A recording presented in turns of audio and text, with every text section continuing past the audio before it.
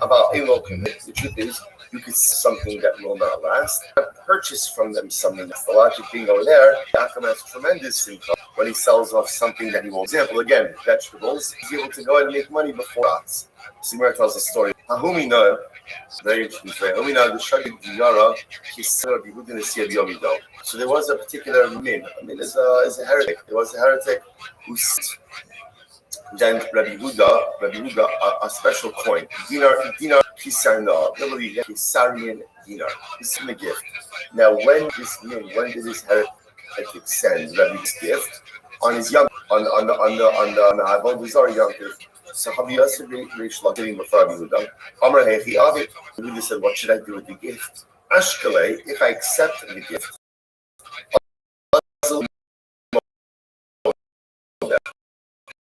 that ultimately, again, this heretic, this min, thanks to his deity, and that's not good. If I don't go ahead and accept it, Havila Eva cause animosity. So we're talking about this concept of Eva, creation of animosity with the outside, and how we have to be careful with that as well. So the Gemara talks, we'll again see it in context. So I wasn't sure what to do with the coin. So Rishlakish gives me an interesting. He says, "Oh, there's Rishlakish. Just throw it into a pit. If I put it into a pit, the Gemara says, "Oh, sorry, just go throw it in the pit, in the face, right in front of this heretic." Choshkin the Hadra Eva. So to which we're going to see it says, "Well, one second. It's certain about creation of animosity. Ain't animosity gedolim, right? That's room, right?"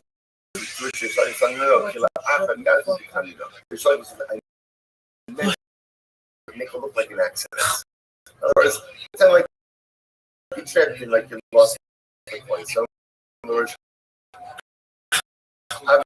obviously you can't hold on to it because holding on to a gift. So there's actually even a different kind of case. Remember, this case over the next Mishnah, this case over here, the gift is actually being given on the yontif itself, which is even a bit more problematic than the speaking before the yontif, as we'll discuss. So Rishlakish essentially says to him, protect this way again. You don't keep the gift, but you also don't create any additional animosity. Okay, so we'll say, so how do we pass this Rishlakish, right? So at the end of the day over here, what do we do in this scenario? So remember again, so the Jew violated the rabbinic prohibition, transacted business on the 3 days before his Yom Tov. What halacha? So the Rambam passes in Hilchos Avodah. There's like a lot of halachas in this, packed into this one halacha over here. The Rambam writes, "Avar v'nasa ba'osu harei zeh mutter ba'ado." So the Rambam passes that if you violate and you transact business on the 3 days before their Yom Tov, you are permitted to benefit from the proceeds. So the Rambam passes like Rish Lakish. However, Rambam does the right thing. No say biyom chad b'mimayim hareza asr b'ano. If you transact business or any of these transactions in akum on there itself, then the proceeds are asr. Right. So 3 days before violated mutter b'ano, on the Yom Tov itself, benefit from it. All right, incredible. Vector. Lahashkilan the next. Ultimately, again, Lashil l'shalehen. So what about lend them or borrowing from them? So Mishnah said both of these are prohibited 3 days before the Yom Tov. So Mishnah, the Kamar V'Chalu, so I can't lend something to an apple in the 3 days before his Yom Tov. Again, I'm actively benefiting because, again, he's growing his assets, right? He now has assets to his name. So the Gemara says, however, why can't I borrow from him? At the end of the day, to borrow from him, again, that's diminishing what he has. So why should that be prohibited? Abai says that if what? That if you borrow from them to them. That's Abai. Rav says no, Kulam Mishum, the other issue over here is in general, the Akum is going to go ahead and get to his deity. Now we're going to see this machlokes occur over. So what Rav is this? When an Akum sees that the Jew is dependent on him, that gives him simcha. So fascinating, right? That what does the world want? What does the world always wanted? The world always wanted subservient Jews. That's what the world wants. The world always wants dependence. So the mice again, and that's why the world has such different Jews stand up for themselves, and the Jews fight back. And the Jews don't have to rely on others. In any event, so Rabbi says over here that when the Jews borrow from much as from as much left at the end of the day, he still will give thanks to his deity because the Jew is dependent on him. Therefore, again, you can't borrow or lend. Next, to lend or to borrow from them. So I understand why he can't lend because by lending him, right, he has more property, he has more assets. And a little smeharamai, but why can't I borrow? Because again, you're so weird. When you borrow, you're diminishing the assets of the Yachid. Rabbi is here the level so once again, Rabbi says we're concerned that if we allow you to go ahead and borrow from them, you may come to lend them. Rabbi once again says, no, all of this is because when the Akum sees that the Jew is dependent on him, he will give thanks to his deity. Incredible. So the Gemara goes like there. The Foran, first wide line, the Foran of the Florman, to go ahead and literally again pay back the Akum and took payments from him. So the Gemara said, Bishlam of the Foran, so I understand why I can't pay him back. We shouldn't come out of him because at the end of the day, I'm increasing his ass. Again, ultimately, to exact payment from the Akum, that's diminishing his assets.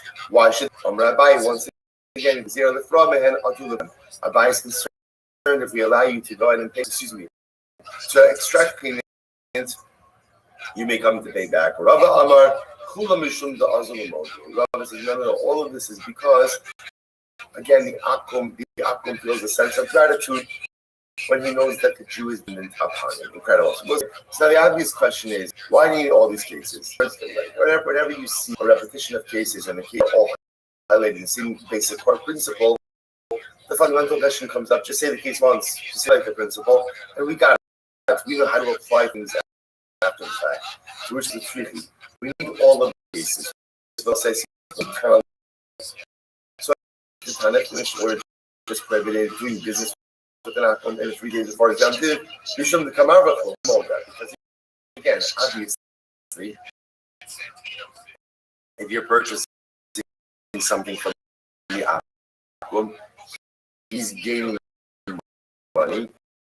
It makes sense that he'll go and give gratitude to his deity. But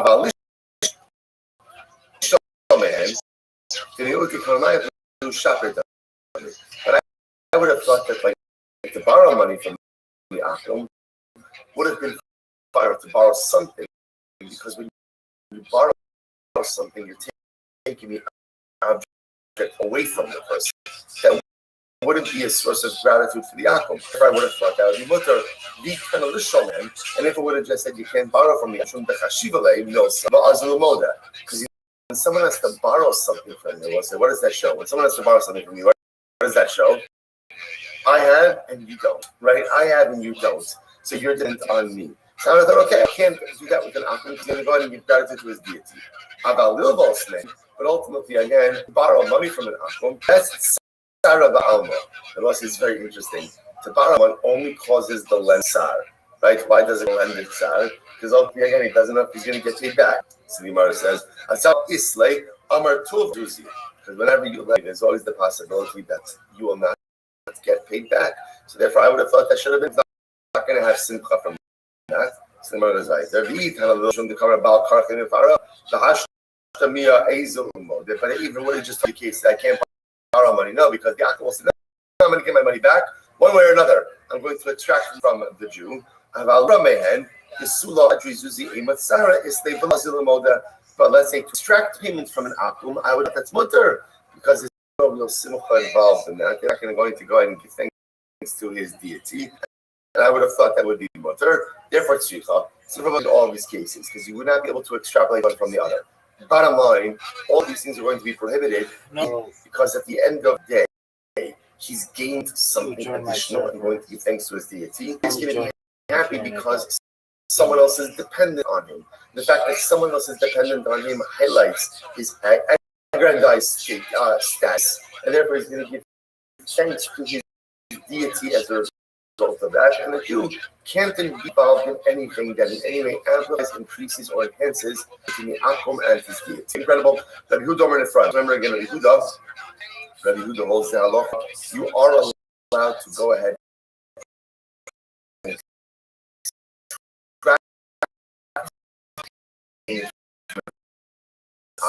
right in front of him.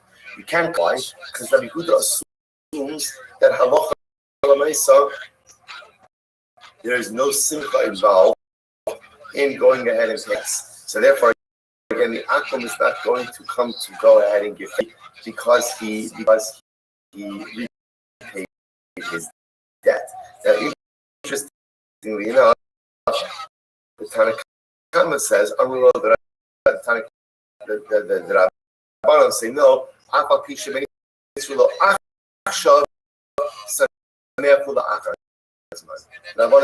say no. You can't collect the debt from the akum. Why? Because even if he's distressed, right in the moment about paying back, he'll be happy in the long run. He'll be happy in the long run, right? Because since he paid off instead, he'll be happy later on, and therefore he can't extract gains. The Gemara says, 1 second. The Gemara says, I don't understand.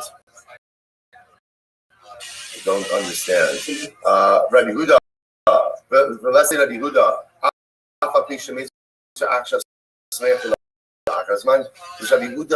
so apparently what's at the core of this machlokes over here in Tanakh is this idea of something causes you temporary sadness but long-term happiness. Are you allowed to engage in type of transaction that fits into that category, which is payment from an akum? Right now will cause some distress, but later on it feels good to know that you paid off your debts. So Rabbi Huda says that's not a problem. Just look at what the transaction is now. You don't look at what it is in the future. Tanakh says no.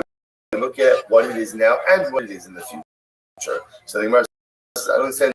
Rabbi Huda doesn't hold to this concept of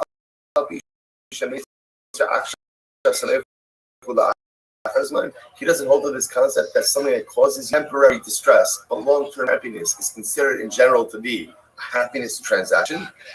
So the Gemara says, listen to this. Rabbi Huda says, Rabbi Huda, a woman should not go ahead and put lime on her face. So women use lime as like a facial. Right? So you cannot apply lime. So the way it worked with lime is when it was on you, it was distressing. You would leave it off a certain amount of time, and then you would take it off. It does wonders for the chin.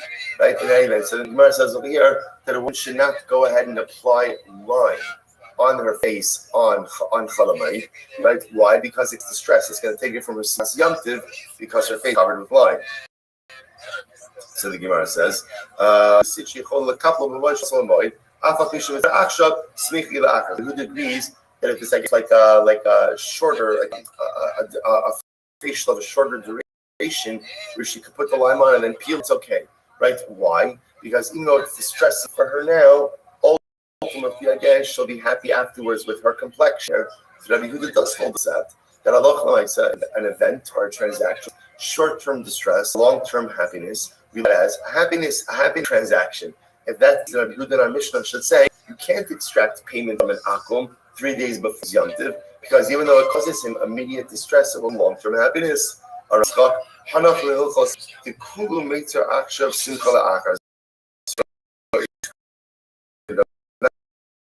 The truth is, don't bring in the halachos of Cholamai.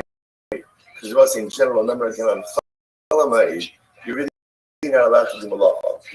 The only malacha you're allowed to do are things for Ochel Nefesh, and it perhaps to stave off some type of loss. So in Cholamai, it's temporary distress. In other words, because it's work, temporary distress, but for some longer term or for some down the road simcha. See, you can't really bring a right from Cholamai because Cholamai is a little bit of a different construct. Rabbi says, so it's interesting. Rabbi said, in general, when it comes to paying back a debt, so an Oved Kochalim is always in a state of distress. Paying back debt is just distressful for an uncle. In other words, by you could have the concept of something that is temporarily stressful, by temporarily difficult, to yield a long-term happiness. By an akum, they don't have that construct, and therefore paying of a debt is always just going to be distressful, or difficult. So it just happens to be a fascinating idea. Rabbi just makes this in the Olam Meitzar, that it could very well be by the Jew, right? What we think about our people, right? Just if you think about it, what is unique about Israel? Am Yisrael can really be in this one phrase. Afa pisha meitzar achshav sameach ula'achar zman. Right? The whole yisod of Klal Yisrael is that we are willing and able to deal with immediate pain and immediate difficulty because we believe it's the way for Lord. Afa pisha meitzar ula'achar zman is almost like our mantra through everything. The last 2,000 years up to this present day, because we believe right in the Shalima that tsar of the achshav, the tsar, the difficulties, the challenges of now are only here to pave the way to some greater later on. But that could be something that hashkaf may be something that is unique to Klal Yisrael. It may be something that is unique to our people. It's embedded in our DNA, and it's what allows us to overcome every single challenge. And I both said, by the way, it's not on the national level, it's on the personal level as well. How do we navigate life's challenges? Life is so, I'm talking about just on a personal level. I'm talking about Iran. I'm talking about us, just like day to day, in our own personal lives. How do we go ahead and navigate those things which we encounter every single day?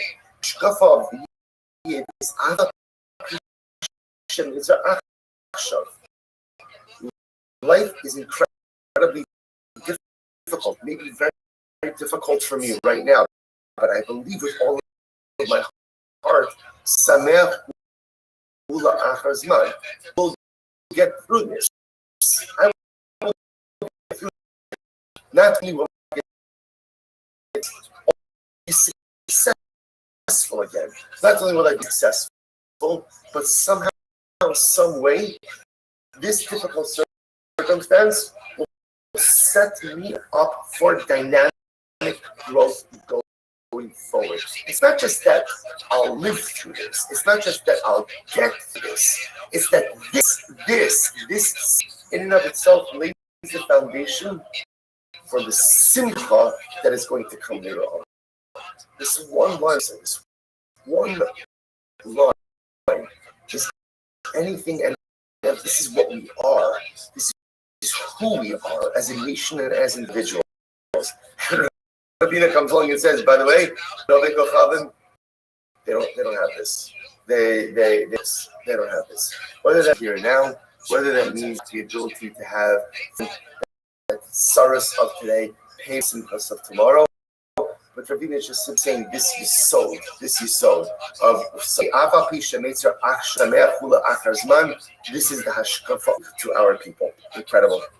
So Mar says, our Mishnah does not hear Rabbi Shlomo Karcha. What does Rabbi Shlomo Karcha say? Rabbi Shlomo Karcha Omer, Malva Bishtar, Malva Bishtat, in the front mehen, Malva al so Rabbi Shimon Karcha makes a very interesting distinction here. Shimon Karcha says that halacha l'mais, everything depends on the nature of loan.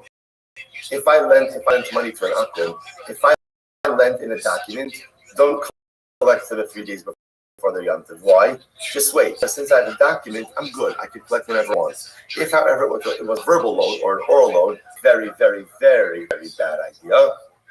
So you collect that whenever you can, because always in fear of being lost. So if you don't have time to collect it days before the Yom Tov, then ultimately again you take care. Our Mishnah does not make that distinction. Okay, I've already got the Rabbi Abba. That's right. Yasa the Kama.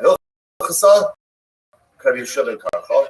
Hilchasa, Rabbi Yehuda. So ultimately, this is what happened. So Rabbi Yosef was sitting behind Rabbi Abba. Rabbi Abba was sitting before Rabbi Yehuda, and Rabbi Yehuda said as follows: "The halacha follows Rabbi Yeshua ben Karcha, which the halacha follows Rabbi Yehuda. Hilchasa, Rabbi Yeshua ben Karcha. Hada." So we'll say so. The halacha follows Rabbi Yeshua ben Karcha. That's what we just said before. In other words, so ultimately, Rabbi Yehuda was making this distinction. He said it depends on the nature of the loan. If it's a written loan, if it's loan recorded in the document, do not collect it. But if halacha l'maisa, again, it is a milva al peh, it is a loan, then collect as soon as you can, even in the 3 days. So that's halacha there. What about Rabbi Yehuda? What does it mean? It's halacha like Yehuda. What's Rabbi Yehuda's case? It's Sanya. So what's the actual case? We saw this before. Hanot Sarah Latzava Latzbala Latzva Shachar. Shachar Latzva. So what's the case? I give my wool to a dyer, D-Y-E-R, right? I give my wool to a dyer. Say, well, dyer, I want you to dye it black, but he goes ahead and dyes it red. He dyes it red. So what's the halacha? What do we do here? So we'll say top of Zion with Aleph. Shamir Amir says, no sin late, low sin low, to make some rope. Shamir says essentially the dyer is obligated to refund me the value of unprocessed wool. In other words, he refunds me what I gave to him, and he the finished product. Okay, Rabbi Yehuda says no. Now, what I'm saying now, the reason why Rabbi Yehuda is dramatically opposed to that is because you set up a scenario where the buyer profits. Because think just a moment, right? I told him I wanted to dye it black. He dyed it red. Still, okay, he didn't do what I wanted, but the value of dyed wool we assume is always greater than the value of undyed wool. So essentially what's going to happen, a buyer is going to get dyed wool for the value of, or for the price of undyed wool. So this is how can you do that? You're allowing dyer to profit, even though again he did something wrong. So read this like this. So we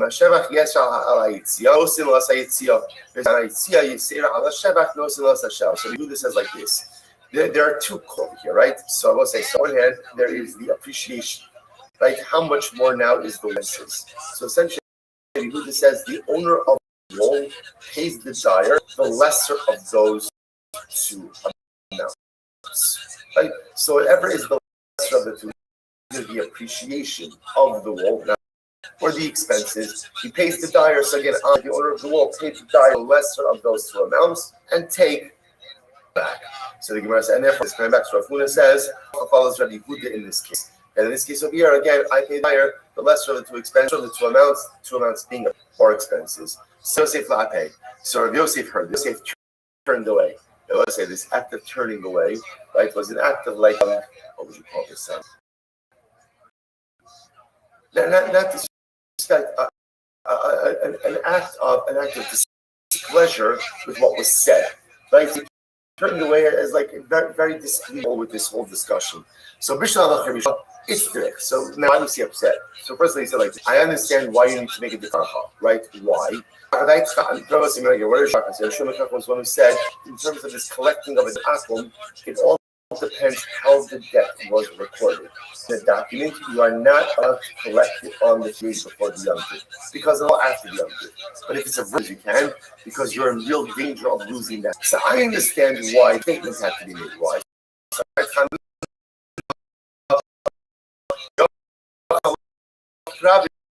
Because Rabbi Shimon Karach is on the Rabbanon. Generally, the halacha is like this: when you have machlokas the individual and the group, the halacha follows who? The group. The group. The halacha again. Therefore, again, the Gemara is going to tell us that halacha l'maisa we pass it. We should like Karach the Yachid. So I understand why that statement was necessary. Why they need to make a declarative statement that Allah was Rabbi Yehuda? I also remember again. Bless you. What was Rabbi Yehuda? That's the case where I give the wool to the dyer, right? I want him to dye as it read. So Rabbi Yehuda says what? I give him the lower of the two appreciation or expenses. I pay him the lesser of those two amounts and take my wool back. But why would the need to say that halacha like Rabbi Yehuda? Pshita. That's obvious. Why? The machlokes, the after kach stam. So I say this is fascinating. In Gemara, whenever you find two mishnayos, Mishnah number one records the machlokes. Mishnah number two is a stam mishnah. What's a stam mishnah? A stam mishnah is a mishnah that records one opinion without attribution. So whenever you have mas, and that's machlokes always follows the stam Talmudic principle. Now watch this. Our case over here, machlokes the Baba Kama. That was ultimately again the machlokes that we quoted before is in Baba Kama. So that's the Gemara that we quoted before, right? It's Baba Kama, right? I know Saint Sever. Let's have a response. So the machlokes Yehuda and Rabbi Meir is in Baba Kama. Who stam the Baba Mitzvah. Then there's a stam Hakala Mishane Lo Ala Tachtona. The whole Yada Ala Tachtona. What was the stam Mishnah in Baba Mitzvah? The Mishnah said like this: whoever changes the parameters of the agreement he is put at transactional disadvantage. Just like the person who retracts is put at a transactional disadvantage. So what does that mean for our purpose over here? So again, remember in this case over here, I go to the dyer. I want it black. He dyed it red because he changed the parameters. Therefore, he is at a disadvantage. That's a stam mishnah. Tell me that's what. Therefore, I only have to pay him the lower of the two expenses or the lower of the two amounts. These are appreciation expenses. So the stam mishnah. Now, what about I have machlokes in Baba Kama between, as you just mentioned before, Rabbi Yehuda, and then a stam mishnah that cements like. So whenever we have a machlokes stam, the machlokes always follow. Why do you need to tell me that the Rabbi Yehuda? That's obvious. That's a Rabbi Yehuda's annoying. So you turn to like, what are you doing? What are you doing? Why are you making like such a statement when it's obvious just based on Talmudic principles? For Rav Huna, so why did Rav Huna say Yehuda? Why did he feel the need? Listen to this Rothschild. Mishum de'in seder lemishnah. So this is interesting because Rav Huna felt there's not necessarily this mean. Because I will say, okay, Rav Huna will say like this. I agree with the principle. Now, whenever there's machlokas and stam, the machlokas follow the halacha follows stam, which I will say makes sense, right? Like Talmudically, what's happening? Gemara goes and discusses the machlokas. And then the appearance of the stam says like this. So that makes a lot of sense. That makes a lot of sense. What was Rav Huna's problem? Rav Huna's problem, or what was Rav Huna's issue? Rav Huna said, well, there's not necessarily an order to the Mishnah. Because there's not an order to what? It could very well be that what? That the stam before the machlokes. But the stam comes before the machlokes and applies principle. Versus 1 second. Ihachi is the achar stam inside the Mishnah. Well, 1 second. If you're going to throw out that idea of inside the Mishnah, then what have you done? You've effectively that entire principle. You can never rely on that principle of machlokes the achar stam, the halacha stam, because who knows which really came first? There's the rest of no. Rav Huna, kilo aminon ein seder dechad mesechta, the shemach sechta aminon. The Gemara says like this. Rav Huna says like this. When do we rely on an order of yes? That's in one mesechta. right? Well, in one Masechta, there is an order. In two Masechtas, there's not necessarily an order. So in this case over here, because I have one Mishnah, so again, whenever you have two ayahs in one Masechta, so again, we can always say, Machlokes Yachakach Stam. But in two separate Masechtas, there's not necessarily an order in Mishnah ayahs. So therefore, in our case over here, because one Mishnah is in Baba, one Mishnah is in Siyah, on the principle of Machlokes v'Achak Halacha Kistan. Therefore, Rav Huna felt compelled to say what? The Halacha follows Rabbi Yehuda, that again, that you pay the lesser of the two amounts. Incredible. Rabbi Yosef will say, now we'll say, if that's the case, then Rabbi Yosef is going to turn away a little bit like in displeasure. So Rabbi Yosef, why getting over like this? Rabbi Yosef, Kulin is Zikin Chad Mesachti. Because Rabbi Yosef holds all of this interesting, all of the Zikin has the status of one Mesachta. Status of Mesachta, and therefore again, he felt that this statement, the halacha Rabbi Yehuda, is unnecessary because he couldn't just rely on the concept of Stram, the Achar Kach, sorry, Machlokes Yachar Kach. Rabbi Sema, we shouldn't be picked up. Rabbi Yosef also thought that this is different. Why is this different? Because here, in this type of case, the Mishnah itself gives a definitive ruling. What's the definitive ruling?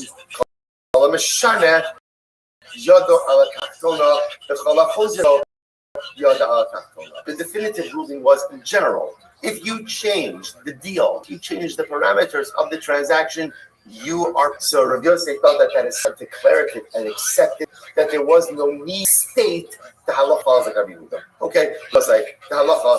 Okay, let's just get that out of the way. The halacha does Yehuda. Then halacha nice again to roll to the dye black. You got it red, and the lesser of the two amounts, the appreciation or expect get back my roll. That it works. And indeed, it's even possible with Shulman Karcha as well. When it comes to collection of debts 3 days before the Yom Tov, documents don't collected. However, again, if it's a verbal loan or a loan, halacha is to collect it. And there you're in real fear, real danger of losing the money. So now, by the way, that I mentioned Rabbi Shulman Karcha, we're just going to do a whole bunch of Rabbi Shulman Karcha cases that are really great. So listen to this. So Lo Yomar Ad Machavera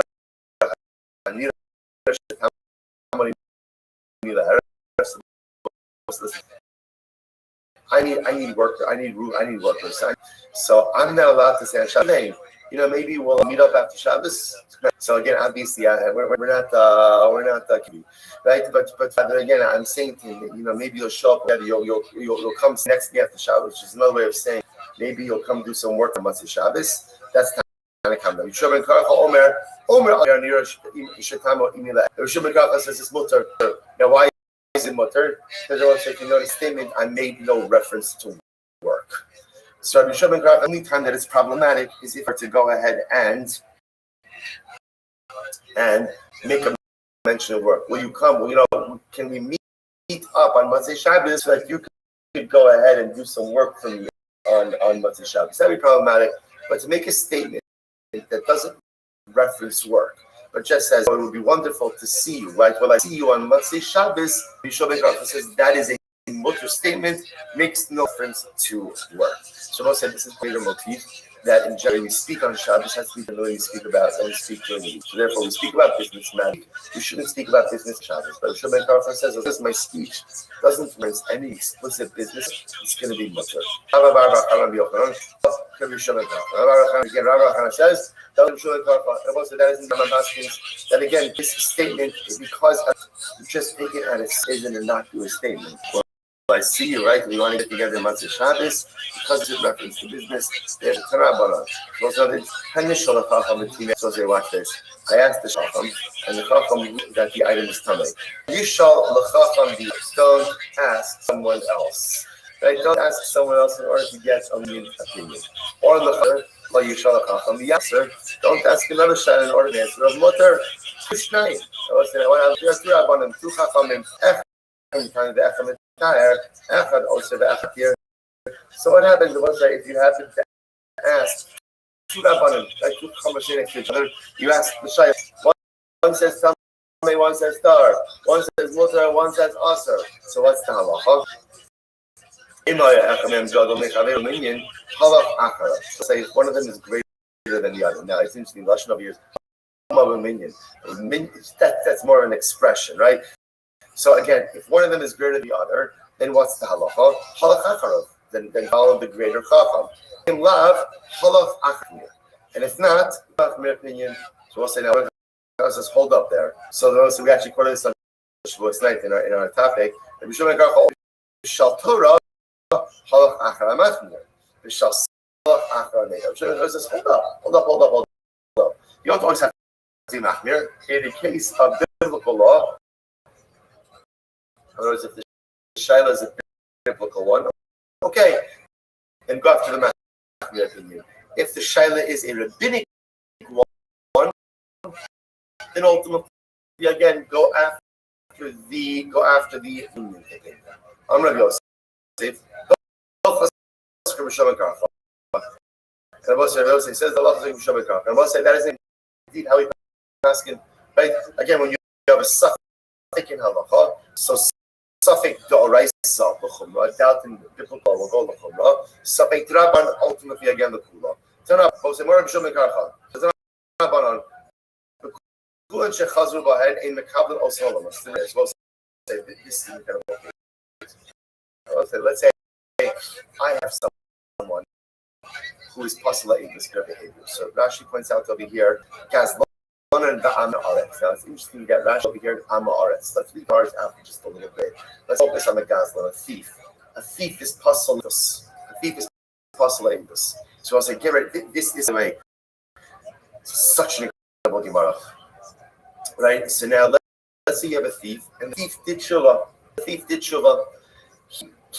Does tshuva restore his ne'emanos? Does it restore ultimately again his believability, reliability? Does it restore his status as being someone who's trustworthy? So now, for example, is he allowed to go and give testimony? So Rabbi Meir says no. In Mekabel also, once you ruin your status, once you ruin your credit, you cannot restore it. That's scary shita. You don't ruin the status. Oh, Chazu by Makmoni. In Mekabel also. So this is something very interesting. This seems to say, the way it literally translates is like, if he did tshuva privately, we restored his credibility. If he did tshuva publicly, it's interesting. So it sounds like, again, it depends on the public versus the private needs of tshuva. He did the alternate version of this. Also, bring the matmonios, son. So on the base, also the alternate version of this is the nature of the avera. If he did the avera, if the avera was an avera done privately, then ultimately again credibility can be restored. If it's a public avera, credibility can't be restored. What's the logic over there? All of us commit averas. At least if I commit an avera, ultimately what? To be able to do it privately, right? Because what does a private avera show? What does a private avera highlight? That halacha l'maisa, there's a sense of shame. If I do something private, this shame is incredibly important because what does shame highlight? Right. That I know what I'm doing is wrong. They will say, most of you sinned, right? We've all sinned. I'm pretty sure actually, probably people have been in that era since we woke up this morning, right? It's only 6:31, right? And just started a couple of averas through the day, right? So the fact we sin, that's obvious. What is incredibly important is that halacha we feel a sense of embarrassment because at least you see the greatest challenge is not sin. What's the greatest challenge? When I begin to justify this, right? That's where there's a lot of challenge because we do this all the time. It's incredible how we do it. We go ahead and we make excuses why this is not a bad behavior. The truth is, I'm not bound to other things because I have a different hashkafa or this or that. We come up with all kinds of creative reasons why we are allowed to do the negative behaviors. And besides that, it's just exhausting. Right? It's better instead to say, I'm a human being, I'm frail, I make mistakes. Maybe even be more honest and say, I'm not even correcting things right now.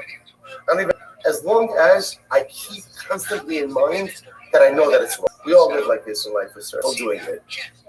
We have to always remember, we have to be honest with ourselves and honest with the Kodesh Baruch Hu. So Moshe is tremendous honest. Where he loses his divine patience is when it's dishonest. We pretend that it's not. So the Gemara says like this: everything depends on how you sin. If you sin privately, that means it's busha. If there's busha, if it's sin, that means I know that it's wrong. If I know that it's wrong, that means that there's tremendous hope for me because my moral compass is intact. When a person sins publicly, public sinning is a much bigger deal. Because public sinning means that to a certain person has lost their moral compass.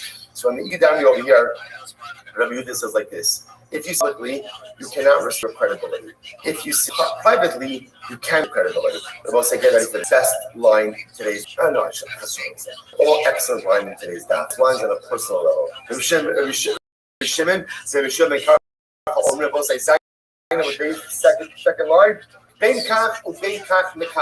No, doesn't matter what you did. Doesn't matter what you did. Sin privately, you sin public. You do tshuva privately, you tshuva publicly. Whatever you do, you can always restore your credit. Why? Because no matter how severe the sin, no matter the location of the sin, no matter you justify to yourself, you lie to yourself, you're honest, you're dishonest, whatever you did, whoever you are, tshuva is always accessible. Shemar shuvu banim shovim. One simple statement: return wayward sons. Who's the wayward son? Who's the wayward son? Wayward son, it's you. Wayward sons. And if the says, just come back. Come back. Just come. Just get things together. Just get things on the rails. Stop spending all your mental and emotional energy trying to justify why you did and why it's really not wrong. Just own it. Just lean into it. Just accept. We all say we're all doing things against the other country, but if we just get our act together and just own what we've done, just what Uncle says, I'm waiting for you. The door's open. The door's open. And we're going to say there's no judgment. There is judgment, but the door's still open. Shuv on his shoulder. So the Shabbat Garfa says, no matter what you've done, no matter who you are, you can always restore your credibility. Incredible. The Bible says it's the best of the world. Yochanan says the halacha l'maisa and the hashkafa l'maisa follows Rabbi Shimon, Rabbi halacha l'maisa. Anyone can restore their credibility. Obviously, in a most from a Jewish perspective or from an English perspective, there are certain steps a person has to take in order to restore their credibility. That is absolutely the halacha. But from a hashkafic perspective, no matter what I do, no matter how badly I've messed up in life, the door to tshuva is always open. Shuvu banim tshuva. Remember again, who even heard this? Who even heard this? Even Elisha ben Abuya. Even Elisha ben Abuya heard everything. Everyone, if you're in the Shema hears every single day, Shuvu banim tshuva. And the Shema hears it. I just have to be courageous enough to act on it. Incredible. All right, I will say, I'm finishing the first mitzvah in the second Sema of the Zara. Now it's a long Mishnah. Now our second Mishnah. Here we go. So, Rabbi we actually referenced this in yesterday's daf a little bit. Omer, Shosh lefnei u'shosh lachareim also.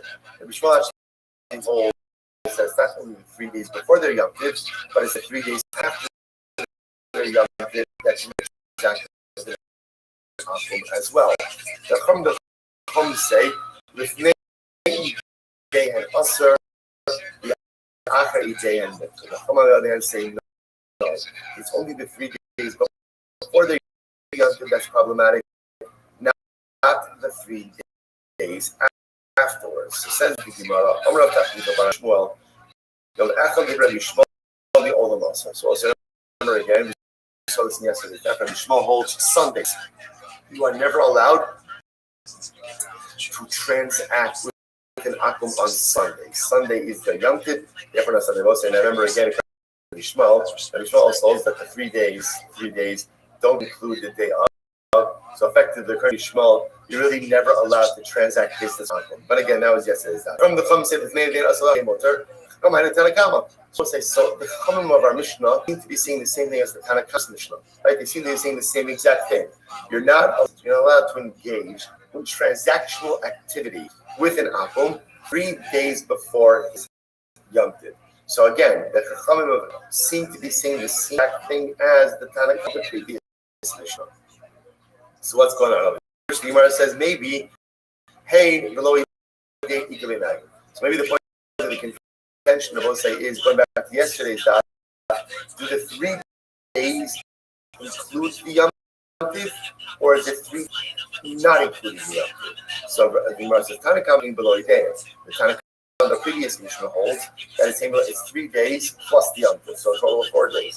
But whereas the 3 days include the Yom Tov itself. Another potential point is that all we're trying to do is try to figure out the distinction between the Kumin of Mishnah and the Tanakama of previous Mishnah seem to be saying the same thing. And you did transact with the Akum in the 3 days before the Yom Tov. What is the status of the proceeds? So the Gemara says, Tanakama or Nasa Muta.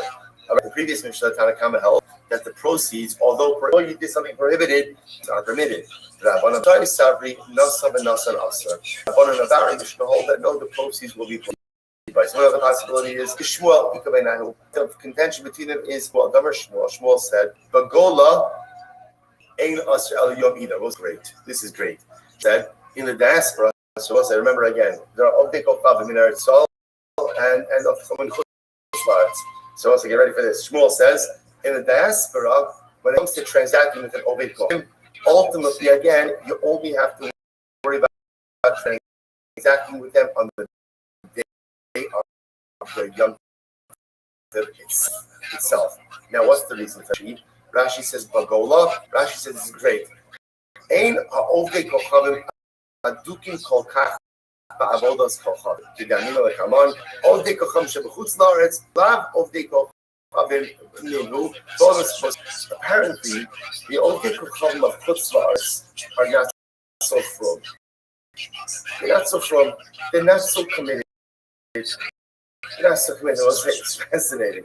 They're not as intense. They're not as intense. I guess they go like I don't know whatever. I don't know whatever it is. They're off the derech ovdei kochavim. Whatever it might be. So the mice is fascinating. So therefore, again, I will say, and again, we're going to see this. We're going to see this again. And then ultimately, again, in the Gola, in the diaspora, I'm sorry. I'm sorry. Shmuel's statement. So the Gola, so again, Shmuel holds that in the Gola and the diaspora, ultimately, again, only transact on the day of the actual Yom Tov is problematic, but ultimately, again, but the other 3 days are not. So Tanakama is like Shmuel. So Tanakama, in other words, our previous Mishnah holds like Shmuel. Ultimately, Rabbanim less than Shmuel, but the later Rabbanim ultimately like Shmuel. Okay. By saying the other possibility is the Nachum Hamadi. Right, ultimately, again, some possible, and this is incredible because this is actually going to fuel a lot of our next. So yes, the statement of Nachum Hamadi ultimately is the point of contention. The sign of Nachum Hamadi Omer, Eino Aser Eli Yom Echad Lefnei Hidei. So there's another sheet of Nachum.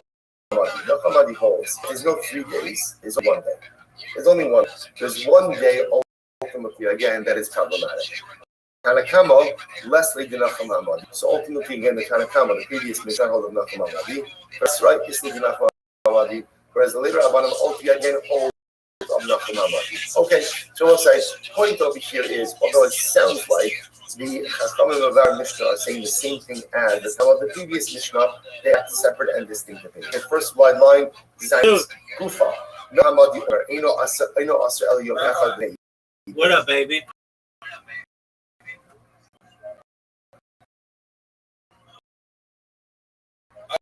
Oh boy. That's a tough thing. Okay, talk to me. Skit, right? Talk to me. What's skit? Yeah, that guy. The blind and deaf guy. The blind and deaf are dark human joke. I hate joke, but okay. The first leg of it, and it completely distracted me. But it completely distracted me, and I was like, fuck. But I finished strong, and everyone was just like, don't worry, it was just that thing it did, because it wasn't funny. Did you tell the joke of Homicide Hotline? No. Why? Use that for another time. Okay, so what did the guy say? He just goes, not funny? Yeah, but funny. Okay, that's all he said? I mean, I've got to agree with him. I wouldn't have. It was a setup to a story that would have been funny. Okay, story out? Yeah, everyone laughed when I said he got hit by the boss. Okay. Joke that the day before he would never got hit by the boss, and everyone laughed at that.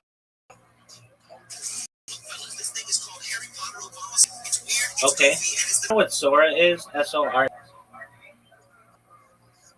Yeah. Yeah, dog. It's amazing. I've been making shit with it all morning. And it's like, it's really good. I've been making stuff for part of Obama sounded fuck, dude. I've been making stuff for you're good. It's really good. Okay, so 0 to 10, how did you do in stand-up?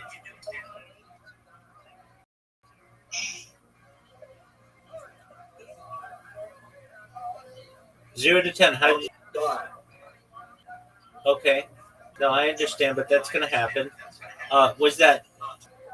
All right, if she... Did you record it? Recorded it? Okay, did you... Can you give me a second? Sure, take your time.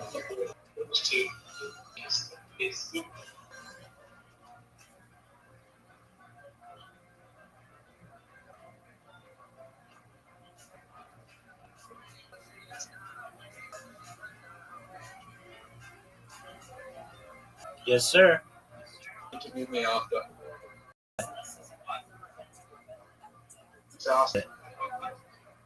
Oh, you're sending the video on Instagram. I'll send it on Instagram. Oh, that's tight. Let's check this out. This Harry Potter Obama Sonic 10 hit you. It's the wildest thing on the chain right now. It's just that, yeah. Okay, what else?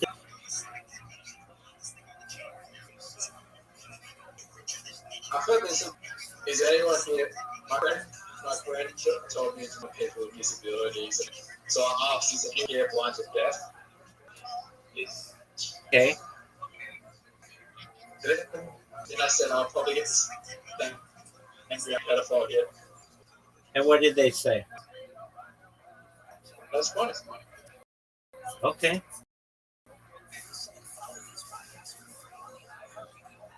And do you think Allie wants to go out with you? No. Why not?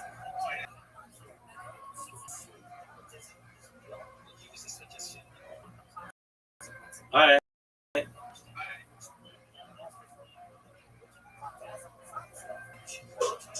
Grandma's on a comedy album. Okay. Tell me at the time. What? People told me at the food. Fucking dick. Yeah. And what did you say to him? They just didn't let me fucking go ahead with it. Dark humor. Like, I feel like you need more of a following to be. Oh, is that what he said? Oh, no, I'm just like, if Dave Chappelle called the jokes, I would have been fucking lost in Dave Chappelle. Well, yeah, but people would laugh. Yeah. Dave Chappelle could read the tele, people would laugh.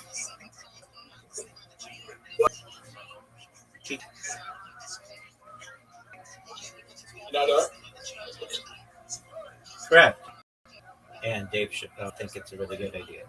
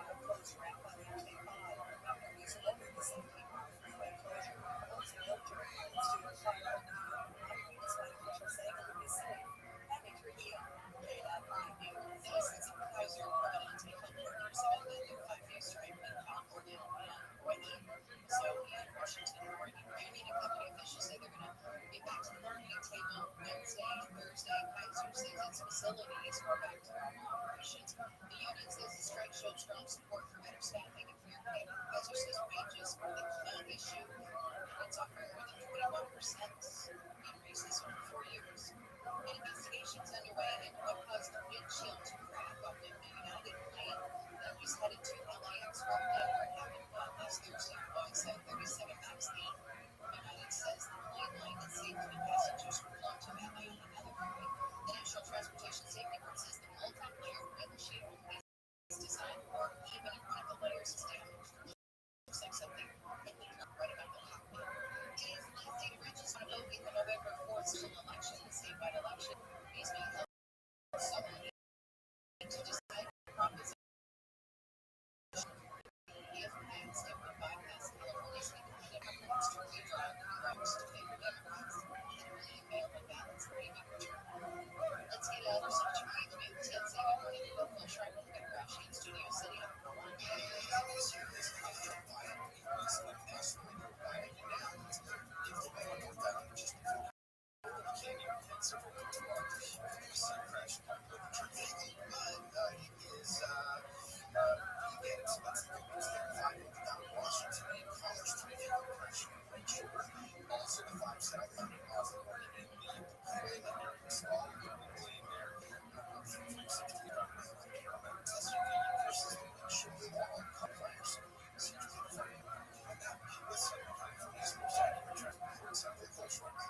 Thank you, Alan. Second morning now to ABC's Karen Travers. Karen, things heating up between the U.S. and Colombia.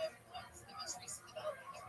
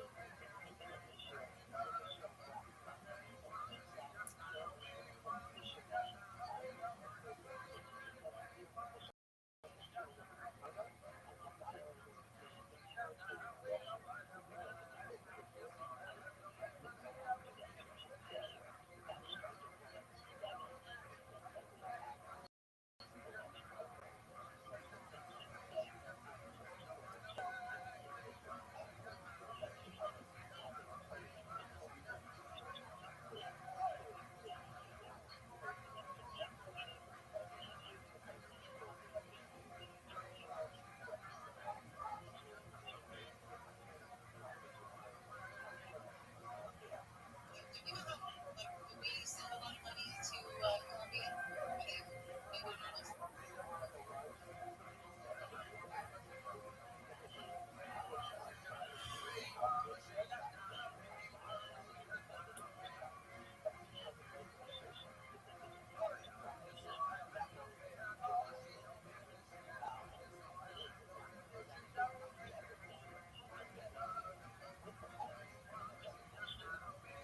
And then Karen, I have a question for you because we've seen a lot of pictures that they released when they attacked these boats, but like you said, that they haven't shown evidence, so are they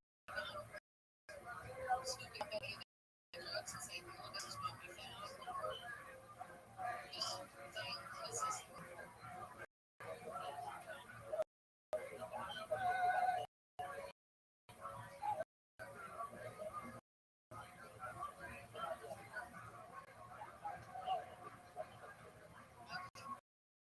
and so right now we're looking, what is it taking to escalate on Colombia's side? I know that Trump is saying we're going to cut off aid. It's going to be a mistake thing. Are they?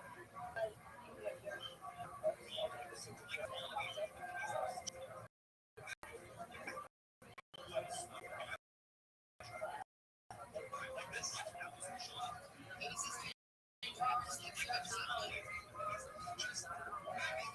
Let's get back to some of the stories that we have here. News from the West continues.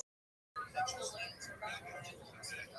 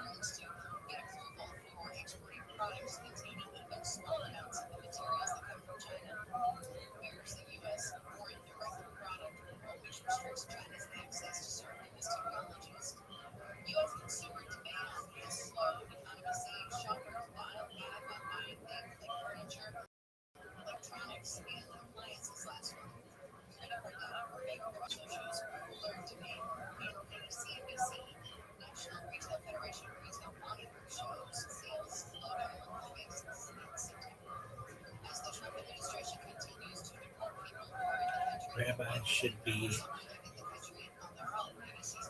playing chess with Benjamin Netanyahu and talking about what the next plans are for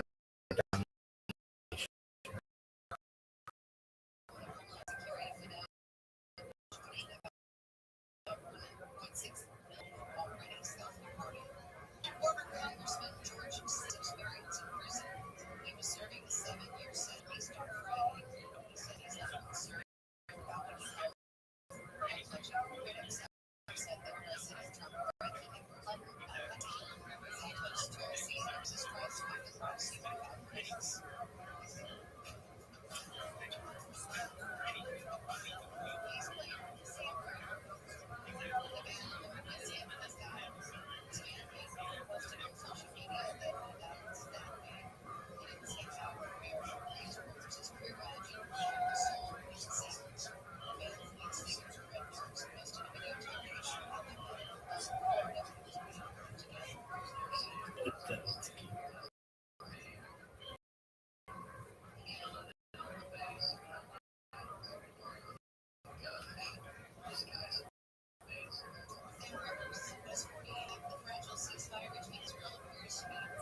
Both sides launching something together over the weekend. ABC's Jonah Miller in Jerusalem.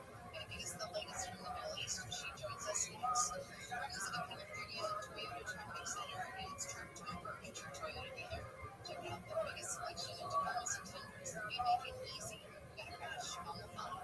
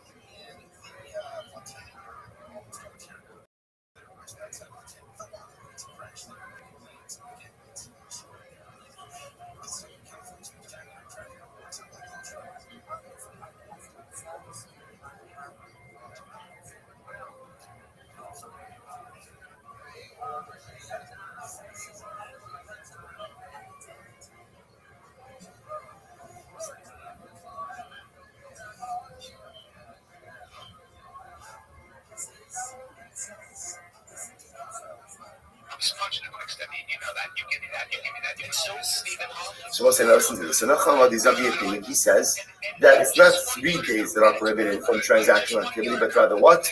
1 day. So listen to this. Amrulo. So they said to Nachman Amadi, Yishtaka davar below ne'ema. Right? Let's forget that and let's not talk about it. That's another word, another way of saying incorrect. Incorrect. Let's not talk about it. Va'ika. Rabbanim was ready to come to us. Say, 1 second. You just said before that the Rabbanim of our Mishnah hold like that. So how can we forget it? Where the Chacham of our Mishnah? So that means that it's not Chalamadi. So there is this singular opinion that it's not 3 days, rather it's 1 day, and you now have the Chacham saying, forget about that sheet, we don't talk about it. Tanida, Nacham Amadi Omer Sosis, and now that we mentioned Nacham Amadi, we're going to keep mentioning Nacham Amadi again. So I just want to point out that in this discussion regarding like days that are transactionally prohibited, essentially what you see over here is as follows. You really have 3 different opinions. There is this opinion of the Rabbanan, or the Tanakh will call it, 3 days before the Yom Tov, right? There's the opinion of Rabbi Shmuel, 3 days before, 3 days after, and then apparently there's the opinion of Nacham Hamadi that just 1 day before. 1 day before. Now Nacham Hamadi seems to be taken out of play immediately, right? That so no one subscribes to this, so we take him out. But just understand that he's there. Now that you're Nacham Hamadi, you might as well close one out. So Nacham Amadi Omer, Mochel and Sus Zachar, V'Zaki B'Machal. So also is very interesting. So we're going to stop up here. We're going to talk about there's this concept, that, a rabbinic concept, that you're not allowed to sell certain types of animals to a behemoth, large animals to non-Jews. We'll get into that, why that is actually a Shabbos issue. There's another interesting discussion about going ahead and selling. What about sell? Well, no, fine. Let's just do it. So Gemara says follows. So if you look at Rashi, Rashi says over here, most lo shichu, most of the micharem. So most of the shayla that nachamadi snefalem is like this. You could sell a zachar, a male horse that is old. Right? So an older horse, ultimately again, to during war. What does this mean? So actually, we'll say stopping here for today. I'm not going to rush through it. Starting for today. We'll say tomorrow is Rosh Chodesh. Rosh Chodesh, Samir Hashem begin at 5:45. Shachris at 7 o'clock. All additional his Orus. Sorry, 6:30. 6:30 Shach will also be in Meretz Hashem tomorrow. An additional his Orus meeting. And that'll be at 7 a.m. tomorrow. I'm sorry? Tomorrow. Right? I have some information for that. Right? So Meretz Hashem, so that'll be tomorrow, 7 o'clock. Also, we put that out on the email list for today. We have a lot to do tomorrow, but Meretz Hashem, we will get. All right, have a great day, everyone.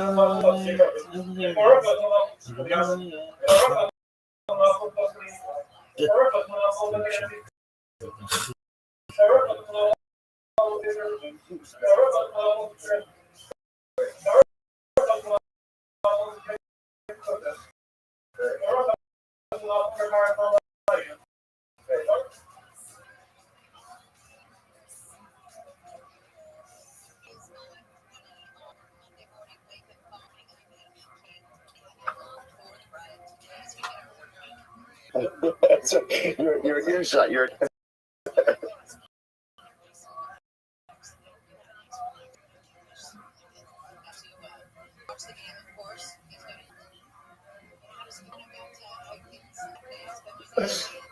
Good morning. Good morning. Good to a great schos Baruch Hashem to be able to continue in the Sechus Avodah Zarah together. Begin by thanking all of our sponsors for this morning share. To thank our annual Talmud Torah sponsor for 5785 Tavshin Pei, the Kilson Mishpacha Eretz Yisrael, for dedicating all the Sherman Joshos this year as he's a close from the Talmud Torah sponsors for the month of Nun. Habavim Latova, Stephen Tarizin, in loving memory of Steve Mother, Doris Kizin, Devorah Basra, Yisrael Yoel, on the occasion of our Kedart site. Our week of learning sponsor, Jeff Schwartz, in commemoration of his father's yard site, Shmuel Ben Shimon Halevi Zichron Lebracha, and an anonymous sponsor, which we blew the lid off that yesterday. Meretz Hashem, T7. I'm gonna just have to say he's not gonna get upset at me because now it's on the record. But Yitzi Statman, with tremendous gratitude and encouragement, got Yomi 100 days ago. At the beginning of the Sechus Avodah Zarah, Yitzi just celebrated Siyum Hashas yesterday near Tamid. The kid near Tamid Mazel Tov to Rabbi. Do anonymous for the rest of the time, so whatever. Right? But Meretz Hashem again. But of course, the scene is very nice. It's starting it the second time. So it's an incredible Mazel Bracha Simcha Natzlacha as he begins the journey. We also, of course, is learning of our precious hostages. Meretz Hashem, bring them the shalom and the karav, and in the schos of our holy soldiers, may they be successful. Meretz Hashem, on land and by air and by sea. And Meretz Hashem, we shower them with Shmiri Seir Ashkocha, may they be successful in all of their endeavors. And Meretz Hashem, watch over our brothers and sisters in Eretz Yisrael, keep them out of harm's way. Those who have been injured in the latest barrage, an Iranian barrage, that they have a complete and enduring refuah. And may Meretz Hashem be a week of bracha, hatzlacha, and shalom for Klal Yisrael and Eretz Yisrael. Mostly with that, let's go. So today's daf is Dalit in Meretz Hashem. We are picking up on Gimel Beis. We left off Amri Shlokish, which is 2, 4, 6, 10, 12 lines up from the bottom. Amrish. Call up beautiful Gimel ahead of us today. Call Osik Batar Balayla. HaKadosh Baruch Hu Moshe Chalav Chut Shel Chesed Bayom. It's beautiful Gemara. Whoever learns Torah at night, HaKadosh Baruch Hu literally extends upon them a chut. It's like a string or a thread. Chesed. And I will say Chesed is kind of, Chesed sometimes also in Gemara could also mean like a chain, type of favor. So HaKadosh Baruch Hu endows a person who learns Torah at night. The Rothschild endows them with a certain level of chesed, a certain level of chain by day. Shne'emar Yom Mitzvah Hashem Chasdo U'Balayla or Ami. So there's Matam Yom Mitzvah Hashem Chasdo. So why is it that HaKadosh Baruch Hu will go ahead and literally again command His chesed to be with someone by day? Because my nation has sung at night. So singing a reference to Talmud Torah. If you learn at night, then endows ultimately on your day with a certain type of chesed. So you get that on me. Just before we go on, there's just tremendous yisod in that. There's two yisodos. First of all, is go ahead and you learn Torah at night. There's a chut shel chesed by day. So understand, then day begins at night. So really it's like this. On one level, a person who begins at night is reading their calendar with Torah. When you begin your day with Torah, there is a special chesed that devolves upon you, a special favor, a special divine kindness that devolves upon you the entire following day. One. Number two is that in general, what's nighttime? Nighttime is the time that we relax. Right? Nighttime is the time that we take for ourselves. We work hard during the day. I understand to be so. What do I want to do at night? I want to take it easy. I want to relax a little bit. It takes time out of the patient time to be able to learn Torah and gives that to HaKadosh Baruch Hu. There's a special chesed, there's a special chim, there's a special reward that comes to a person like that. Incredible. Others explain. Amrish Lakish. All right, one more interpretation on that also is the idea of Osik Batorah Balayla. Light is often a reference to different times. Yom is a reference to good times. Laila is a reference to difficult times. So someone who's Osik Batorah Balayla means someone who never allows his dedication to Torah to waver, even in difficult times. Obviously, when life is good, things going according to plan, it's easy to learn. What about when there's difficulty, adversity, challenges? So, kala osik batorah balayla.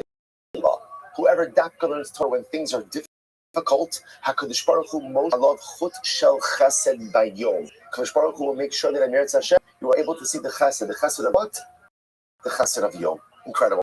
Shnei Mar God. Ikadam. The other interpretation. Amar Shlokish. Kala osik batorah balayla hadome lelayla. Whoever learns Torah in this world that is often compared to night. Right, this world is compared to night because of the difficulties, challenges. HaKadosh Baruch Hu Moshe Alav Chut Shel Chesed Olam Haba Hadom Yom. Ultimately, Hashem will extend upon them the thread of Chesed, and it will come to the Nar Yom Hashem Chesed. So it's a beautiful idea. If you put in the time in this world, we've seen this motif over and over. You put in the time in this world in Meretz Hashem, you will reap the benefit in the world to come. This world often compared to nighttime difficulty, but if we put in the effort, if we keep it up, then in Meretz Hashem will be zocha to the Yom Shakula Yom, to the Olam Shakula Yom, or the Yom Shakula Yom. So the Gemara goes like there. I'm Rabbi Yehuda Amar, my Dixiv, I'll say first one line in the bottom. My Dixiv, Vati Asa Adam Kidgei Hayam, Keremes Moshabo, Laman Shlu Bnei Adam Kidgei Hayam. So what's it? Really Gemara. Why are people compared to fish? So most say, so in this pasuk over here, the Gemara is quoting from Chabakov, why are people compared to fish? So when it comes to the fish of the sea, once they go ahead and they pick them up, they go ahead. Af b'nei Adam kevan sheparshin midivrei Torah min hamitzvos ad neisim. So we'll say what water is to fish, Torah and mitzvos is to us. Just like the fish cannot live out of water, at the end of the day, a yid cannot live without Torah and mitzvos. Incredible. The other possibility, if you notice over here, it's very important also the washing up divrei Torah umin ha-mitzvos. So we'll say, so again, it's actually interesting. In the Hagos Mitzionim, there are different gears over here. Some just have it divrei Torah. Divrei Torah. But it's interesting over here, something I think over here, even in this line itself, Chazal telling us important things. What is the goal of Torah? The goal of Torah ultimately is to lead to dynamic activity. Right? Remember, we know this. If all I do is learn, but my learning doesn't translate into anything dynamic, there is schar for that. There's definitely reward for that. Stunted Torah. Torah that leads to mitzvahs. Torah that leads to a lifestyle. Leads to change and enhance dynamic. That Torah. So Yid only without Torah that leads to mitzvahs is like a fish out of water. The Gemara goes right there. The Gemara says, this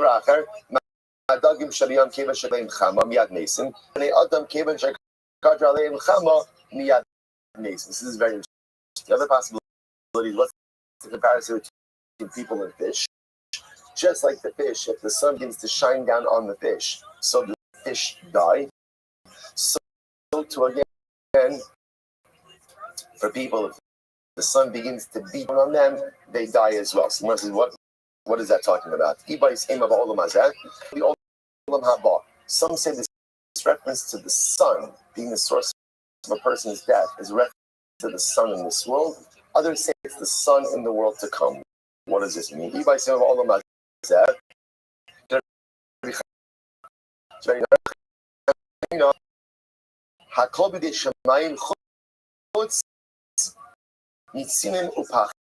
very interesting. Everything is in the hands of heavens except what? Heat and chills. In other words, your health. Or I should say, taking certain precautions regarding your health. Our general health is in the hands of HaKadosh Baruch Hu. But at the end of the day, sometimes I have to make sure that I'm taking care of just myself on a day-to-day basis in order that I do not become subject to literally, again, fever and chills. Look at Rashi. He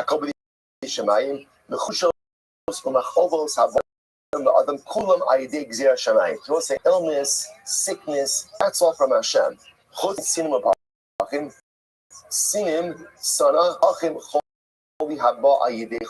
Chills and fever. So it's interesting over here. The idea the Chazal felt at the end of the day, there are certain control about your basic health. Gemara calls this, chills, fever. So here, so Kadosh Baruch Hu goes ahead. Shomer nafsho yirchak mehem. Some say no, it doesn't refer to the sun or to the heat of this world, rather it refers to the world to come. Just that Gemara was also a very profound Gemara, because ultimately Gemara's highlighting is like this. Whereas in this world, there are many, many things that we cannot control, but there are absolutely many other things that we can control.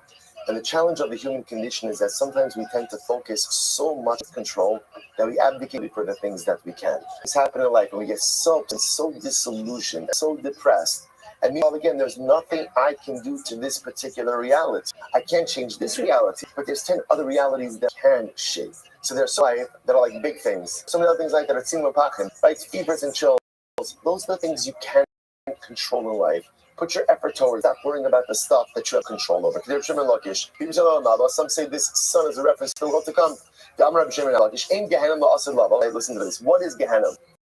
What is Gehenna? Literally, it says, Ein Gehenna na'aseh lavo ela. So, in other words, what is Gehenna? What is HaKadosh Baruch Hu motzi min artika? Listen to this. Takes the sun out of its covering. This is reminiscent of the sun out of its covering, and he causes it to beat. Now, what happens? Rishayim nidonim are burnt by it or judged by it. The tzaddikim are healed by the rays of the sun. Rishayim nidonim, the wicked are judged.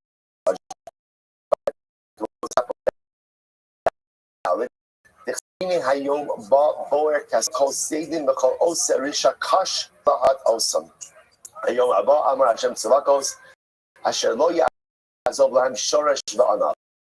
Lo shoresh ba'olam hazeh. They'll have no root in this world. Lo anav b'olam haba. No branch in the world to come. Tzadikim misrapin ba. The tzadikim are healed by this sun that is beating down. And the chsiv v'zarcha lachem yirei shemi. Shemesh tzedakah marpeh b'chnafeh. So what says, we're recording this both speaking from Malachim, consecutive from Malachim. The sun will come out for you, those who fear and revere my name. It'll be a son of tzedakah marpeh, a son of righteousness or kind, healing sun that will heal you. Both say so incredible. Not only are the tzaddikim healed by this sun, but rather they actually enjoy it. Right? It's actually beneficial to them. Shneimar, Yasam of Pishnarbeg. So we'll say again. So first of all, this is an incredible Gemara because there's Gehenna. So what's Gehenna?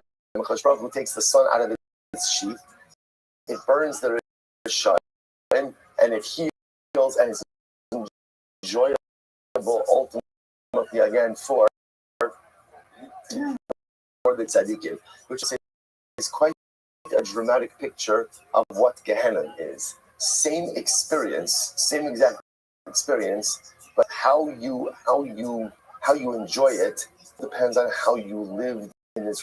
But no, this is reminiscent of another Gemara, where the Gemara highlights the idea that Olam Haba is a Su'udah, and again the tzaddikim are able to partake, and the Rishon have their hands tied.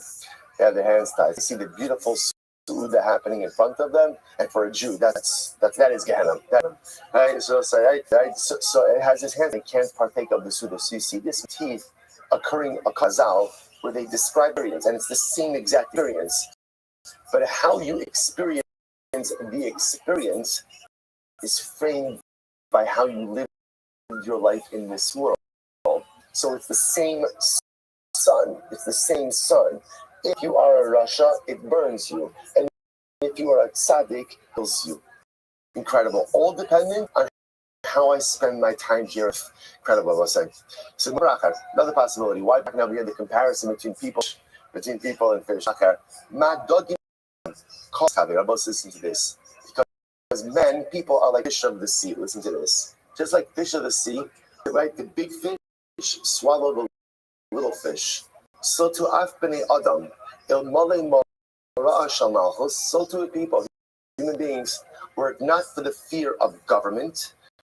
The strong would swallow the weak. Human nature is survival of the fittest. And it's not just human nature. Nature is survival of the fittest. So the big fish swallows the small fish. The strong person would swallow up the weak person. What stops that? What's that dynamic? So Seder, government, societal systems. Behind the sound says incredible Gemara. Rabbi Chanina ben Tzkana Omer.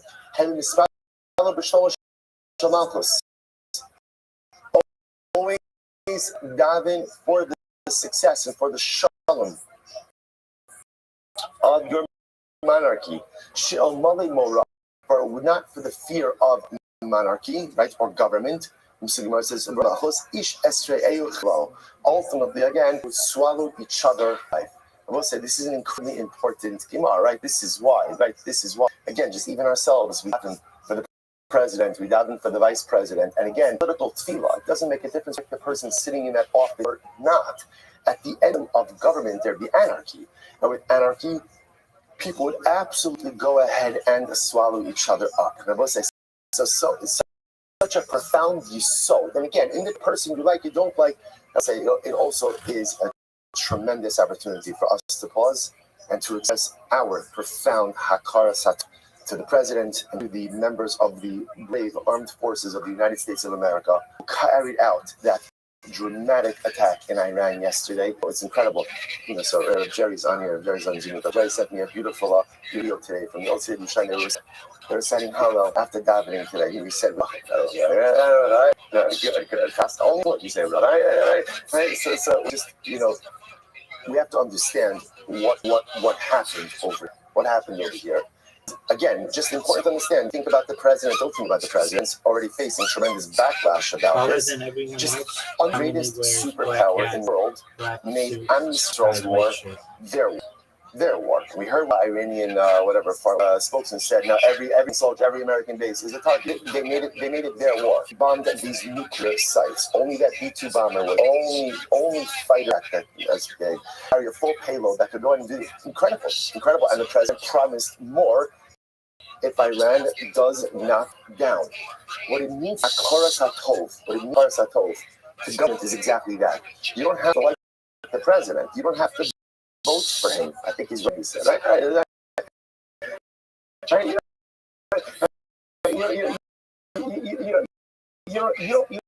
don't have whatever it is. But just understand what happened. So whether you're a Republican, Hatov is Hakas Hatov, and we all know that not every person sitting in the chair would have done what the president did. Again, it's not a political, not anything, but please understand the need for Harasatol. Government sometimes maintains, and sometimes government really steps up and does dramatic things. So we express, of course, our profound Harasatol to President Trump for what he has done for our nation, for our homeland. Most of all, we express our Harasatol to Rabbi Shparchu, because ladies, the hearts of kings are in the hands of our people. Nothing happens without the Ribono Shel Olam's choreography. Like this is sort of Hakasatov for government, for the just a basic safety that they maintain. Again, the ways in which we are living valuable assistance to our nation, to our homeland, to our Jewish soldiers is something dramatically amazing and incredible. Gemara goes weiter. Rav Huna bar Papa. I should monitor the comments on YouTube. Anytime I say something that most people I get like a shtickle, hate the comments. It's good. So it ups the viewership. It's good. That's how. So it goes right there. Look, maybe disable comments for here.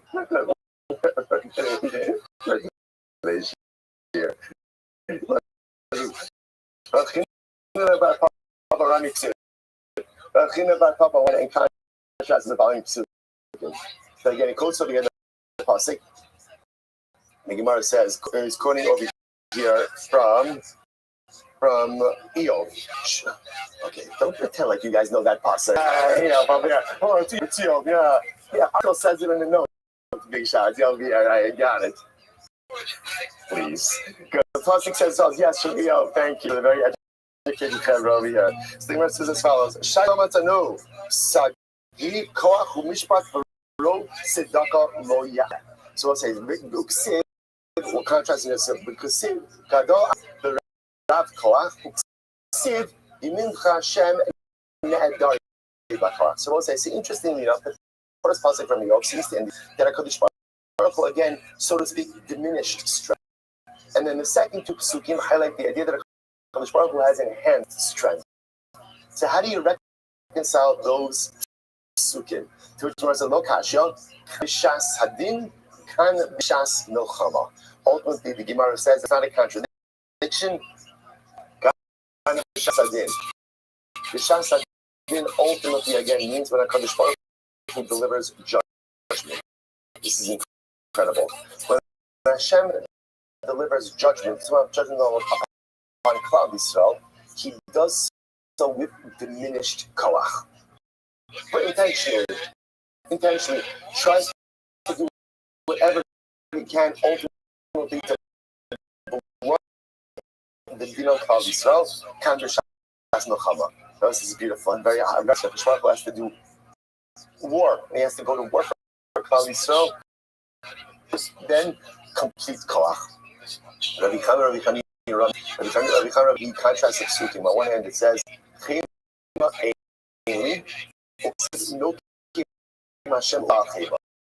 so one pasuk says, Hashem says, I have no anger. Then it says, Hashem is a Baal Chema. Lo kashyo, kan be Yisrael, kan the Otei Kochavim. Where does HaKadosh have no anger? That's the Klal Yisrael. Where does he have much anger? That's the Otei Kochavim. So what's this? Obviously, what is it?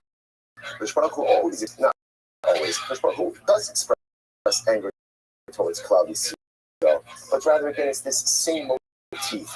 The same HaKadosh Baruch Hu tries a little bit the effect of being on Klal Yisrael.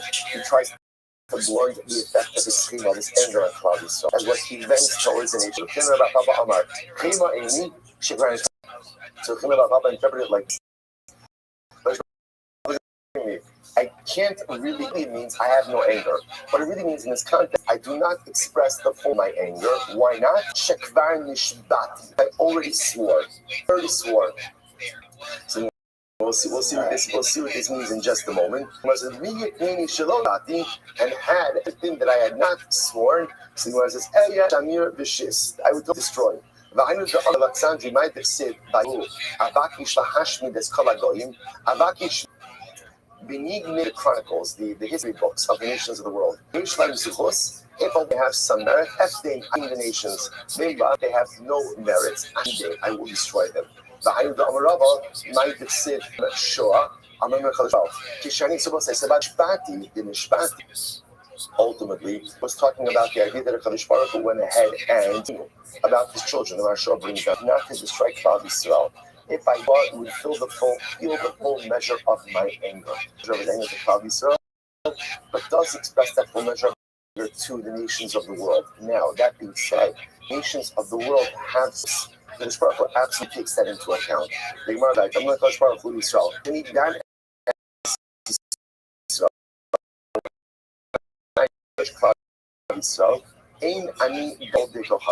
I do not judge them like the nations of the world, like the idolaters. The chsiv of simenu. Ella, ani nifra mehem pig shall turn to golden. So most interesting. So ultimately, when I judge the Otei Kochavim, so the Gemara quotes the pasuk from Yecheskel, Ava asimenu, so Ava, like iniquity. When I judge Klal Yisrael, so I judge Klal Yisrael, pig shall turn to golden. Now, also what this literally means is like the pecking of the roosters. What does this mean? When a chicken or a rooster, when it pecks, like it pecks a little bit at a time. So the Prophet says, when I punish Klal Yisrael, I punish them only a little bit at a time.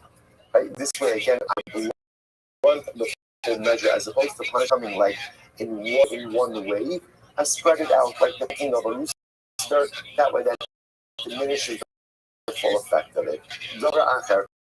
The idea here is as follows. I will say, by the way, and you see this theme of a little punishment at a time coming in many times. For example, when Sakasuma brings down that if a person reaches into his pocket and he meant to take out a quarter, but instead he takes out a nickel, the Gemara says, "Oh, that's Yisur. That's divine punishment. That's divine punishment." Interestingly enough, sometimes the way that HaKadosh Baruch Hu visits, the truth is, a lot of us are deserving of punishments because we've done averos, we've done bad things, we haven't done shua. So what HaKadosh Baruch Hu often does as a chesed is, he turns our punishments into a series of sustained inconveniences. And those instances ultimately, again, they take the form of print. And I must say, it's very important piece sown in life. So Rothschild writes about this in Ghana, and he says, this is why, like, a person has to really take the inconveniences of life. You get stuck in it, you get a flat tire, right? All things that really, really in life. Just sometimes there's something good, but sometimes sometimes it's so much better to get the ocean of life in the form of inconvenience. Again, those inconveniences are for some greater good. No idea how to know what is what, but what I suggest that all of that mindset of Akar Shekab, it's so much the ocean of life as an inconvenience than anything else. I feel like so also mitzvah the fun מעט כפי תרנגולת שמנקרים לאשפה אני מצטרף לנחש מנדודה. I will say this is so beautiful. Furthermore, what does it mean when it says that I shouldn't compare to the rooster? Because even the Klal Yisrael only does a mitzvah, right? A little, just like the packing up. I go ahead and I combine that to this is so. In the field, what's the idea? Such a beautiful yisod. This Kishmael just packs a little bit at a time. He does a little mitzvah, and perhaps like a little bit of disjointed mitzvahs, right? Or being substantive. It's not true. Every single thing that we do, every little thing that we do, combines to some amount in the eyes of HaKadosh Baruch Hu. This is so important because so often we think only sustained activity is important. But like a one-off mitzvah here, a one-off thing over here, doesn't matter. It's not sustained. It's not true. It's not true. Everything makes a difference. Everything adds up. And even an unsustainable moment of mitzvah ruchnius means so much. Incredible. Incredible.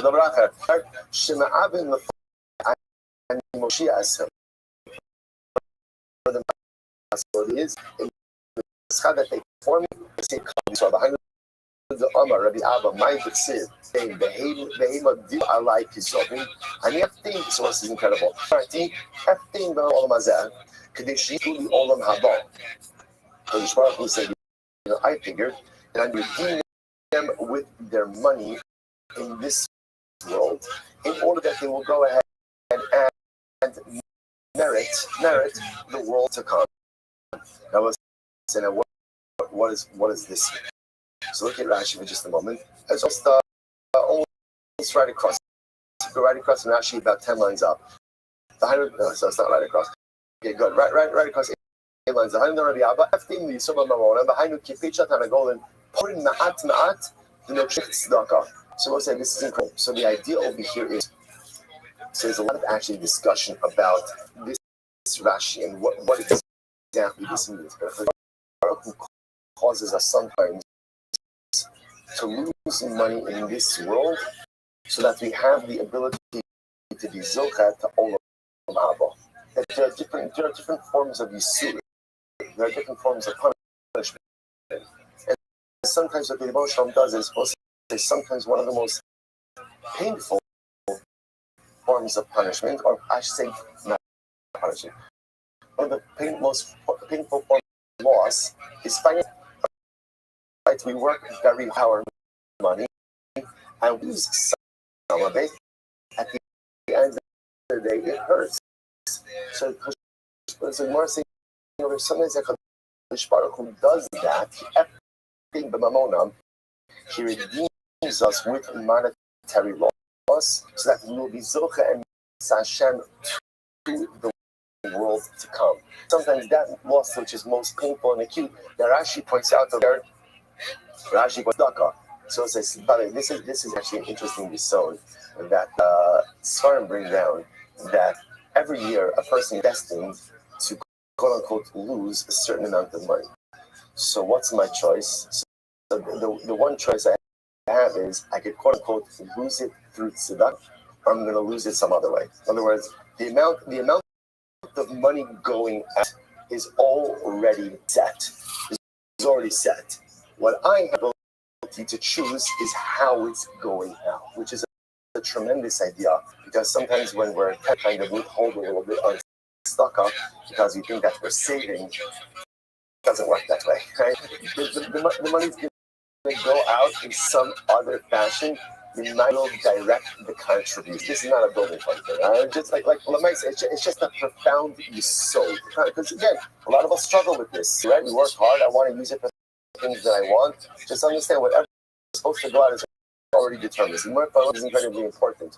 That when we suffer some kind of financial setback, it's important that sometimes that's not the ways in which HaKadosh Baruch Hu redeems us from the baggage of our averos, setting us up for beautiful Gan Eden.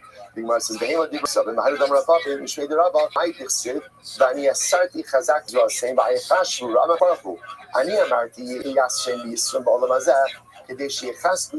It's like this is incredible. It's like this. My whole chesed is I give them a little bit of adversity in this world in order that they should be strong in the world to come. They yichashvu think so poorly. Shavuot says this is already this tremendous Gemara. Venting a little bit his frustration. What's his frustration? Because Bob says, yes, I visit difficulties upon my children. But do you know I visit difficulties upon my children?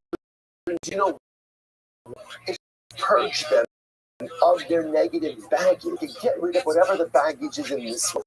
That in Eretz Hashem, the world to come could be good and beautiful. And yet, what's their reaction to the Yisurim? What's their reaction to the difficulties? Because Baruch says, they get righteous with me. They get upset at me. Like a parent who's trying good for their child, right? And yet what the child is resentful because the good of the parent doesn't feel good.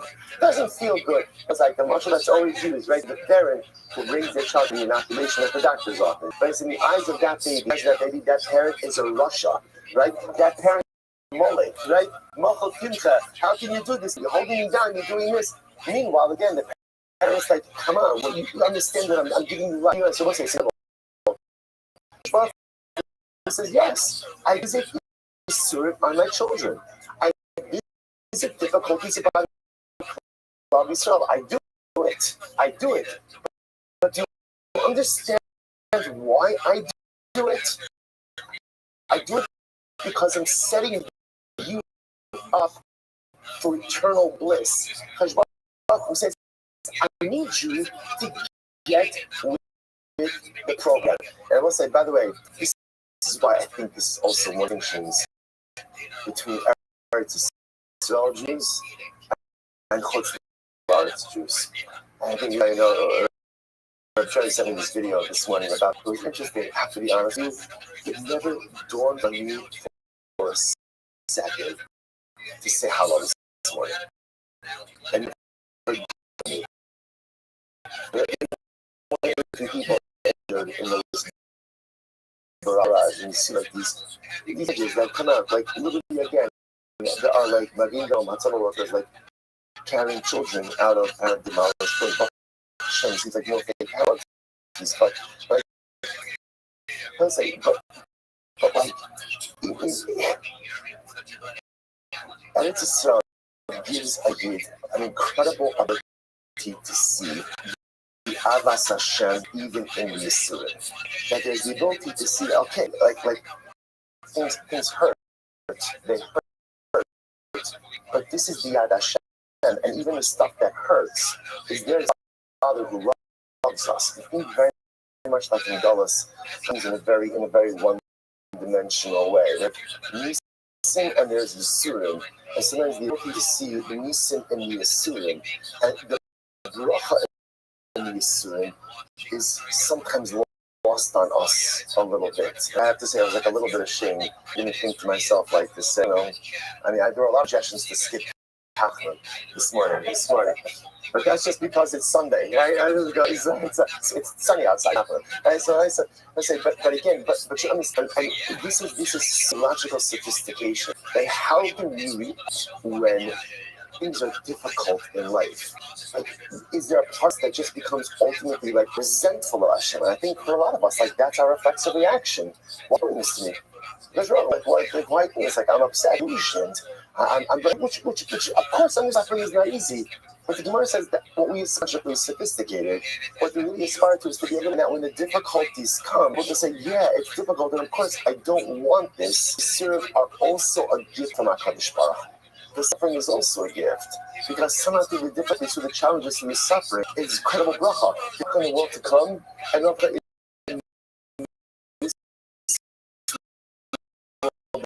as well. Just have to have you see that divine. It's incredible.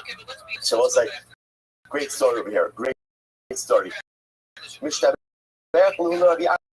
Meaning, Rav Safra, okay, supposed to watch this. Rabbi Yavo praised Rav Safra to the Nina. What's the Nina like the Apikarsim, heretics? So he praised Rav Safra, that Rav Safra was a great Talmid Chacham, an Adam Gadol.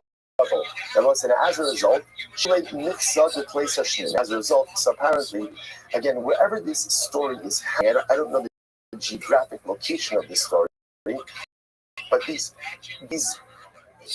meaning, these person were in charge. They were in charge. So we'll say, so now because now Rabbi Abo, there's Rabbi Abo,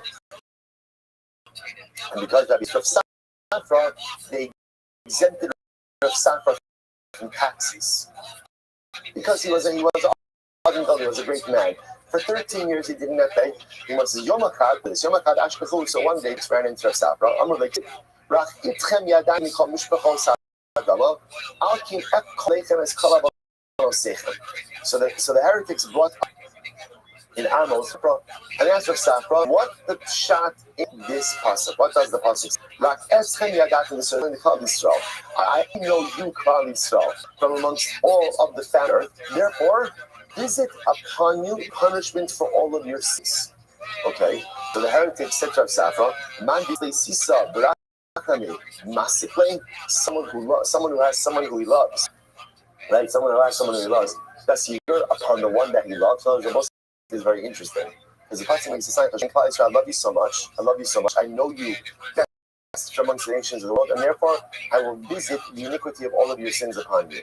So the heretic said the pasuk doesn't make any sense. On the one hand, Hashem is talking about the singular relation of Klal Yisrael, and then he said, "Oh, I'll go ahead and visit all of my wrath upon you." So man, the Islay Sisei, one who has anger, or Sisei is anger, actually Zam, anger. One who has anger. Does he dump anger upon the one who he loves? He asked this question of Rav Safra, right? What's the pshat in the pasuk? Ishtik, Rav Safra didn't say anything. Respond. So Ramale Suja B'Tzavar, the Kamatzarale. So I will say, so Rav Safra was wearing cloak on his head, as was the custom of Talmidei Chachamim, and they put it around his neck. And they began to afflict him. So what exactly is happening? What exactly is happening here? So the Maharsha brings down that it could just be either that they were like trying to like strangle him, or that just they like disrobed him. So in other words, as a Talmid Chacham, he wore a cloak, his talus over it. They took his talus off his head to show you not such a Talmid Chacham. But anyway, they were definitely giving him trouble. Also, Rabbi Abo, Rabbi Abo came along. Right time. They found him. I'm my mitzvah. Rabbi said, "Hey, what are you doing? Why are you bothering him?" I'm late. The lab. I'm one the other gadol who the law gadol in the high psuta. You said this guy that he's such an other gadol. We asked him a simple question on a pasuk, and he did not know how to go ahead and answer the pasuk. Right? We asked him about pshat the pasuk in Amos, and I didn't know the pasuk in Amos. Amar lahu, Amar de'oi, b'krai, Amar lahu. So this is the right answer. So Afkara says, no, he doesn't know Tanakh. He went to yeshiva. Right? In other words, no. You can ask him. You can ask him about Mishnayos. You can ask him about Tanakh. That's what he's versed in. These psukim and Amos, he's not going to know how to answer. This is very validating, by the way. Very validating, right? He does not know how to answer up those psukim and Amos. So the Gemara says, Amulei. So the heretics, they said, Maishna Asun did Yasun. So Rav Kahana, why do you know? Why don't we always ask you questions on psukim and you know it? Amulu Anon Dashkichin. I hang the guys a lot, and you guys always into biblical criticism. Therefore, again, I have to know I have to know how to answer these psukim to you. In general, yeshivas, they're not trained to answer up these type of theological in these psukim. They don't enter these psukim. So I was just fascinated that Rav Kahana was saying, a person who is hanging out with this type of chevra does need to know to answer and to be able to refute. So we're going to say, so now they say to Rav Kahana, oh, shot in the past, right? So tell us, what's the shot in Amos, right? Amos says, Baruch Hu says to Klal Yisrael, and so much, and therefore I will visit all of your iniquity upon you. So what's the shot? So what's the answer? So I'll give you the answer. I'll give you a mashal. What's the listen to this. To a man, ultimate money to two people. So no, guy he likes, one guy he doesn't like. Not. So to the one that he loves, he allows payback incrementally a little bit of time. Nif the one who he dislikes, nif from the men of Abasa. Ultimately, he collects all at once. Which Baruch says to Charlie, yes, I'm going to go ahead and collect payment for your iniquities, but I'm going to do it slowly, episodically, and incrementally. And therefore, again, it'll soften the blow. But to the nations of the world, ultimately, again, Baruch Hu says, I will collect judgment all at once.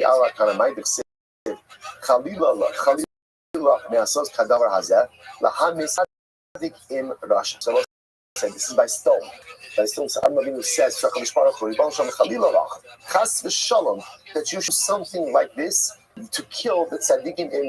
This is when Avinu had that they were tzaddikim in stone. So he says, how can I kill off the tzaddik together with the Rasha? I have a hawk in a second, but is that so crazy? But they're racing him called tzaddik Rasha. They're saying we see that sometimes tzaddikim are swept up together in judgment with Rothschild. It's not true. It does happen. Shimar says, no. That's the Gomer. Wow. So I say that's talking about a tzaddik is not a tzaddik Gomer. It's not a big tzaddik. About tzaddik alone, but is that to say that he's never swept up in judgment with Rothschild? Only Mikdashai techelu. The Torah Rabbi Yosef Mikdashai ela Mikudashai. Elu Adam shekaimu el Torah me'alef mi'ataf. So you see from here that even Tim Gemurim, who upheld higher Torah, are sometimes swept up in judgment with the wicked. Hasamami kivan shahaya biyadam. Limchos v'lo michu havaluhu kitzadikim shenim. Wow! Listen to this. Even a tzaddik who fulfills the entire Torah, if he ultimately again sees the ability to act to negative behavior and doesn't do so, she's not the tzaddik. Rabbi say not wild. So you must point out it fits in very beautifully to what we speak also in Shabbos morning. That at the end of the day, the Torah that you learn is not enough. Christ to the greater community ultimately again is an absolute necessary cog in the wheel as well. If you're not invested in the success of the community, if you're not about chesed, if you're not looking out for the other, you could aleph until top. At the end of the day, that's not a tzaddik. So what you want to suggesting over here is a tzaddik gomer is spared from judgment together with the Rasha. But a she'ena gomer, so ultimately again can be swept up even together with the Rasha. So the Gemara says, Rav Papa Rami said, Elzo in B'char it could actually seen before. So you have to admit, one of the best Panomi is when you come across Gemara that you've seen before. It's the best. We've seen this Gemara a couple of times already. Gemara says like this. So right part of Papa Rami says as follows. Elzo the Yamod. So on one hand, the pasuk says that he gets angry every day, but then it says, "Who could stand up in front of Kadosh Baruch Hu's anger?" So it says, "How did that shtick?" In other words, what the second pasuk says, "There's no way anyone can withstand divine wrath." First pasuk says, "God gets angry every day." So it's incredible. Listen to this. Kan bid kan. The Bible says, as individuals, we cannot stand up to divine wrath. But as a tzibor, we have the ability to withstand everything, including divine wrath. We'll say absolutely incredible. power of being part of a tzibor, the power of being part of a collective, being part of something bigger than yourself into your own little tzibor could withstand anything. Cannot withstand daily divine wrath. Let's go back to the Gemara. Elzaim b'chol yom gets angry every day. The kama, like how long Baruch's anger? The kama zamo. How does his anger last for? Rega. Just a moment. How much is a rega? Achos mechmesh ribo u'shlosha u'shmona me'o v'arba u'shmona. 153,848 of a second. Of an hour. The Gemara says that's the rega. They ain't called Daria Yelachadin Osarag. Listen to this. Right? In general, no one could what that rega is. That moment of divine wrath. I think there was one person who was able to do it. Bilam gets sit there. He will say, I'm a base, the Odea Dasayon. I will say, just a second. Is this the best? No, not yeah, try to. Let's get all right. Good. So let's say so. Bilam really ruined that moment. I'm not gonna lie. So the pasuk says that Bilam, the Odea Dasayon, knew the das of Hakadosh. Bilam knew about it. Now you understand. Buck was so into hiring Bilam and pulled out all of the stops because Bilam knew something none of the other Gentile prophets was that exact rega. Baruch who got angry at, and if he was in rega, then ultimately he could have a station of 100 people. So he says, hold up. After das behemto l'havayada, das elyum l'havayada. So Bilam didn't know his donkey.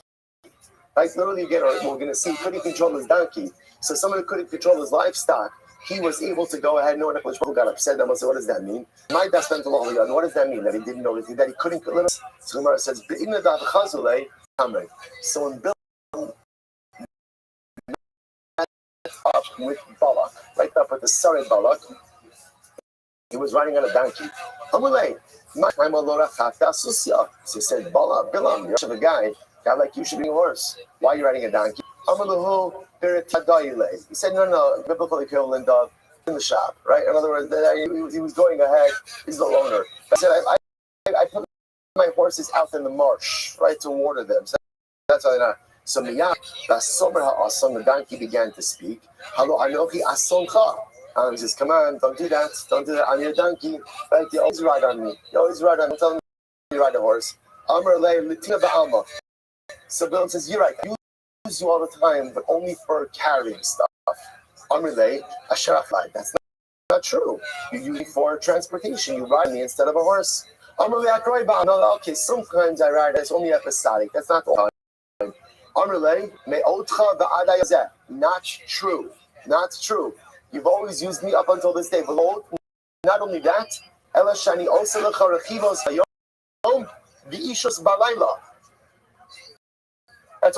awkward. That's awkward. Right? So it says not only that, but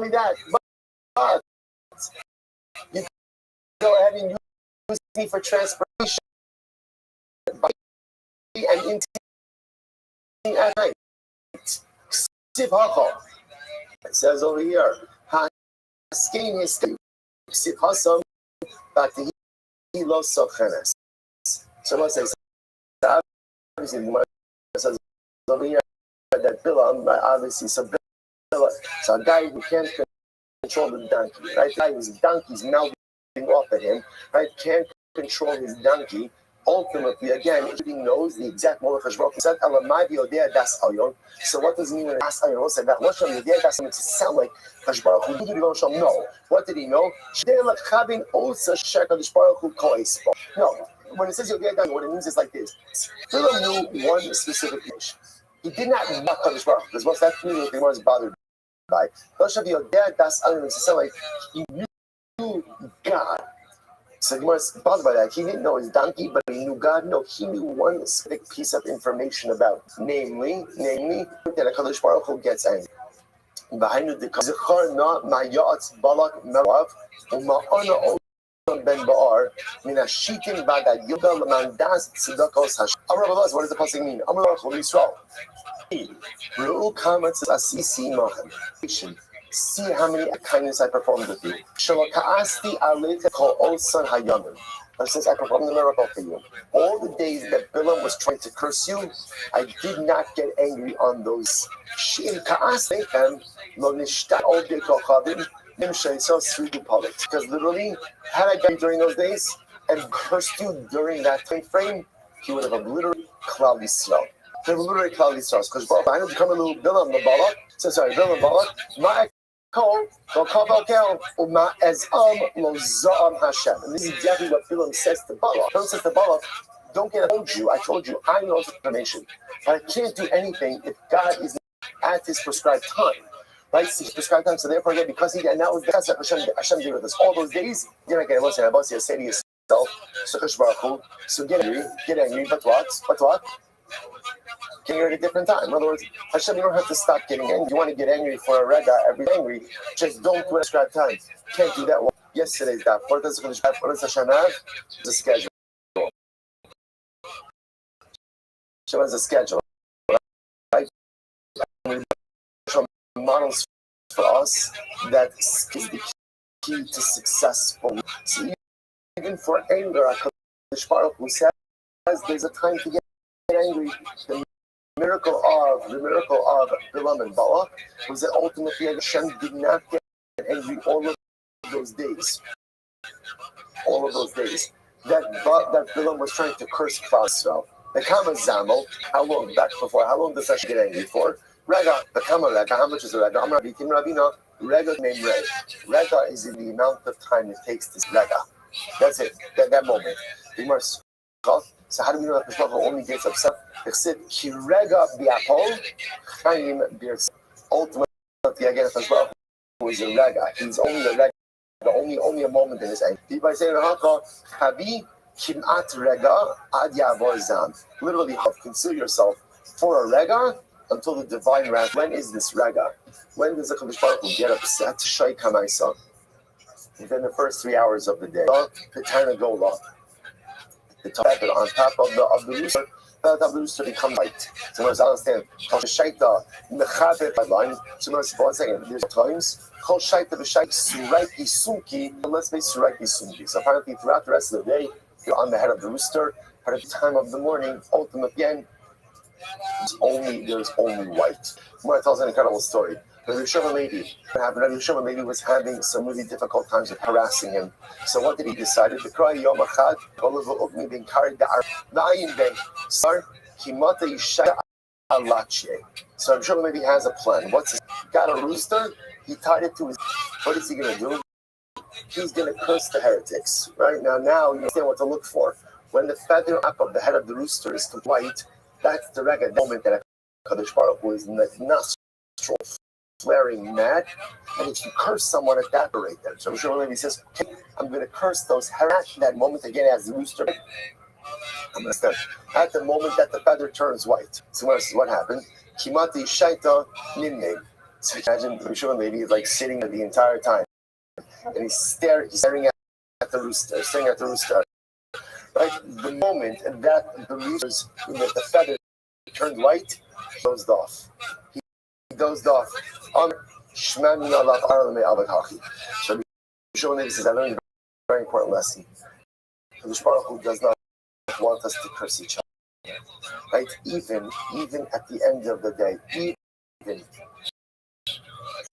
even when something is bad, even when there's something bad, the Baruch Hu never wants us to curse one another. Right?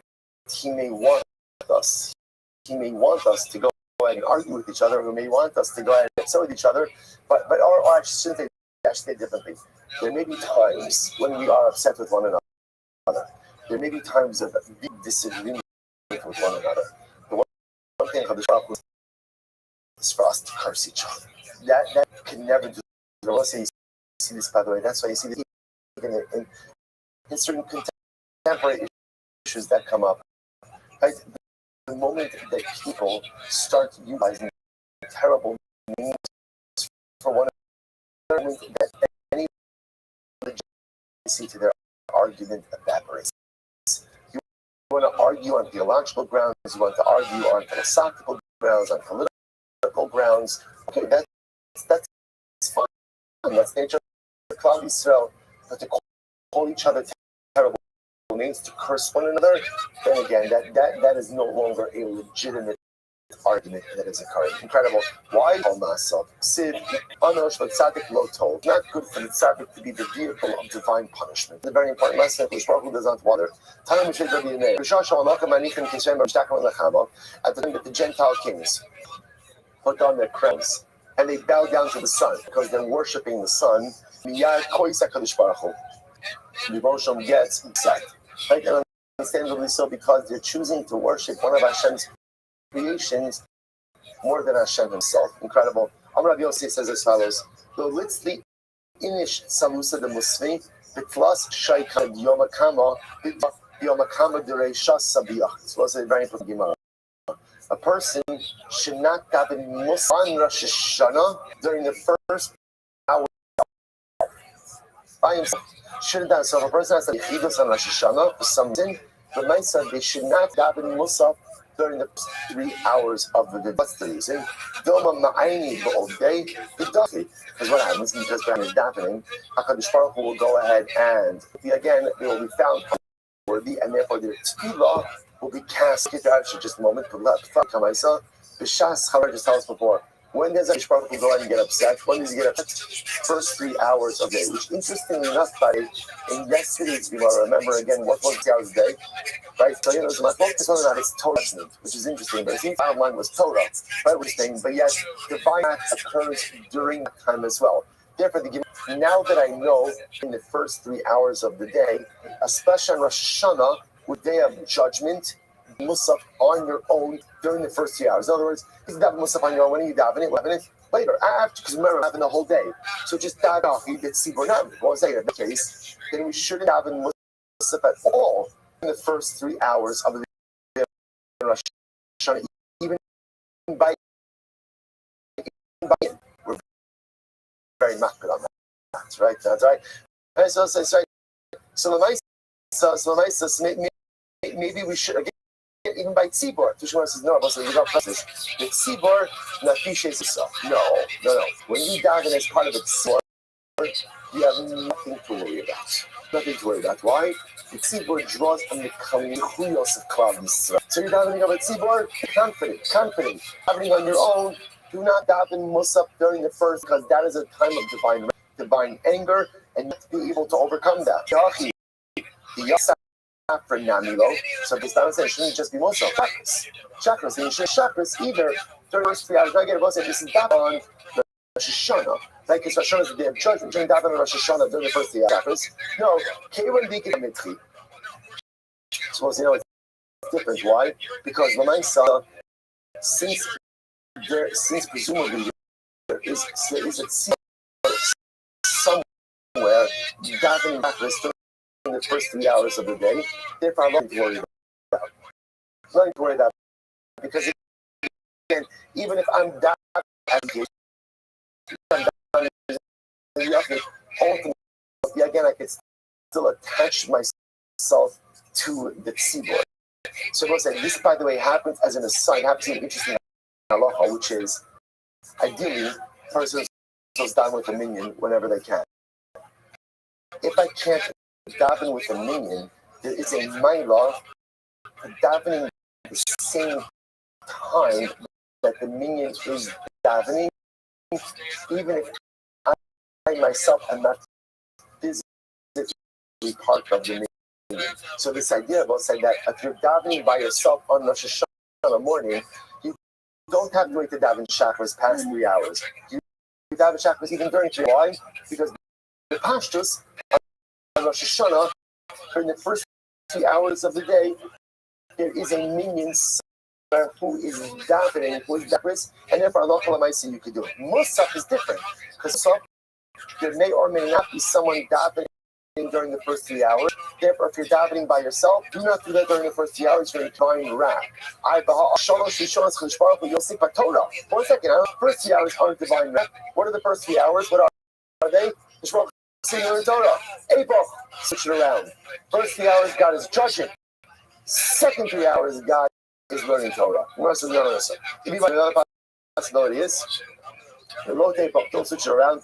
Torah Dechsiv Emes. Dechsiv Es Karavat Dimgar. Kadosh Baruch Hu also within the Shul. Din delay Emes. HaKadosh Baruch Hu as well. Here's the difference on both sides.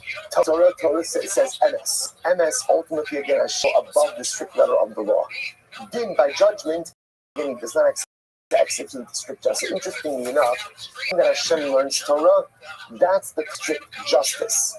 But in the time that Hashem judges for divine fleck, that's counterintuitive. But therefore, if you are alone and Rosh davening, do not mix up during the first 3 years, lest you encounter divine judgment. Shaprish, when we stand alone, we face a whole variety of divine judgment and divine wrath. When we stand together, there is nothing that we cannot come, whether that divine justice, divine or external enemy. When we are together as Sibor, Klal Yisrael is strong and Klal Yisrael emerges victorious. Shkoya. All right, everyone Zoom. Have a great day. Say, everyone in Eretz Hashem should be Kishmach, Shower, Bracha, and sleep. For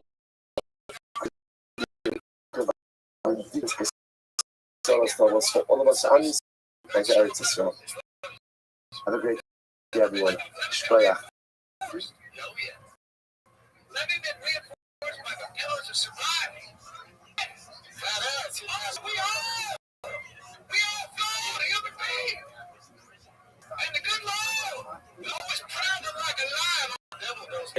Baruch Hashem, what a tremendous first Shavuos. Baruch Hashem, Rabbi's Medrash, and this is, of course, a tremendous host to be able to begin the Sefas Avodah Hashem here together this morning. Let's begin by thanking our sponsors. To thank our annual commentary sponsor, Tilsa Mishpach Eretz Yisrael, for dedicating all the Shemar Roshos this year, plus for the Soros for Am Yisrael. Our sponsors for the month of Salim Ulatova, Steve Zin, in loving memory of Steve's mother, Doris Zin, the Rabbi Yoel, on the occasion of our 5th yard site. Our week of learning sponsors. This also is actually quite beautiful. Anonymous to the encouragement for starting to do that over 2,700 days ago. From the Sefas Avodah Zarah and celebrating and starting round 2. All right, so whoever is anonymous sponsors, I don't know if it's here or it's online, please, I would love to know the identity of this mysterious sponsor, but it's so beautiful and so incredible. But also, with that, of course, we always dedicate our learning in the course of our practice. Bring them home. The Shalom and the Karov and the Schos of our holy soldiers, allow them to be successful.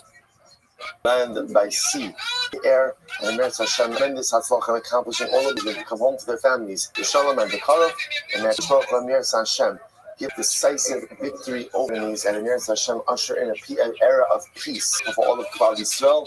Karov. With that, let us begin. So, I just have to share with you just something really beautiful. So, you walk in, and as you wake up in the morning, and you just feel like a different kind of energy. I know that if all of you felt this morning, I couldn't sleep last night, and Baruch Hashem just this morning, the palpable energy like in the universe. Klal Yisrael was starting the Sefas Avodah Zarah. It was just something so beautiful. And then something amazing happened. There was traffic on 7 Mile Lane this morning at 5:33 a.m. At the intersection of Gedalia, deciding, right, who's going to go first. Tali Strum is already ahead of the pack over here. 5:35 in the parking lot. Hashem. I hear people talking. Like usually it's too early to hear people talking at this hour. Right? People don't have enough energy. Beautiful and incredible.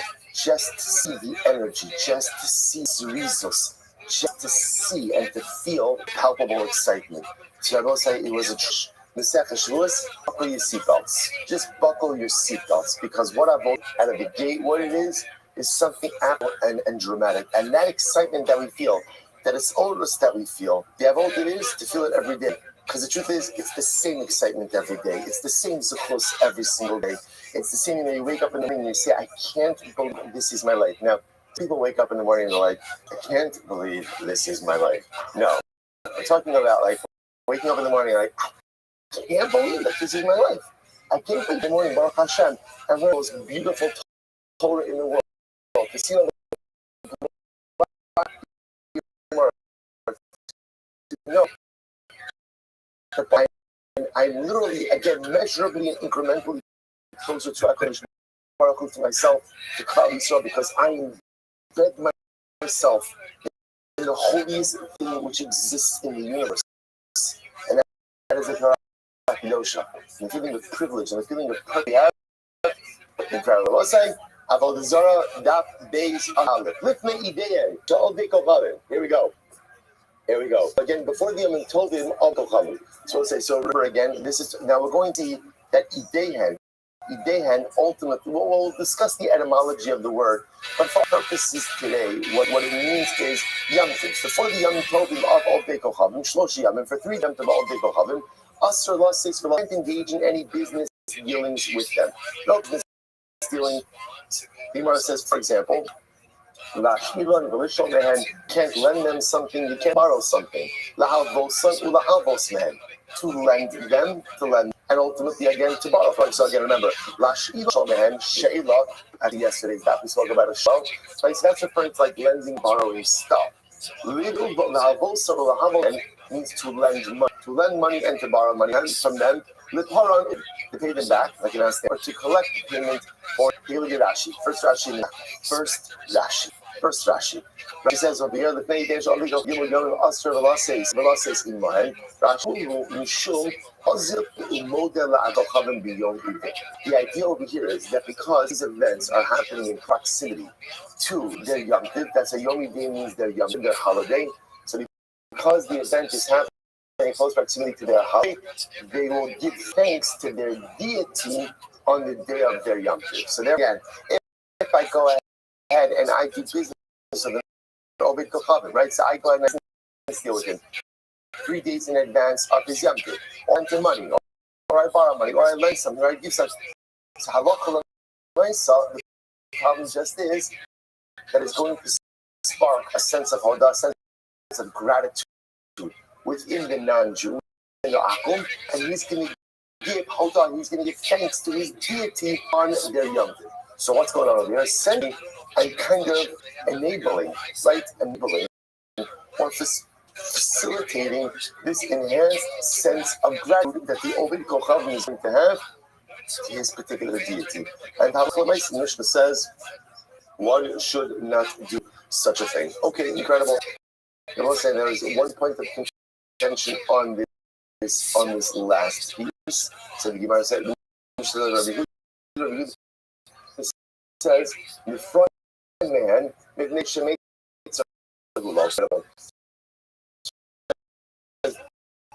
I agree with everything.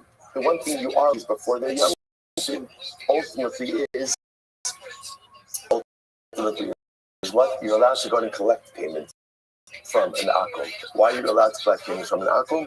Because you need to pay something back ultimately again is painful. Right? Nobody wants to pay back a debt, right? Nobody wants to have to go ahead and part with money. So you're allowed to collect payment. So this is incredible. The Gemara says, they said to him, so the day is Rabbanon. The Kama said to him,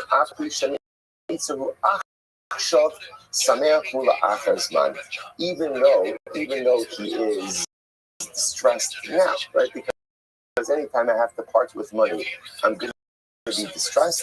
Down the road, ultimately, again, he'll be happy. So because, again, at the end of the day, he's going to pay off the debt, he'll be happy. So therefore, halacha l'mayah, don't ask him even payment of the debt within 3 days. Therefore, again, there is agreement on all parts of this Mishnah. So halacha l'mayah, within 3 days, tremendous Musar Haskell also. The major difference is between the Jew akum is in what area in life? In Chana, in preparation. How long does a Jew prepare for Yom Tiv? Right? 30 days before the Yom Tiv, particular Yom Tiv. For a Jew understands Hachana, preparation, is if you want to be successful in life in everything requires Hachana. You want to meaningful experience was meaningless, but it was the second brother to say, Chasidim Hayusholim Sha'aka Safnei Tefillah. The original pious ones would literally, again, contemplate, meditate before God. Now, whether an hour means 10 minutes, I'll tell you what it doesn't mean. What doesn't mean? They weren't. Because if you're late for something, already by definition, you're not involved. You catch up, you're this, that. If you want something to be meaningful, you have to be meaningful, you have to be early. Everything requires hachana. You want a yom tiv early, or you want a yom tiv ultimately meaningful, it requires hachana. So let's makes it actually in last week's parsha. Aloska esaneros. We'll get the block, don't worry. Aloska is just so much good stuff. Aloska esaneros. The Rambam says an incredible halacha of menorah. The Rambam says that hadlok menorah, kindling the menorah, kshira bizar. Even if a non-Kohen, ultimately again the halakha kosher. But amazing enough, the halacha is that the hatavas haneros, the preparation of the window, has to be a Kohen. If it's Israel, it's possible. You hear this? Hadlok itself, if it's done by a Kohen kosher, but the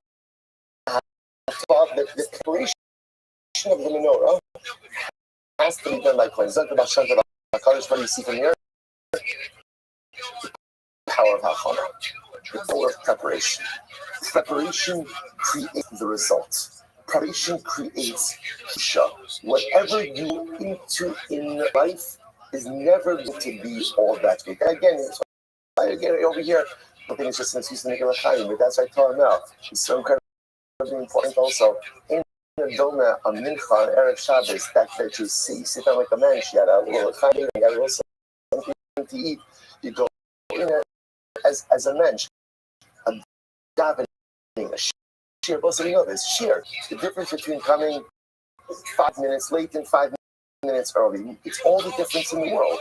Again, I'm settled, I'm there, I'm here. Again, obviously, we're all different stuff and different things going on in life. But what nice. So, the concept of hana is everything.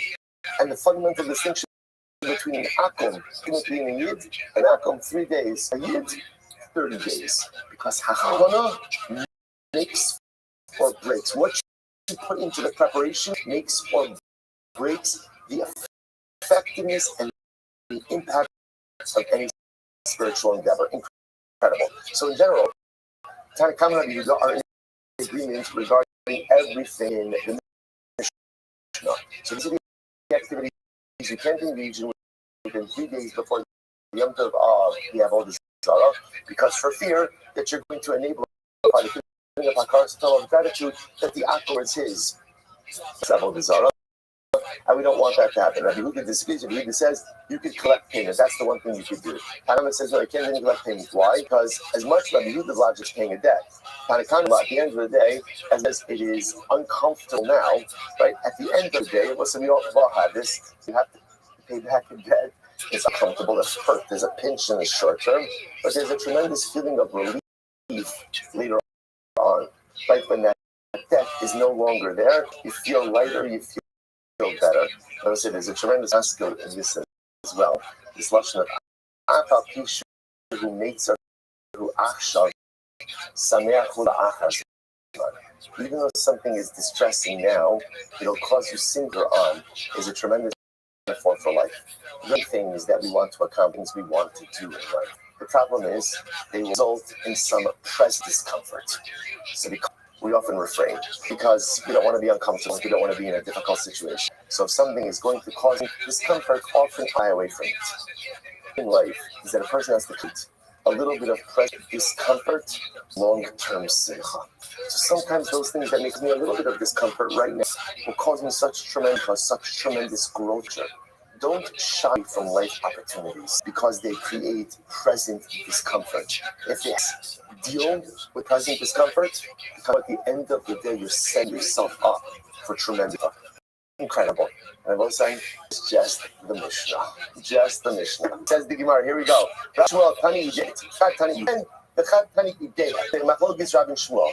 Now, interestingly enough, focus is how to spell the word. Remember, we translate without really knowing exactly what it means. We translate based on Rashi.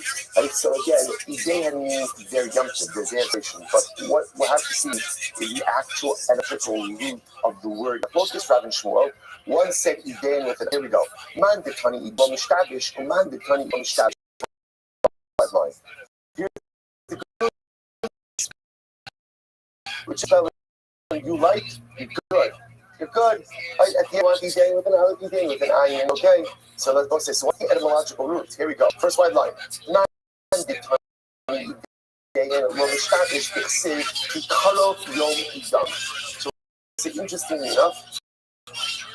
So the pasuk over quoting from Devarim. So just to understand, the pasuk in its entirety is Linakam B'Shiva Leis Tamut Raglam Karov Yom Edam Chash Atidos Lamo. It's talking about those who worship idolatry. Kikarov Yom Edam means the day of their destruction is near.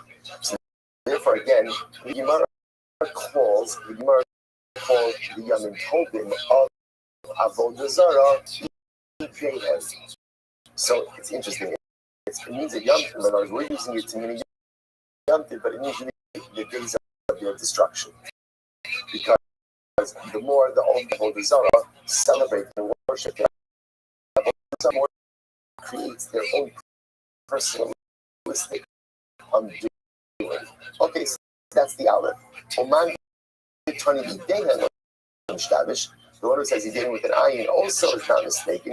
What does it mean? Yitnu Idehem V'Yitztachus. Quotes over here the pasuk from Yeshaya, what really means let them bring their testimony and righteousize them. That doesn't know righteousize them. What does that mean? So here the Nabi's giving Mustafa. So I say, listen, if you want to be just make sure that when you brought the trial before God, your Avodah Zarah is going to come and stick up for you, right?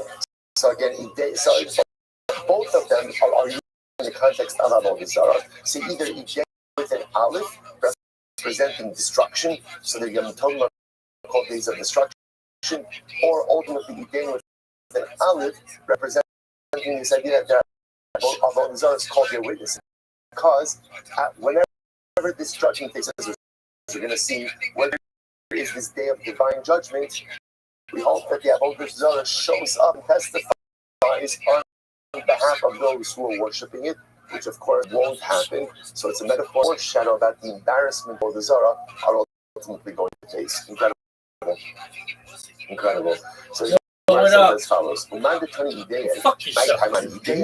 So let's say, so why does the Aleph Chevra not agree with the because again, it literally means like the deconstruct or to curve. Because again, if we in general, whenever we refer to Avodah Zarah, we like to refer to it in disparaging terms. We use Aleph because Aleph means destruction. The only day with the Lotani Idean, and why doesn't the Ayin side with the Aleph Chevra? Man Kagarim Rutavra. Eidos Sheidu Bi Asman. Because they'll say like this, we agree with the Idea and Aleph. But what ultimately causes the destruction? What causes the destruction of the Avodah Zarah? Testimony.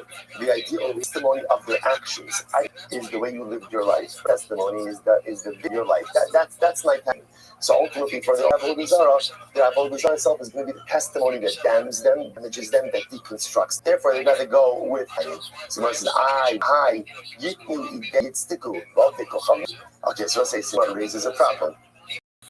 Now, we wouldn't know this one for one simple reason. We don't know nothing.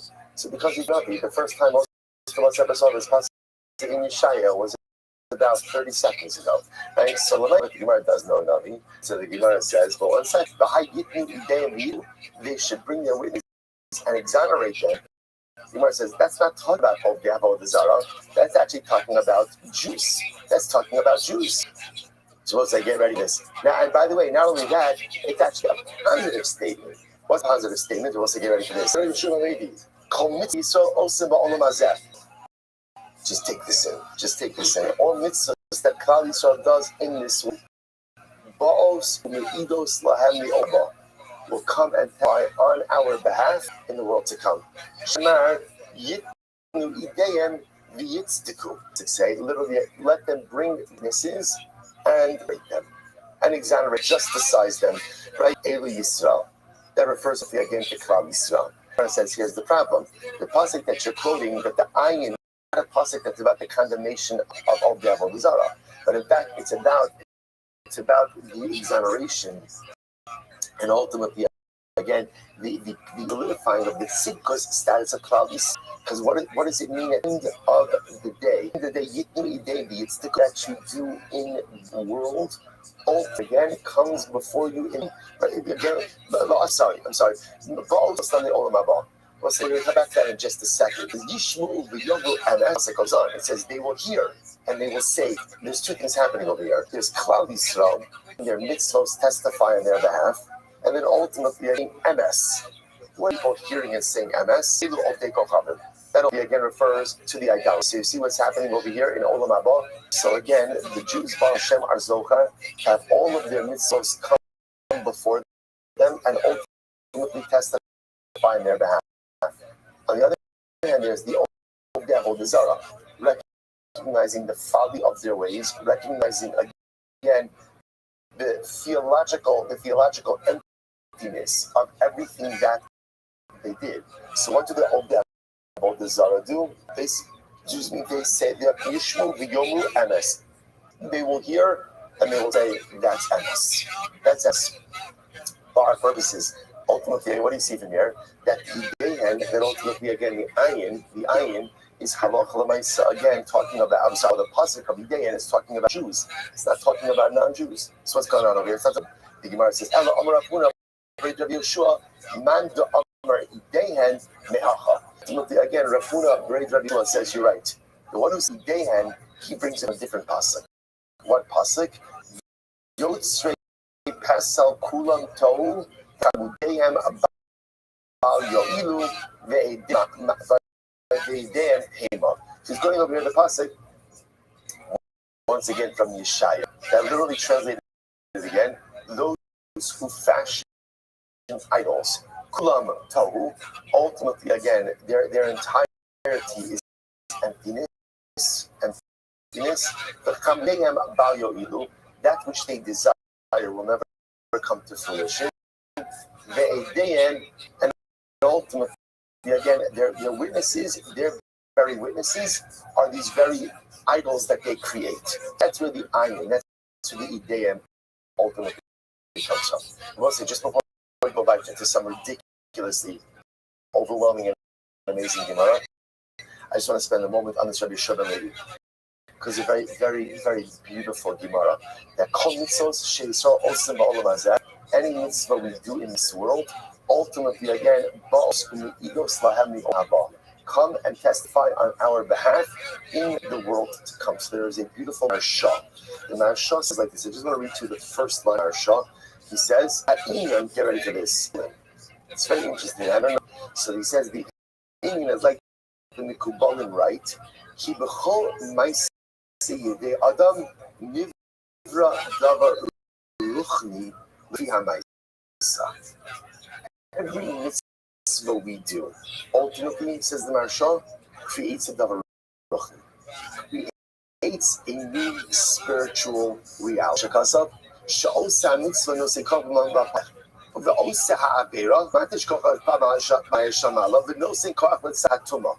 it's a similar when a person does an avera. I create a negative spiritual reality. Sometimes we're taught that when you do mitzvah, you create a malach. Right? You do an avera, you create a bad malach. And sometimes you say, that's very nice. What that means, right? Or where's Mora pulled that out of? Right? But Maisa, it's true. It's true. When I do a mitzvah, I create brand new spiritual energy in this world. When I do an Avera, I create a negative spiritual energy in this world. I create realities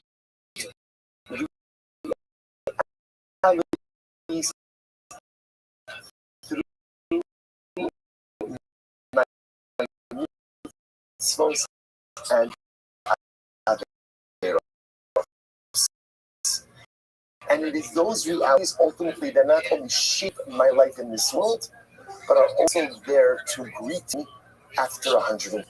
Let us say our actions matter, how are you? and our actions literally again create realities in this world and the next. So often, the reason why we commit averos is not because of taiva, it's not because of okay, we all have taivas, right? But if there's a lot of taivas that I have that I don't act on, right? So how is it that some taivas I do act on, some taivas I don't act on? I think it's a very simple math, because at the end of the day, I think that my action will be that. Whatever I want to do, and again, I understand I'm going to have to do tshuva. I understand that there's malchus, so there's misa, there's okay, but lamaisa, it doesn't matter in the world. Like, it doesn't have an implication in the world. And I'm sure it does. Yes, it does. Every single thing I do in this world ultimately creates that brand new energy that did not exist before. And that energy shapes my life here in this world, and those energies, so to speak, those results are waiting for me in the world to come as well. There is no such thing as an insignificant action. Everything we do, says the Marshan, look at this Russian again. He called my seed, they Adam Nivra Dabar Ruchni Lefi Hamaisa. Every single thing that I do, I create a Dabar Ruchni. I create a spiritual energy. What is that? Is that a malach? Is that something else? I have no idea. All I know is that my actions matter, just have results in this world and the next.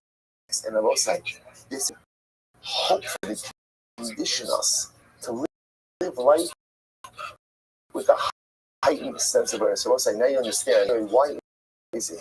What is the first in the Silas Yishar? The first section is Silas Yishar. First section, we learned it 4 times together, right? Zihirus. What's Zihirus? Alacrity. Okay, fine. We'll do it the 5th time, right?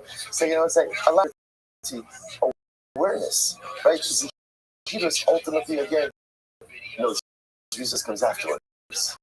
Zihirus is the first thing. And it's ultimately, again, right? Watchfulness, alacrity, right? Ultimately, again, to live like, remember the his marshal is that like life is like walking on the side of a cliff, and if you close your eyes for a second, you fall off the side. You fall off the side. So why do I have to be so watchful of my life? It's because of the short and maybe. Because at the end of the day, my actions matter. So because my actions matter, I gotta be on guard. I gotta be plugged in. I have to be aware. Because otherwise, I'm doing things that are going to create results, and those results may have intended or unintended consequences. Incredible. I will say, incredible. All right, here we go. Dar Shadichanina Bar Papa, get ready. Get ready for this, because this is going to be the most incredible Gemara you've ever seen in your life, or at least this morning. Says the Gemara. Just second part. Just like, do you understand like what it is that we're doing, and what it is that we have this supposed to do? Let's say, Avodah Zarah could be your Masechta. Like, so, to be honest, like I'm not going to ask how much Chazar besides Zevi was happening over the course of Shavuos, right? Because sometimes you get like into a rut with the Masechta, and you're like, all right, I already know most of it, so whatever. This is a brand new Masechta. This is a brand new Masechta right here. This is a brand new Masechta, right? Right? Sorry. Nice. Right? This is a brand new Masechta. Just like make this yours. Make this yours. Make that when someone asks you who your best friend in life is, you say Avodah Zarah. It might sound a little bit strange at first. I will say, but just understand, like anything and everything you need to be successful in life is probably going to be contained in the next page, but certainly over the next pages in life. I will say, this is an overwhelming opportunity that we have in front of us. Let's go. So says here we go. La'asid level. Maybe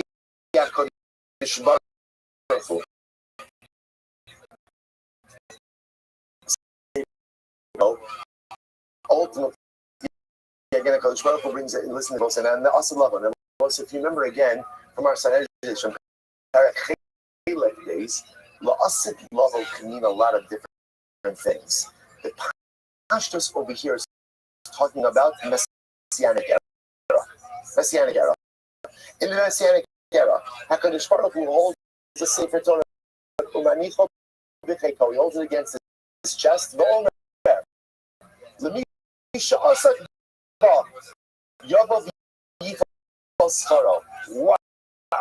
Rothschild stands the Sefer Torah by his chest, and he cries out and he says, whoever has engaged in this, right? We'll say iskos. Iskos means be actively involved. Learn this Torah, whoever lived this Torah, come and take your schar. That's like, it's interesting to note why is that Kodesh Baruch Hu? First, obviously, the whole thing is anthropomorphic. Obviously, Kodesh Baruch Hu doesn't have arms, Kodesh Baruch Hu doesn't have a chest. Right? So the mice, but what does it mean? It's interesting. You would have thought that Kodesh goes ahead. He goes ahead and he says, whoever learns this Torah, come and reap your reward. But what does it say? It says, he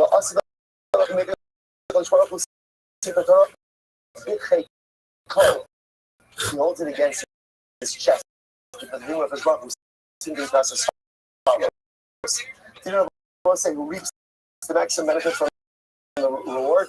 There's two ways to learn Torah. You could Torah like this, you could learn Torah like this.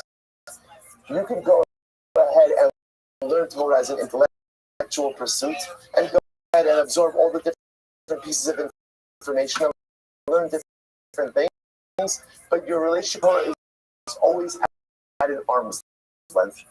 Or you could allow the words of Torah to stick to your heart. You can allow Torah to fundamentally change you and uplift you.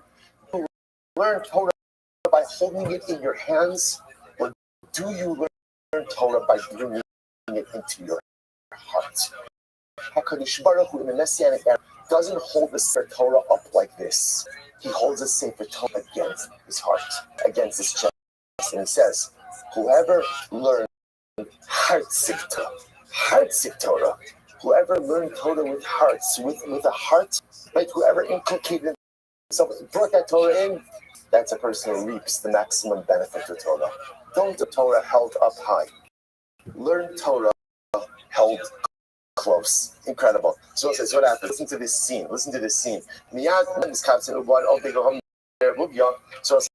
So what happens? All of the nations of the world go ahead and come now. What does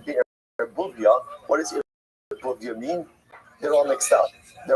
Right? So the nations of the world, so obviously what's happening over here, there's a panic. A global panic. Why is there a global panic? Because the day they recognize that they did not lead lives steeped in Torah. That they're obligated to learn Torah. We'll get to exactly what this means. But the point is, all the nations of the world rush in to try to get before HaKadosh Baruch Hu. Shne'emar, Kalagoyim nikbitzu yachdav. Amar HaKadosh Baruch Hu, HaKadosh Baruch Hu calls out, he says, Kebra, I'm talking to the nations of the world, not us. Don't come before me, Be'er Vuvya. Don't come before me all mixed up. Allah, Tzikane is called Uma V'Uma. Amid Beis. Rather, every nation with its scholars has to come on its own Shana. Amar Bayasu L'Umim Ve'Ino'om Elamalchus. The nations will gather alone. It means monarchy Shana. One monarchy will serve another. Yaakov and Esau. So we'll say, I just point out over here. First of all, Mazel Tov. Finishing our first minute. Right? If this was an Amid Yom, we would have finished early. Right? Say now, incredible. What does this mean, by the way? It's just this line. So the Gemara says, don't come before me, don't come before me again, all mixed up. What does the Gemara say? There's a tremendous yesod in this. I don't know if it's powerful. I'm to constantly be a movie. This Rabbi says, I just want to tell you, you cannot get close to me if it makes up. Closest to HaKadosh Baruch Hu requires seder, requires order. You want a relationship with God? There has to be a seder in your life. There has to be order in your life. That order means a schedule, like the PHS always speaks about. This idea of being a scheduled person, knowing how I'm spending my time, knowing how I'm spending my day. That's Savior means ultimately, again, I have goals, I have aspirations, I have a methodical way in which I live my life. HaKadosh Baruch Hu says, if you're living there, if you're just all over the place all of the time, HaKadosh Baruch Hu says,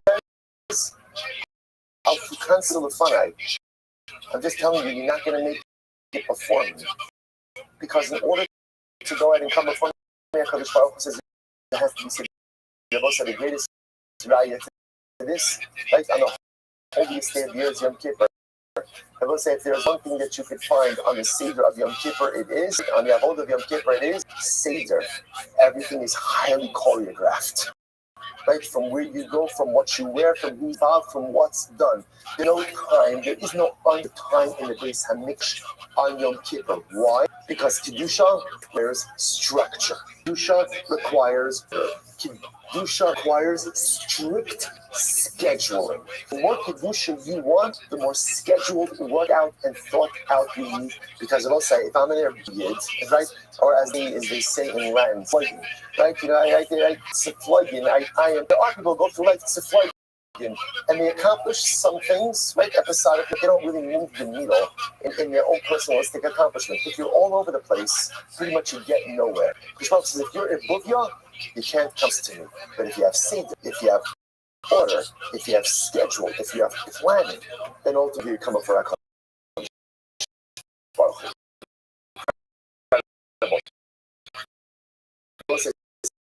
said Gemara, good days. For me, you're Buvya, it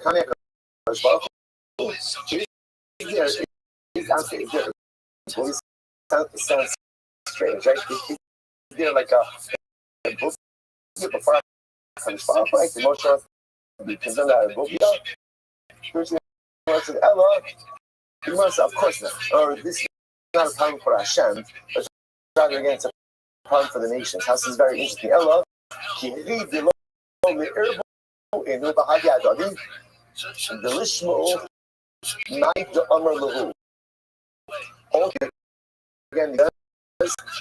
doing for the benefit of the nations of the world. That points out to something amazing. Rashi says if all the nations are mixed together, because we're going to see what's going to end up happening is each nation tries to plead its case before HaKadosh Baruch Hu. So ultimately, the Rebbe Shalom was concerned that if everybody is mixed up, people are going to their claims mixed up as well. Right? They're not going to be able to properly force their national defenses. HaKadosh Baruch Hu says each nation should come on its own. Rashi says, the Lord of Enut, the day Lamahanya Bilvuvia, Aval Bihanya Buvia, the Babali, and the Sastini Tanasim. HaKadosh Baruch Hu, their Buvia doesn't matter. Right? But the nice again for the nations of the world, for the nations, it's good for them to each conversation so that they can organize their defense and not get mixed up on what the other nations are saying. All right, let's get ready for this. Who comes in first? Yad. Rabbi said this is for judgment during the Messianic era. So Baruch Hu's held his Sefer Torah by his chest. Says whoever has come and observed what is written in here, go ahead and collect your reward. The nations will realize, we're in trouble. They come to lobby their case before HaKadosh Baruch Hu. Who comes in first? Yad Nifasaf on a Machos Romi Tchila. Rome's in first. Rome comes in first. Because Rome is important. Rome is important. So the Gemara says, fine, the Gemara says, how do you know that Rome is important? They said, look how called Ara Batilusha. Because the pasuk says, by Daniel, that when referring to Rome, they consumed the entire land, they plowed it, and they destroyed it.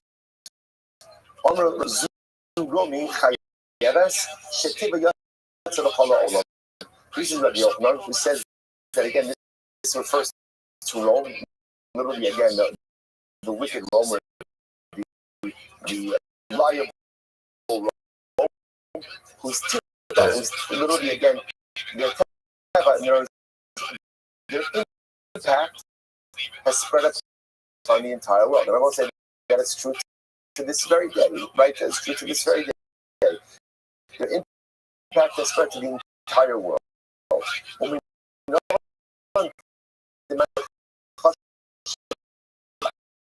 so how do we know that he who is cautiously goes first? So again, so now here's what we got, right? Rome is coming in for judgment of the Messianic era. And I will say, by the way, it's Rome and it's all of its derivatives. It's all of its derivatives. Like for example, the Gemara says in the Seches Megillah, there are many nations that were derivative of Rome. Germany, right? The Gemara Seches Megillah says which I guess the passage we translated as Germany, right? Germania is a derivative of Rome. So when it's Rome coming before judgment for the Messianic era, it's Rome, it's fire of Roman derivatives. So the Gemara says. Now, by the way, Rome is the most important. Therefore, Rome comes in first for judgment. So the Gemara says, by the way, how do you know that the more important, that the more chashuv entity goes first? The Gemara says, Melech b'tzibor, Melech nichnas,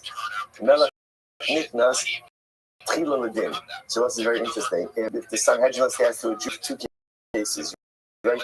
The king and the tzibor, ultimately again first for judgment. Nichnas tchila, right? Now, by the way, although it sounds like Sanhedrin, it's not really Sanhedrin, right? Because remember, we saw, by the way, we saw this in Shulas also, that a king is usually, again, not judged by the court. But again, we're just for the metaphor. So ultimately, again, if the king is waiting for judgment, and ultimately, again, the Tzibur is waiting for judgment, the king goes in first. That's why it actually points out, okay, so the king goes in first for judgment. Lasos mishpat avdo mishpat amo Yisrael. So most of these is very interesting. So the more it's the pasuk from Malachim, and the pasuk says, Lasos mishpat avdo mishpat amo. Hashem performs the judgment of his servant and the judgment of his nation. Servant meaning the king and his nation. What do you see from here? The king is judged first and then the nation.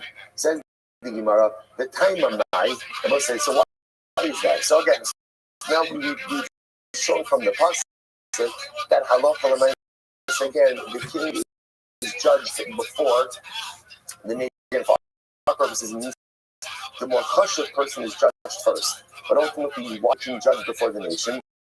So the Gemara said, the time of night, so one possibility is, imagine like in the waiting room, it's not appropriate to have the king in the waiting room. Right? So therefore, again, because it's not, therefore, halacha l'maisa, or literally again, it means it's not appropriate, it's not normative behavior on the outside. Therefore, we take the king's case first, adjudicate him, and then adjudicate the nation. The other possibility is that we want the king judged first. Why? Because if the nation is judged first, again, this is all by a Kadosh Baruch Hu. If the nation is judged first, the Ribono Shel Olam's wrath may be kindled over the nation, and therefore it may come down harder. Therefore, again, in order that the king kind of gets a little bit of a lighter side, we let him go first in judgment. If you look at Rashi, the late for Shcharit, Afshal HaKadosh Baruch Hu mipnei pishet tzibur, shemachas v'sham yifram min hamelech kol tzarchano mibnei acharon. Okay, so I'll say so two reasons as to why we let the king go first. Because again, it's not appropriate to keep the king waiting on the outside.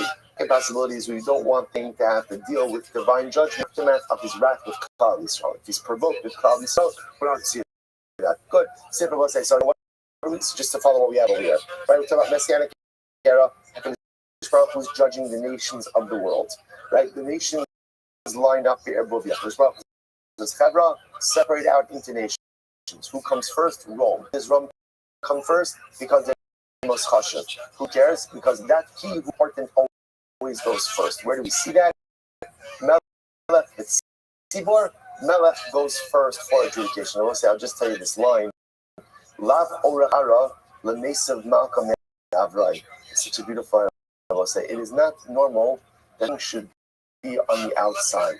So I will say such a beautiful result for our own relationship with HaKadosh Baruch Hu. Sometimes either knowingly or unknowingly, it's whatever it is. We have issues, we have fear. Maybe we're not confident in who's going to love us, going to explore who and what we are. Relationship with the Ribono Shel Olam. The Gemara says, "Ara ara l'mesiv malcham me'avrai." So it's not nice to keep the king, to keep HaKadosh Baruch Hu on the outside. Let HaKadosh Baruch Hu into your life. Let HaKadosh Baruch Hu into your soul. He's in there anyway. Right? He knows what's going on anyway, whether I choose that relationship with him or not. Don't keep it at those things. I'm not fit for a close and meaningful relationship with HaKadosh. But it's simply not true. At the end of the day, all the king wants is to let him in. All he wants is not a table. All he wants is a chair next to me in my house. Don't keep the Baruch Hu on the outside. Let him in. It's the same that Baruch Hu takes the Sefer Torah and he brings it to his heart to say, I want. Don't keep my Torah out here. Bring it inside your heart. Baruch Hu says, don't meet on the outside either. Bring me in. Incredible. All right, the Moses. So what happens? Here we go. The Maya Saktim. Shem says to Rome, Chevra. Rome Chevra. Rome Chevra. Tell me, what did you spend your life with here in the world? Shalom, good, I want to tell you, we're very proud of what we've done. We established marketplaces, houses, oh, we proliferated wealth in this world. The Kulam, get ready for this one. The Kulam, and God, do you know why we did? Now I want to tell you, not to brag, but we did it for the chosen people. We did it for Klal Yisrael, right? Everything was about why? Why? Because we figured that if we make the gash easier, Klal Yisrael an easier time learning to. So we built these beautiful markets and bathhouses and create wealth. And so wealth was accessible. All this stuff, this way again, Shem make a focus on the Ruchnius. Amrak HaKadosh Baruch Hu, Shem Sheva Olam. Shem says, I could deal with a lot of stuff. What I don't love God. You want big isn't I mean, not exactly, but you understand, right? But then, go ahead, right? Well, anyway, right? Don't be dishonest for reason. HaKadosh Baruch Hu, he's through it even before you think this. So here HaKadosh Baruch Hu, and I'm going to ask you, right? Because that's some you fools. Says, that is not true. Whatever you did for you. You know why what marketplace is? Zonos, because you wanted to create a place for the harlots. You wanted to put a place for prostitution. Bathhouses because you're hedonistic people. Yes, you think you create Shalihu, I create Shemar, the Liab, no Mashem Tzivaka. He gives it to Rome. Gives it to Rome. So how dare you? You hear them trying to skills. What should Rome have done? What should they have done? What should they have done? Just own it. We messed up. We messed up bad. We messed up really, really bad. Instead, it was incredible. They doubled down their issues. Not only they doubled down, let's say the chutzpah, what they did for us. What they did for us. How much Jewish blood Rome and its descendants have on their hands. How much persecution Rome and their descendants have on their hands. And the chutzpah to stand before the Bono Shel Olam and the Moshe Mashiach and say, everything we did for Klal Yisrael. I'm sorry, Chabra, for that I have no patience. You want to tell me you messed up, we could work together. But you want to lie to me? You want to lie to me and say that what you did for the Jewish people? Sorry, nothing doing. Me, the Lord says, is there anyone amongst you, ultimately again, Magidzos, who could go ahead and has gotten involved in Zos, in this what's the Shneimar?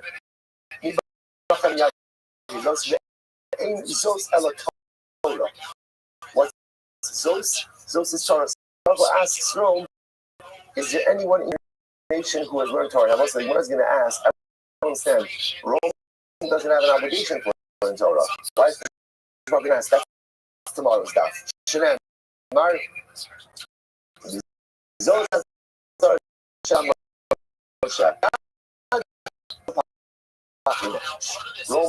Rome leaves dejected. Right? Why? Why does Rome leave dejected? And rightfully so, because they have been indicted in a divine messianic judgment. Right?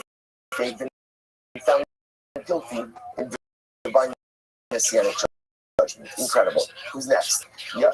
Yatzamachos Rome.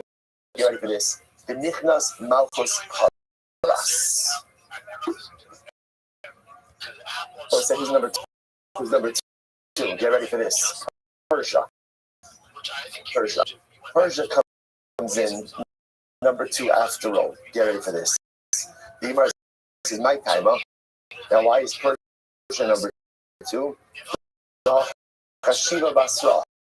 Because after Rome, Persia was the most influential empire. You know, this is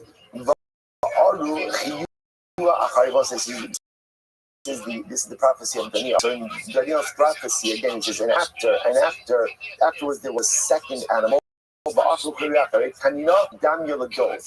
this second animal in Daniel's vision, right? The first one resembled the lion, which was Rome. The second one resembled the bear. Who's the bear? The Tani Rabbi Yosef, Elab Harasim. This versions, right? What's in the vision? The shows dove. They drink, eat, which means they eat and drink a lot. And they're covered with hair, hairy people. They're big people. They're big bird with flesh, like the and ultimately like a bear. And ultimately, again, like is a generally restless animal, right? Because it hibernates. When it's not generally restless, so all restless like the bear as well. Just tell me what's saying. I just want to point out. Here's the thing. You say to yourself, "Why is that knows exactly."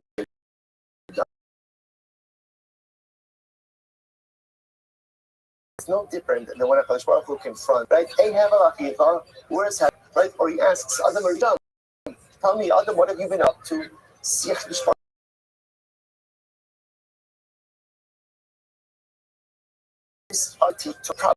Problem is 9 out of 10 just doubles down. Hashem said to Persia, Shephala, tell me, what have you been up to? Right? What have you done? Oh, I'll tell you. We made bridges. How we conquered cities. How we made many wars. Yes, you have. Can you hear me?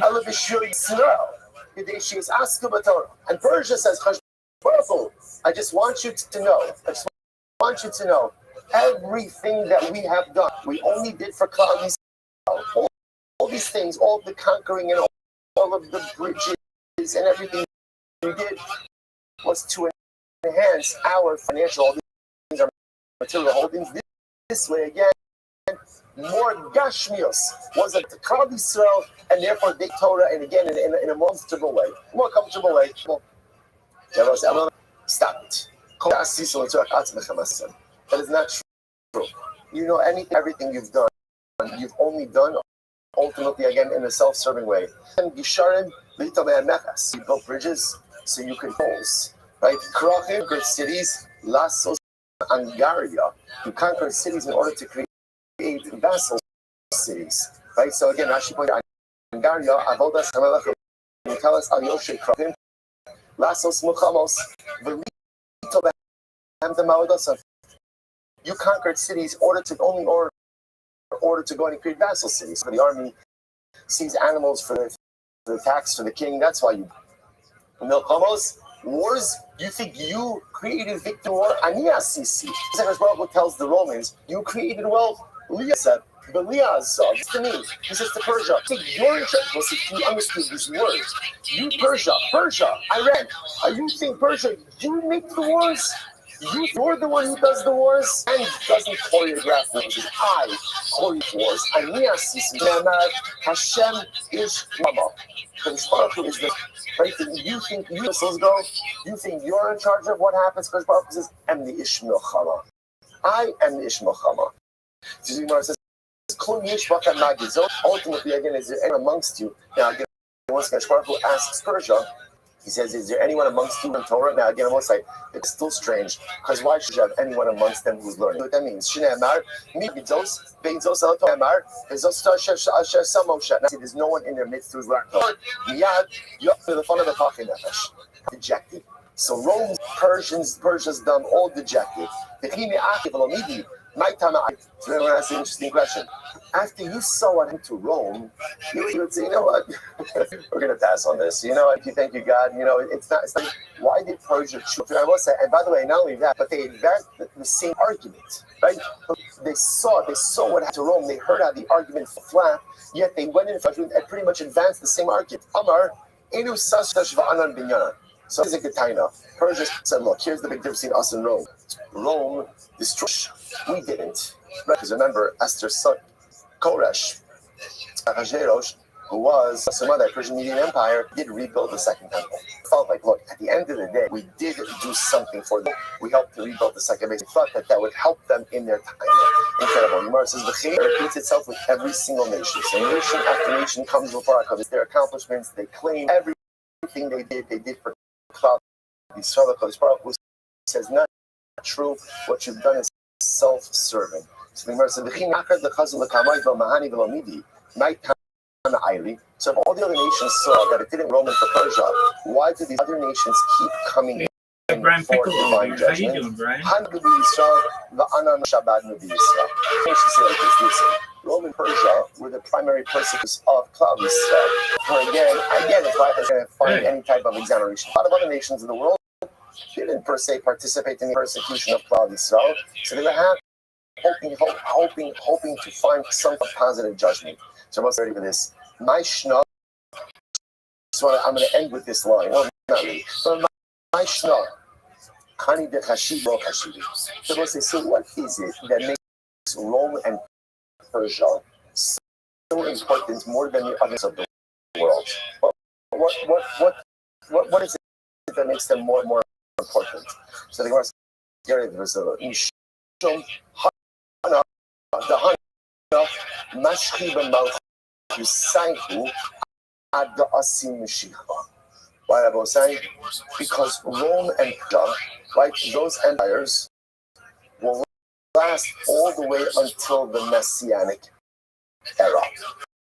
So I will say, now again, what it also means is in the form of influence, right? Obviously, the empires are not constant as they once were, but at the end of the day, the influence of these empires will be felt until the Messianic era. In other words, many other nations come and go, and their influence is gone. So what's unique about Rome and Persia is that their influence in the world is felt up until the Messianic era. So I just want to point out just what this means. Right? Persia, which again is Iran and the Chevra. Right? So when I say again, their influence is felt in the world until Mashiach. Which means that if we see their influence being diminished, and if we see their influence being compromised, we see their to threaten not only Israel and Eretz, but the entire being diminished day after day. It tells us, you know what that tells us? That the most Hamashiach closer than ever. The Gemara says, Persia will be here up until Mashiach. And if we are literally strike after strike, Am Yisrael is defending the influence of actively.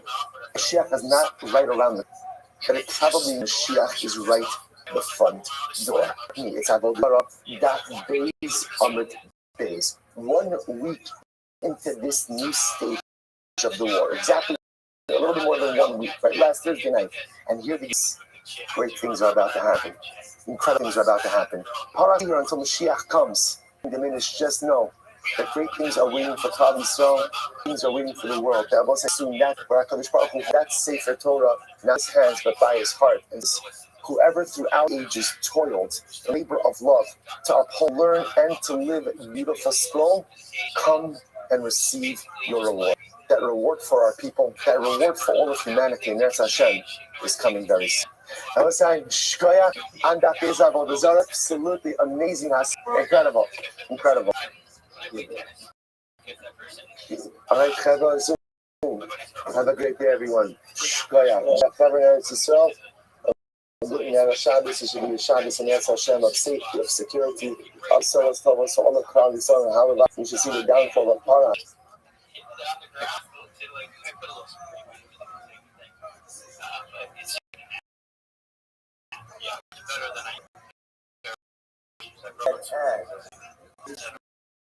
Well, you also has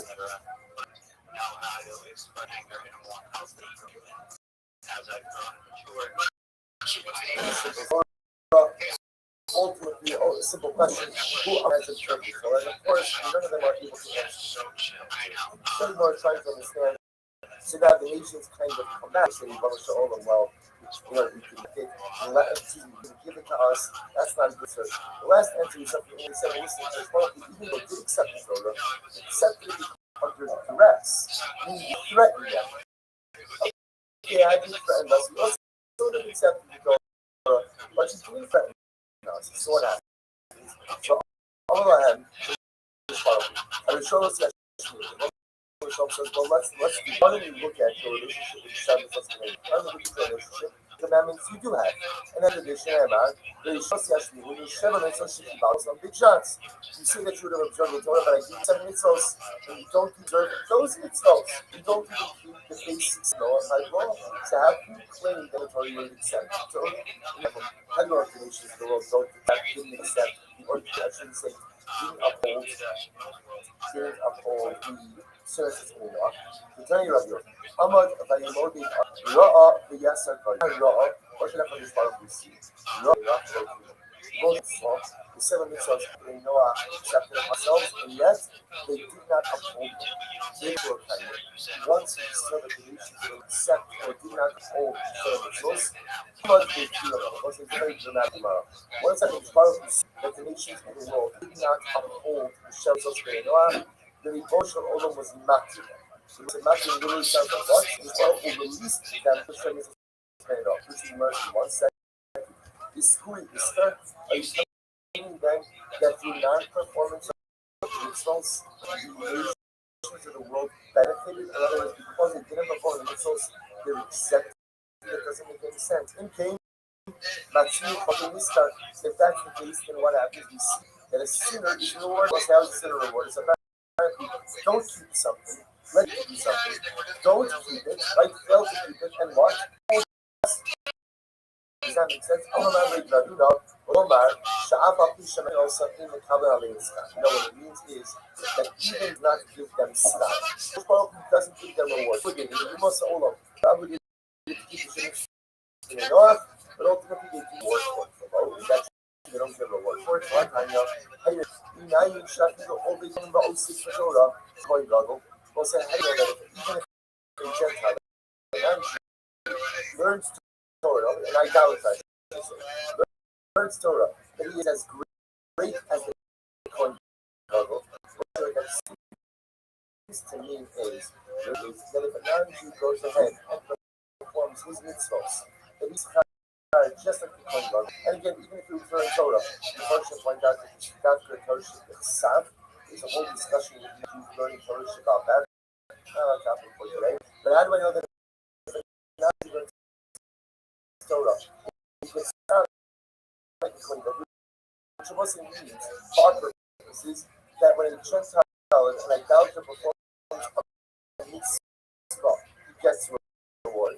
So the Gemara says, Talmud Lomar, Asher Yamsa Adam B'chai Bohem. Like the Pasuk says, these are the mitzvahs that he will perform, and he will through them. It doesn't say Ha'adam. Also now Ha'adam is the word in Hebrew. Alamarata, Shabiru Obi Muhammad Osi Patora, Hariyat the coin goggle. The fact that it is placed to word Ha'adam does that what? Then it is in the engages in the pursuit of rituality is rewarded.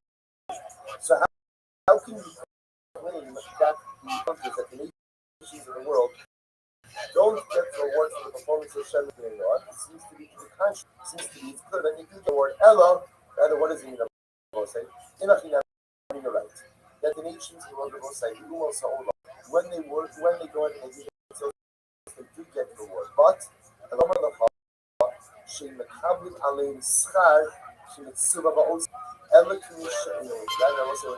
ultimately, again, they don't get reward. I get reward as someone who is not commanded.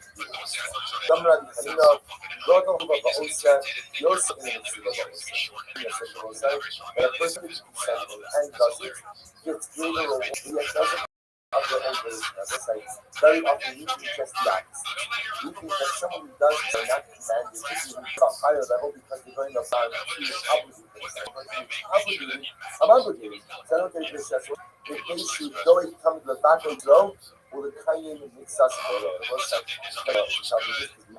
but commanded to do something, you need Sahara not to do it.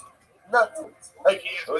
So anytime you have to do something, by definition, you push against us. At the end of what we want more than anything is self-autonomy. I want control. Just tell me what to do. The moment that somebody tells me what to do, it's God, by definition, there's a subconscious desire. What is the most common children? Most common children. No. Listen, what's the problem? All of our children have positional defiance disorder. Like what?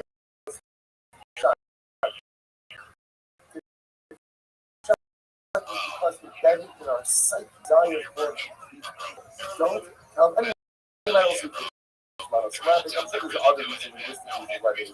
But when I say, on a deep psychological or a deep looking level, don't tell me what to do. Don't tell me what to do. That's a psych, it's an amazing thing. I remember when the Rothschild had this was that we went before. Seagate. You remember how can I say Sarah was in the shop? We got like buses of to get on there and go shoot up someone else's. Well, each of us lament the fact that I have to take out our own buttons. That is an amazing thing. I haven't cleaned up my basement for years. It's my uncle's basement. A couple of states down there. I was easy to clean up. What's the shot? Because I have to do stuff. And I don't want to do the stuff that I'm here for, stuff that I can roll on my own. Absolutely. So I said, it is incredible. So that's why commanded to do something and you do it. You ask her, then if you do it and you're not commanded to do it, like you're going above and beyond. But to satisfy your responsibilities, that is the halacha. Yes, the only kohanim that you do get reward. But the get reward for like someone who is not mitzvah ba'osa, who is mitzvah ba'osa. So the Gemara says, this is what the idolaters say. You saw shirking so you see the paintings because you people that it's like you think that the mitzvahs, and of course at the point you say all of in the movement and the Jews really adhere to you as much as possible. So the Bible says, yes, I will be made. I God listen to this. Only if I was some God, you know this. The apostle of English was the apostle of English, somebody to testify about his son. They need the Holy Spirit. So, almost like it's not fair. You love them. You love them. Therefore, you are apostle of English of God. Just pay attention. There is things that means about the life community, and us. That the Bible is apostle of English of God. The Rothschild cannot testify. This is God. He can testify anything. He's apostle of English of God because he's an Abba, because he's a teacher, because he's our father. He brings children. It's fine. That was it. Let go and testify that Paul Israel has observed the entire God. Heaven and earth can't testify. Also, again, that we just remember in Lobisi, Yom Malakos Shemaim Arz, something similar. My defense was like, what is this? My covenant in Lobisi, Yom Malakos Shemaim Arz, something was a permanent. It's reference to a covenant and to statutes. What does this mean? Numbers is what is the possibility when it says that what he was eating in his morning six days? The question is, why is there a place for it? The is just not going to respond to this. The Rothschild made a condition with creation. But when you saw the covenant as our goal, if Father saw just the Torah, give him good news. Nature will be sustained. Let him love, and actually as him a trouble. But if not, I will turn the world to darkness. I heard on the Christian, this is what Christian says, Maise, Yishamayim, Yishma, Eretz, Zara, Shakita, Shea, Lama, Shakita. If the earth is fearful, then why is it quiet or tranquil? Then Shakita, Lama, Yelea, if it's tranquil, why is it fearful? Ella, it's Yelea, in the creation, the earth was concerned, because will it survive? Afterwards, after Klal Yisrael accepted it, at Har Sinai, by definition, it was tranquil. The Hashish actually points out two different interpretations. Hashish can be the references to the head, which represents Chamisha Kumsha, that the entirety of creation is predicated on Klal Yisrael's existence on the Torah, or Hashish, the sixth. The sixth refers to one which was the date of Kabbalah. Either way, embedded in the very positive intelligence is one of the same creation, you survive as long as Klal Yisrael accepts the Torah. Therefore, again, the Umos Ha'olam Sifra is sorry, but the heaven and earth can't testify on behalf of Klal Yisrael. Why? Because they're also no Gerbe. Why are they right? Because they also have material interest in the testimony. Why? Because of Klal Yisrael, and they don't survive either. So the Gemara says, "Alma Baruch Hu, we can go very good behind the social camera." Wasn't this so beautiful? Fine. Listen, this is amazing. Rabbi should be telling you again, postulate this. I got it, postulate. Time, art, postulate. It's fine. You know what? Let's have men from amongst the nations of the world who will come and give Yavo Nimrod, Yoy Avram, Shalom Abel let Nimrod say, come along and testify about Avram. That Avram did not go ahead and worship Avram. Remember again, Nimrod was one of the few Avram into the fiery furnace because Avram refused to bow down to the idol. Yavo Lavan, Yaakov shall next ala Gezem. Let Lavan come along. And that's how the Yaakov Avinu was never a thief. Like you also have this like that. This is the reference to the miracle that multiplied Lavan's flock on behalf of Yaakov. How about Ishas Potiphar? We say Yosef shall nekshan ala Amira. Let the wife Potiphar come along and say that what? That Yosef did not succumb to his Yosef did not engage in immorality. Yavo Nebuchadnezzar, and say about Chanani Mishal Azar that they did not go ahead down to the idol. Yo Dar Yovesh, let Dar Yovesh come along and testify that ultimately that Daniel never stopped that. And also actually points out over here that Yovesh had made a rule that you keep diving to him. That was a law to register. You can dive multiple times, just dive into me. So Daniel defied. Also, that's how Daniel wound up. Remember again in the Den of Lions. That's how he ended up there because he dominated, he was a legal player. He got powerful. So let Yavo build that Hakiman, they these are all the friends of Eo. Gemara identifies as in their own right. Out in Yoga Rachel, Loga Sim, Israel Pava. So these are the two list because again the other one Gentile practice.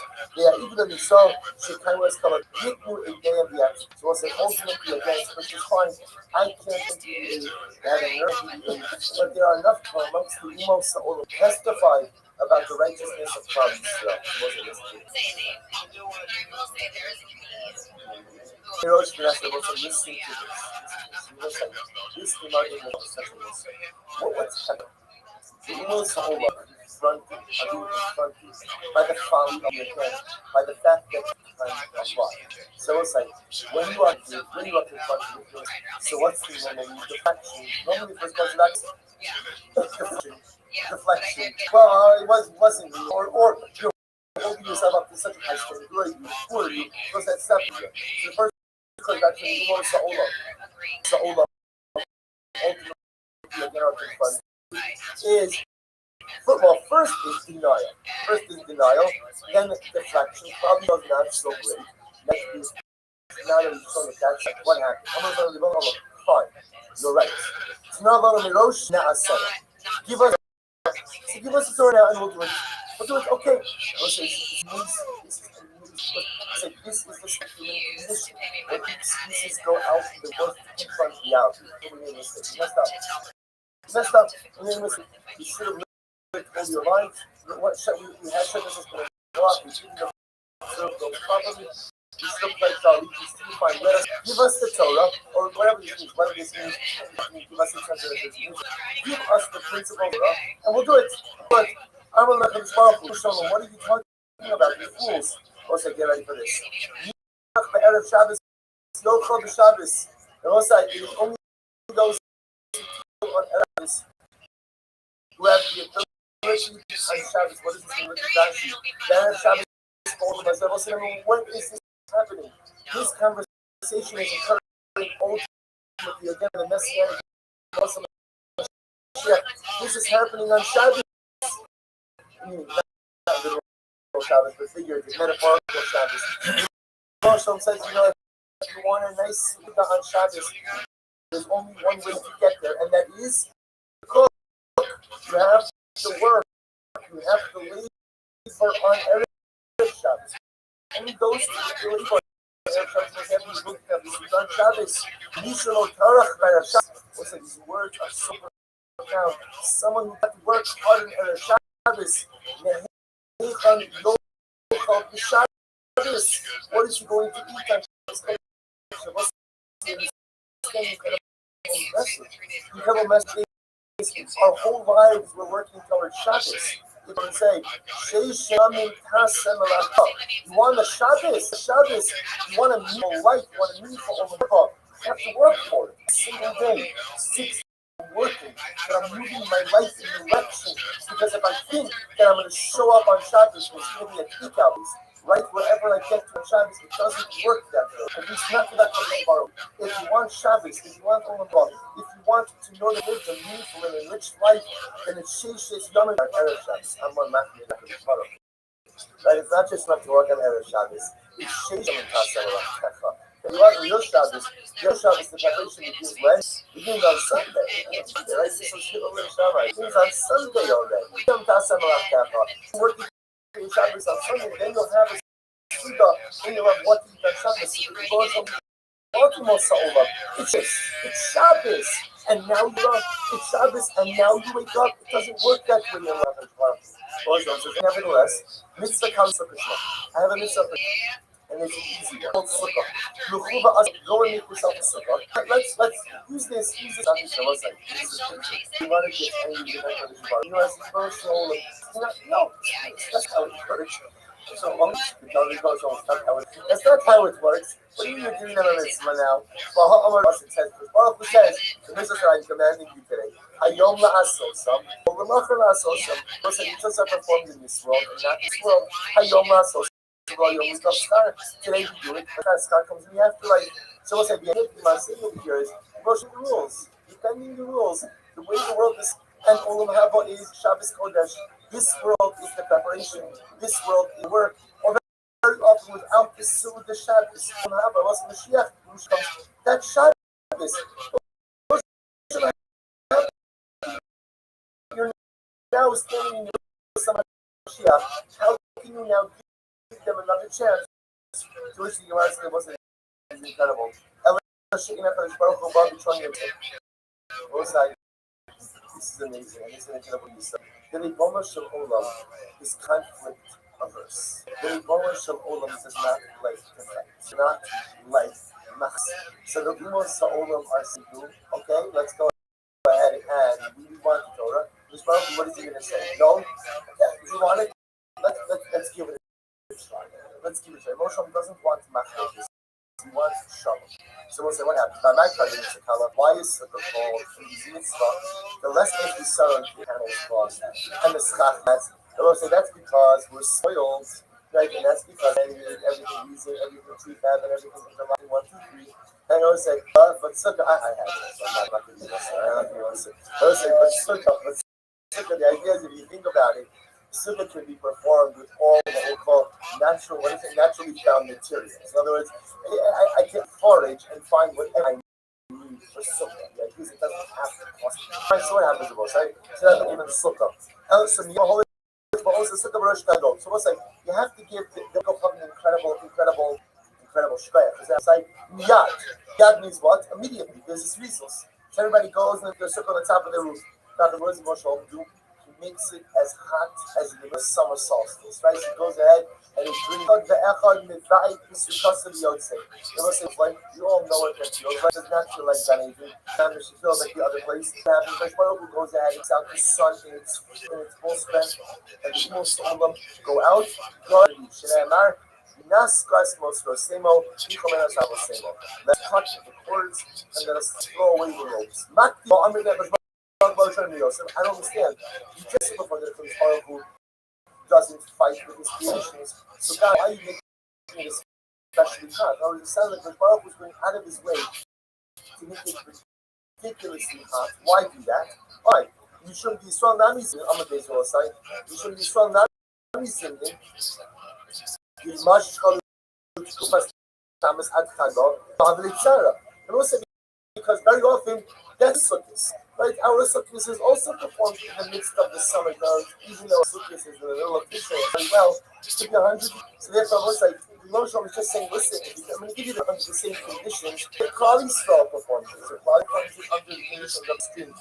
Therefore, you're going to do that as well. One second, the Rabbi says, but one second, the Rabbi says, it's style. Someone is acceptable. The Rabbi says, by the way, many people don't know this. Style only applies cold, but it's not true that style also applies heat. Also applies heat. So further extreme heat as well. So I don't understand. This is not a test. We need to concept of raising yourself particularly hot. You're permitted to go inside the house. So the concept from Sukkah, so this is what it is. The potter, Ba'ute, Nilevati, Sule potter. But why do you have to keep the other side? When the Sukkah, when the Jews know what is to do, he goes and practices everybody. So when you go inside the Sukkah, you know what happens. You talk to the Sukkah, there's an overwhelming feeling. Overwhelming feeling of pain. You don't really like to have to do most of that fish, but most of that fish, that's everyone's not talking to me, this was without not talking to me. I hope all of this different stuff, and I have all these photos, and the whole time I'm eating nothing. This is my own yes, that fish, and now like I am such a little bit. I get too old, I get too this, I'm going inside. So, and what happens? The most on one side, it gets too hard, in the sukkah on both sides, the sukkah ultimately represents this pricing of the this negative thing on the side, the way you read the stuff speaks volume about the spiritual. The Jew leaves up the bludgeoning and longing. Like the Jew lives the sort of looking back, and every second says, maybe I go back and maybe it's okay, we'll do the a little bit faster. The only Kochavim to add takes it, he resents it. What do I need this for? And Misaki Kale. Was a Rosh on sits back and literally Misaki Kale literally means to laugh. To laugh, Shana Amar Yoshe Bashan Yisrael. Bama Yitzchak, that wasn't there is no general scope is not an attribute to be found by activity. Like was a general scope not found before. And the OCO much. He sits back and the reason for that we discussed. But in general, the emotion is not what's the last. Like going for a good sense of where he's not known for scope. Scope literally means like laughter or death. So we'll say, except on this day. But if I don't these arguments of the old people following essentially exactly right in front of them and right in front of them, relax. He could be masking the Hadra, he's not the Hadra. Saying, Yossi, Omer. The Asid level, far enough of the old people from this guy. What's this means? In the future, which comes, the old people will come and will convert. Because Nima Kabin, do we, will we convert? About time, Nima Kabin, was Mashiach, was that we learned. When Mashiach is also right, when Mashiach comes, we will not accept any more converts. The Yotze will keep you there, will be David, will be Shoah. Also, similarly, along the same lines, do not accept converts during the days of David and also during the days of Shoah. Listen, for one simple reason. What's the coming on between David, Shoah, and Mashiach? These are the Klal Yisrael on top. We don't accept converts in Klal Yisrael. There's like one simple reason. You tell us the conversion is generally likes to be part of the unity. You know, part of what we tell a person to convert is just know that Yisrael, the we in the sin, were persecuted. And again, even though in God we live in unparalleled times, even in diaspora, we're a persecuted, despised nation. We're not like us. It's important to remember that. And that's something we do ourselves and thinking that we're accepted. But we are tolerated, and we're tolerated as long as we serve the needs of others. The moment that we stop serving the needs of others is the moment that the world turns on us. So and it's very important to live with this. So I know it sounds like a little bit of a downer, but a lot of downer. But what's like it is difficult. No one loved us. They tolerate us as long as there is a utilitarian relation, as long as it benefits in some way, as long as we the economy we're needed, then everybody loves us. The moment that we'll say that stuff is the moment that the Jew will be cast away. So we accept it. Join us then, fantastic. But again, at any point, how do we accept David in the most of it? Says, Ella, they not say David David on their own. David on their own. Umani, from the direction to the Zarazayim, Tiz Billy Tayam, so what's the receiver is the Umosa or Mosa Mashiach. Just begin observing the mitzvah, putting on tefillin, putting on this wearing. It's amazing. And it was like, again, to be clear, they have doing this on their own out of a personal decision. Just once I get into this, eventually I'm going to Muggle. It was actually very interesting because the kind of messianic redemption according to Gemara is interesting. It sounds like what we hear according to the Gemara, Moshe Mashiach, which is some kind of messianic prayer which is initiated. Like there are two Mashiach, so Mashiach and Mashiach ben David. Mashiach ben David, according to most of it, comes after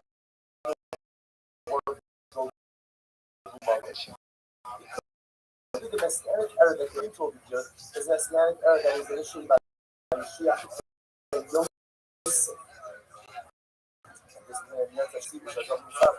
But over here is they have this self-imposed conversion. Then the word of Gogumogog, which is the ultimate between good and evil, which is a word against Israel. So we'll say when the Gogumogog comes, so the enemies of the Jews, why are you here? Why are you here? We're here to wage war against God and against his anointed nation, or against his anointed one. Say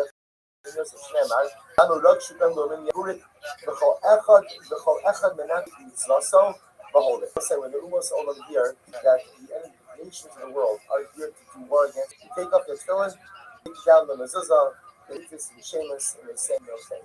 Not as most of them, not shaving the sack.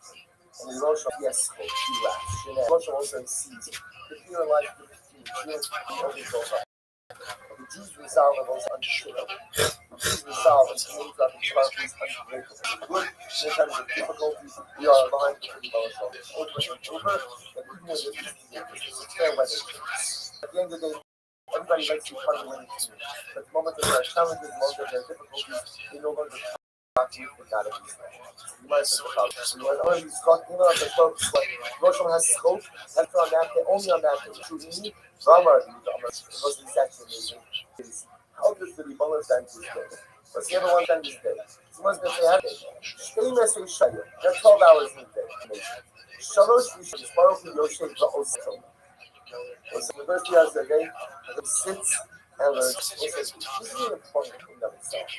In the event that your career is to go ahead and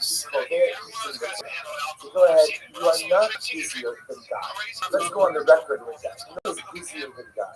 So the emotional has got 3 hours a day. Okay. Maybe I don't know 3 hours, but the nice second, the emotional is setting aside time for I have time for us, which is also not amazing. Have the Olam grows from there as well. To be up on the almost from Olam some way, somehow, it grows with the language, but derives something from Torah. Because for Olam to derive something from Torah, but imagine what we're able to derive Torah as well. So what happens? Shnios, we'll say after that, right? So the first 3 hours, so Shnios, second 3 hours, those should have done us cover Olam Kulo. This is the entire world. Kevan Sherosh is Chayv Olam Kulo. Also, here's the problem. Judgment pretty much always comes out the same way. Mankind deserves. So that's how judgment pretty much comes out. And yet, only the 2 seconds you go from stand up from the throne of justice and sit down on the throne of compassion. Also, he's powerful realizes he can't judge the world through prison of strict justice because it won't work. Mankind won't survive. So instead he judges man through the prism of compassion. We'll say first one line. No shit, sorry. Yosef was like the third set of hours. Yosef, son, as Kama Olam, the kind of he sustains the entire world of us. Yo, how are you? What's up, Mayor?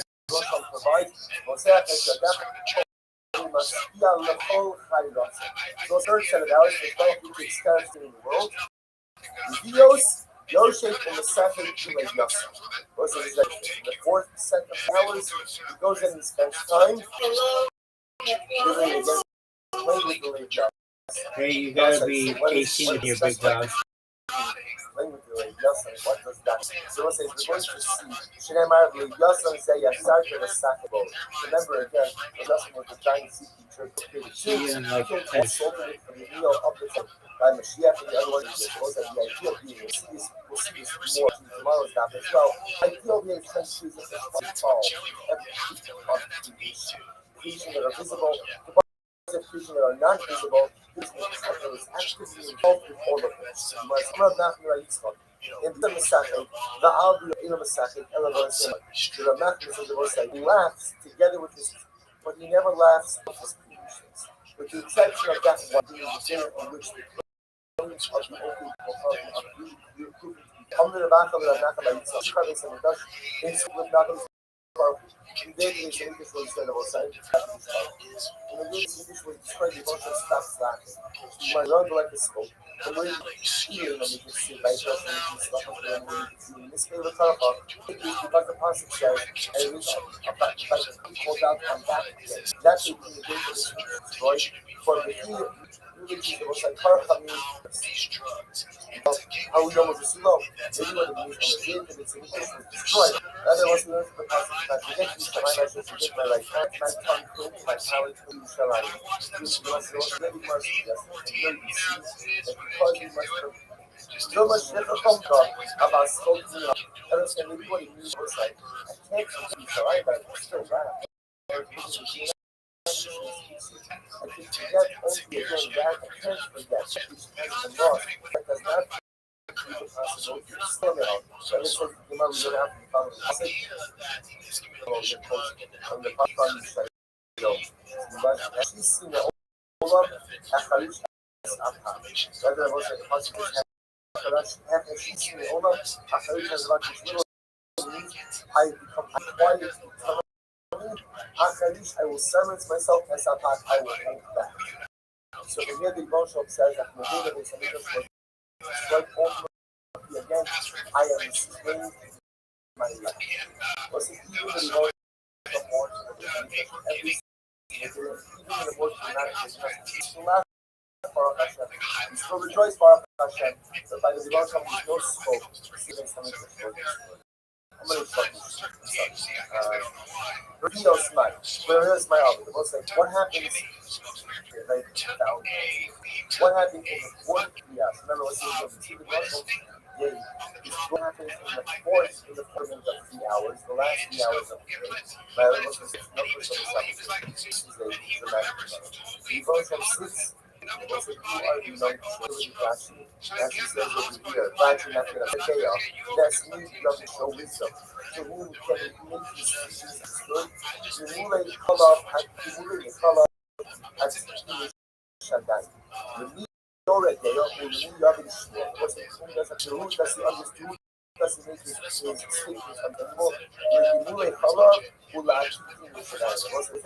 Literally, to those who are nursed. What's well, we should say that we follow Shavin to Shavin to time. What's the other thing? You must have just a children who died in the there's also a Shiva also.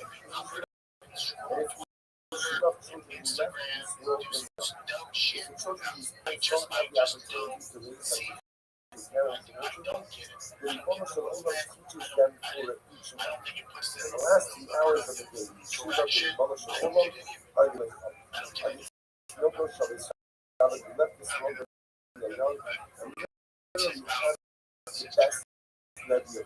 The Rebbe is not just the Rebbe. The Rebbe is a father. The Rebbe is love and nurtures them. And he teaches them 3 hours of his divine day teaching them. Such incredible stuff. Who made Torah, man havan the says Gemara. Ultimately, the difference. So Gemara understands that lack of time. And again, for the deliverance of his rabbi, was occupied by the base. And the base stood, he executed these children. In other words, who gave the patrol? Could be that it was an eloquent patrol. By saying, but I know my office. So now we know.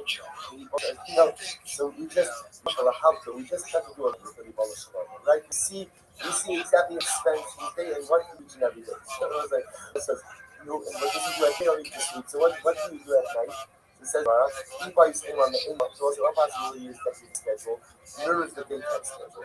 E-bike the shot the Shmona Asar Elef Olam. So as a chariot, right? A chariot, or literally a malach. He has a malach chariot.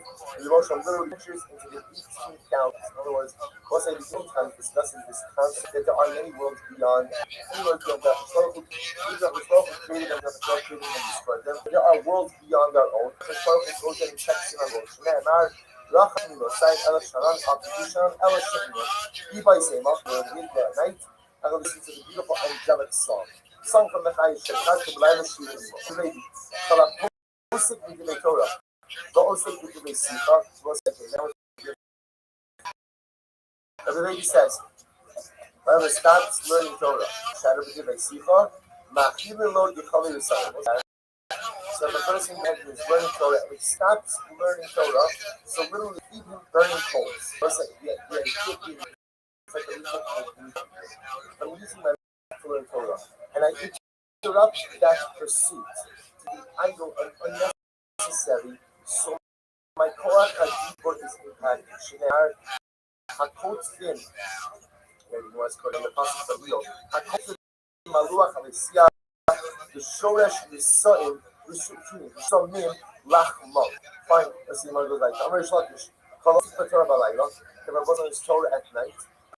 The Moshe, I love Chut Shal Chesed Bayom. This is so beautiful. The person goes ahead and learns Torah at night. So the Moshe literally places upon him a Chut Shal Chesed. Thread of Chesed means the person is endowed with a certain amount of angelic, or I should say divine Chesed. Look at Rashi. That is over here. Shal Chesed, no say no to any habits. What's the person learns Torah, the Torah gives him a special thing. And he's able to, in the eyes of others by the Shneimar, Yomam Yitzatan, Yomam Yitzava Shabbat. It ultimately means by Yom Yitzava, that a person will find test in the eyes of others. In night, the song about the I Torah was his. If a person who's nighttime, is a task of his night, and he is required of all that I said, like the most I see some gives me an additional measure of divine. Additional measure. Marvel like that. You must see the army. Other passages, how much like this? How also put Torah as that. I don't know. Or that the person is Torah most. And this was just all prepared tonight. That's why he's Torah prepared. Also, see why he's Torah prepared. Because of difficulties and because of the suffering and because of all challenges we have. And then for Moshe, I love push self-testing for all of us. You also ultimately goes ahead and so there's a good self-testing. There was stranded extra thing is meaning all to come. I don't know. Because that will be compared to the day Shomam Yitzava Shabbat. I'm not doing that to us. Yeah, the Remes for Moshe to this. So we'll start this and stop in the middle. You listen to me. What's the meaning of the verse that says that the man is made, the verse that says the person man is made like see the Remes for Moshe. Lama means Shulu, but them to on the map. This is what side people compare to. Loma was the second of the widest lines. Ma Duggan Shavayam Kivan Trolling Abashi had missed fish of the sea. When they come onto the land, they die. After they give a Torah in a Mitzvahs Niyas. Was a filthy people. So people, if the Jew doesn't have Torah, Jew doesn't have Mitzvahs, looks like it's a 50s without his very life if he dies. Maybe not physically, certainly spiritually. Was it just like the fish? Needs in order to survive, the Jew needs his witness, the Jew needs his Torah, the Jew needs his spirituality. That's just his anchor in order to go ahead and survive as well. Double after my doggy Bayam, even Shekajala and Kaman was the sacrificial of the sea, they are exposed to the sun without the protection of the water being died. Half and other even Shekajala and Kaman was exposed to man is exposed to the sun. Ultimately, again, without the protection of Torah, he also dies. So ultimately, again, what that means in Rashi verses, Ibai say about what son are we talking about? Some say it's the son of this. Ibai say all about. Others say it's the son next to it. Ibai say about all of us.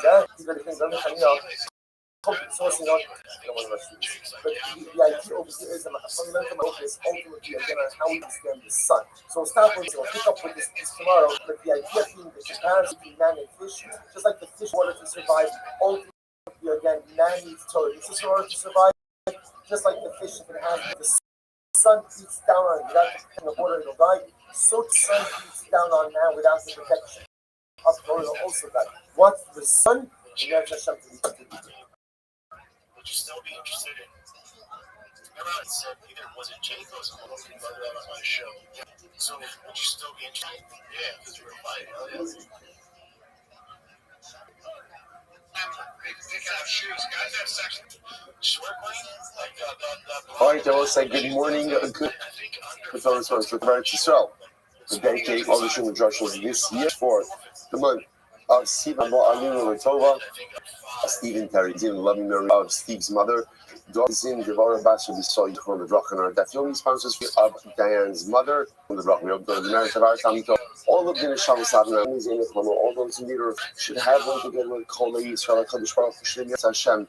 Bring home our hostages, Shalom and Bekarav, and allow our home soldiers and land and sea in the air, and Meretz Hashem to be peaceful against our enemies, and we should be Meretz Hashem to receive victory for Klal and Meretz Hashem, Hatzlocha and Shalom, people and for our land.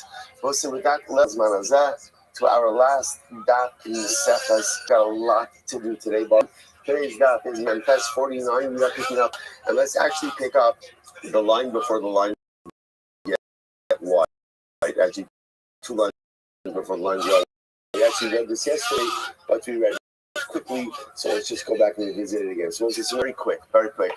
We are embroiled, enmeshed in a machlokes in Rabbi Shmuel and Rabbi Lazar.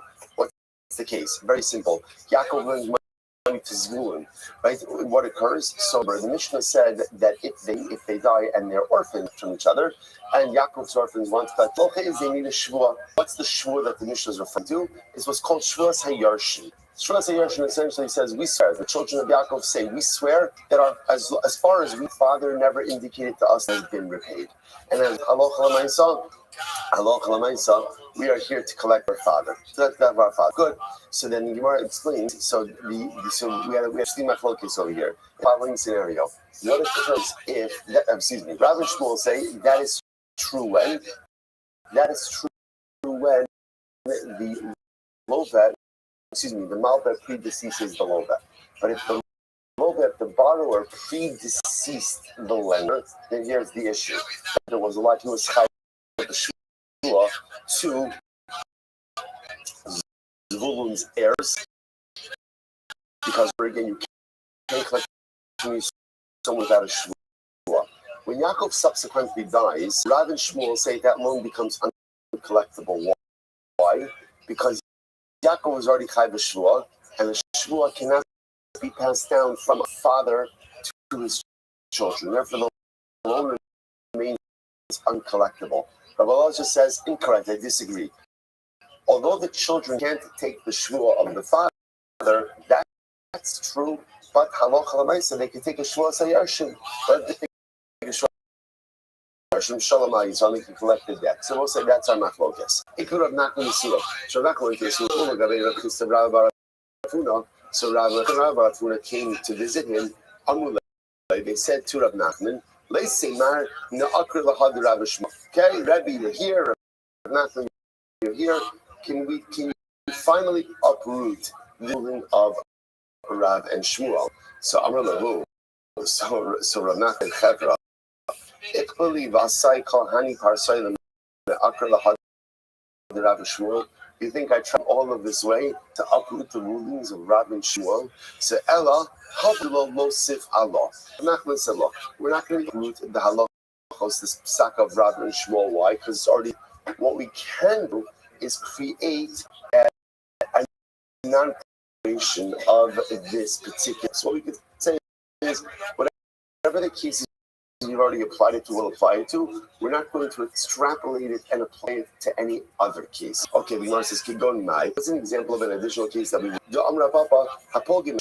So let's see again. Pogim, we've seen this case before. This is a person who claims partial payment of debt, right? So moving money I claim that the receiver owes me $1,000. I received $100 Once you do that, that's the effectiveness of the because I'm already admitting that what's said in the spirit, fully presently acting again. So let's say, let's just Yaakov. Let's go with Yaakov again. So what happens? Yaakov admits that was paid, and then Yaakov died. Yarshiv Ishba and Shvas Yarshiv and Oakland. Ultimately, again, the children are able to go ahead and swear Shvas Yarshim, and they're able to collect the rest of it. In other words, so we would apply that similarly, since there may have been a pre-existing shvua that Allah mentioned the Yarshim collect, rather than Yarshim to Shvas Yarshim they could collect. Good. Hold the shakal, the shavat, the shak, and you find the guarantee.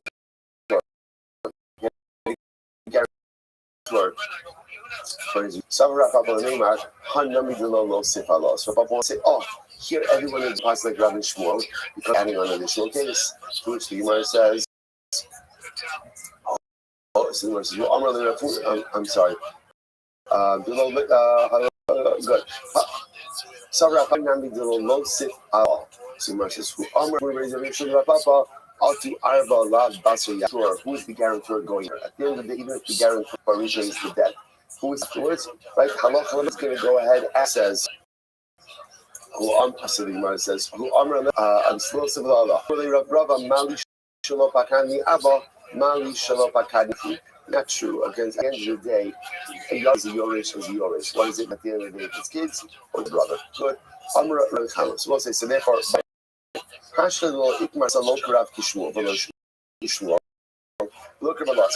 say, so what is the halacha? Okay, so remember again, this is a very specific case of where the borrower predeceases the lender, then the lender dies. So now the children of the lender collect from the children of the borrower. Can that happen? So Rabbi Lazar says, absolutely yes.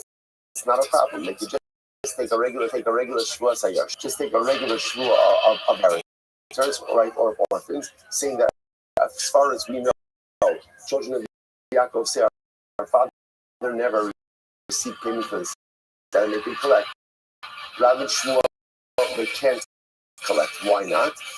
Because again, since Father Yaakov was already obligated to go ahead and take a shvua, and that shvua cannot be passed down from father to son, therefore the debt remains uncollectible. So who halacha follows? Listen to this. So the Gemara says, so Amar Rabbi Chama Hashtabul Ikma Hilchus Alok Rabbi Shmuel Halok. So therefore Moshe says, Chama says, look, the truth is, the Gemara doesn't really reach a decisive conclusion. Therefore, Haydayin Ovid K'Rabbi Shmuel Ovid K'Rabbi Lazar Ovid. Enough, the Gemara says, this is the halacha son to the Beis Din Paskins. They're good, legitimate approach. Haishtar Yasmin, lo mikra kanale, lo agdi magdinande. So this is very interesting. So Papa says, therefore, if you have this type of shtar, now literally again, shtar v'yisomim, right? Now again, remember, it's dafka this case, because we're both saying, remember, again, everyone is agreeing that if the malvet is the loga, right? If the lender predeceases the bar, that's fine. That's fine, because then again, the children of the lender could collect from the children of the borrower with what we call a typical one. So that could come in this case where the lova deceases the malva. So therefore, again, Rapapa says, type of shtar, where the lova predeceased the malva. So the Gemara says, "Lo mikra karina." We don't have dinanbe, but we don't immediately use it for collection either. Why? Maybe all the because Rabbi Shmuel will say it's uncollectible. Mikra lo karina day, but we also don't tear it up. Why? The haydain of it kavalazar of it, because at the end of the day, it has like Rabbi Lazar, it works. And I will say, I just want to point out this. Actually, let's see the Gemara. Hahu dayin of it kavalazar. So I'll say there was a particular thing and a dayan who passed the laws and therefore again allowed this type of shtar where the malva predeceased the malva and then the malva died, allowed the yarshim of the malva of the land to collect from the yarshim the borrower with what was a typical shavua yarshim, an oath where the kids say, we swear that as far as we know, our father never told us that this loan was repaid. That's how dayan did it. So there was a young couple there in the city. I see a Rabbi. So he said to the dying, I'm going to let of merit Israel. Allah does not follow Raza, that you ruled incorrectly. Amalei, so again, so the dying said, all right, go for it. Go for it. Obviously, if you bring the letter, I'll change my ruling by bringing you the letter. So the Gemara says, "Also, the coming Rabbi Chama, I dine the other Kamalas of it." So he came from the Chamis and Rabbi Chamis and Rabbi asking, "Look, we might not hold that Rabbi Lazar is the ideal approach, but if someone passes Rabbi Lazar, ultimately again, the halacha is binding." Incredible say, and that is indeed how the Rambam himself passes. Rambam seems to indicate that ideally he passed like Rabbi Shmuel. And therefore, in this kind of case, where just remember the case where the borrower predeceases the Malva, and therefore, again, Yaakov, lender, was already children of the borrower's rule of Shvua. Yaakov subsequently dies, and his children want to collect the debt. Ideally, Pasuk Rabbi Shmuel, this is an uncollectible debt, because since he was already chayv Shvua, the debt remains uncollectible. If, however, Beis Din ended up passing like Rabbi Lazar, and therefore had take a typical Sayarshin, a regular oath, which is again, it never told us that the debt was collected, then Halacha, the debt is collected. So ideally, like Rabbi Shmuel, Rambam Paskin is quite amazing. So, but to be clear, in the right where again the Mal first, right, Yaakov dies first, and ultimately again borrower dies, everyone agrees collectible debt, right? Because now again, remember that the Yarshin of the mother have to take an oath, Yarshin of the Loda, but Yarshin, every case will work. That's our Mishnah. Let's go back there. Daily Mishpan. This is again. Mishnah then launched into a list of people who have to take a shavua, ultimately again, in order now have to go even with lane, right? So for example, sharecroppers, right? Who was on the whole list? I'm sorry. Was it?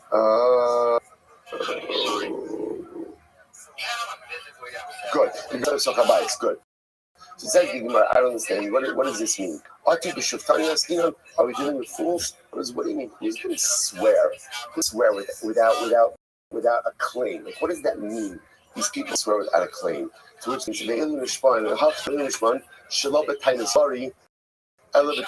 Shema. Rather, what it means is as follows. In general, in order to go ahead and be chayav b'shua, what do you need? A tinus body. What's the definition of a tinus body? Tinus body. Tinus body needs a definitive claim. A definitive claim. So again, I'm claiming you owe me $1,000. You can only owe me $500. Definitive claim.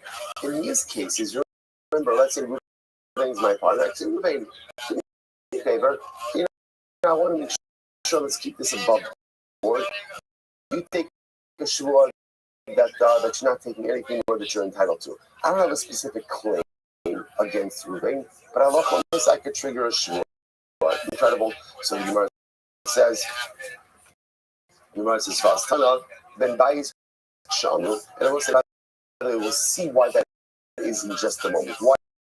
Why can you impose such a shvua like this on your partner, on your sharecropper? We'll do this. So we'll see. Tana, Ben Bayis Shamu, this was this idea of a Ben Bayis. And remember, in Mishnah's case, it was right Ben Habayis. So literally again, this is a son who is in my home, owns my home. So who is in this interesting time? Ben Bayis Shamu, Roshan Raglav. It's not just simply a son out of my house as he pleases. This is really someone, right? So he's in charge of the produce, he's in charge of the employees. So why should I ask him to make a shua? My shua, honey, what's different about all of these people? The words in Mishum, the moral taking more than they are entitled to. Now, why do they just try taking more than they're entitled to? Rashi says in Mishum, so now we get to the core of this. The common denominator amongst people, the shutz and the partners, the Avisim, the sharecroppers, the Ben Abayis, is all of these people are working for the benefit of the house.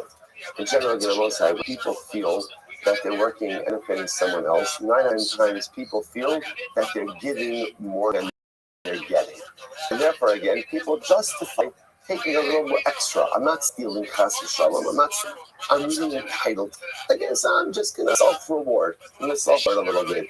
So because Mara says, in this case, a partner and invite that partner could feel, you know what, I'm giving more. I'm investing more. New clients, my salary is only X. That's a little bit more. So it's that. It's fascinating because nature to feel that we're always getting the short end of the stick. Right? It's human nature to feel that I'm always entitled to more, that maybe people don't appreciate that I'm putting in.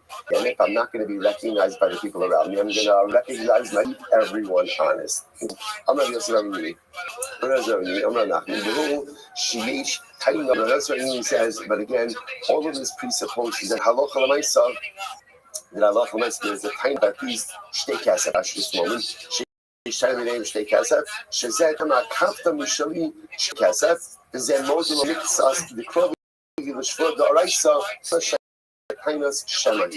Rabbi Yosef actually, he says what is very interesting. He claims there has to be some general book of a financial framework.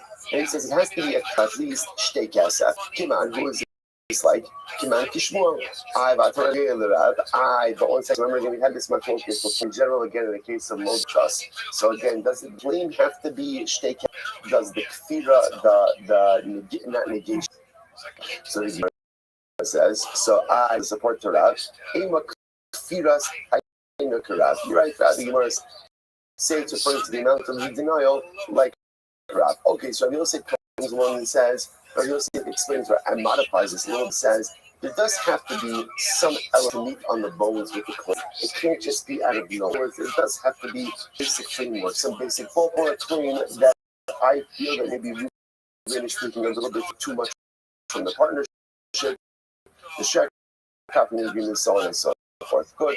The takeaway from that is any case where people are working together in some level of partnership and both parties have ease of access to money, to merchandise, Chazal instituted that either party could trigger. Now, when I say either party, shutfin, right? That's the case of partners. So a sharecropper, if I'm us, the sharecropper can't me to take a shvua and shutfin partners, so either partner could trigger a shvua on part of the other. By all the other cases, I could cause my enemy to have to take the shvua, which is interesting because it's a fascinating. Because remember, how did the Mishnah start? The Mishnah started that an employee has tremendous power, but if he claims he didn't get paid, he can swear and get paid. Yet the end of the Mishnah highlights this idea of the employer. So that the employer could go ahead and, in specific cases, it's not any case of an employer. Like in other words, wouldn't work with an employer with a fixed wage, right? It's talking about employers who employ people who have percentage income, like sharecroppers, things like that. I can trigger shvua ultimately, again, in order to go ahead and make the person swear that they're not taking any more than they are entitled to. Incredible. Okay, so the Gemara says, however, this idea that the employer could force the sharecropper or the executor of the estate to make a shvua is only when the employment is intact. Let's say the employment has been dissolved, and after the fact, the employer cannot make the employee take a shvua. It says very interesting. Let's just play this out. So I moved my sharecropper. So now the Mishnah Halacha said at any point during the sharecropping agreement, I say, Ruben, I want you to take a shvua that you have not taken more than you are entitled to. Okay, so fine. But once Ruben is no longer my sharecropper, I can't ask him to take a shvua on when he was my sharecropper. However, if Ruben requires a shvua to me from another area, so for example, let's say Ruben was my sharecropper, cropping arrangement ended in Nissan, and happened in Sidiban, I lent Ruben $1,000. The debt is $20,000. Ruben says only $100. Oh, Model makes us. Ruben chayv shvua. Once Ruben's chayv shvua there, then what could I do? We could do gil shvua, right? We could go and remember again. What's gil shvua? Gil shvua says once to swear in one scenario, we could heap on shvuas that normally been untriggerable. Now the Gemara asks an interesting question. It says, both say, does Gilgul Shua apply only when the Shua is D'oraisa, right? When let's say again the person taking the shvua is taking the shvua d'oraisa, or does it apply even with the shvua d'rabbanan?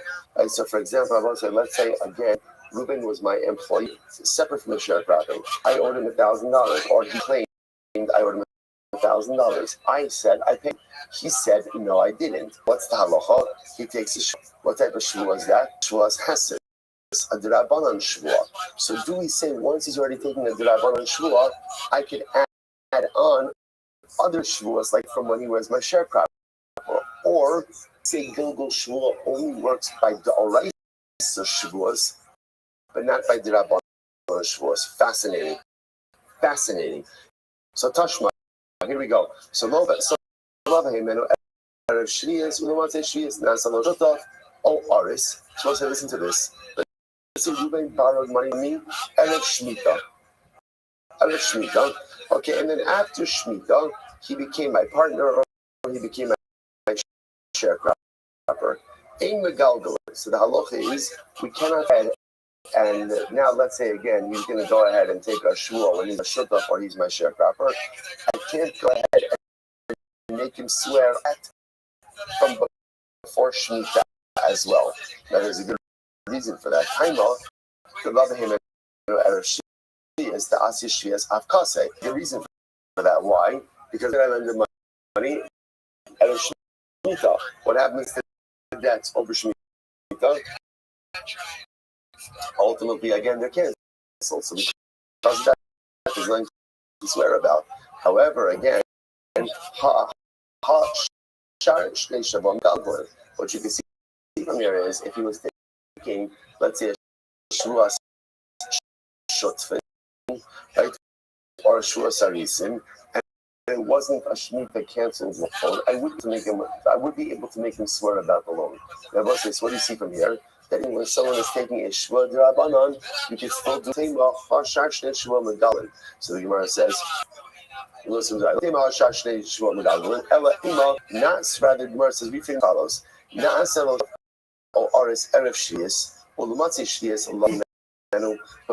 reverse the case. Reuben became my partner, he became a sharecropper, Erev Shemitah, and on Masi Shemitah, he borrowed money from me, megalgalin. So ultimately, again, we get the shvua. So the Gemara says, that's obvious. Habehedja katanila, nasalo shutaf all this erev shias, ulamatze shias lavehimenu, galin shmamina, megalgal medrabanan shmamina. Nice a gilgal shua work. Whether it's a shvua d'oraisa or is a shvua d'rabanan, either way it works. So I'm just proving it from this case because over here, Reuben is going to swear because he's my sharecropper, and once he's swearing on that, I can make him swear regarding other outstanding loans. That oath of a partner or a sharecropper is shvua d'rabanan. So most important piece of halacha. Therefore, the Gilgal shvua applies with the shvua you are currently based on or d'rabanan. As follows: top of Memtes, last that of Meseches shvua sarosai. Incredible. So Amrafuna, let's here. So I said the halacha is very interesting. You could do Gilgal shvua for anyone other than a worker. Rashi's over here, the Kol Megalgal in top Mentes, and they call shvua d'ran Megalgal. As mentioned before, you can do Gilgal shvua for any type of shvua you want. Chutz me'al yad she'ein megalgalin alav asma eina min hadin elo lachis gaito shabalabait. So what does this mean? This is the first shvua on the shayol, right? His wage is $1,000. So he says, pay me. I say, Reuben, thank you. Reuben says,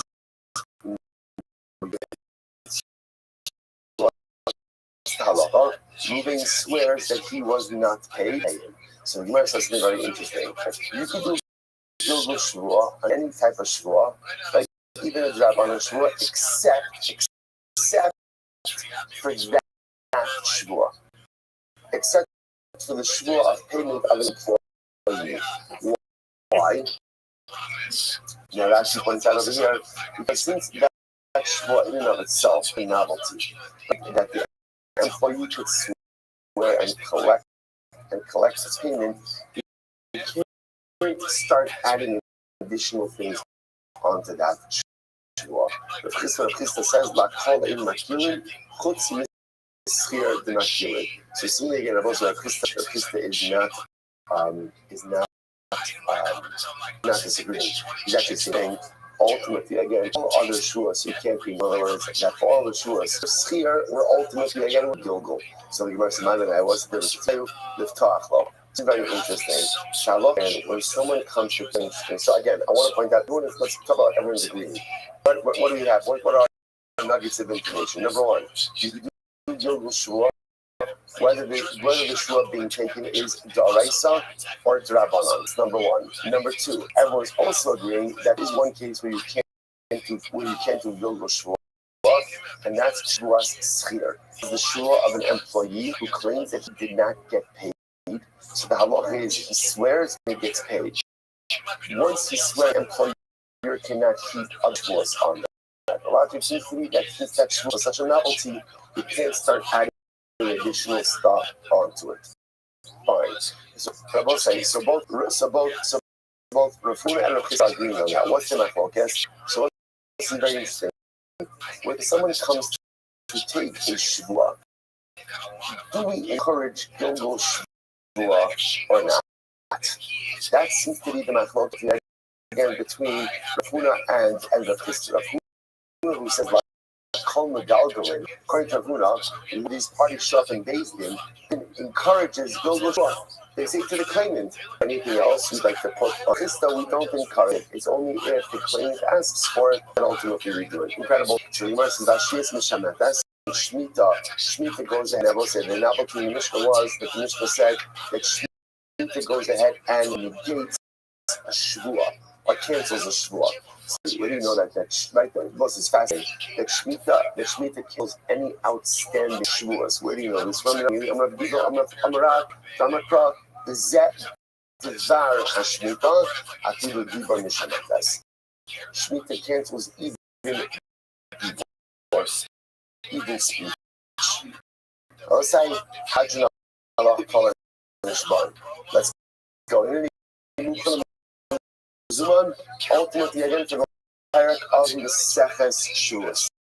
Arba Shomin Heter, 4 custodians. Here we go. Shomachinam, unpaid custodian. Show a borrower. No say Schapi custodian. Renter. Good. We'll say that those are our 4. Shomachinam, what we call Shomer Sachar, Sochar. Incredible. Shomachinam. Now we'll say. Now, by the way, why is this here? We'll see again. Ultimately. It's not really here for this part, it's here for the second part. We're here to talk about the shua liabilities of people. So Gemara says, here you go, Shomachinam, Nishpa ala kol. So Shomachinam, remember again, what is Shomachinam chayiv? Or unpaid custodian, what is he chayiv? For pshia, for negligence. Which means that Halakha himself, he says that he was not negligent. With that oath, he exempts himself from all liability. Shoel Mashalim, a borrower, right? So on the other term is a borrower, right? A borrower is liable for everything. Right? Remember again, the exemption that a Shoel has is by luck he was with him. I do was with him. But as for our purposes today, so Shoel has complete liability. No sischar basar, nishpan ala shvuya, ba'ala shvuya, ba'ala mesa, u'bes hagneva. So Sachar and Shomer Sachar, they're chayiv for gneva vadi. Right, they're chayiv again if the object lost or stolen. They are they're ultimately again for owning or extending circumstances. Okay, so what's the that's all that I have introduction. Here's the meat of our sugya. Here we go. So the Gemara says as follows. Okay, so let's one little piece of introduction. These notes say schar b'hasar. So for Rashi in the Mishnah. So Rashi says over here, if you skip down the Mishnah, zos k'vashni b'atzos ha'polim, kol ki agavna. Now Rashi says over here, now we learned this Mishnah.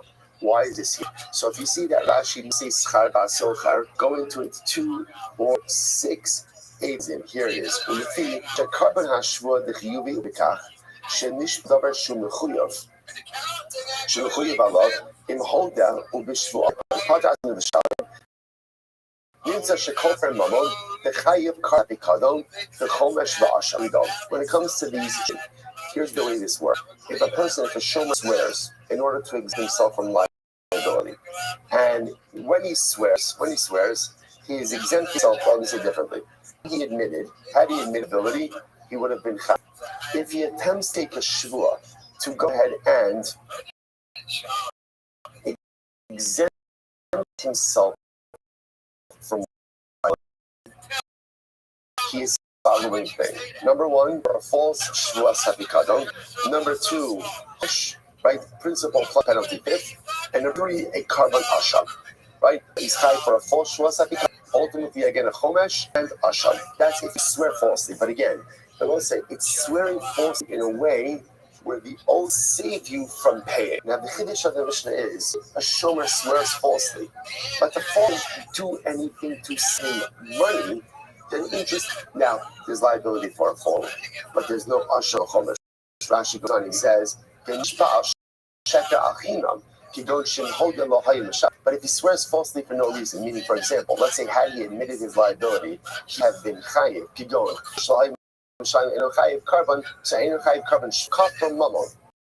also we're going to see examples of this. So if you swore falsely, had you admitted, you would not have been liable. Halacha l'maisa, your carbonic liability in that case. So halacha l'maisa, Omer, you have carbonic liability when your oath saved you from paying money. Asham and chomesh. However, if you swore falsely, but had you admitted there would have been no financial liability anyway, ultimately, again, you have no carbonic liability. Incredible. So we'll say, now let's see this in the Mishnah. Here we go. For example, I deposited my shar with Reuben. Reuben is an unpaid custodian. So we'll say, what is an unpaid custodian chayiv for? What is he chayiv for? Negligence. Which is in any other case, he's not liable. And what happens? Amar lo mace.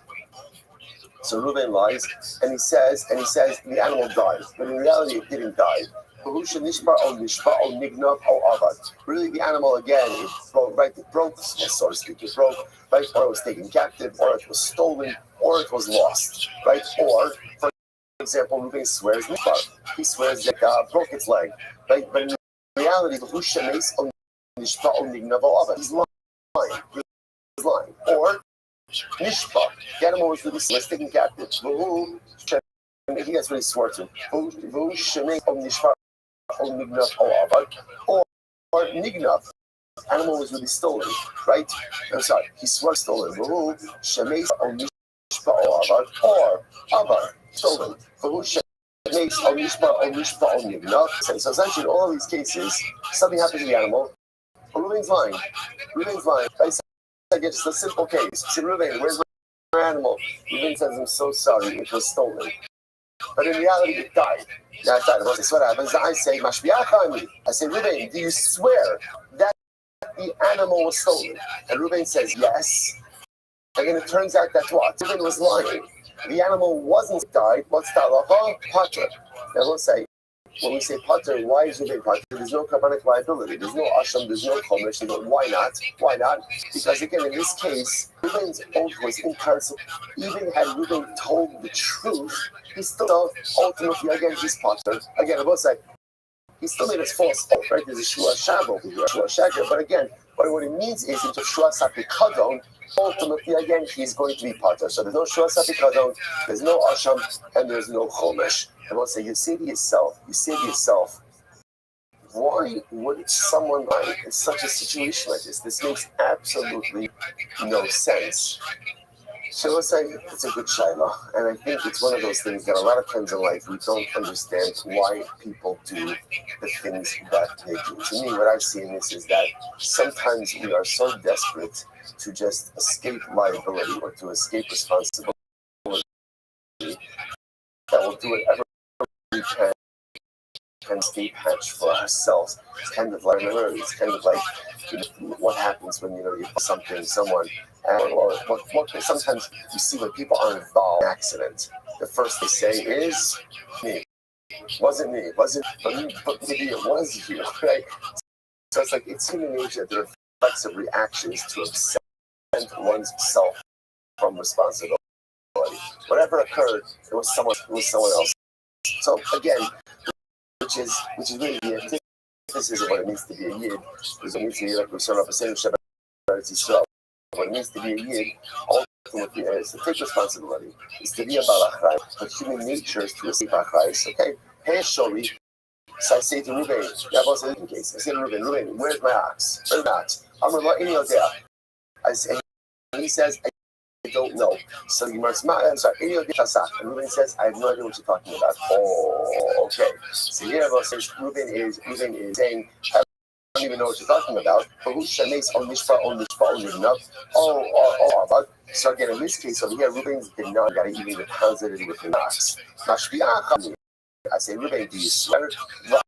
Amar Amen, and Reuben says, Potter. Rabbi says, Dinina Potter. Now, why is he Potter? Because again, remember, it doesn't matter. Because at the end of the day, Reuben, as long as there was no negligence involved, Reuben would have never been. Even though he was swearing falsely, remember again, there was only liability for Shvus Hakikadon, and the oath would have saved from a financial obligation. But when you would have been Potter anyway, it makes no difference. Hechan show me, where is my ox? Amar Lo Abba says it was lost. Shviachani. I say, do you swear that it was lost? And he said, Amen. Oh, now the witnesses come along and they say, oh no, well it is lost. It's lost in his stomach, right? It's lost in his stomach because he made a good barbecue, right? He made a good barbecue, invited all of his friends, he ate it. So now that's pshira, right? So now says halacha. So now that Reuben has sweat for a way that's okay. So therefore again, Mishalim is Hakaran.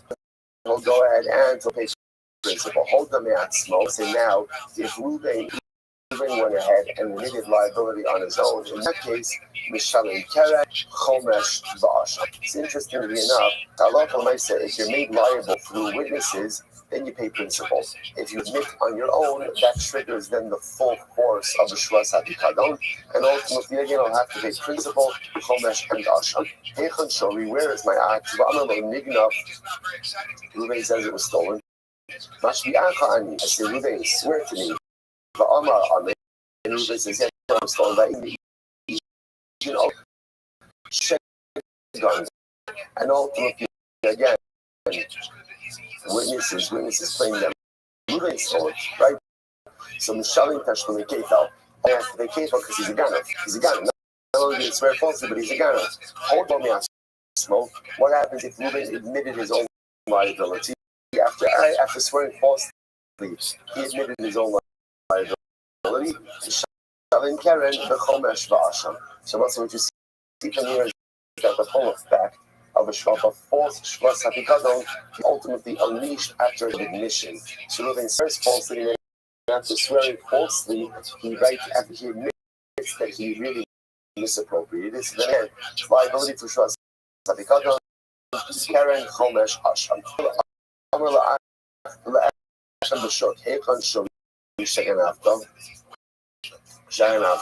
So I go over to the marketplace. So Reuben, where is my ox that you stole from me? Who owned Oganafti? Reuben says, I never stole it from you.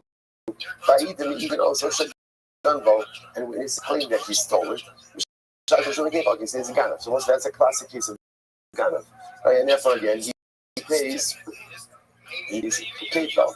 How about if it turns out he stole it,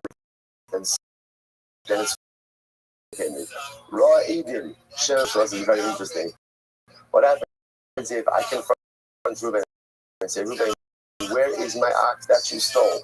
Right? And Reuben says, I didn't steal anything. Then what happens? Reuben sees witnesses coming close. So what does he do? He quickly admits it. And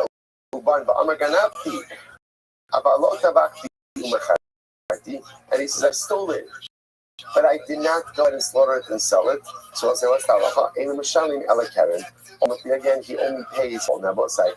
That's because, again, motive the knas potter, like motive the knas potter. Now, the novel too, you might have thought that since this is not really a pure admission, or why is he admitting it? Because he sees the witness is rapidly approaching. So perhaps we should not take such an admission into account. Again, he only pays Karen, which I will say, by the way, is a tremendous. If you look at Rashi, there's a novelty here. The Afagat must be the Eden Odi the Chayiv Atzma the Karen Kishon enough. That you know, Hadi Oda the Nifter Minak Kefel. So we'll say the idea here is as follows. I want to point out. Let's say the witnesses come along and say he did slaughter and sell it. let's say because remember, he's admitting already that he stole it. He's just saying I didn't slaughter and I didn't slaughter. Let's say witnesses come along and say he did slaughter and sell it. He's still potter from Arba. Why? Listen to this. Why? Since he admitted that he stole it, therefore what? He's exempt from kefel. What? Remember we said before? Once there's no kefel, there's no Arba v'chamisha. Why not? Because Arba v'chamisha is built on of kefel. So therefore, I say halacha l'maisa. Once he admitted his liability, he's liable to exempt himself from. And even though witnesses come along and say he slaughtered it, the issue over here is that even though his admission, because he sees the witnesses coming, pure admission. That's not a pure admission. Nevertheless, halacha. What do you see from here? See from here that halacha l'maisa, even imperfect tshuva is tshuva. Right? We are not pure when it comes to tshuva. Right? Whatever we need to do to get a person on the path, do it. Even though, again, tshuva is less than sincere, and is only motivated because he realizes he's choosing between the lesser of two evils. Either admit that you stole and make yourself a ganav, but exempt yourself from Arba v'chamisha, or stand your ground that you're innocent and have to pay Arba v'chamisha in just a moment. So he chooses the better financials, which is admit that I'm a ganav, I'm going to have to pay back the Karen, but now I'm potter from Kefo, because almost the Knas potter, and I'm also going to be potter from Arba v'chamisha. Perfect tshuva, incredible. Amar l'shal, Heitan Shorei, go over right, moving my axe. Amar lo, Mesa was Amid of Mesech as Shivuot. Wow. So we'll say, so again, very hard to believe. It feels like just 4 years ago we began the sentence. So we'll say, so the Gemara said, Ruvain, with my axe. I say, Ruvain, with my axe. So Amar lo, Mace. What? It's the liability for a shal. It's like, everything. Essentially for our body. Baruch Nishbar, only Nignav, Avad, and Nishbar. He claims right there, not really. Baruch Nishbar, Nignav, or Nishbar. Claims right, Nishbar was Shanis, al Nishbar, Nignav, Avad. Or Nignav, he claims that it was stolen, but that's not true either. Baruch Shanis, al Nishbar, al Avad. Al Avad, it was lost. But Shanis, al Nishbar, al Nignav. So what the point over here is Ruben's making a claim. He's lying. I'd say, okay, so let's just go to simple things, right? So again, Ruben's claiming it was lost. It wasn't lost, but he died. And I say, Mashbiachani, say, Ruben, do you swear the animal was lost? Amen. And ultimately, again, he says, Amen, what's the halacha? Potter. Now again, what's happening? It's potter. Now what is he potter from? Potter from Shvas HaPikadon, Chomesh, and Asham. Why? Because the Shvuah didn't change the math. Remember, the only Shvas HaPikadon liability is when you swear in a way that is going to exempt from payment. But if your oath didn't liability, so for example, in the case Shoel, he's on the hook regardless. So again, both say, why is it falsely? I don't know. It doesn't make any sense. Maybe he feels bad about the matter. For our purposes, halacha l'maisa is going to be talking. Why? Because the shvuah didn't actually change his level of liability. Fascinating. On the other hand, I say, Ruben, where is my shard? Now in this case, we'll say, Ruben says, Shar, what charge? Right? I don't come in, you never deposit anything with me. But really, I did deposit it with Ruben. I stepped into the animals. And ultimately, again, I said, Ruben, I'm going to make you swear that you never had the animal. And he says, yes, in that case, again, there's abilities. Really liability because you're only going to both sides. Swearing that he never had possession of the animal, he's looking to exempt him from complete liability. That's an oath in order to exempt you to save you money. And Allah again, then he's high, Shvasapikadon, Homer, Aaron, Homer, Asham, good. So it says, say Skarbas Soker, Hikan Shovit. What you're responding to this is, I go over to a banker and to a Shomasaka. Custodian, I say, Ruben, ask. Amar Mace. All the Shomers is never seen in all the cases today. So remember, what is a Shomer Sucker and the Soker? What are they chayiv for? They're chayiv for Vav Aveda. Right, so they're chayiv if the animal is lost, stolen.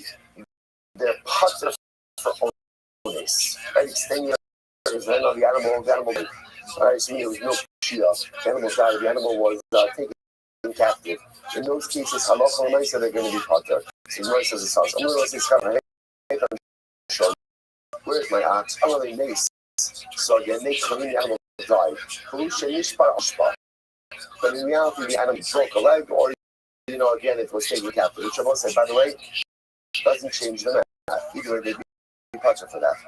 Or nishpat, v'hu shemeis al nishpat, or nishpat, v'hu shemeis al nishpat. Let's say first wide line. Nignav, or it was stolen. V'hu she'avad, or it was lost. Avad, v'hu she'nignav, or it was right. They claim it was lost, but it was really stolen. They swear. The says swears. That was say he's swearing falsely. But what? The oath doesn't change the math, right? In these cases, he would have been putter anyway had he said the truth. So therefore, again, putter. Now again, keep saying it. This putter for sure sabikadon. There is no liability for sure sabikadon, and for chomesh, for asham, of course, swearing falsely. So there will be liability for a shuas shah. Mace, much putter, base, onishbar,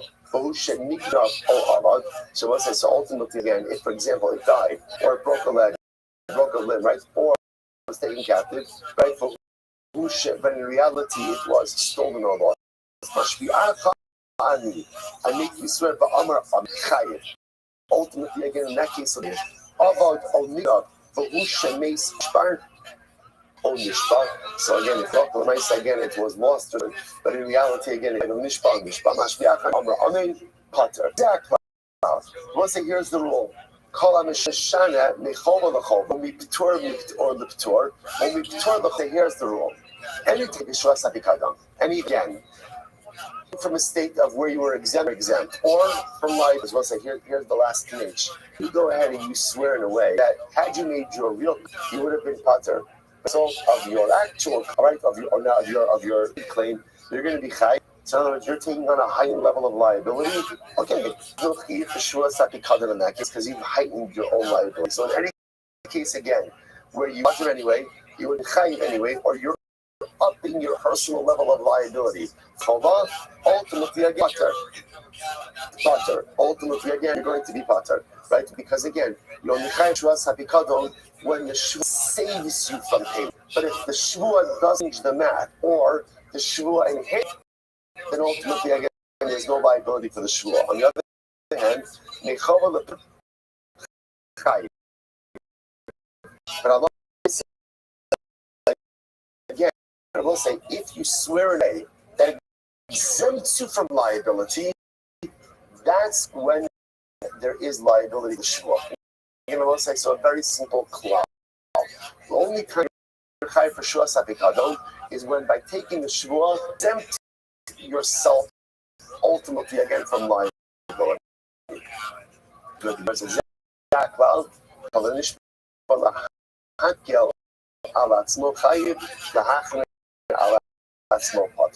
the card will say is any shua ultimately and to exempt yourself or to lessen the liability you're going to be chayiv, but ultimately again if the shua contains the same level of liability or increases liability, you will be potter. Incredible. Okay, let's go. Man Tanavar Shomrim, who is the Tana who holds that they are for custodians or not around Right mayor. What does that mean? The less Shomrim constant. What does that mean? Who's the Tana who holds of four custodians? Everyone holds of that. Right? That's a concept in halacha. It's like who holds of Chamisha Chumsha Torah. Whereas this four Shomrim. Man Karadam is Socher can no say Sachar Dami. No, or it means if you notice, by the way, in the category of four, two of them are lumped together. Shomer Sachar, paid custodian, and Socher and renter are put together. Who is that? Who holds of that? So Amravarabu Rabbi Meir. That's Rabbi Meir that lumps them together. Rabbi Meir Rabbi suggests the opposite. It's none. So King Shalem, how does a renter, what's the nature of a rent liability? Rabbi Meir Omer Kishomer China. Oh, Rabbi Meir says that a Shomer Sacher is not. Rabbi Yehuda Omer Kino say this is the one who said that no, that ultimately Chatani. So Rabbi Abua ultimately again had the reverse. Therefore, if that's the case, I will say, interestingly enough, is that a soker, a renter, has the same din as the case. It's not really four custodians, it's really three custodians, because really what you have is Shomer Sacher, unpaid custodian, Shower, and then Shomer and Soker are really the same. Shomim, Inei, and Shlosh. Now, what custodian, they really don't have rules of liability. Shomer, that is his category, Shower, that has his category, and then Soker and Shomer Sacher, that's similar to how of liability. Look, I'm going to be echo show. Sorry. Hey, sorry. I'm going to show a kingdom. I'm going to show a kingdom. Hey, I'm sorry. I'm going to echo show. I'm going to show. Hey, I'm sorry. I'm going to the Kulan Turin Mishwas Showman, the Hayat and Mishum Shwas.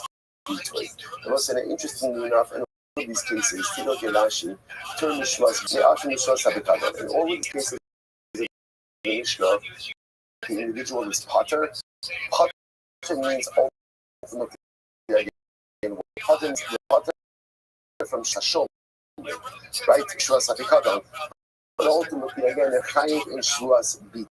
Look at Rashi. The Chayim in Shwas Bit, the Sha'avar, Carbon Ola Biore, in Shagan, but Krakin didn't swore the Sha'avar. But already Odiani Shashwas, so says again, what Rabbi's point, interestingly enough, that this is a tour, you could be Potter ultimately again from Sapikado, so there's no Asham, there's no Chomesh, no Karen. But it could ultimately again in Bitoy. So it says the Shmuel says no. After Mishum Shas Bitoy, you can even buy from Shmuel Bitoy. Now, both say what are they arguing about? Michael McKinney, Shmuel Savar lesser Belaha, Belav Savar Isabella. So we'll say what they're arguing about is the fundamental machlokes that we had beforehand, which is what you need in order to be high for Shmuel. But ultimately, again, I will say so.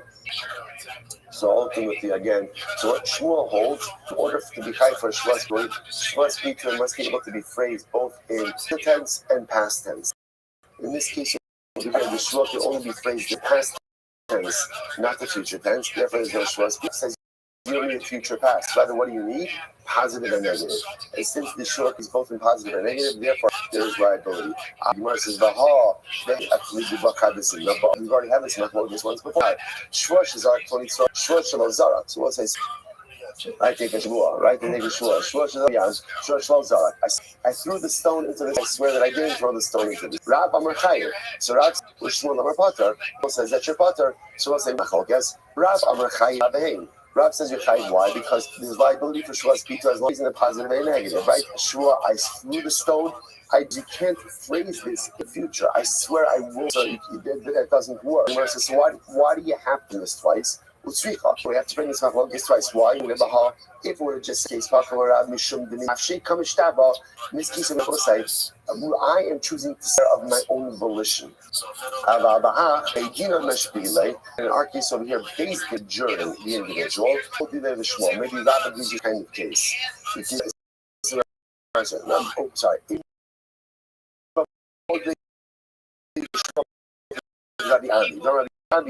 Also, because again, Rabbi Ami holds that any time you're judged by a base thing, ultimately again there's no Shvuas Pitui. Rabbi Ami holds there's only a Shvuas Pitui when Halach Halamaisa again it is a self-proclaimed oath. V'yitmar Bahal, we just said on Mishnah's case, Bahal Kama Shmuel. That's Nicholas says it's Halach Bahal. Ema Modi Leilurab, or that ultimately agrees with Rabbi Pitui, therefore Tzvicha, therefore Halach Halamaisa, ultimately again, both cases are going to be needed. And I will say, so Halach Halamaisa, I just want to point out, the way we pass, as we mentioned before, in these cases, in the Mishnah, although you are covered from Shua Sapikadon, from Shua Shomen, you chayiv for Shua Spitui. You have made false oath of utterance, right? You have made a false declarative oath, right? Or perhaps, depending on the circumstance, Shua was sheker, or maybe Shua was shot on the circumstance. So again, I want to point out, even in all the Mishnah's cases, when the Mishnah says Potter, you're Potter to a Sapikadon. That's the Potter. So you're not going to be chayiv for Keren, Chomesh, and Asham, but there is other shvur liability for making a false oath. Incredible. Good. I'm going to be Ami Kol Shosha, then I'm also in Bab Shosha's Bitoy. The Gemara just picks up on this last detail. Interestingly enough, if you are adjured in court, ultimately, again, you can't be liable for Shvuas Bitoy, declarative oath. Why not? Shneamar, Kisi Shava Mevate Disvasayin. The pasuk says, if he will articulate an oath with his lips. What do you see from here? Me'atzmi. There's only liability for a shtoy if what? If you sing your own. Ki mishtamish ba'arba l'shonos. The word ki ultimately again has 4 different definitions. What are the 4 different definitions? If Doma perhaps Ella but the okay, so therefore again I will say, so therefore the lashon of old nefesh, keys to shout about this assignment is actually very interesting. There's only liability for a bitui if halacha lets you utter it of your own volition. But if you're a juror, there's no liability. Now, we don't pass in that way. And again, all these things are tied together. If you make a short bitui, whether you're not, if it's faulty, you're going to be liable. And that's what ties into this study. That's why in this case, this is over here. Even if you're not chayv for shvus pikadon, like your pasuk says pikadon, you will be chayv for shvus bitui. Incredible. So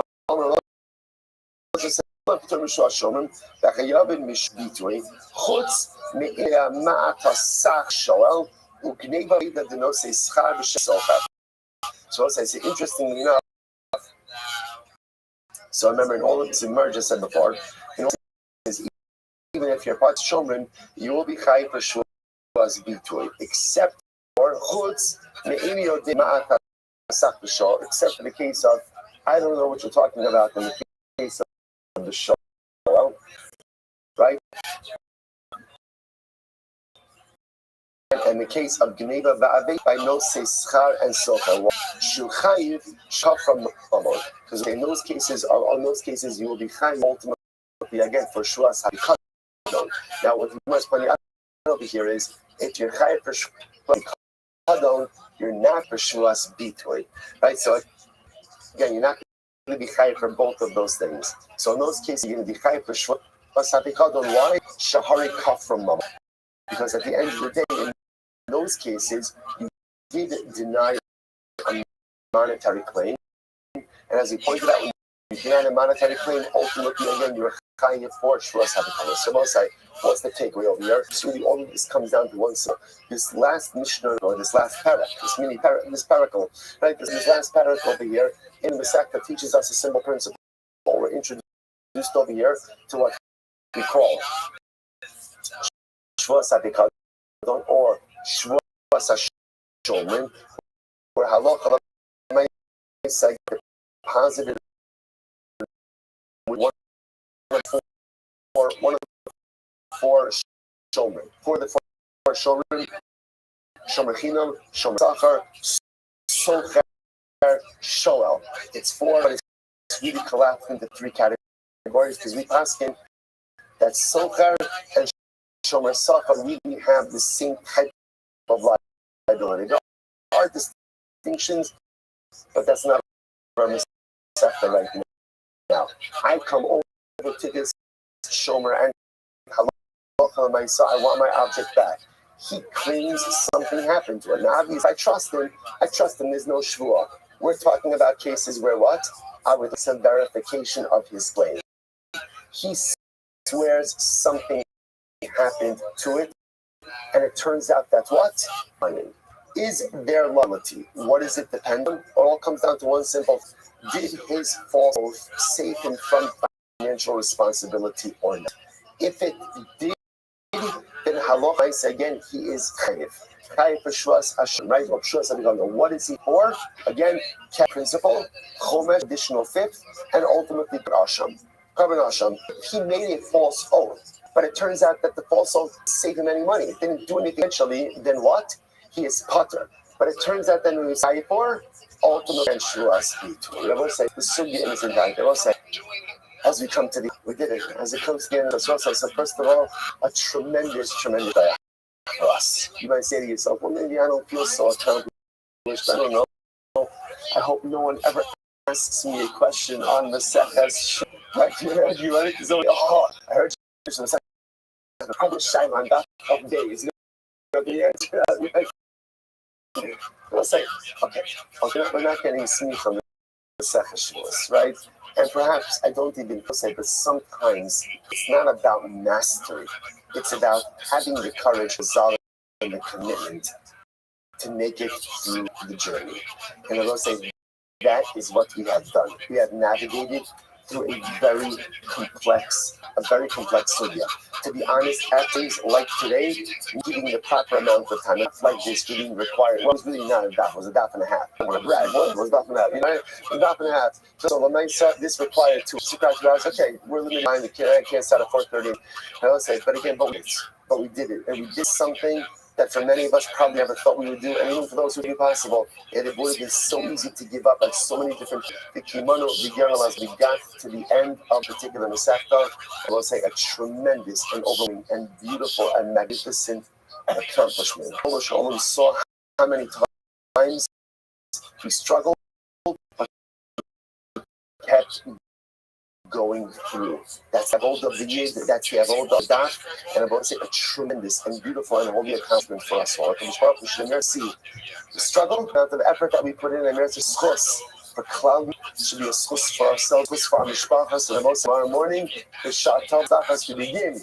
The journey, the adventure continues, and halavai, for many together, hadron Allah, hadron, we'll sleep on the second shua sabosai, mazel tov. Mazel tov, Evan, and Yetz Hashem. Should we zoka to many accomplishments together? Should we zoka to our chaver in Eretz Yisrael? So nice to see you. Should we zoka and Yetz Hashem? Our chaver in Eretz Yisrael. Should we zoka and Yetz Hashem to the Soros Tovos and Halavai to incredible bracha for all of Klal Yisrael.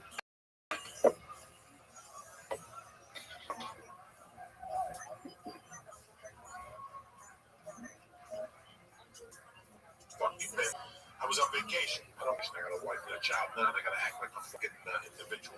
I can't just, I didn't take my, listen, I was my wife.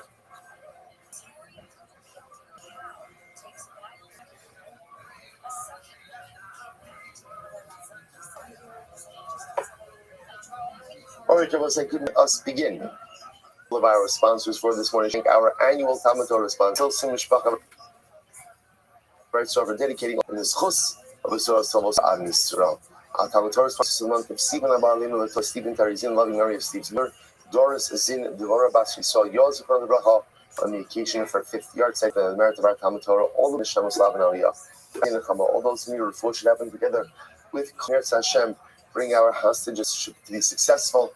The Chol Maaseh Yedehem, shower Shmira Yisera, protection and providence upon our brothers and sisters in Eretz Yisrael, and maybe be Zocha Meretz Hashem, Besoros Tovos, and decisive victories. So with that, let us begin. We have a lot to do today. So today's daf is I was going to say Mem Zayin. It's not. It's Mem Ches. Today's daf is Mem Ches. 48.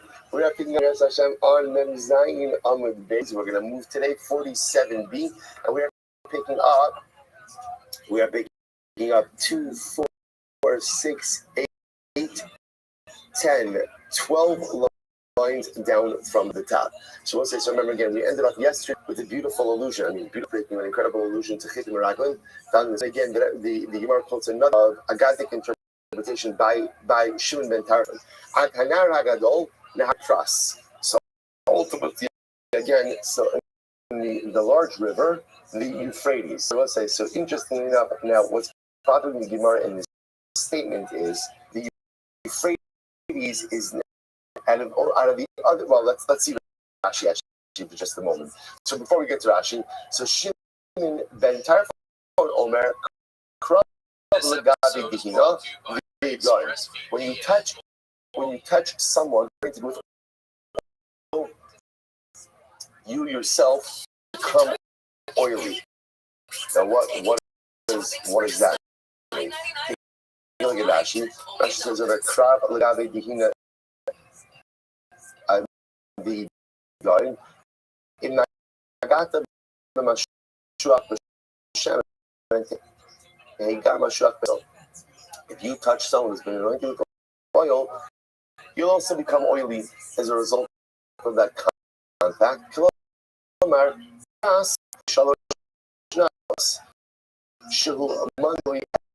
So as I say, interesting enough, remember again, the Torah outlines will be 3 different rivers, right? And ultimately, again, Pras is the sea of the 3. It's 4 rivers, and Pras is the 4th one, and Pras is considered to be the smallest one. So the Gemara said, yet the Nahar being Pras, the Kori also Nahar. It's interesting enough, as much as one of the smaller rivers, yet here it's called the Nahar Gadol. Here it's called a large river. So what's the pshat with that? The Shil Shu Niskar Kanal Shem Eretz Yisrael Shu Chashuva Niskar Gam Bechashuva. So it's interesting enough, what the Gemara suggests over here as follows: that since at the end of the day, the Euphrates is connected of water, which ultimately line up with Eretz Yisrael. Therefore, what the Euphrates is called the big river. The Euphrates is called the big river. So again, why is it called the big river? Since it's connected with bodies of water that gets connected up with Eretz Yisrael. So what do you see from here? So again, the same way. If you touch someone that's oily, you become oily. If you touch something that's great, you also become great. So the Euphrates itself is not what it's seen as a big river. Euphrates is actually a fairly large water source, right? But Maisa, compared to the other ones, it's not as big. Touches the water sources with touch Eretz Yisrael, therefore it's called Nar HaGadol. It's called the large river. Versus the Bida Bishmal Tana Eved Melech Kenalech. It's like what people say, the servant of the king is like the king. Now what is that? What that means is, since the servant of the king is ultimately in the employ of the king, part of the royal court, that's with the Chashivos as well. So let's say tremendous Musahaskio. That sometimes the golden life is to connect yourself to great things. Because when you embed yourself in an atmosphere of greatness, that. So whether that's make sure that you keep the right friends who are going to go ahead and have an impact on you, making sure that you spend time in spiritual enriching environments, attaching yourself to Kedusha by rubs off on. It's an incredible idea. I will say it's also, especially, there's an Indian on Dafka, starting down Dafka Shlach, speak about beauty and greatness of Eretz Yisrael as much as possible. Since again the hatred and the rag was that they denigrated the land, so the tikkun for the hate, during the Parsha Shlach, talk as much as you can about the greatness of Yisrael. So just a word of beautiful Gemara, because what does the Gemara say? You know what makes you great? Attachment to the land. The Euphrates is, if you're attached to a water source that's attached to Eretz Yisrael, although again the Euphrates happens to begin the actual big borders of Eretz Yisrael itself. Now when we look at the map, so the Euphrates doesn't really come next to Eretz Yisrael, but biblical Eretz Yisrael, the Euphrates comes next to Eretz Yisrael, not through Eretz Yisrael, but next to Eretz Yisrael. It's amazingly enough, what he's saying here, the Kedusha of the land is such that just by touching the land, and this is what it means, the air of Eretz Yisrael makes you smart. I will say, by the way, we got already a lot, but it's still You look at Rothschild and the army off in Iran. So it doesn't make sense. They're drone pieces are like this like that. Almost, it doesn't it's ridiculous. It's ridiculous. It's a country that is less than a century old. How does it have minds that does this happen? So now, by the way, I understand. Abira the Ara the Israel Machim. The air of Eretz Yisrael gives you wisdom. See, our whole lives we thought that just meant Torah. It's definitely Torah. But it's not just Torah. It's wisdom. It's wisdom. It's the ability out of the box. It's the ability to think differently than the rest of the world thinks, because you have to think differently than the rest of humanity thinks, because your survival hinges on it. The land of Israel changes you. The air, and that's why we all know it, because hopefully we've all experienced it. You step foot in the Holy Soul of Eretz Yisrael, and how do you feel? How do you feel? You just feel different. You just feel different. What is it? What is it? I don't know what it is. But it's the Kedusha of the land. And when you're attached to Kedusha, by definition, you become more Kaddish. When you're attached to the smartness of the air, you become so. Again, it's like, this is what it means. And again, it's Eretz Yisrael is a beautiful example, but that is everything else. Attach yourself to great people, because you'll become greater. Embed yourself in the atmospheres of Kedusha, because you will become holier. Incredible. All right, let's go back to here. So then we talk about the case. We'll say shopkeepers. Remember, in the case of the shopkeeper, was the following scenario. This was I go over to Ruvain, the shopkeeper, and I say, Ruvain, I want you to go ahead and I want to pay my workers. So let my workers come in and take out merchandise each. So the worker, right? So Ruvain says, okay, workers. So Ruvain says, give me, ultimately again, the workers say they haven't gotten paid. So I'm in the middle of this. So what's the halacha? So the halacha the Mishnah said is that we take shvuos and ultimately collect. Now, remember again, so they both collect. Nana said, Kate said, ultimately, again, so Banana says it doesn't make any sense, because then someone's lying. Someone's lying, rather than Banana says both of them collect without a shvuos. It says the Gemara, Tanya Amar Rabbi, Torah shvuah zu lamali. Rabbi says, why are you making them take the shvuah? Right, so he's arguing on the Tanakama, and then why would the shvuah be necessary here? Yeah, the Mishnah said both the workers and the shopkeeper both swear to me, right? So the shopkeeper swears that he paid.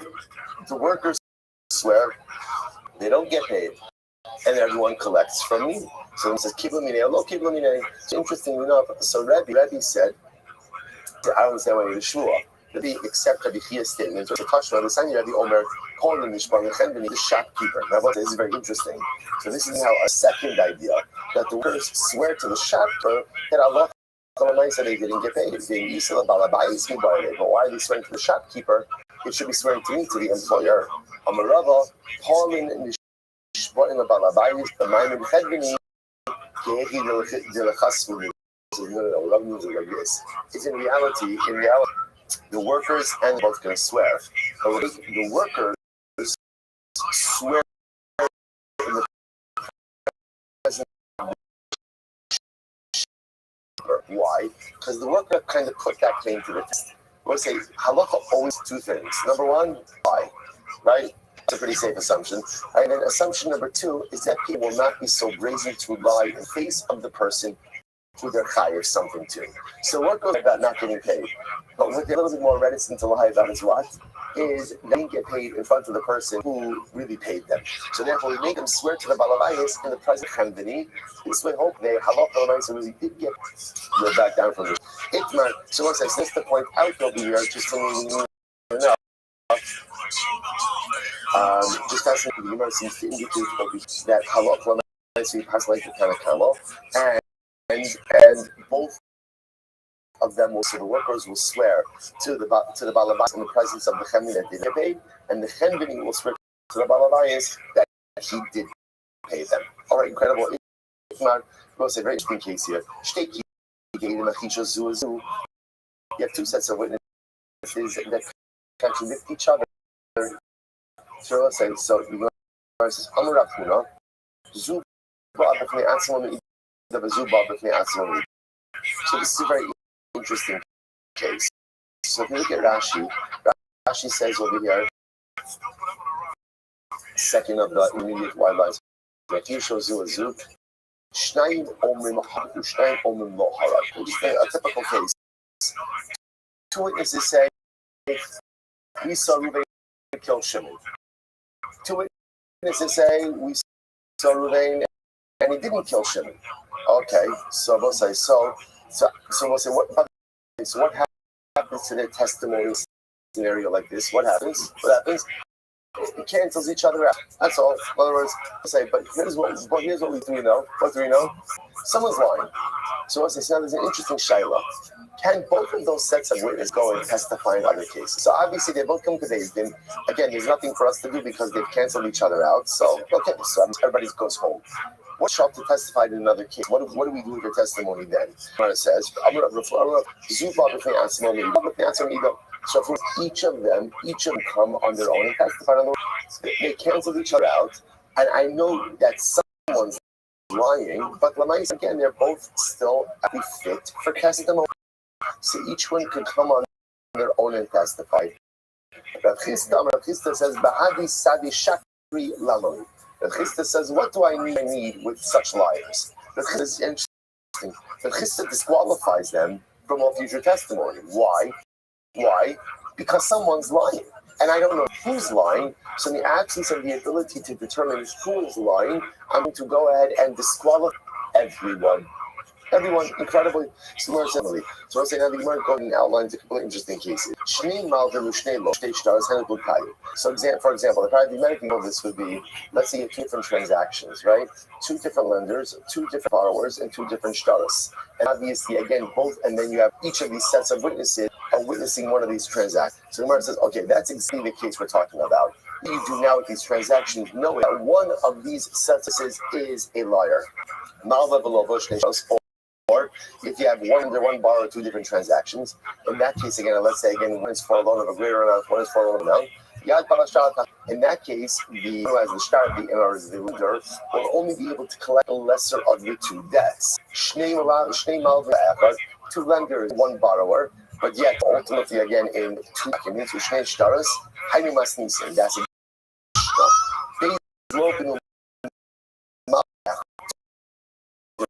and so two borrowers and one lender, add different documents, in that case, ultimately again, so we'll say, so what we are left with over here, so we're just cases in which we'll see how that machlokes manifests itself. But bottom line, and this is really very interesting, I have two witnesses contradicting each other. Again, capital case, Reuven killed Shimon, one group said this, one group said he didn't do it. They cancel each other out, so therefore again, in that capital case, what happens to Reuven? What happened to Reuven? He goes home. The next with reality that someone lied. So what do? So machlokes. Still both fit. They cancel each other out. Pretty much it's as if it never happened. And therefore Allah and they're both fit. If Chisda knows a liar over here, and therefore again will be disqualified. The master of Yehuda. So for everybody raise the kasha, but then has echad or gavua give days margaos. Yechad over shalosh. So let's see we've done this before. Kodesh. Right, halacha is, remember again, it used to be before the calendar was organized by Hillel Sheni that Rosh Chodesh would be declared based on the testimony of two witnesses. They would have to come to days and they would have to describe how they saw the moon. One of the things that they would have to testify to was how high the moon was off horizon. So the way it would often be measured would be like an ox. So again, is an ox goad. I guess that's helpful if you actually know what an ox goad is. Hey, so So let's say again, one of them comes. Obviously, everyone knows what ox goad is. It's something you use to go to goat, right, or not. So the Gemara says over here. So let's say one way to show it was 2 ox goads from the horizon. The other says 3. So I do some kayam. So what's memory is why? Because it's understandable that it's not going to be exact, right? No 2 people are going to see, especially again, this is all like killer measurement, right? So you're determining this on what you're able to see. Obviously, again, it's not gonna be again. If one says 2, one says 3, their testimony is good. Hey, do some betela. But let's say one witness said it was 3 ox goads, one witness said it was 5 ox goads. Oh, it isn't. Now, we'll say that's not. Then that doesn't work. Why? Because the discrepancy is too much. But yet, interesting enough, as the Rabbi say, they can become part of another testimony. Now the Gemara says, what does that mean? My love la'ed. Now what that sounds like is, okay, so for this testimony we're not going to accept them. But go on to give testimony in another case, right? In Eid Smaman, another unrelated monetary case. To which the Gemara says, no, that's not what it means. I'm a rabbi.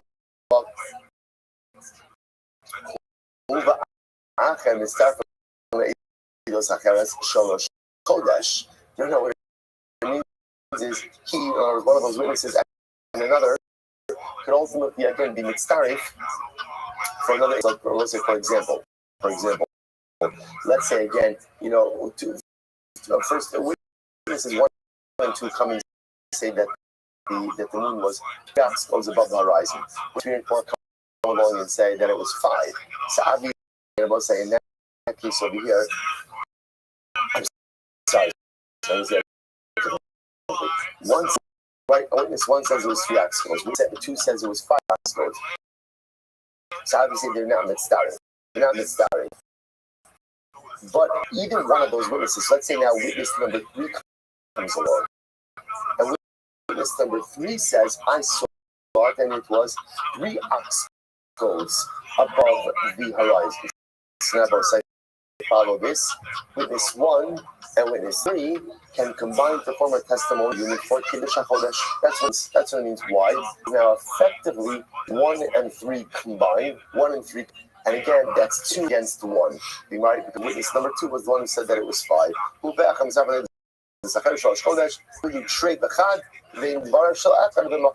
therefore, again, it turns out that there are witnesses that say 3 ox goads, 1 witness that say 5 ox goads, and therefore they could combine. I will say the novelty over there, by the way, is that interestingly enough, witnesses 1 and 3, they didn't see it. Remember, again, this is a unique halacha about Eidos HaChodesh.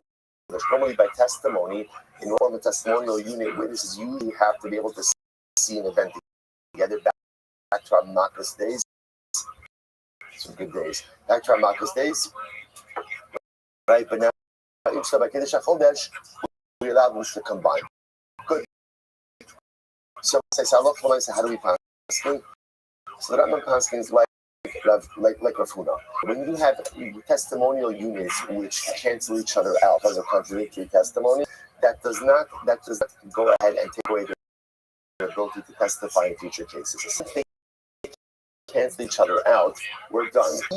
Even though I know, what do I know? Someone is lying. Now again, is there the possibility that's not lying but someone's mistaken?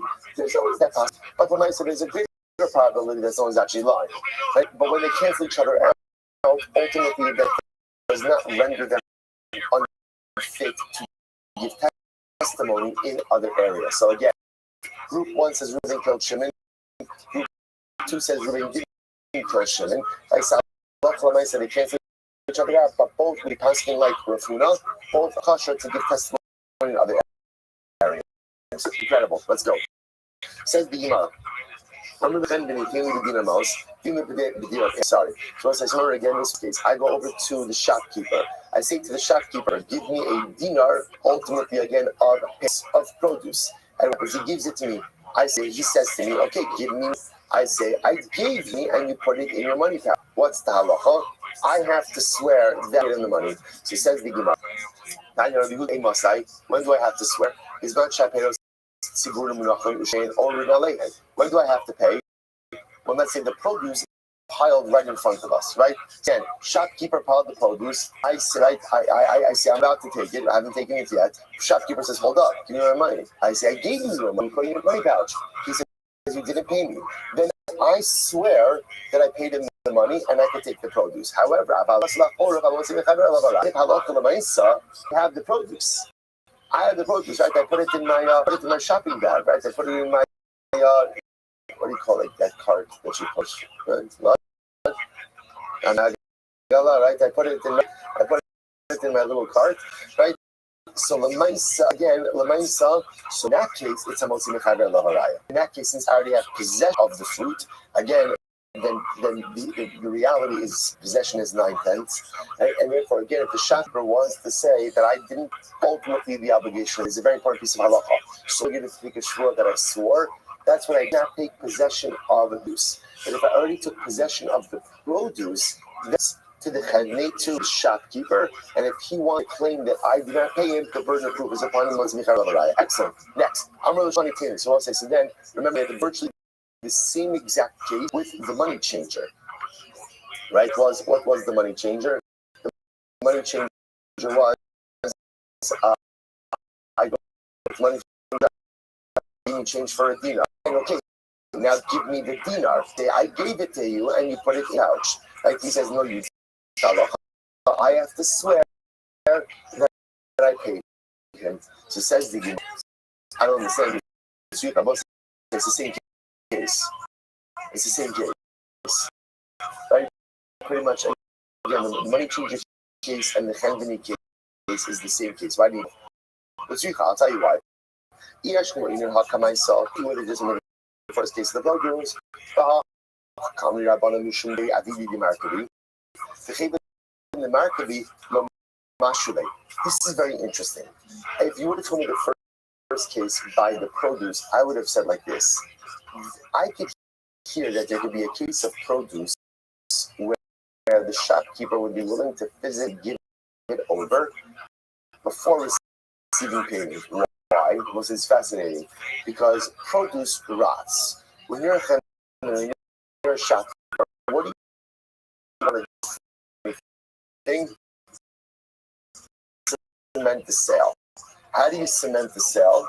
Right? Again, well, if you give over the produce ultimately again to the purchaser, he does have ultimately again it's given. Someone says so you can see that. So therefore I could see the case of produce, how you could have a case of where produce was given over even if payment wasn't yet tendered.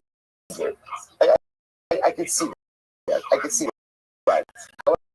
However, again, most of the Rabbi now again of money, changing money, chances are the shulchani is not really going to give over the money until what? Until he receives the dinar, right? He's not giving over the change. The eat marbahal, and therefore it kind of comes well to Yudah. Eat marbahal, if what he just said, the second case, Yudah, Avabaha, in the first case, in a motivated Rabban, perhaps they would agree with the Rabban, and therefore it's Yucham. Okay, we'll say, so because the cases really are dissimilar than necessary. Next. Okay,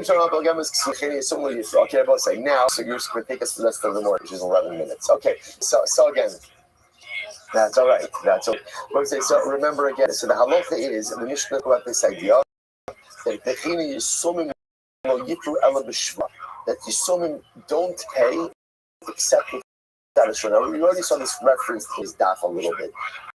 This idea that Yisomim ultimately, again, don't pay without a shvua. So Gemara says, what? Now again, let's say that Russian of Yisomim not pay. Like in other words, concept that we've seen over is what? If you want to extract from Yisomim, you absolutely require a shvua. But the Russian here, Yisomim only pay. What does this mean? Gemara says, Miman. Who are the Yisomim collecting payment from that they need to take a shvua? So you know that if you want to say that it was Yaakov, Father Yaakov died, he left behind sons, Reuben and Shimon. Now Yaakov had lent money. So now again, when Yaakov dies, Reuben and Shimon, his sons, want a shvua. Avun shakav along the shvua. So I understand. If Yaakov is alive, Yaakov, why? Because what does Yaakov have? What does Yaakov have? a star. So if Yaakov could collect without a shvuah, so why should Reuven and Shimon should they require a shvuah? That's what he needs to say. The Chini is so many Yisrael b'shvuah. So it's like yesterday's daf. Rabbi says, oh no, what are we talking about over here? We're talking about over here. You so many want to collect so many. So this is orphans collecting from orphans. Look, you can only the shvuah. So what are we talking about here? So this is a little bit of a repeat from what we saw in yesterday's daf. So Shmuel Gami Karbayo, it's very important. Lord Allah, when do we say Yarshin required a shvuah? Correct from other Yarshin. That's when Moshe Allah Shemes Malva Bechaye Lova. That's talking about again where the lender predeceased father Yaakov is the lender. Yaakov lent money to Zulun. Yaakov died. Yaakov died. Yaakov's kids now go ahead and Yaakov's kids now had the obligation to collect the debt. After Yaakov died, Zvulun died. So now Yaakov's kids are to collect from Zvulun's kids. Okay, so what's the halacha? The halacha is that Yaakov's kids can only collect from Zvulun's kids. And again, now the novelty over here is even though again, what do Yaakov's kids have? What do they have?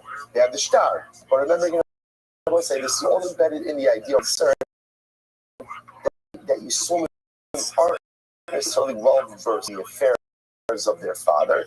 So therefore, the shvuah was kind of like just like the fail-safe to ensure that this loan wasn't collected beforehand. Okay, so it's like that's not. So again, so the concept of essentially the sum of the lender collecting from the sum of the very important is when the borrower is when the lender predeceased. Okay, watch this. About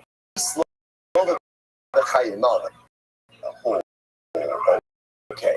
Now, however, if the borrower predeceased the lender, then Rabbi said the main lova shvuah. So we'll say, so now watch this. Let's say Zvulun's the borrower. Zvulun died first. Okay, so we'll say, so now what happens? And Yaakov's right, alive and kicking. Yeah, good.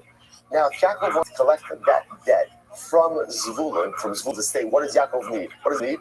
A shvuah. Because remember, you can only collect property when you sold him with a shvuah. So ultimately, again, if Yaakov wants to collect a shvuah, now watch this. And if Yaakov subsequently dies, get ready for this. Ein Adam Mori. A person can't bequeath, a father can't a shvuah to his son.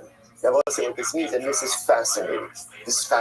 So since already, when Yaakov's alive, if Yaakov wanted to collect the debt from Zvulun's kid, when Yaakov dies, a shvuah is not an inheritable right.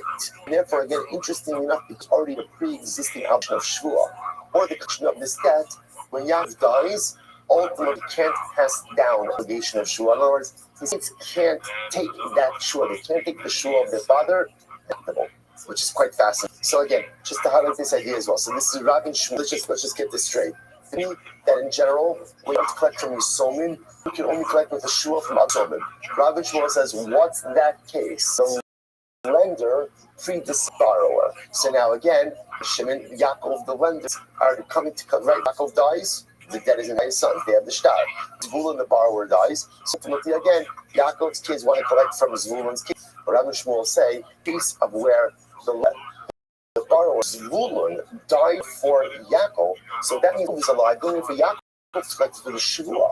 When Yaakov the shvuah, that Yaakov would have had to take that transferable to his kids.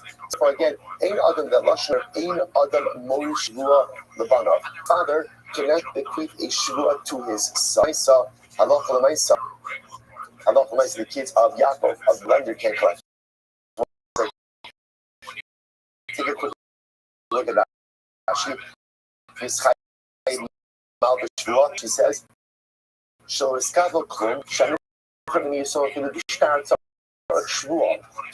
remember again, when Yaakov was alive, if Yaakov wanted to collect the debt from Zvulun's kids, Yaakov would have to swear. What do you have to swear? I swear that I never received payment from your father. Now again, what's the novelty in that shvua? Because what is Yaakov holding on to? He has the star. Now remember, in a normal case of a loan, I go over to you, I loan you $1,000. I go and say, pay me back. You say, I paid you already. All they need to do is what? Whip out that star, and we're done. The conversation is done. Because again, whoever has that, but you sold him the halacha is Chazal legislated. If you want to collect your things, you have to take a shvua. So therefore, again, go back to Rabbi. So therefore, when we have to take a shvua. Shvua ve'ein adam morish imon shemechuyev alav shvua. So here it is. A father does not bequeath that is bound by a shvua terms. It's very simple. On both sides. What was the Yaakov would have taken to of Zvul? What was the shvua? I swear, I never received any payment from your father.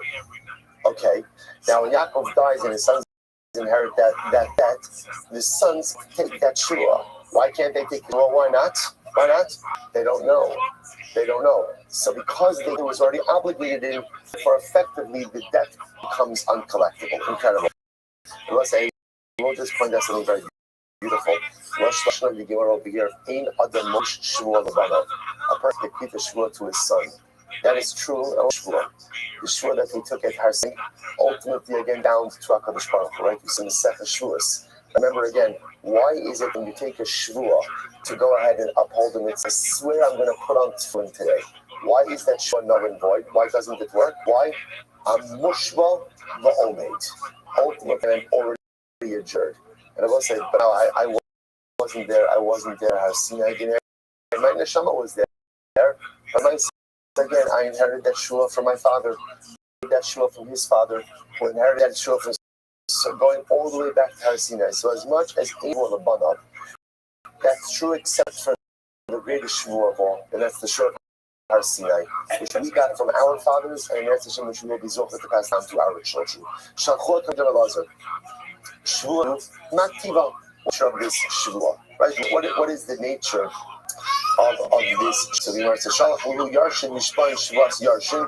We're not really exciting over here, right? So Rav and Shmuel says, in any case where the borrower predeceased the lender, right, and then the lender dies, the debt is uncollectible. Why? Because since the only way to have already collected that debt was through a shvua, like Yaakov turns out to the shvua of Yaakov, therefore the also comes along and says, what are you guys talking about? I don't understand. There is a shvua. But also there's what's called shvuas yarshin. What's shvuas yarshin? What's shvuas yarshin? Shvuas yarshin, what we saw, is a shvua where Yarshin said, to the best of our knowledge, our father told us that this debt was not collected. So we'll say, that's a shvua. Now, in general, by the way, whenever Yarshin are going ahead and collecting from other Yarshin, that's always the sold that they're taking. We'll say, let's flip this over for just a second, right? Remember again, let's say that Malva died first, right? Let's say ultimately again that let's say that let's say that lender died first, Yaakov died, right? And then Malva died. So what's the halacha? What's the, that's the Kisar Mishnah. What's the halacha? Yaakov's kids only go collect from Zvulun's kids. There's still that's the Mishnah. What's the shua they're going to take? What's the shua? We swear that to the best of our knowledge, this loan was never repaid. Then they say, so Rabbi says, so just because Yaakov became obligated in a shua, I understand his kids can't take that shua. Let them take a typical shua and let them collect the debt. We've seen Rabbi Shmuel and Rabbi Shmuel ultimately said in any case where the borrower ceases the lender, since the lender was already chayiv shua when he was alive, then he died, can't pass down that shua to his kids. Therefore, the debt is unpaid. But the also says, "What are you talking about? Just let the kids take, let Yaakov's kids take a look at it. His shua. But what? They can take the loan. Shalchot be made ready. Sorry, Shalchot be ready. So they say this. Shalchot Rabbi Amar Kulei Hai Shalchilei Va'azlei. So I'll say, so ultimately, it's very interesting. So they question to Rabbi, right? So they're trying to get Rabbi Ami, again, to decide, understand, this is a big stuff, because this will render some portion of loans acceptable. In this case, both lender and borrower die. They say to Rabbi Ami, right? Because Rabbi Ami essentially says, Chevra, you can keep asking me the same question, but I don't have any new information to share. Amar Rabbi Ami, even though I don't necessarily have a halachic decision in this machlokes, rather than Belazar, but let me share something. Ultimately, again, now interesting if you look here, I'm gonna go based on his Shavavatos. Well, say now watch. So now the case over here is as follows. Let's say Yaakov's still alive, right? Yaakov was alive, and Yaakov came to Shmuel had died, right? And Yaakov came to go ahead and I shouldn't say Amar Bidin. Right? So again, they started the Din Torah. Rashi says, "Shotishtar ze'al yasmin lo." The Amar go based in his Shavavatos. So right. So again, they took out the shtar and basically already told the lender to go ahead and swear the mace, and then the lender dies. Then the lender dies. So the lender died before the oath was ever taken. So essentially, what I want to say, so in this case, Yaakov came to David to the debt from the son's woman, right? It was to pay Yaakov swear. Yaakov died before he had the chance. Yaakov's kids can't collect money. Why? Because they can't take the other father, like Rabbi Shmuel. Lo amar b'din u'meis. However, if Yaakov tried to collect the debt, and then he died, very interesting. So Moshe wants to posit that the only time that the shua gets passed down, the sonim of Yaakov are able to collect the debt, his obligation for Yaakov's shvua was already triggered. But if that shvua, then again Yaakov's kids collect the debt, will shvuas yarshi. So Masked Rav Nachman is the kasha to Beitina Kamechayv Shua. Sorry, to Beitina Kamechayv Shua. Is it the Beis Din that obligates Yaakov and the Shua? Meidna the Shach of Lov obligation was triggered when immediately when Zvulun died. I'm not with the Shmuel Isa. Ilasa. Choose a team. Right? Either you're holding Rabbi Shmuel, or you're right. Either you're with us or you're against us. There's two options over here. There's Rabbi Shmuel on one side, and there's Rabbi on the other side. You got to choose us. Alma, so you see from here the Rabbi Nachman who the halacha follows. I've Rabbi Yosef. I mean, Rabbi Nachman Uda Yachloku. If Rabbi Nachman himself asking Hachor, and Rabbi Nachman said Yachloku. Rashi says Yachloku Kalash in Echem. Outside Rabbi Shmuel. So we'll say now, interestingly, this is talking about a different kind of case where both parties were chashuv, both parties ultimately again were suspect. No one was able to take a shvuah. Rav Nachman said Yachloku. Now we'll say, what do you see from here? That in the case where neither party could swear, Rav Nachman says Yachloku. That's not like Rav Shmuel. So Rav Nachman is saying yes, Rav Shmuel. Two Shmuel says no. Dvaner to come relate. Rav Nachman was commenting according to the position of Meir. But Rav Nachman himself does not hold shir. Shir is a kasha. Maybe you're supposed to say now this is a different case, right? Mana, a widow who did not collect her taxes, right? So she died. Now she dies. What's that? Yershin maskir es ksuba said esrim lechamesh shani. Ultimately, again,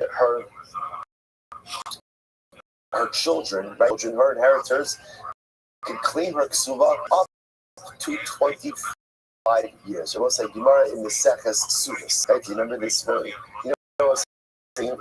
You know what's great about Dafyomi? Dafyomi is like you ever meet someone who you weren't feeling towards them, but you can't remember their name. Right? Like you know, like when I like it puts such a smile. So happy to see you. I can't ask you your name because I know that we know each other. We know each other. But I know we know each other. But it's like that thing like that. Camera comes to us. Like, goodness, I don't remember it comes to us, right? But when I see it, it's like, I don't know your name, but we know each other. So you're a case. So what happens? So the Yamana dies. Her kids did not collect the ksuba. So what's the halacha? They have up to 25 years to go ahead and collect the ksuba. So how come I'm asking? As well say, what's the case over here? Ultimately, Rashi points out that at Esme Kamishan, Mishamis and by loving other Kamishan of the Lord, Sigla, Doctor Subis, okay, calls Rashi dies at the Sadia, Shalnaka, skip down a little bit. And not have a Mitzvah Katan. So Katan Yas, Yarshim goes Subas, Shvas Yarshim Yiba Minan Summer. Never say, now remember again, collecting it from. What they collecting it from? So the Pashtos, they can also be collecting it from the Somim of the husband. So what do you see from here? This is Yisomim collecting it from Yisomim. Now, how are they collecting it? So the Panabase, this is a debt. Suba is a debt. So the Pashtos, remember again, so the woman is like the right, she's owed the money, and the Yershim of the husband ultimately again are the borrowers, so to speak. And therefore, Allah Kalamaisa, they're collecting, which sounds like you could collect it just with a typical shvashim, like Rabbi Lazar. Hakamaskina, Shinishpa Umesa. No. The case is where, this is very interesting, she swore before she died that she didn't get anything. So that changes the whole math on this, right? So she swore before the hand that she swore before she died that she had not collected anything, then Allah Kalamaisa, that changes the Tashma. Nasi Shano Shnia Mesa, man was married to a woman, he married his first wife, he died, married his second wife, Mesu, and then he died. So again, wife one deceased him, and then he predeceased wife number two. Shnia Yarsha, Kamala Yarsha Rishon. Ultimately, again, the second inheritors, their claim is before the first wife and her inheritors. So you're saying, but once again, it's orphans from orphans. So none of these cases over here is where she swore that she didn't receive anything from her ksuba before she died. That changes the whole equation. Tashma. Yarshin mashpian osa yarsha. That's how in Bershusa. Ultimately, it wasn't an ksuba case. The husband's yarshin, the ability to adjure her and her heirs, and anyone who comes in her stead in katani. Oh, there are two different osa ba'alma. The yarsha begrusha. The osa case is talking about which case. Master of Nazma. So again, the out of here is that halot lamaisas are not typical ultimately of yarshim collecting yarshim. So we're going a little bit fast. Master of Nazma. You have a koach. So sometimes again, ultimately again, and the father, I'm a base. Shaben go bein b'shvua ubein b'shvua. Ultimately again, a son has the ability to collect with shvua and without a shvua. The Gemara says, father ultimately again only the ability to collect with the shvua. Talking about Rashi, having chesed base go shava b'shtamini is b'shvuas yarshim. A son has the ability again from other yarshim, right? B'shvuas yarshim. But a father, on the other hand, doesn't have the ability. What's the case? The case is talking about it once again. That's the case where the father will be chayva. The katani should go bein b'shvua, and it says that a son has the ability to go without a shvua. The shvuas yarshim. But with the shvua both sides, that's a shvuas yarshim. That's a shvua yarshim. So what, like Rabbi Lazar, that Allah a son has the ultimately again just with the typical shvua that I swear my father never collected his debt. Whose opinion is this? Is a different business. That's right. Shammai said that in general that Allah any debt that is only to be collected is as if it is collected already. And therefore Allah yes, simple shvuas hashayar will do. Okay, I'm not going to just do one more line. I'm probably going fast. But just keep in mind, all of it is this fundamental machlokes we're talking about. Take Rav Nachman the Surah. All of the Rav Chisda. Rav Nachman went to Surah, and ultimately again Rav Chisda came in. Rav Barafuna, Amrulay, Leisimar Na'alaha di Rav Shmuel. So what's incredible? They said, Rav Nachman, it is time for you to uproot the ruling of Rav Shmuel. We'll say, okay. So again, just remember, all of this, and I apologize that we went quickly. But all of this is centered on one simple machlokes. The shaila is as follows. when the lender dies, right? When the lender dies, the lender, in order to collect, already himself would have been obligated to take a shavua. When would that have happened?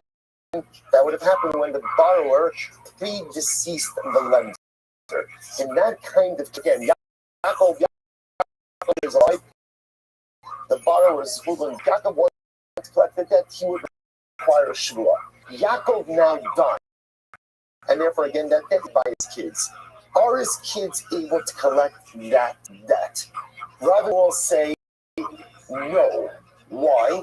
Because since that debt was already only collectible already by a shavua, therefore Allah Kalamaisa ain't Adam Shmuel the Banav, a father bequeathed a debt to his sons, and therefore Allah Kalamaisa, the debt itself is totally uncollectible. Totally uncollectible. Rabbi Lazar disagrees, says it's not, although the sons can't take the shvua of their father, the son, what is it called? That's called Shvuas Hayarshin. That's called of inheritance. What does that shvua say? To which our father never received his debt, and therefore Allah Kalamaisa should be able to fend both sides. That's my guess. That's what we have not yet resolved in Eretz Hashem resolution. And last stop of Masechet Shavuos and Eretz Hashem almost tomorrow. Shayach. Yeah, well, all right. All right, have a good day, everyone. Eretz Yisrael should be a day of safety, security, and tremendous hatzlacha for class.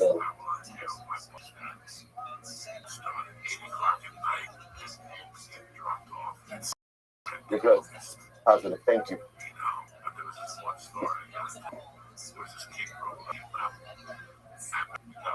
Amen.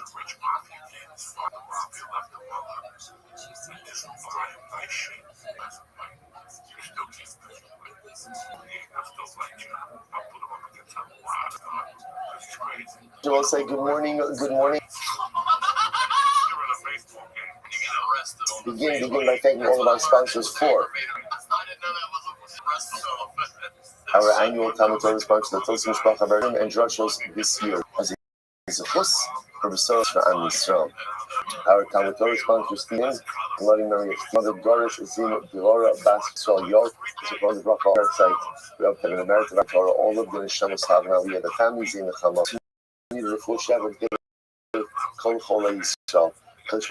Hashem recall hostages, Shalom and Bukhara, should allow our holy soldiers in the air and land and sea and Hashem to be successful.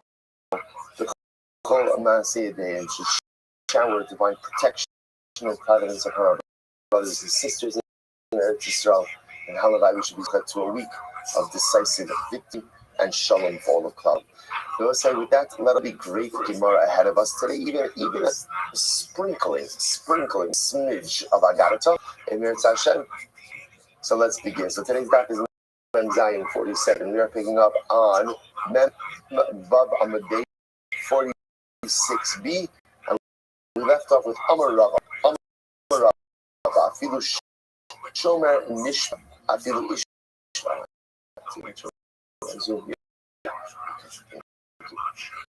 Good. Okay. So remember again, we were talking about yesterday, just as a continuation of yesterday's conversation. So remember that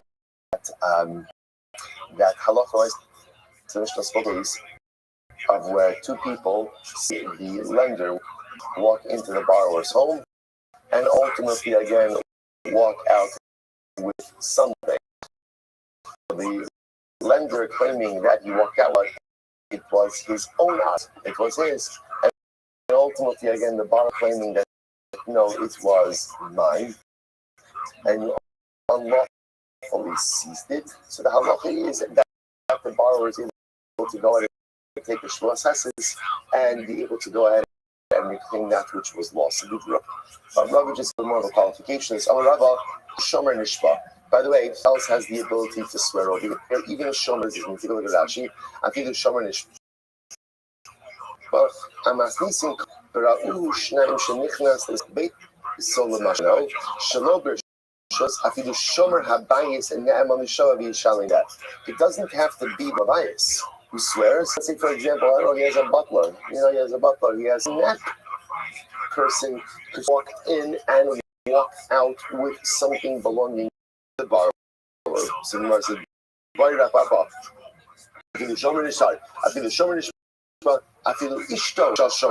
even the wife of the shomer has the ability again to swear to the effectiveness of this claim. Incredible. Yes, what about, let's say again, the hired worker? Right? Is literally again the hired worker, the laborer, works for the balaba. Is such a person believed to go ahead and testify that the lender walked the house and walked off with a mashki, to which the Gemara says, Teku. That's a hired employee, type of conflict of interest over there. Teku. I'm only going to hear another Rashi. Tano Bekasa, the Kaspa Mount, piece of here. So this is all the same case in Mishnah. So again, remember, let's say I took something of mine. Now again, I'm going to say all we have is circumstantial evidence in this case. That we saw Reuben walk into my house and that he walked out with something. We have no idea. The circumstances as to why he walked out, we have no idea. And Reuben's claiming that he's I don't say he walked out with something. But it's him. He stole something from me. So the Gemara is like this: what happens if I claim a very expensive item? So I say Reuben came out of my house and he stole a bar of gold. I mean, literally over here. This is Casa. The Casa means like a silver goblet. Like he stole a very expensive silver goblet. So I'm making. So not only am I claiming something,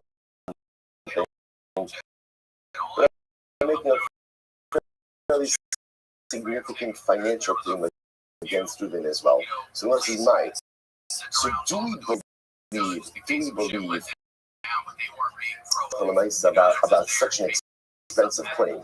Well, it's very simple. Because inish the amitu, inish the man with the inshigabe, mishtaba b'shakal v'ilo lo. So when we look at the circumstance, first of all, am I wealthy? So am I wealthy in possession of such an? Or conversely, am I trustworthy and would deposit such an item like this with me? So this is very interesting. So essentially, we examine: is it really feasible that such an item? I said, like the example, like I claim Reuben walked out of my house and he took my Rolex. So we have to see. Okay, first of all, could silver Rolex? That's number one, and not. You see, the kind of person who would be trustworthy enough, Rolex owner would visit that watch with him to watch it. So again, that and based on that would then depend whether or not I'm allowed to swear about the Rolex. Incredible. So the says Nechbal case. That's what it says. Remember again, the next Mishnah was the following situation. I'm having a conversation with Reuben. And then what ends up happening? What is happening? So let's say, so I go into Reuben's home. And when I walk into Reuben's home, Baruch Hashem, I'm fit, I'm healthy, all is good, right? I walk out of Reuben's home, and what happens? I'm bruised, battered, beaten up, all these different kinds of things. So I claim Reuben beat me up. Reuben, right? Ultimately, again, Reuben says, I didn't touch you. You slipped, you fell, whatever it was. So what's the halacha? I swear that Reuben assaulted me, and I'm allowed to collect damages. So says the Gemara, I'm sorry.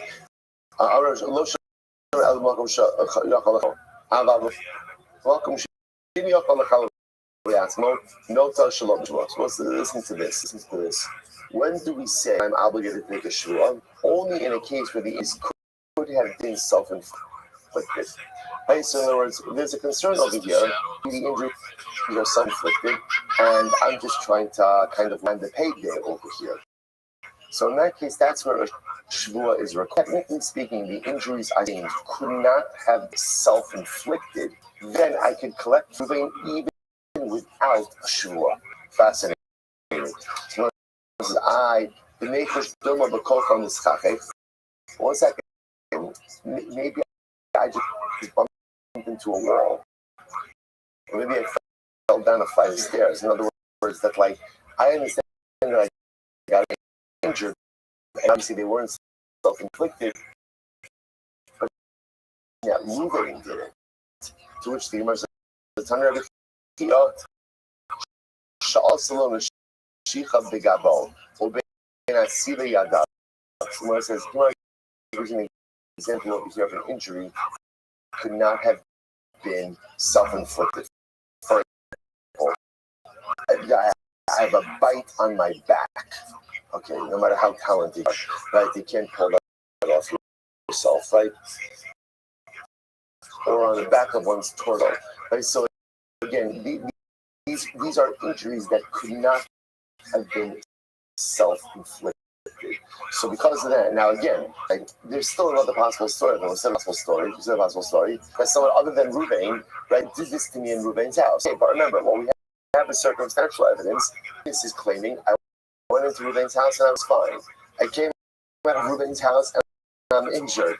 I'm claiming Ruvain did it to me. Ruvain's claiming, no, I didn't. So then the halacha is, I swear that Ruvain injured me. I'm able to collect. But again, I won't say, but the chap over here is the chap over the Gemara side, the Dilma of it, the Dilma of it, maybe someone else and did this to me. The leka acher, there was else around. So obviously, again, so not even all of this together would chayiv straight out, right? Because at the end of the day, no one saw do it. No one saw Ruvain do this. So there's circumstantial evidence, and the shua then creates ultimately again liability. Okay. Now again, the interesting case of this Shmuel is that is only true if it's could have been self-inflicted, right? But if it's injuries that have been self-inflicted, and Shmuel says I can collect even without a shvua. After the shvua shav, Shmuel says. So remember again, the next case in the Shmuel was that it's a situation where, let's say again, two parties are locked in a conflict, and one. But let's say the person was supposed to swear himself a different shvua. So in other words, credibility has already been compromised because it's been proven that he's going to flip the shvua of the other party. So the examples that the Mishnah gave, that there's a legal dispute with Ruvain, and the normal mechanism of Mishnah for that legal dispute would have been that Ruvain would have taken a shvua. He can't take a shvua. Why not? Because he chashuv. He already lied under oath for something different. And the Mishnah gives all the different rules. So the Gemara says as follows. The Gemara says, "Maya filu shvuas shav." Why did a shvuas shav? So the Gemara comer. But we buy enough the ispek firasma. So I say, so in all the other cases, perhaps right when Ruvain talk was some that negated or that denied a financial claim. Ela filu hard nami firas tvarim ba'ahu lo mehanim. The chiddush of Rabbi is even if they only quote unquote only did a shvuas shav. In other words, we'll say back a little bit earlier. So what shvuas shav? Nishpa l'shanos es hayadua. I swear that this cup of coffee is in fact the car. I swear. So that's a shvuas shav. Now that does not include any denial of financial. I might have thought that it took that, even though if Ruvain took that, it doesn't compromise his ability to go ahead and swear a financial. Kamash malon that it does. Right? Once you've done something which indicates trustworthy by shvuas, even if the shvua that you lied about, at the end of the day, Ruvain's lost his ability to swear. So the Gemara says, "Listening, nami shvuas bitui, ki katani shvua defi kashigra kamishnav." No, here's the difference. Then when it comes ultimately where Ruvain lied, however, again, tzava shvuas bitui, ika lemimar bakush kamishnav, lo bas bitui. Maybe you are making a lie, because remember, the paradigmatic case of shvuas bitui is what? Is a future tense law, right? Sha'ol chal sha'ol chal. When it's not clear whether or not he's going to lie. To which chal v'lo chal. Achal pi v'lo achal pi ma'ita l'mimar. What about a past tense shvuas bitui, which also, we'll say that's the shtayim shena. First Mishnah and the Sata. Shvua, he was definitively lying or not. So it's saying, the chal damile. It means shvuas is shvuas shav. In other words, we'll say, so halach ma'isa, what the Gemara says is like this. Any time Ruvain has lied a shvua, whether it's lying that had financial ramifications, implications, or just stam lying on he made a false oath, or he made a false shvua. speak to me. Right? I swear I ate the loaf bread yesterday. He didn't. Either once you demonstrate a willingness and an ability to lie under oath, what does that do? It compromises any future or subsequent divorce. Okay, incredible. Next.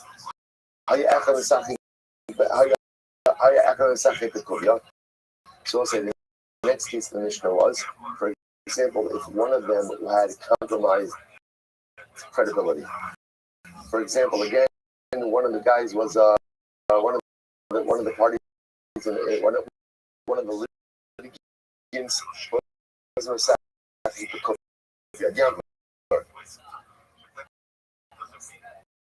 gambler. So the Gemara says, then you can't go ahead and swear. So Gemara says, why do you in this case also? I will say, if you know it's the progression of the Mishnah said like this. One of the parties had previously lied, right? His integrity is compromised and can't subsequently swear. Then it said, and the gambler. So the Gemara essentially says, why do you need to go through this whole list? Like, we got it. If somebody has been compromised, we don't let him take a shvuah. Why do you have to give all of these examples? To which the Gemara says, Tana, Psula D'Oraisa, Vekatani Psula D'Rabbanan. To which the Gemara answers, you're right. We're giving a psul d'oraisa. So, for example, if Reuven had sworn falsely, that's an example of a psul d'oraisa. As opposed to Misaki Pekuvia, a gambler, that's the psul. What's the psul d'Rabbanan? Rashi says over here, Misaki Pekuvia, Gazlan d'Rabbanan. The gambler is a Gazlan d'Rabbanan. Tarminan asmachta look. What is the problem with gambling? What's the problem with gambling? Now, the Imam Misachas Avodah Zarah, Haba Alina look, right? The Imam Avodah Zarah discusses Eino Osek b'Yeshuvo Shalom. Such a person, he doesn't contribute to society. In other words, one said the whole of life is whatever you're going to do professionally, contribute to society, to someone, and every profession contributed. But a guy who goes ahead and literally is made for gambling, absolutely no kind of greater society involved in that. Gemara also says the other problem, here's the issue. Gamble for one reason, and that is to win. And therefore will lose, although you give away your money. Therefore the winner is a shtickle gospel. A little bit of theft involved. It's not reaching someone's pocket, but it's taking someone's money again. That is why a gambler is pasul le'edos. That's why he can't take a shua, because he is a thief in the drabba, a rabbinic thief, although that doesn't sound right, a rabbinic thief. Rabbinic thieves as well, right? But he is a thief drabbanan. Incredible. So it's a separate again, the Mishnah wants to give examples of people who are disqualified with drabbanan. Next, Hayu Shnayim Chashim. So I said, this is now what we're going to spend a little bit of time on. So what happens if both parties were so let's say I'm not going to lead the dispute with Reuven. Again, it needs to someone needs to take a shvuah. And now let's say both Reuven and I'm a gambler, and Reuven is a pigeon racer, or Reuven is falsely about something else. So what do we do in that case? So this is an interesting machlokes in the Mishnah. So the Mishnah says, Chazra Rabbi Yossi. Rabbi Yossi says the shvuah goes back to its original place. We're going to see what that means. Rabbi Meir says we split it. Rabbi Meir says no, there's no shvuah, and we just split the things. So says the Gemara, Amali Rabbi Nachman, hey Etiyan. So Rabbi said to Nachman, what is the action over here in the Mishnah? Did Rabbi Yossi say split it? Split it. So Amali Lo Yedano. So Nachman said, I don't know. Rabbi said to Nachman, what is the halacha? What do we do in a case like this? I'm going to play Lo Yedano. I don't know.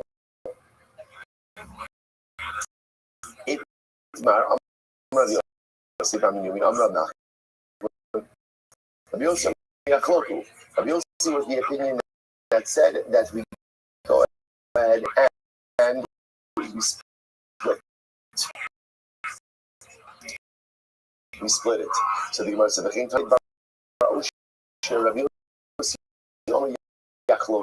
Yossi was the opinion that said that in this case, where neither party has the ability to go ahead and take a shvuah, we simply split the claim.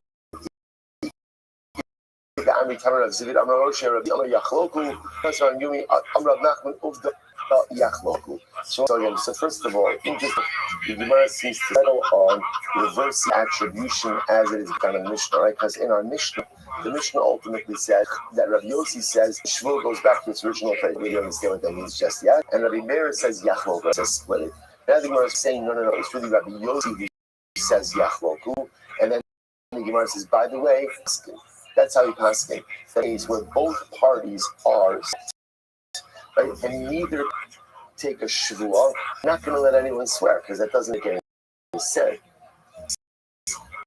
Rather, what will we do? We'll split the claim. This will essentially just compromise. Just compromise. I just want to say, we're not finished yet. Chazal Shalom Kamal. So remember again, now it turns out Rabbi says, or Rabbi.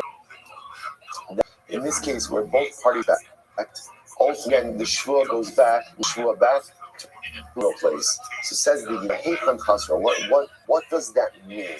Shvuah goes back to its original place. This is very interesting. So the rabbis in Baba, they said the shvuah goes back. What does that mean? This is very beautiful. Rashi says the Sinai, 3 lines down from the top and up. The shvuah Sinai, Shishbiel.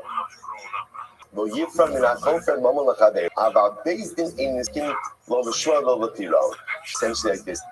It goes back to Sinai, which essentially this din goes back to Sinai.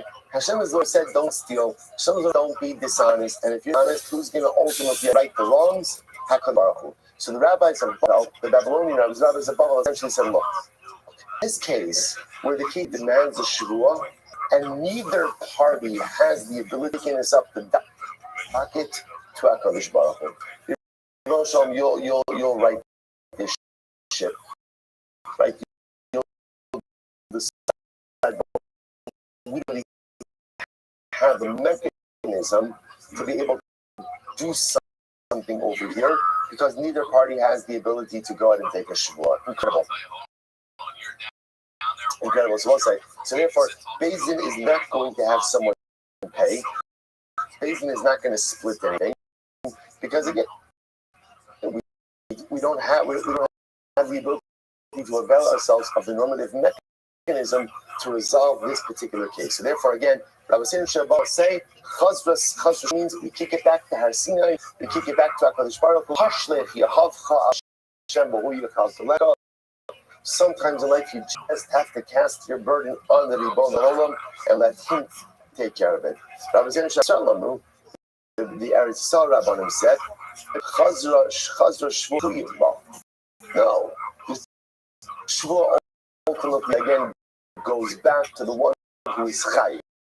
Now what is this? Take a look at Rashi. Yitbah al zeh shehod b'miktzah v'chayben she'en yochol l'shabah harichal yishaleh. The Eretz Yisrael Rabbanim said this. No, it goes back to the one who's obligated to take it. But what? He can't take it. I must say, what do you do in a case where you're obligated to take a shvuah in order to resolve the situation, but you can't? You know what that halacha is? You pay. If you can't take a shvuah because your integrity is compromised, then you pay.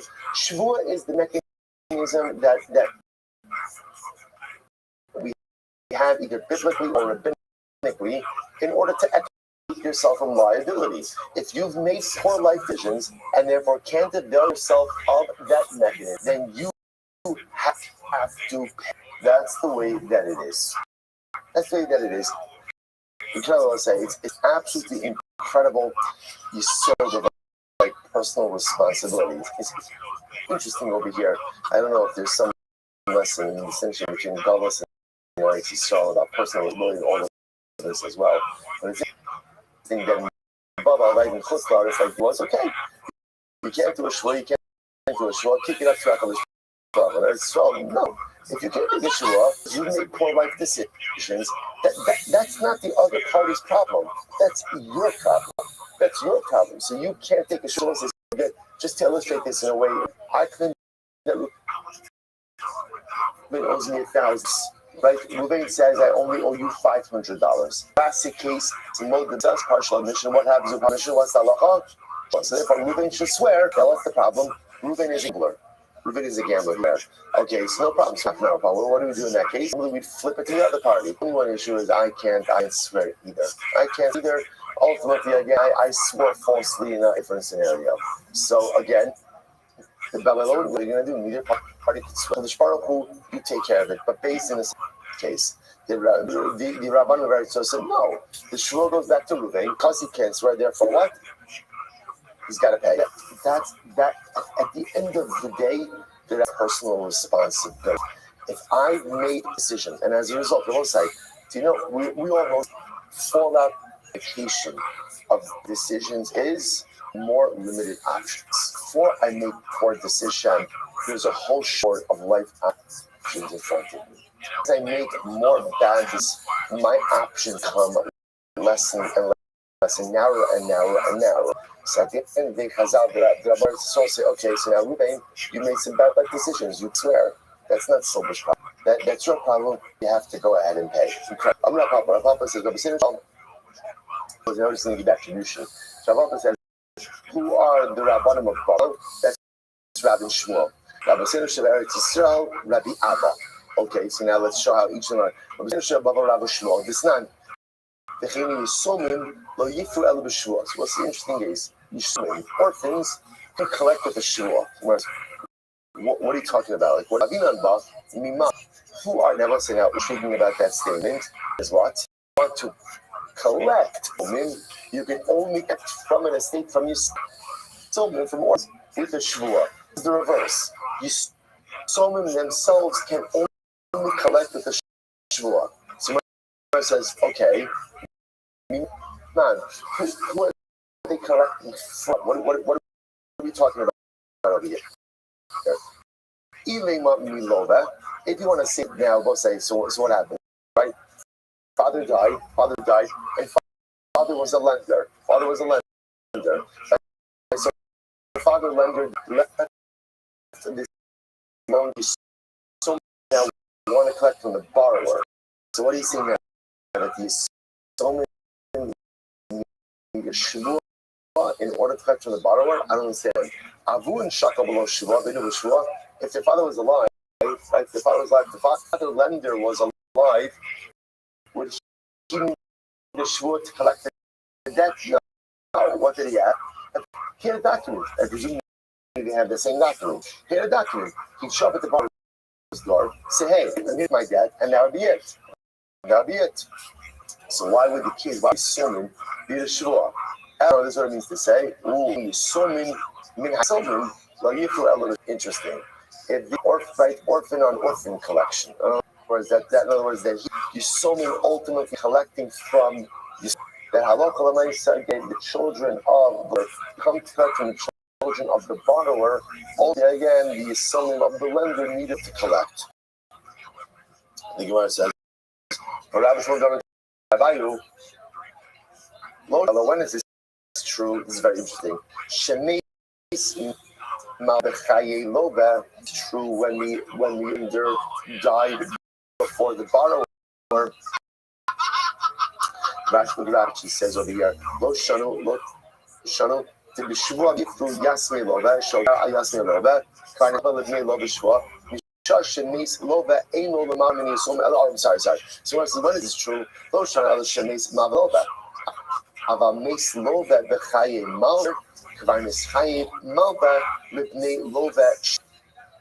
In that case, interestingly enough, if the deceased lender right? That already the lender would hire a shul in order because the lender would be collecting somin, and you can't collect from someone without a shua. In that case, again, Karnas Mava Lebnei Lova Shua would have already been obligated to collect with a shua. Ultimately, again, it's very interesting, a shua to his sons. And therefore, again, in their case, they would have been able to collect. Now, if you look at Rashi, Morish, Libano, right? Shehu Machua. This is very interesting. And I don't know that we ever actually said that before, that if father lender died, and at the time that he died, the only way for him to collect the debt was through a shvu. That shvu was not transferable. His kids can't collect that debt with the shvu of the father. Allah, shua shlo is kabalti chovzer. V'sumim yochol shua shlo pakalu abba ve'u shua mutelas alabiem. V'gam yasvi lo ve'en yichol shapar alabiem. Rabbi Shmuel Yiflu Alma was a swastika over here. In this particular case, Rabbi Shmuel is saying that because neither take the shuvah, therefore what? The debt is not collectible. So therefore from here, the Rabbi Shmuel are the Rabbosenu Shebababel, they're the Babylonian rabbis who hold that when neither party could swear what's the halacha, so we kick it up to HaKadosh Baruch Hu. Okay? Rabbi Abba was a very famous case. Rabbi is very strong who were they. Rabbi Abba, here we go, great case. There was a guy who stole a block of, who grabbed a block of silver from his friend. Also, so what happened? They bought the for Rabbi Ami in there as well. I see Chat Sahada, the Michtav Chat Famine. So once I saw what happened, so I take a block of silver from you. So what happened? On a singular witness that said, my block of silver. Yeah, I took it. You know why I took it? Right? Because it's mine. Right? So again, I will say, so just tell them what we have over here. I'm admitting the block of silver from Ruben. I'm admitting that but my claim is I took it because it belongs to me. Rabbi Ami said, hey, so what do we do in this case? So I said, hey, l'dainu l'haydina. Name of my zil shlim lekatrei sahadi. You can't do that. Why? There aren't two witnesses, only echad. To say, okay, well, if testimony, then I have no liability. You can't do that either. Why not? That's sahada. There's still witness. Name of my zil shkav. Okay. So in general, what does one witness do? What does one witness do? Generates an obligation for the shua. Okay, but I can't swear.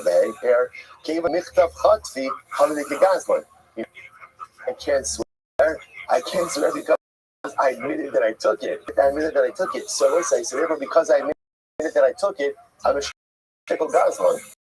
Because again, so let's say, now it's not actually calling me a thief because again, I'm that I took my own. But it's possible that I'm not telling the truth. So because of that, I may be a gazlan. Because I may be a gazlan, I can't swear. So let's say, see, here's the case. So we don't know what to do with it, right? Because the nice again, can't order me to pay because there's not two witnesses. Can't let me off scot-free because there is one witness. Can't make me take a shvuah. Okay.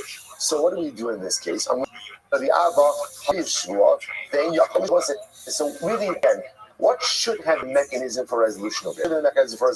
What should I, the person who took it, should have been obligated to swear. That would happen in a case like this, right? Let's take a more classic case. Well, let's say there was one that says, I took it. I'm claiming, no, I didn't, right? So Ruben's silver took my bar of silver. I was getting confusing silver and silver, right? Sorry. So again, Ruben that silver took my silver. I claim no echad says I saw him do it. Beautiful classic case.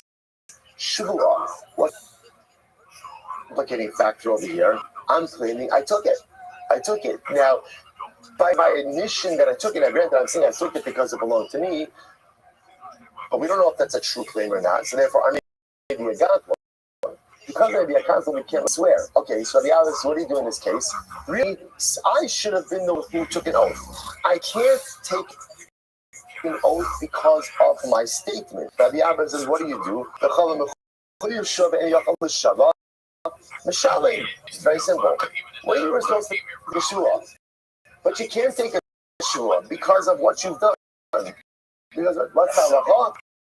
You pay. Rabbi Abba would say, what will be in this case? What will be the resolution of you? I have to pay. I have to pay back the silver ultimately again to proving. So we see from this is the famous case that's known as Naska to Rabbi Abba. Naska Rabbi Abba. So if you want to look like really intelligent, but did you hear about Naska Rabbi Abba? Right? You know, you could drop that one. You could drop that one. Maybe, you know, that relatives.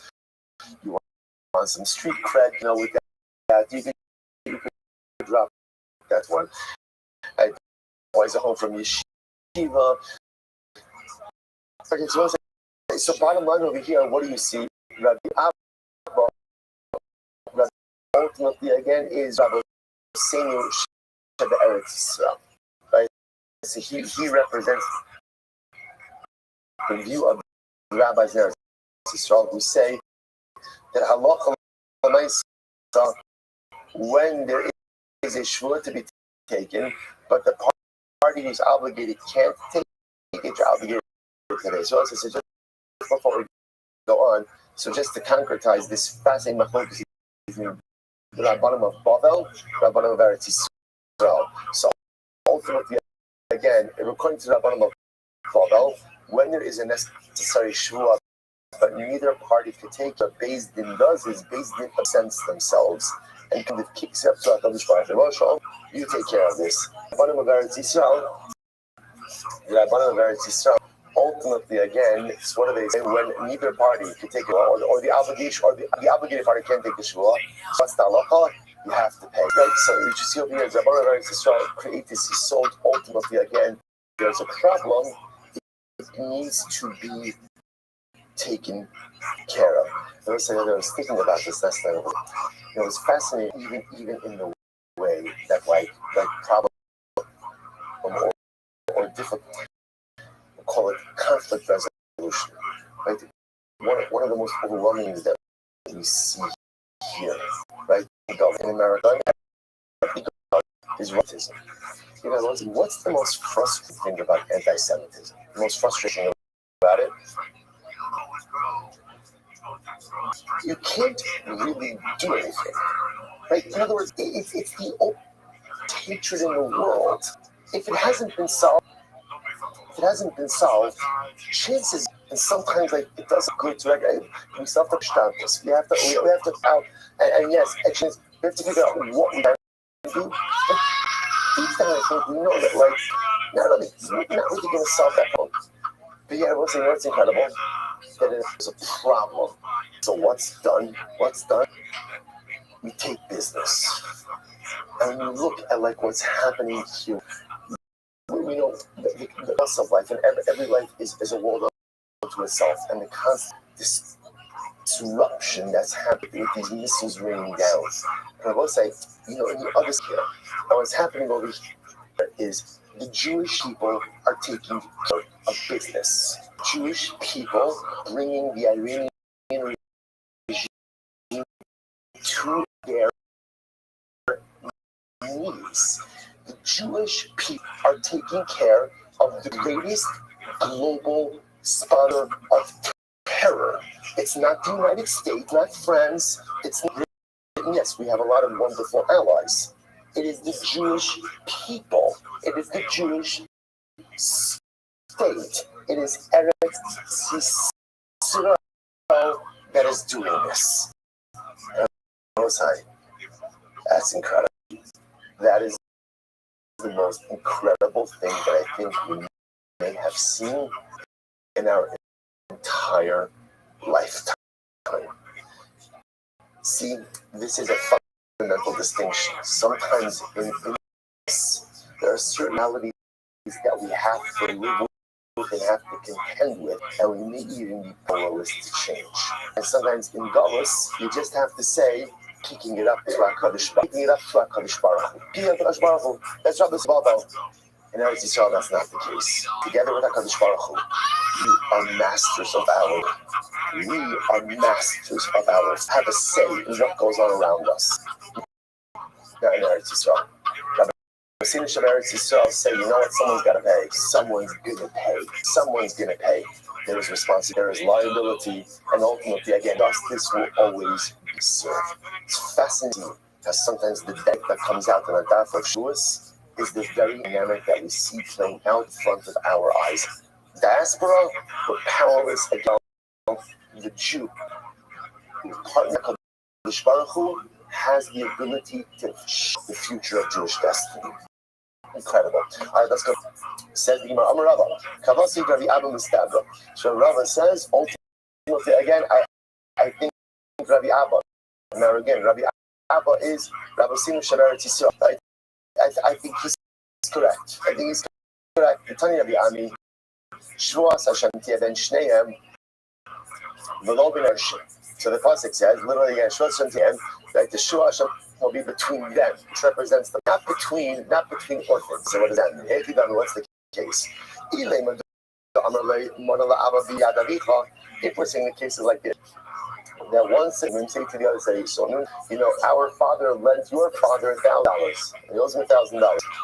From the Chamshin is late, and the Chamshin less late. And orphans, right? The children of the borrower say, no, our father only borrowed 500. By 500, we have 500 we have no knowledge about. So that's only the Modern Mitzvah's case. Malihu or Maliavuha. So I say, so ultimately, again, if the children of the borrower, Rashi says they're making us buried, they're making a bit of claim, then why shouldn't that be a classic case of Modern Mitzvahs, in which case there should be an obligation for Shvuah?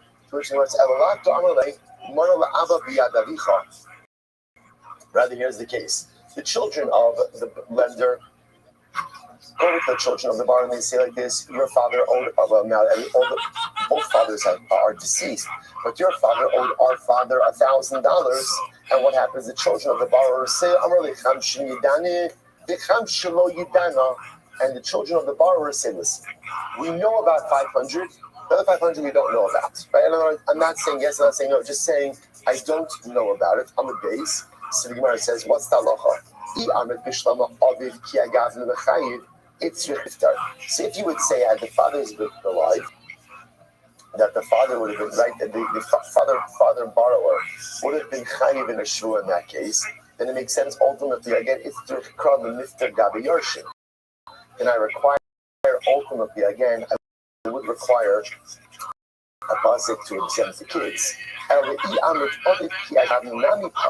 But if you say that even the father, or even the borrower himself, would have been exempt in a case like this from Shvuah, Krag Gabi Yarshin Lamali. Ultimately, again, why do I need a pasuk? Ultimately, again, by Yarshin. Okay, so again, remember, so this is just rough coming along and trying to say that halacha l'maisa, just to halacha l'maisa, bringing a brisa ultimately to support Rabbi Abba. Before we go on, how do we ask it in this case, right? So what do we do in this kind of case? Well, let's say neither, right? I need a shvuah to resolve the case, but neither party can swear. So how do we pass it? The Rambam Rabbi Sinu Sheba Eretz Yisrael. That's how we pass in halacha l'maisa. Namely, that when neither party could swear, chazra shvuah kol mal, the shvuah goes to its original place, which means the shvuah goes back to the party that is obligated to take the shvuah, and therefore what? Since that party can't take the shvuah, therefore pays. So both lochel l'maisa and in Eretz Hashem hashkafa l'maisa. We pass in like Rabbi Sinu Sheba Eretz Yisrael. Incredible. All right. So let's finish up. A little got it over here. So the Gemara says, Rav Shmuel, Hai Shvuas Hashem, my Kadarshi Day. What do Rav and Shmuel do with that part of Shvuas? Also, beautiful Gemara. Beautiful Gemara. Shimon ben Tarfon Omer. Shimon ben Tarfon says, Shvua Hashem tia ben shneim. What does it mean when it says that the Shvua shall be between both of them? Now, again, this is talking about the parties, right? The litigants. So, what does it mean that the Shvua will be between them? It means ultimately, again, that the Shvua devolves upon. So, listen, that's strange. Marshall comments and he says like this: when there is a false that is taken, a false oath that is taken, liability for that oath rests upon both parties, which I think is tremendous idea. It's almost as if the Rabbi, there's that goes into someone taking a false oath, and there's a lot of like broken dynamic in that whole thing. So just understand when that type of behavior happens, there's usually enough blame to go around over here. So I'll say, we know this through life, right? And I'm not a businessman, but enough to know that you do have to be careful about who you go into business with, right? And you do have to be careful about who you just in general, deal with the wrong kind of people, things. And then you're responsible. Whereas if I knew full well that this person one day is not the right kind of person to take into these dynamics, I can't claim that I'm the victim afterwards. Because again, I allowed myself to fold into this negative. Therefore, again, I believe that where there is a false oath that is taken, for that. And also, which is it's most haskell, because it says is, I am responsible for the type of people, circumstances that I allow to be a part of. Right?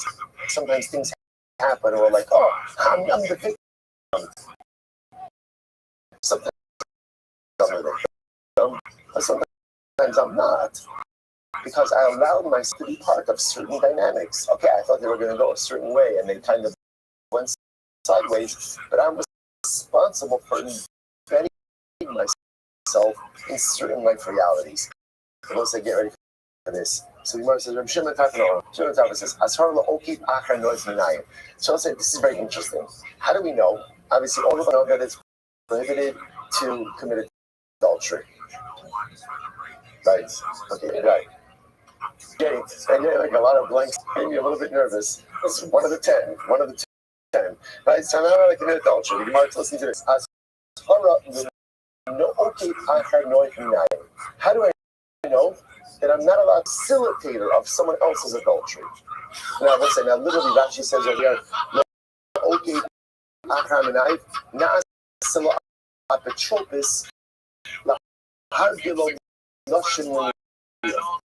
so literally, again, I arrange for someone else to have partners for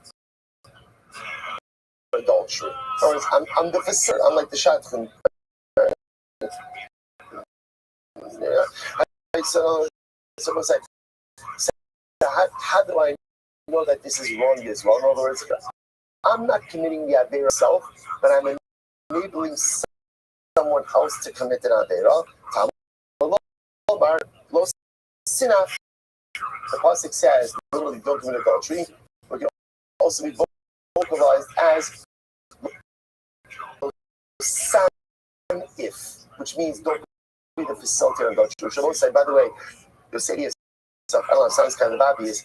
But said, what it's saying is like this. You can also apply this in the case of someone's doing something wrong. I keep it good, right? I go ahead or I cover for them. The idea here is not only can I not commit averos, but I'm facilitator or enabler of other people's averos as well. If I do so, there's life for that. I suppose they get ready for this. So again, the pasuk literally says over here, Moshe Rabbeinu giving to Klal Yisrael, right? They say, Ragnu ba'alechem. So you went ahead and literally again you gossiped or you denigrated in your tent. The Gemara says, what does this mean? Shimon Tarfon Omer, Tartem ugimisem ba'olol shamakom. You spied out the land, and then you denigrated. Ultimately, literally means you denigrated in the tent of HaKadosh Baruch Hu. I will say this week's parasha in the Rabbi. So Moshe Rabbi was giving Moshe and Baran to Klal Yisrael about the people. I will say, just how, I just want to point out how incredible is this. I will say, I just want to say, okay, I have these types of things all the time. So I want to point out, just understand, Shavuos, I get feedback about us, right? And shame on you. Shame on you. Shame on you. Shavuos is fantastic. It's fantastic. Okay, it's easy Masechta. Again, it's not a Masechta. It's really not an easy Masechta to learn that. And it's not an easy Masechta at the pace in which we learn. But it's beautiful. It's a beautiful, translucent, sealed work that restore our soul, beauty, and vitality and holiness every single day. As long as, like, I saw this through it, and it's all the stuff goes on. And everyone said, look what a Baruch Hu does, right? As we come to, this is the last 3 days from Masechta. That's it, we're at the fifth. And what does HaKadosh Baruch Hu here point on dying on the days? On Tuesday of Parsha Shlach, the Tuesday of Parsha. So what HaKadosh Baruch Hu is, don't speak negatively about holy things, right? Because at the end of the day, you may not realize what holy things do for you, but holy things always lift you up, propel you, even if you don't understand them. So the Shema tells us, first of all, the beautiful kiss from Hashem, that we're on the right path. We're doing exactly what He wants us to do. V'harai, at a 7.5-year cycle, what are the chances of getting an allusion to Chaytam Araglim on the Tuesday of Parshat Shlach? Us, how careful we have about how we speak about Dharam Shebekdusha, how careful about Eretz Yisrael, how careful we have to be about speaking about Masechah Shavuos, right? How careful we have to be about everything else. This is the kiss. This is HaKadosh Baruch Hu telling us, I in this last 47 days have not been easy. They have not. But look what you've done. Look what you've accomplished. You've stayed the journey. And don't fall into the trap of ultimately focusing on it like the Meraglim did. But instead, ultimately, again, stay on the high road. See the beauty in the beauty of Boulder that we're doing. I was back for today. Again, there's still one more beautiful piece of life. I got it 10 minutes from tomorrow. Sure, everyone. All right, friends, do. Eretz Yisrael, we love you. We're thinking about you, happening for you. And in Eretz Hashem, Hallelujah, Shemizok, and Eretz Hashem, the week of decisive victory. Hatzlacha, bracha for all of Klal Yisrael.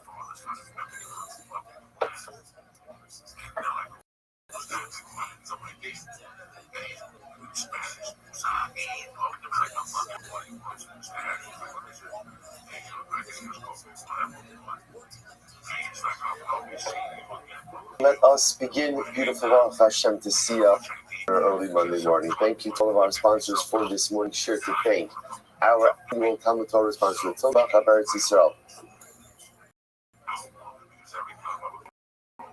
We're dedicating Shurim and Rothschilds this year for Besoros Tavos Sha'an Yisrael. Our Talmud Torah sponsor for the month of Stephen Abban Tova, Stephen Terry Zin, in loving memory of Steve's mother, Zin Dvorah Basra Yisrael Yoel, occasion offered 50 yard site.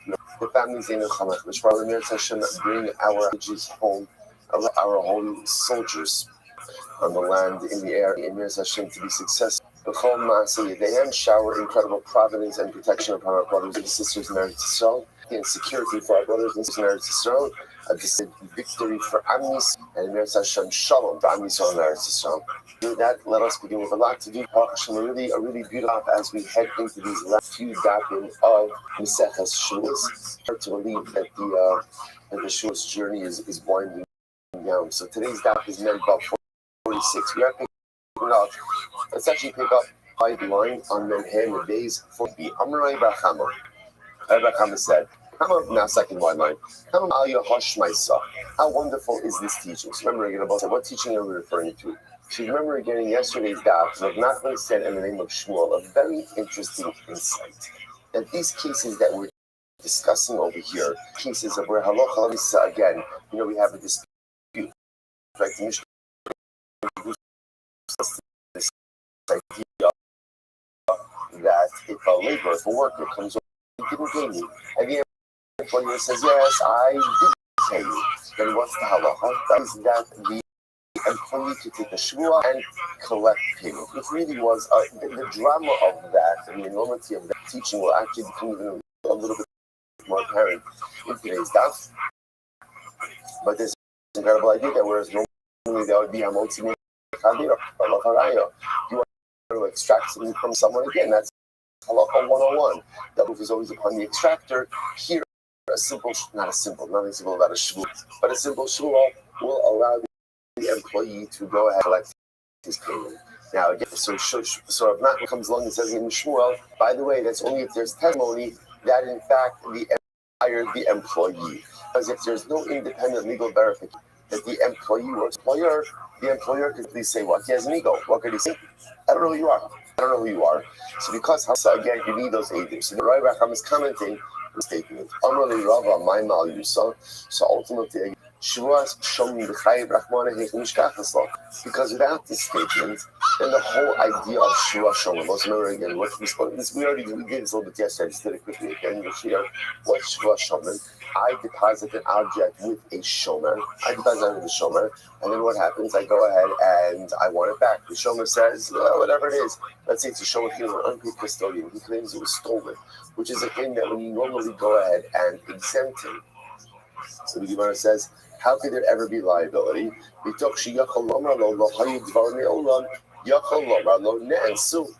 Because again, remember that a halacha l'maisa, we should say that a shomer should always be believed. Why should a shomer be believed? Because he has an ego.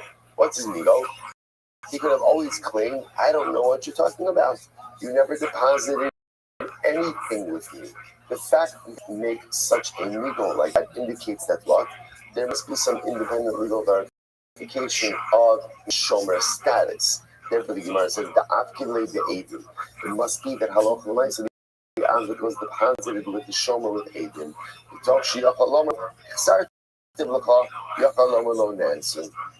But still, nevertheless, there's some level of ego because since the shomer could said, I return the object to you, therefore he is believed to say it's an onus. Which words it must be a case the afkilei b'shara where it deposited it with a shard. Now, what's interesting?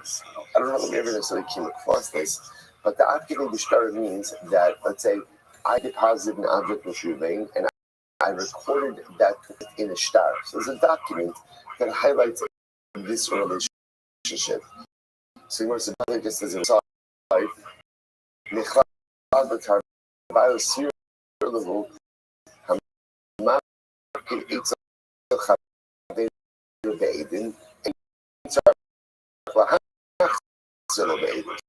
see something very interesting over here.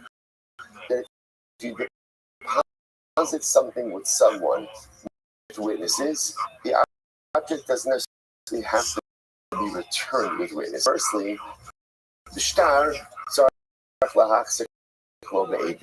interestingly enough, if you go ahead and you deposit an object with a shtar, then you are obligated to go ahead and return it with a interesting.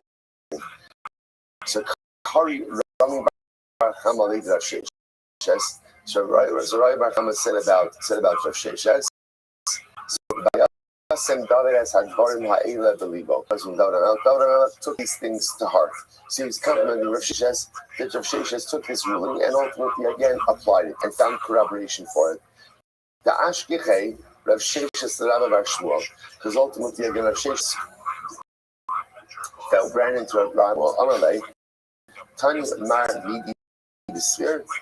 Have you been learning? Have you taught anything or learned anything when it comes to employee relationships? I'm like, yeah, I did learn something. Tanina, we learned Schir is mano nishpa b'notam. So we'll say again, going back a little bit to our original discussion. Schir, a hired worker, bismano in his kind. I must remember again. This is one of the other qualifications that we saw in yesterday's daf. What's bismano? Bismano means like this. Remember, in order for the schir, in order for the employee to be able to collect his wages with a shvua, he has to be coming in the what we'll call window of payment. right? As we spoke about yesterday's daf. Every laborer, depending on the nature of of employment, has a window in which halachically he is supposed to get paid. What we saw in yesterday's daf, this Shavuos has this rabbinic innovation that employee could come, swear that he has not been paid, collect payment only of he's coming in window in which he's supposed to get paid. So he's showing up during his window of payment, no doubt. He also will swear and he's able to immerse his case out. So what's an example of this? So what's the what's the case? Tomorrow says, here's the Ruvain. You hired me, and you did not pay me yet. Allah Omer, and the other one says, in other words, what are you talking about? Right? Ruvain says, yes, I did hire you. I agreed that the implement is a fact, but what I saw, I paid you. So what's the halacha? So we'll say, so again, in that case, then that's the Mishnah. So therefore, again, I employee, assuming that I'm coming within the window of proper employee payment, swear that I did not receive payment, get my money, go home. Good. Alcohol. That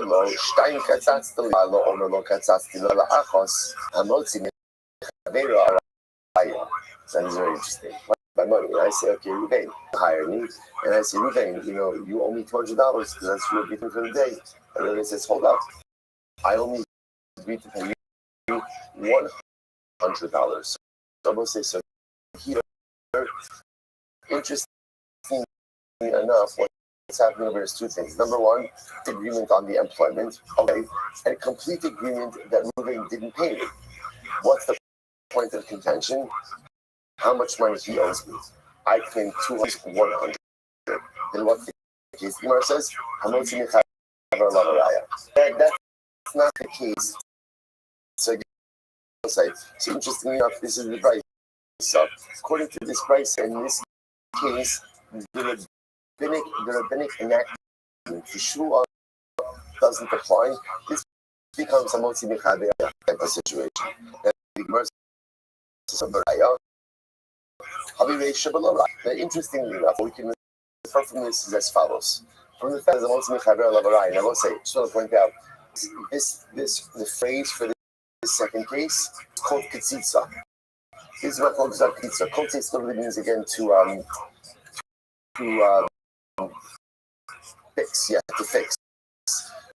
Right, to fix. In other words, so the Gemara is over here making a distinction between when there is a dispute about payment versus when there is a dispute about the rate. So the right is just this. When there is a payment, in other words, say I'm the employee, I haven't gotten paid. Reuben the emperor says I have gotten paid. That's the Mishnah. They are assuming that I am coming in which I'm supposed to receive my payment. I take a shvua, get paid. But if the machloek is rate, it's about rate. I say I'm owed 200. Reuben says I only owe you 100. That's a multi mechaber lavaraya. The Muslim, obviously in that case, the dispute revolves around extra 100. Okay, so the Gemara says now how many the seifa, but to refer from here is the fact that the Gemara says that the right says by the seifa. First one, so the first case that what? That there's no right. In other words, I just take a shvua, and I take my payment. That's it. Or Rav Yitzchak says top of my bottle say 46 shav is seifa beraya. In fact, both of the ratio seifa require ultimately again that I have to bring a raya. Rashi says over here, ratio seifa beraya. He turning nishpadot. Let's say Elishayavi Tchila Eidin Shesachra. So I'm going to say, no, it's not true. Even in the first case, there's a raya, a different raya. We're going to say, what proof do you need in case number one? What do you need? What proof? Of employment. Proof of employment. As we saw already before, we're issuing proof of employment. So again, the employer is always going, why? Because he has a need. What's his migo? His migo is, I don't know who you are. I don't think here is. You're always at some level of raya. What kind of raya do you need? So in case I get paid, Reuben claims he paid me. Okay, so he's suing the raya. What do you need raya? Proof of employment. Case number two. Case is about the rate of payment. I'm claiming, Reuben is claiming I only owe you 100 chaber lavaraya. Then again, the burden of proof is upon me to show that extra $100. The Gemara say raya tatani, raya the shvua lo katani. Ultimately, again, payment. That ultimately is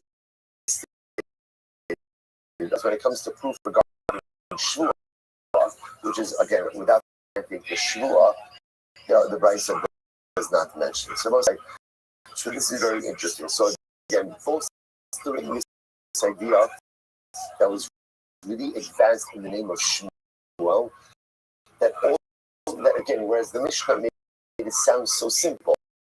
I have an employment dispute, right? Reuben says, Reuben's my, I say, Reuben, you haven't paid me. He says, you have paid, I have paid you. So the Mishnah makes it sound like, well, collect payment. Shmuel comes along and says there's a critical piece of information that is not written in the Mishnah, but is an indispensable piece of information. In order for me to take, as an employee, to take the Shmuel and get paid, there has to be independent legal verification that I am looking for Reuben, because of that, Reuben is always going to be believed. He has a ego that he could claim, I don't know who you are. We have no legal working relationship. Incredible. I'm going to be about Abba. The third line down from the top, 46 and then Bob Aleph.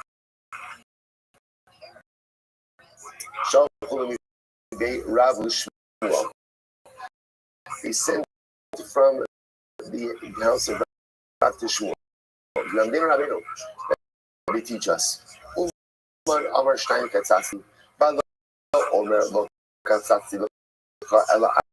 So watch this. So I claim I'm the worker. I claim, Reuben, you owe me. You agreed to a rate of $200 a day of work, and Reuben only agreed to $100. So they asked to the in English book, who swears? Who swears in this case? Amala. So Shmuel responded, Yishava Balabais v'yafsid uman. So in this case over here. So in this case, what should happen? The Reuben, the employer, the Balabais, he should swear, and ultimately again, the Uman should lose out.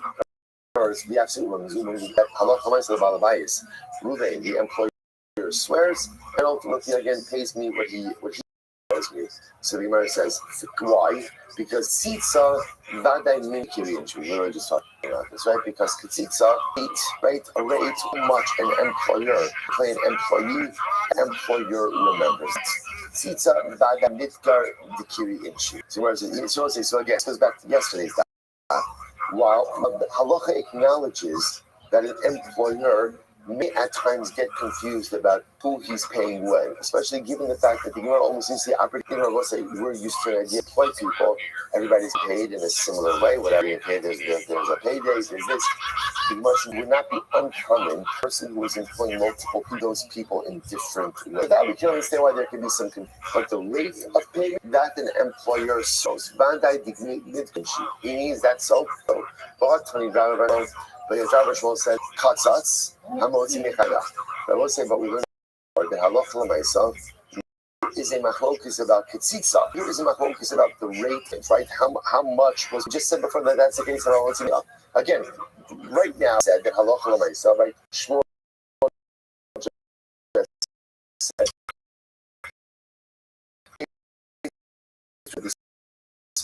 the rate of payment.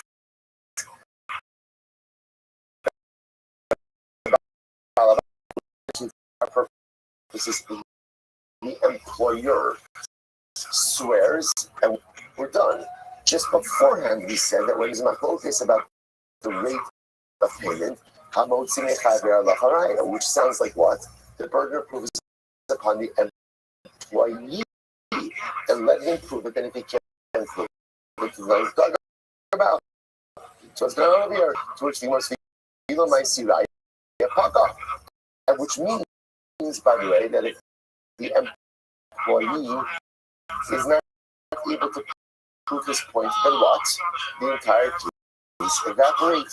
So the Gemara says, "Amai," but why is that? We just said before. You shut up Balabais, let the Balabais down. In other words, give the power to the Balabais and let this go away. Or Ramachman with stubborn katani. The truth is, these are not contradictory statements. They're actually two sides of the same coin. Oh, maybe Raya Vito. Oh, you shall arise Yafsik Umar. There are actually two mechanisms which can be used to resolve a machlokes about Ketzitza. So where the machlokes about the rate of payment, one of two possibilities could be employed. Either the Balabayas, the employer, and put this to bed, or the Uman, or could bring a proof. So we'll say really, really fascinating. So I'm going to suggest Stefan was like, just to highlight, just to pause for just a second. So we have two cases, right? Case number one is where employee shows up to employer, says, pay me. Employer says, I paid you. Employee says, no, you didn't. What's the halacha in that case? That's our mission. Shua says the employee swears, I did not get paid. He gets his money. Important halacha caveat. There must be independent legal verification of the employment before, in order for that shua to work. Okay. Case number two, employee shows up. Employer, you owe me $200 for a day of work. Employer says, no, I only owe you $100. That is about Ketzitza. That's the Ketzitza, about the rate. What do you do over here? So what the Gemara is now suggesting two ways to resolve this case. Either the burden of proof sits upon the employee to show that he's really owed $200, or the balabayas, the employer, and the case to bed. So it says, Meisvei, Murray Kasha, Hello Saint Oman, says into this, I give my palace,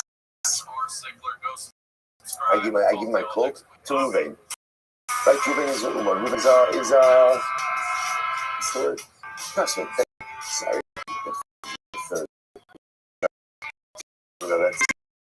And gives their talents, gives their cloak to a craftsman. So I'm giving it to Ruvain. So someone over and starts to be Stein. So this is okay. $200. Like the hello, look at that's the I say, what are you talking about? I only agree to 100. That's all I agree to. So what's the now this case is interesting. Why? What's the wrinkle over here? The wrinkle is that there's an object involved. So watch this. Kozman should be at Oman. So if Uman is in possession of the palace, Al Balabayis Lahiraya. Ultimately, again, so it's on me, in Araya, that I only agree to $100. So we'll say, right? Because essentially, I want my palace back. The proof is upon me to show that I only owe $100. Less than lower. However, if Ruvain gave me back my palace, we don't know if ultimately, again, Ruvain is claiming his wages in the appropriate time. Mishpav no tell, he swear that he's owed the 200 and he gets the money. Others no, but again, if it's after the window for wage collection, the Gemara says, what do you see from here? This mano, Mishpav no tell. So again, just like highlight over here, we have over here a focus about Ketzitza, but this is my focus about what is this set wage level, right? And yet again, what's happening over here? Bismano, Nishbakal. We see that ultimately again the employee where and extracted. Amar, I'll say based on what we just said before. Nishbakal. We just said before that whether it's a focus about Ketzitza, what could happen about Balabayas? The employer could go ahead and take a shoe and go ahead and put this whole matter to bed.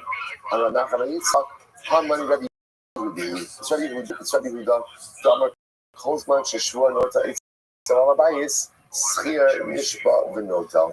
The rulers of the opinion that wherever Chazal, whether you have a shua that technically rests with the Balabayas, the employer, Chazal flipped it and allowed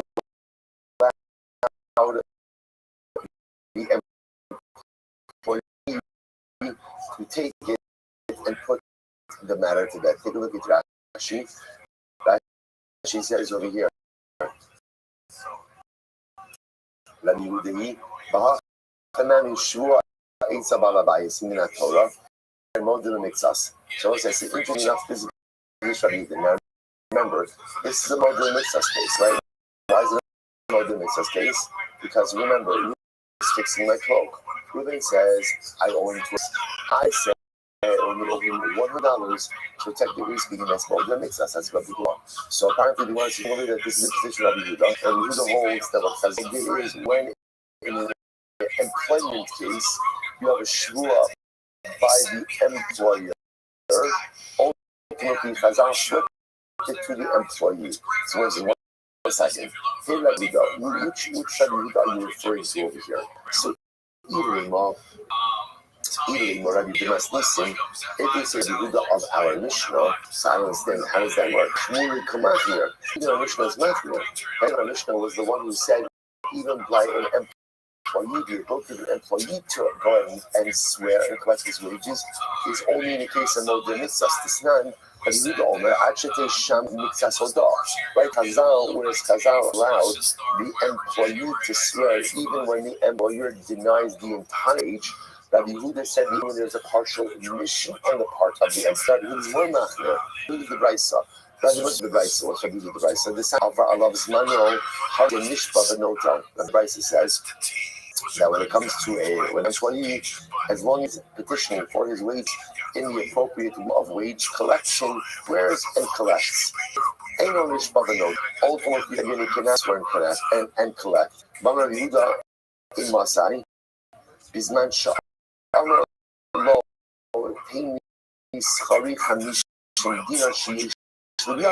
Yehuda says, when is this? When is this? That schir has the ability to swear and collect. When is that? When again, the employee comes along and gives a wage of 50 Omer. Meanwhile, the employer says, Alta mehen dinar zav. All right, but the employer says, I've already paid you part of that wage. Oh, sha'amarlo, shtayim katzaksta, ta'alo omerlo katzilecha ela achas. Or the employee says, you owe me $200, and the employer says, I owe you $100. Amarlo lo sechachika me'olam. But if the employer says, I never hired you, oh, sha'amarlo sechachika, then or he says ultimately again, I paid you your entire wage, then Allah harayo. Then in that case over here, in that case, Yehuda says that that's going to be able to make happy Allah harayo. So must give like she's to raise Davidi brought up to following kasha. Ela cuts Rabbi Yehuda even Rabbanan. So they're going to say then that according to this, that the Tzitza case reflects the Rabbi Yehuda not Rabbanan. How does that make sense? Hasha Teichi Makiri Rabbanan. Right? In a normal case, Rabbi Yehuda is Machmir, the Rabbanan. That's the case of what's in the Mishnah. Because the Mishnah, Rabbi Yehuda says the only time that is here to take the shvua and collect wage is only when what? Only when there's a partial admission on the part of the employer. Whereas the Tanakhama of the Rabbanan said, even if there's a total denial, so in the Rabbanan Meiko, the Meiko Rabbi Yehuda Machmir Rabbanan. In the case of Rabbi Yehuda's Meiko, right, which is the case of Ketitza, Rabbi Machmir, the Elamai Rabbanan, we have to say the case of Ketitza Rabbanan. Then the Hadutani Rabbi Shmuel, Katzatz, Hamotzi Mechaber said that there was a machlokes about the setting of, right? It was the case again of where, right? An employee goes over to employer, pay me $20 for the employer says I only agree to 100. But the other Rabbi Shmuel Katzatz, I have money. Rabbi Yehuda the Rabbi says before. In the case there's a focus about the tzitza. So employee says you owe me 200. Employer, it's a case of amos. Opinion is that Laura, let's say first one on the bottom, most is actually very good suburb. The direct all do late Tahana, all do late Taxir, or the Drabi, the Hobby Takanta, the Takanta law here. Okay, my suggestion is as follows. That we do this in the case of a biblical shua. That's where they're more advantageous for the employee. So what is this? So for example, let's say in a case of trust. Now remember, in the other case, technically speaking, not technically, one thing that triggers a shvua tzah. So what Chaz did in that case in the employment is they flipped the and allowed the employee to go ahead and take that shvua. For example, let's say. So for example, like employee goes over to employer, says you agree to pay $200 for the day. Employer says I only agreed to 100. So we'll say, what is that? That's mod mitzvahs.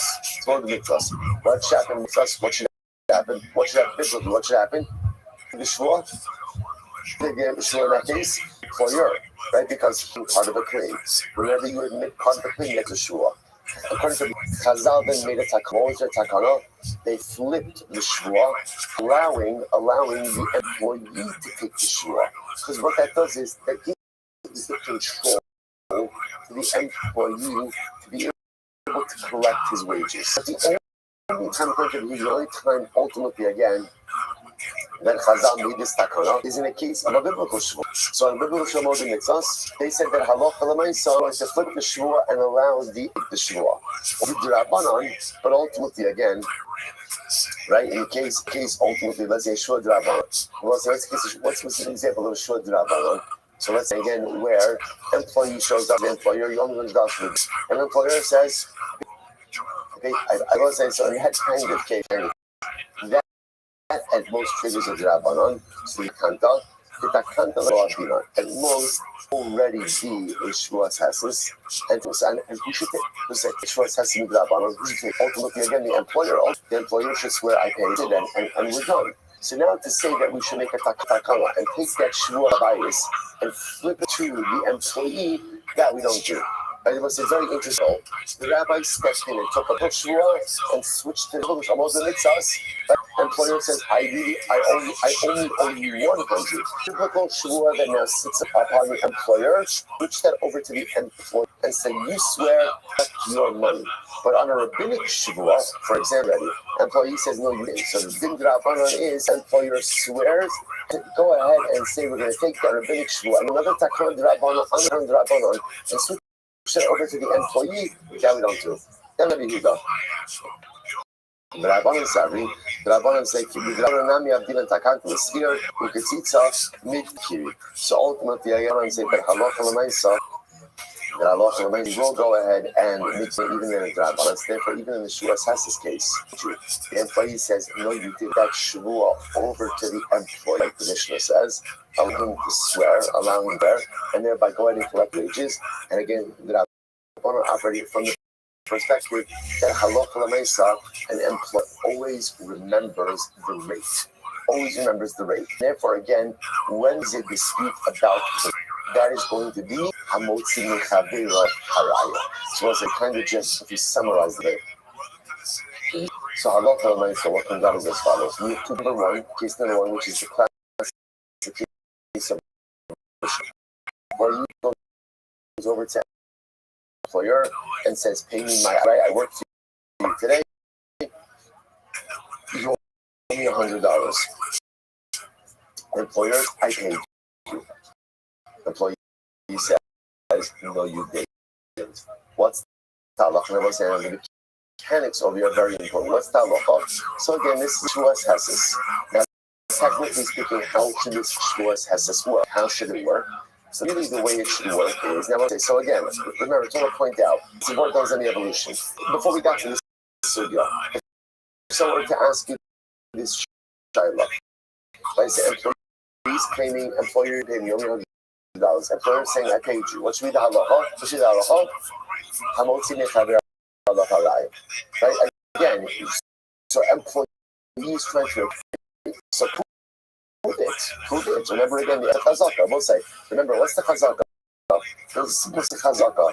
Money in your pocket belongs to You, right? So therefore, again, if the employer has money in his pocket and the employee wants to extract it, listen, Chazal made a Shvas Hesed. Shvas Hesed says just to employees, right? So Balabayis, you should have to swear that you paid your work already. What Chazal then did is they that shvua and allow the employee to take that shvua to extract his wages. That's case number one. Very halachic caveat, which is the independent legal verification means otherwise the employer himself has a migo. I don't know who you are. Fine. Case number two. My focus about the wage, right? So here everyone's agreeing that money is owed. Employee shows up to employer. You promise me $200 for the day. Employer says, I only promised you $100 for the day. So what can we do in this case? Remember, this case is much more complex. Okay, so the point that we ended up on, and it's to one basic idea, which is that we assume that he always remembers Katzit. Remember, this is the amount paid to pay his employee. In this case, where there is a dispute of the rate to be paid, there are two mechanisms for solution. Either so let the employee prove that he is indeed owed 200, or the employer the right to take a shvua and ultimately put this entire matter to bed. So that is halacha l'maaseh. So two mechanisms. Either he has a right to legally prove his claim, or Balabayis, he has a right to take a shvua, put it to bed. Incredible. All right, that's the end of that. So yeah, next. Nigzal. Remember,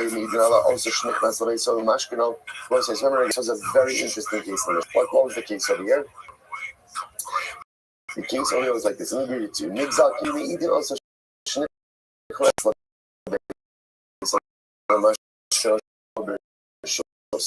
right? So this is what happened. So I borrowed money from you, Then what happened? There are witnesses that Ruben entered into my home without my rishos. And what happens? And he walked out with something. He walked out with an object. Now I'm sure who Omer Kelai Talpis. So Ruben says, yeah, I walked out my object. But who Omer I'm sorry. I'm sorry. I claim Ruben walked out with something, and what? It's mine. Ruben says, Lona Talti, I didn't take anything. So what's the halacha? Who nishma v'nota? I, in other words, the quote victim, right? I, the victim, have the ability to swear and to extract from Ruben what he took from me. Okay, says the Gemara. So I understand. Maybe at the end of the day, Ruben didn't. I know that he took something. So again, what's interesting about this is, remember, Ruben's he did all there are witnesses. What do the witnesses see? Witnesses in this case see that halacha l'maaseh intention to take something. Right? That's I borrowed money from Ruben, collateral. Ruben came into my house, right, claiming that he was going to something. He comes out. No one sees him with anything, right? But I claim he took touch. Really touch. Ruben says, I took something, but it was my dude. What was my watch? Because I could take a shvuah. Ruben took my watch, and I could receive it for that object. How do you know that Ruben anything? As much Ruben maybe went in with you, taking collateral, how he actually took something. Interesting. After Nachman said the following, listen to this. Haiman narga biyadei. Axe in his hands. And he's like, so Ruben is fuming there. You know, like, I'm going to chop down Shimon's palm tree. I'm going to chop down his palm tree. Right? So the Gemara says, Vashtacha, the kato, Mishadi, and it turns out, it's like there's like different episodes here, or different events. I'm hearing Ruben say, I'm angry at Shimon, I'm going to chop down his palm tree. Okay? Then what do I find? His palm tree has been chopped down. The Gemara says, you know what, Milan, you cannot necessarily assume that it's Ruben who did it, right? Why? The Gemara says, I have over here circumstantial evidence. What do I have? I have Ruben with an axe and angry. That's not a good combination, right? But I have Ruben axe and angry for me to do something. It means palm tree is lying on the ground. Okay, but what am I thinking? What don't I have? I don't know that he does. That Ruben actually cut down the tree. So the halacha is you can't assume that Ruben cut down the tree. What do you see from here? It's incredible. Obviously, in the stream below. What do you see from here? People exaggerate and don't carry through. So I said, by the way, what a line. What a line. Avid Inish the Gazin, the law. People and talking about what they're going to do, but it doesn't mean they do it. I would say, what a stings a little bit. One, a little bit. It'd be nice to hear people, personal doing stuff. We all do this. We speak about that. Right? We speak about what we're going to do. We dream about what we're going to do. We plans for what we're going to do. We have a vision for what we're going to do. Only one little problem, which is we don't ask to get around to doing it. And you know, it says this in nature. The dozen below people speak about. And again, speak about being the most beautiful and growing the flowery things are all the things we're going to accomplish. Sometimes it's just a failure to execute overwhelmingly. Hakanami, the dozen below seem to be able to. So, right, when you then walk into my house, right, you then have me $1,000, walks into my house without my day, claiming he's going to take a mashkon, then he walks out, maybe he didn't even take it. It's in other words, people talk about what they're going to do, but they don't do it. The which the Gemara says, Ema umashkina. No. The case of where none of the witch we saw Reuben walking out with an object. They actually saw him walk out with something. Alright, but let's say my mashkina. Okay, so let's see what he walked out with. Why don't we just send this thing? Oh, what happened over here? So we see that he has an object that was under his cloak. So that's interesting. So in other words, it says a little bit. So number one, Ramaisa, again, he's claiming to do something. He acted it. He walked out with an object that was underneath his cloak. I'm ready to go. So okay, fine. So that's the case. And if our local Ramaisa, Reuben lent me $1,000, says, I want a mashkon. I'm not giving you a mashkon. He comes into my house again. He comes out of the house holding something. We don't know what he claims. He has his own object owned by him. And you took my object. What's that? I swear and confirm you, babe. I'm ready to go. Shake me, killing, so now long he sings. Reuben comes and he's hiding a utensil. He's hiding an object underneath. The cooking name biyadi. Reuben claims, yes, I purchased it. I purchased it from silver. Right? Okay, I'm walking out of the outside. I thought I purchased it from him. So what's that? Well, no, Reuben's not believing it's just something from me. This is assuming that what? This is only assuming that Lamaisa, I am the kind of person who does not sell my words. Watch this, right? When you come into my house, I'm not selling stuff. About Balabayis, the Villamar Elabayis, Shayna, so Kokela. About Balabayis, Asur, Zukoras, Kilo, Naman. Again, if I have I have a little store, I have a little shop in my house, or I'm the kind of person who sells the stuff, then the mind said this could be a valid trade. So he's walking out with the utensil, and he's claiming, yes, it goes from Silver's home, but I bought over, and I am the person who sells my stuff. He's believed. Furthermore, even in a case where I don't sell my stuff, only time he's not believed by items, ultimately again, where it wouldn't be direct to hide. Never say, look at that. Actually, I'm going to say that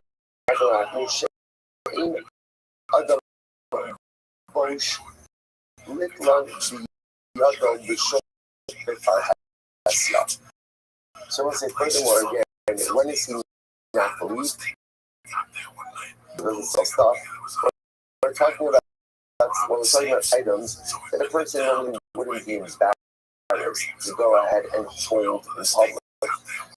See, right? Ultimately, again, about Baruch Shadaka, but ultimately, again, it's an object then a person would be embarrassed. I will say, by the way, when you get embarrassed, don't be that. Right? So, for example, a person want to walk around with a very valuable item in a showy way. The she'in dark and lahatmin, furthermore, again, even with the object wouldn't normally hide. Nami lo a person is not very modest. About Inish the Tznia, but a very modest and even with a non-flashy object. Hainu Arei, it would be common for put the object underneath. Furthermore, Furthermore, again, we're only tomorrow here where there's this point of contention, right? Meaning the object is borrowed, but ultimately, again, if I think that it's love talking in English for Gandhi and not necessarily believe, dramatically say that Allah is a Gandhi. Furthermore, we're talking about items that would normally be rented. When it comes to objects, ultimately, that are not normally borrowed or rented, ultimately, I never want to take the shot. Okay, so no, this just in case the shot happened. If you normally have objects, right, items, that are normally borrowed or rented out, what happens? So it's a material, right? So Ruben has an object in mind, but it's a type of object borrowed. I don't know, whatever that is. And Ruben has it, right? And again, Ruben admits these were mine. I bought it from silver, and I'm claiming I didn't sell it to you. I lent it to you. It's the halacha. So the Gemara says, Ruben is not believed to say that he bought it. That's ultimately a rented, or assumption is that this is a rental case, not a sale case. The Rav, Apik Zugit Isarbala, the Sifra da Agara Tomiyasmi. So it was before Rav in the Fulham case that there was a man who died. We'll call him, Yaakov died. Yaakov left behind 3 sons, relation and a lady. And in their estate, they had a pair of scissors, but Taylor scissors, right? Taylor's scissors and a sefer of agarit. Literally sefer of agarit. Someone came to Rabbi, right? So Rabbi, and they said, Rabbi, that I deposited it, right? I lent it to Yaakov before but it really belongs to me. So Rabbi went ahead and that claim. Why? Apparently, again, so Taylor's scissors and the book of Agatha are commonly that are lent out. Items that are lent out. So again, he verified, obviously they have to prove the claim, just this making a statement, but he verified this claim because these are actually the type of items that are normally lent out to others. So we're going to ask you this moment. They are 18. I wasn't asked you again. The case over here is where the claimant, right, the person making the claim, brought Aiden that these scissors, and this book of Agatha, that I was saying that normally, because you bring Aiden, that something belongs to you, doesn't automatically would require a shvuah. Penalty in this case is what? Didn't require a shvuah. Didn't he require a shvuah? Because since the person making claim had ethos, these are the type of objects that are normally lent. Therefore, what? Rabbi reestablished them even without a shvuah. But you know, you can't collect from the soul without a shvuah. That's the chavah. Niyasmi she'ebre edim she'en shalom. Even Rabbi Yisrael, the claimant said that they belong to him. That he lent it out to the father of the Das. Rabbi Yasmi shramim at the sphere of a Yahava Abu and come on. So what do you see from here? See from here that even had Yaakov still been alive, if Yaakov would have claimed that halacha l'maisa again, these objects he would not be believed. Why? Because objects that are normally rented out or lent out, you don't have a chazaka to say that they're mine, that I bought them. It's interesting. Then Rashi goes on to say, by the way, it's interesting that why does he use the case of a book of Agartha? So Rashi points out there's something very interesting. People would not normally lend out svarim, right? Why? Because since svarim were commonly used, if you run the risk of getting ruined. Agartha, Rashi points out, was less commonly studied. It was less commonly studied.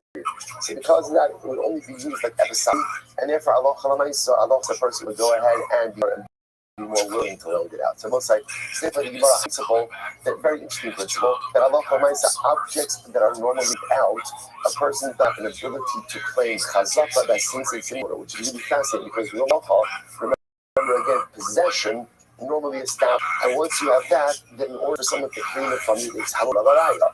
The difference is objects that are normally out, ultimately, again, who remains in possession of it? Ultimately, again, the owner. So most like keep a tremendous Musar Haskim as well. What do you see from here? So Adi remain in the possession of the owner. Which tells amazing. Elokai, Shera Satabi. We have in the Shama. It's very important to understand. That Neshama went. That Neshama is a borrowed item. Elokai, Neshama Shera Satabi Tahori. Every single day I touch powerful. The Neshama that you lent me, the Neshama that you've given me. So this is something absolutely amazing. I am in possession of a borrowed item, which then means, what's the halacha when you're in possession of a borrowed item? It's never yours. The chazaka is, it always remains in the possession of the true. And what an overwhelming sight. I have a borrowed neshama. And the halacha is something that is borrowed. The halacha demands a heightened level of vigilance in order to ensure that nothing happens to that item. And that is the sacred responsibility that we have day in, day out, to make sure that that borrowed neshama, that beautiful body meets us elokah, that beautiful borrowed spark of the Rebbe always remains pure and pristine. How about Hashem to be successful in that daily obligation. That's what we're for today. Shkaya tomorrow. Great job. All right, Shkaya everyone. A great day. This one should be a very nice Hashem. Safety, security, the seven struggles. And I would like it to. They told me that they weren't going to hire me back, blah, blah, blah, blah, blah, blah. They gave me some type of severance. They said not to call that for a reference, that they would give a bad reference. And can't imagine you had any real good thing. They gave me like, I don't even know what they gave me, like $800, something. How long crazy. I worked there legitimately, like bullshit, like a year and a half. Legitimately, maybe. All right, everyone say good morning, or good Shabbat. Let us begin by thanking all of our sponsors for this morning's share. We thank our annual Talmud Torah sponsor, the Kosim Shpach of Eretz Yisrael, for Gretz Hashem dedicating all of the Shir and Joshua this year as a zechus for the Solas Tovos for all of Am Yisrael. Our Talmud Torah sponsors for the month of Sivan Abba Lino Tova, Stephen Tarizin, loving memory of Steve's mother, Doris, Devorah Bas, that we saw Yoel calling the Rothschild, and Nikish for 50th yard site. Day of learning. Sponsor Paul Polik in memory of Rabbi Aaron Walpinski, Rabbi Aaron Yehuda Ben Ruben, who taught me about Kriya, who learned with me every Shabbat after me during my high school year. Beautiful. Next Hashem. Hashem.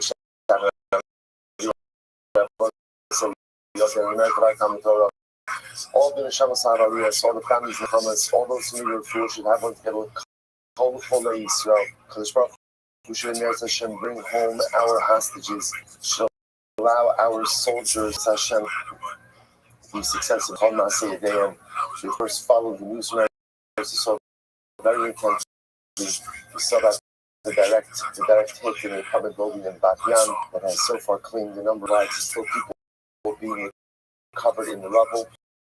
Again, overwhelming times for our people, and the overwhelming news of these times continues. As well, yesterday, just on Shabbos, our obligation to make that we are all part of the and we strongly express the near Hashem give us the continued result was to do our part, make our contribution, and how we as it progresses. So Klal Yisrael's victory will be quick and decisive, and the near Hashem will usher in a period of simcha and bracha, not just for Am Yisrael, not just for Medina Yisrael, but not just for all of humanity. We'll say with that, let us begin. So today's daf is going to thank you to the Rector for giving a great cheer yesterday. So our daf is going to we are coming down on the days 44b, just literally the last line. So remember again, we're up at mid-Mishnah. So actually, interestingly enough, because today is a Mishnah, the entire Amud Aleph. So next session we pick again last line on Mem Aleph Amud Beis. And again, this is our last week also of Masechah Shavuos. No, don't smile, don't right? No, this is great. Remember, if there's a problem, always remember. The problem is with me and with the Masechta, right? Just always know that the Masechta is perfect. The Gemara is perfect. Torah is perfect. If something doesn't click, again, you can put it on me. You can always put it on my chair. But never put the Gemara itself. It's always perfect. Might have to twist something inside of me. So let's make a question on short case. Remember again, the Mishnah is talking about a variety of different cases. We're now focusing on what we call kind of a Shuas Hesis, which refers to rabbinic Shuas, right? Up until now, we've been focusing on different types of biblical Shuas. So now we're talking about rabbinic Shuas. And of course, rabbinic Shuas operate in a little bit of a different way. So specifically over here, we're talking about this idea of Shekinegdo Chashiv ala Shua. Again, I have a dealing with someone, and the person I'm contending with technically should be the one who is supposed to swear. That's an oath, for whatever the reason. And what we do is we the shua. So, for example, top of Menhei, Akos Shua Saibos, Yakos Shua Sakikagum, Yakos Shua Shaf. So let's say, for example, let's say again, I have a court case legal dispute with Ruvain, and so we're supposed to deal with this matter from the shua. And really, it should be who is taking the shua. I can't take the shua. Why? Because he's been in a relation. Rather, it's a shua sa'ido, it's a shua sakikad, a shua shav. Or for example, in those cases, when you're talking about here. Let's say, for example, Ruben is known taking a false oath of test or a false oath of a badon, or he's taking Shulas Shadi, taking an oath in vain, or when they had Misaki Kotovia, one of us was a gambler, in this case, called Ruben was a gambler, right? Or Ruben lends with interest, or he races pigeons, which is also relevant, or he goes ahead and he does business with Shemitah produce. So let's say, so all of the point that the Mishnah is making over here is, I'm in this dispute with Ruvain. Ruvain really should be the one taking the law. What's the issue over here? What's the issue? Ruvain can't. Why can't he? Because his integrity has been compromised. Either because he had previously sworn falsely, right? Or because he's engaged in activities which generally compromise one's integrity and preclude them from taking a shua. So what do you do with all these shekin? And then go nishba v'notel. Ultimately, again, what Chazal said is we flip the shua. So I'll swear, even though again I really shouldn't be the one swear. I'll swear, and therefore again extract my money in that way. Incredible. Okay, we'll see. We'll see more about these cases in the Gemara as well. That was interesting. Let's say both Ruben and I are both Chashiv ala Shua. Both of us are gamblers, right? Both of us are Misachik, right? So it's hard to pass up on a good game of Kubio, right? So nice thing, both of us are disqualified. So what do you do in that case? So the Gemara says, we put the Shua back where it belongs. So in other words, okay, essentially, if we're both compromised, so pretty much like we can't for each other out, then halakha just applied as it normally be applied. That's Rabbi Yossi. Amir says no. Amir says no. What we do is we split things. Amir, because we'll see more of this in Gemara. But Amir says no. You can't allow either of us to swear. In other words, just because we're both compromised doesn't mean throw the shua back to where it was and one should swear because we're both compromised. So therefore, again, Amir says both we split it. Now, how exactly that plays out, with my soul seeing the Gemara. That can be now a case. It was a very interesting case. What's the case of Chen Malcolm Kassos. Remember, again, little coming up into meet the shopkeeper with his ledger. What's that case? So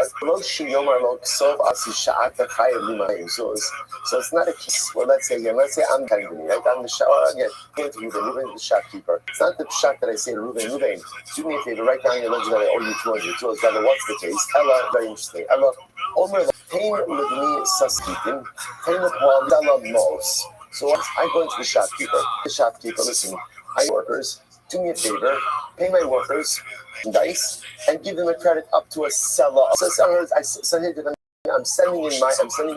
my employees for their pay. They're going to come to your store and give them credit or extend them credit of $100, right? And I'll pay you for that. Okay, now let's see what happens. It's interesting enough what occurs. The Chenveni claims I paid the workers. I gave the workers the merchandise that you asked me to. The worker said, we didn't take anything. We didn't take anything The Chenveni, because he says, the Chenveni, I extended the credit, or I gave the merchandise to the workers. Workers are claiming it because the workers are saying, we didn't get paid. So there's a double claim against me over here. So what's the halacha? The Gemara says, the Chenveni swears that he paid, and therefore he took money from me. And the workers are also able to swear, also take the shivua, and Allah are able to collect again from me. So the which is a fascinating solution to this. Comes along Banana says, what are you talking about? Kate said, Banana says, how can you structure a halachic resolution like that? The Bible said there's one guarantee in that solution, which is what? Someone's lying, right? Someone's lying. So how can you lie? The Shmuel is essentially what they're saying is we're going to allow for someone to definitively take a Shmuel's shot. Someone's lying. Because Ella, who knows about Shmuel? Rather, again, Banana is proposing the following idea. Banana says the Cheni is entitled to collect from me without a Shmuel. He's able to collect everything without a shivua. The Haim Noklin Shelo the shivua, and ultimately again they also are able to collect without a shivua. This is fascinating. So essentially, the Nana says everyone collects but without a shivua. Right? Fascinating. Again, remember, just the Mishnah. It's a very detailed Mishnah, but they're obviously going to put them in the bones and the Gemara. Next, our Chenveni pay me the dinateros. Another case, I go to the Chenveni. I say, Chenveni, I'd like to purchase a dinar's worth of produce. They don't sell low. So the Chenveni gives produce. Amaro takes a dinar. So what happens? The Chenveni says, okay, now pay me. Amaro not the lacha from the sato. So what happens? I say, I paid you. I gave you the money, you put it in your pouch. I paid him already. So let's say over here, so in this case over here, I swear, I tell the Balabais, I swear I paid the Chenveni with the dinar. Okay, I swear that I paid him and then I exempt myself. Amar lo, pay me esaperos. So we'll see what happens in the fifth case. Let's say, same case, I go over to the Chenveni, I like to purchase a dinar of produce. So again, in this case over here, I give him the dinar. Now I give me the produce. I don't know. So he says, I gave you the produce. I gave you the produce already. Like what's you already took it home. So what's the halacha? Yishava Chenveni. The Chenveni swears that he gave the produce. So as I say, interestingly enough, if you notice over here, the Tanakama has this in case number one. In case number one, ultimately again, the Chenveni is claiming the dinar. So ultimately, again, the Balabais goes ahead and exempts himself. In case number two, where again it claims that he already gave the produce, so the Chenveni swears that ultimately again he gave the produce.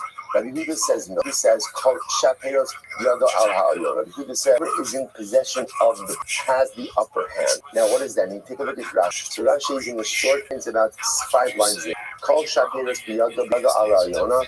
Our Reisha the Kani Yishara Rabbi And in fact, Rashi understands that Rabbi Yehuda is really arguing on the first. Right? What was the first case? The first case over here was where they did not pay him. Right? So ultimately, so the Karma said that the balabas should swear that ultimately paid. So in this case over here, Rabbi Yehuda says true. Rabbi Yehuda says that halacha l'maisa, again, the way that the chenvin would have given the produce is how is if he would have the general people don't give mercy unless they have first received payment. So in this case over here, if this has the produce already, chances are he paid, and therefore halacha l'maisa, again, he does not swear to the fact that he paid. Now Rashi points out over here, this is all presupposing about a chenvin who does not extend credit. After extending credit is the math on this. Again, we'll see next. Amar l'shulchani to a money changer, and I say to him, I say to the money changer, give me change. I'm asking for change, right? Go ahead and give me a dinar in smaller denominations of coins. So ultimately, again, the shulchani gives it. So the shulchani says, okay, I gave you your change, now dinar. So what's the halacha? So the Gemara says, Shulchan say to the money changer, I gave it to you. I gave it to you, I gave you, and I saw you for Shalom Balabais. The Balabais swear that he goes ahead, that he went ahead, and this is the same thing as the Chenvin case. It's just using money. First, then ultimately, I gave you the money. No salah dinar. So let's say, so now dinar, I want to give me a samos. So what happens again now? This is the reverse case. I need to change, okay, give me my change. I gave you the change. What's the halacha? Shulchan. Ultimately, again, has to swear that in fact me the change. Rabbi Yehuda is in derech shulchani iser ad she'iter. So we'll say Rabbi Yehuda's sheet is the same. Rabbi Yehuda says, do not give change unless, of course, what? They get the money first. So we'll see, begins. This is Rabbi Yehuda's sheet, which is Rabbi Yehuda says the same way that a chenvin, a shopkeeper, does not give merchandise unless he gets paid first. The shulchan ultimately again does not give change unless of course he gets the first. So therefore, the sheet is whoever is in possession of the item, whether the item be the purse or the item is the change, has the upper hand in this sheet. Incredible. All right, so let's go back there.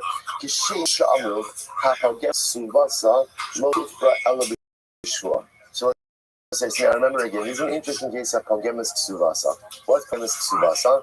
So Rashi over here, look at Rashi. Kishin Sha'amru, Nishmihi B'Meseches Ksuvis, B'Motzia Shtar Ksuva, Umoda Shekibla Mitzasa, B'Nimtza Shinoch Al Shtar Ksubasa. In time, doctrine is Kapakula, will take out the shore. So what's the case of Pogemus Ksuvas like this? A woman admits, like Reuben is married to Rachel. We actually haven't had Reuben and Rachel in a very, very time up until now, right? And so what happens? So Reuben to Rachel, and Rachel claims, Rachel would need partial payment of her ksuba. Now that's a case of what's called Poge means like you diminish, or you,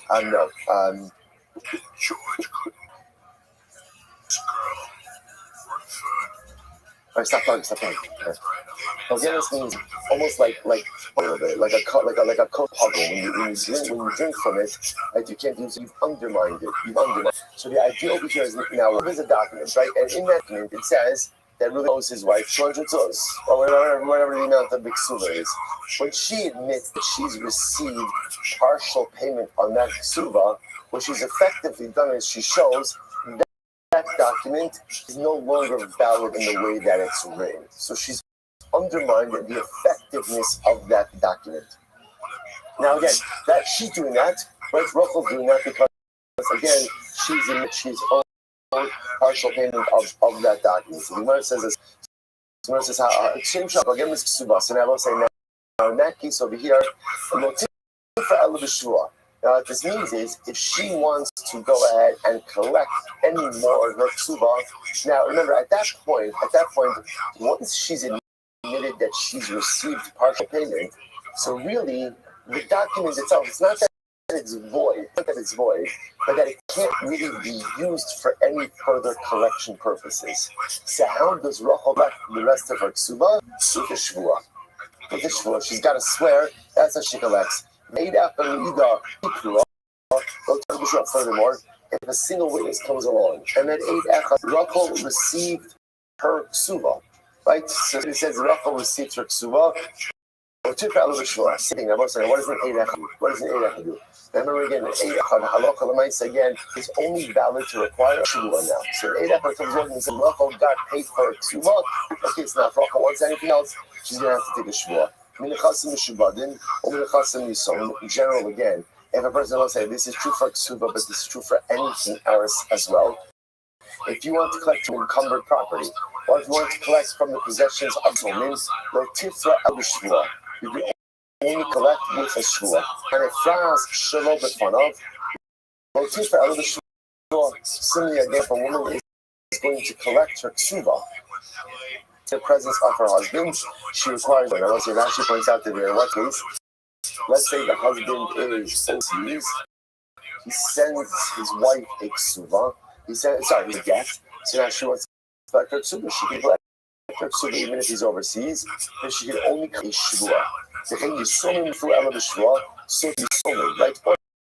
Orphans can only collect. Now, what we're going to see, really referring to is if you have orphans, or again, we have this, whenever we think about orphans, we think about young children, and this is something that just means their father died.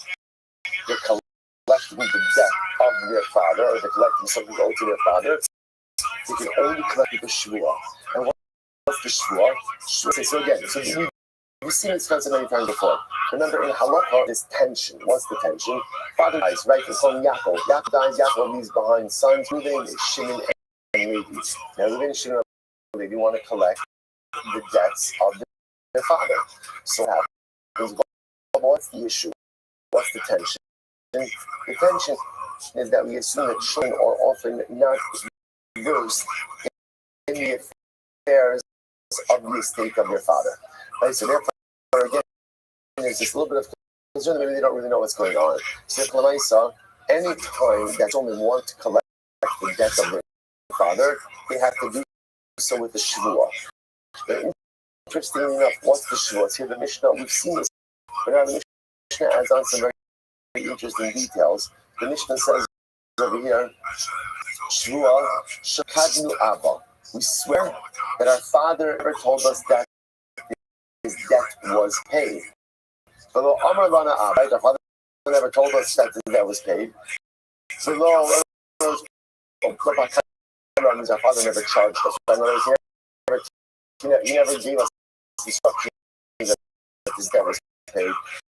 He never told us that our debt was paid.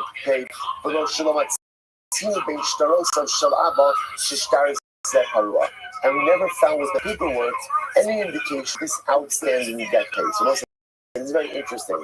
So what they're swearing is, to the best of our knowledge, Father never told us that this debt that is due to us was paid for. We are coming to on this. Rabbi Yochanan says, you might have thought that this only applies alive at the time that their father was alive. Maybe let's say a son is born after the death of his father. Maybe he should not be able to collect the debts of Kamashwan. He takes a shvur, but to the best of his knowledge, again, these debts have never been paid, and therefore he has the ability to go ahead and collect it. Incredible.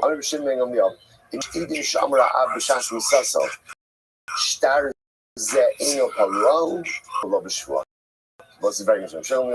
If the witnesses who said the father said on his deathbed, this debt has never been paid. The father saying, Yaakov said, Yitzchak owes me money, and debt has not. The children can collect even without the shvua. The shvua. What do you say? That is his father. What's the shvua when it comes to the children collecting on the debts owed to their father?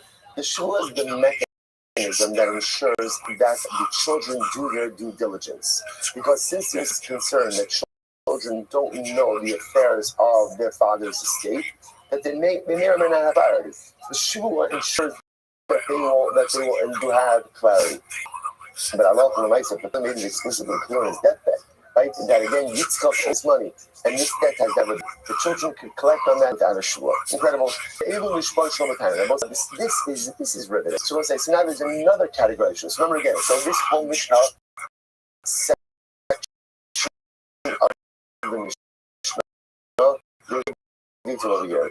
I will say, now, we've always been focusing on one basic item. A shvua a shvua is triggered with something. We're cleaning something, and sometimes again, one of the mechanisms that we use to go ahead and resolve a disputed claim is a shvua. Now, there's another type of shvua. This type of shvua doesn't require a claim, but could just be at the insistence of one of us. Watch this case. That's what it means.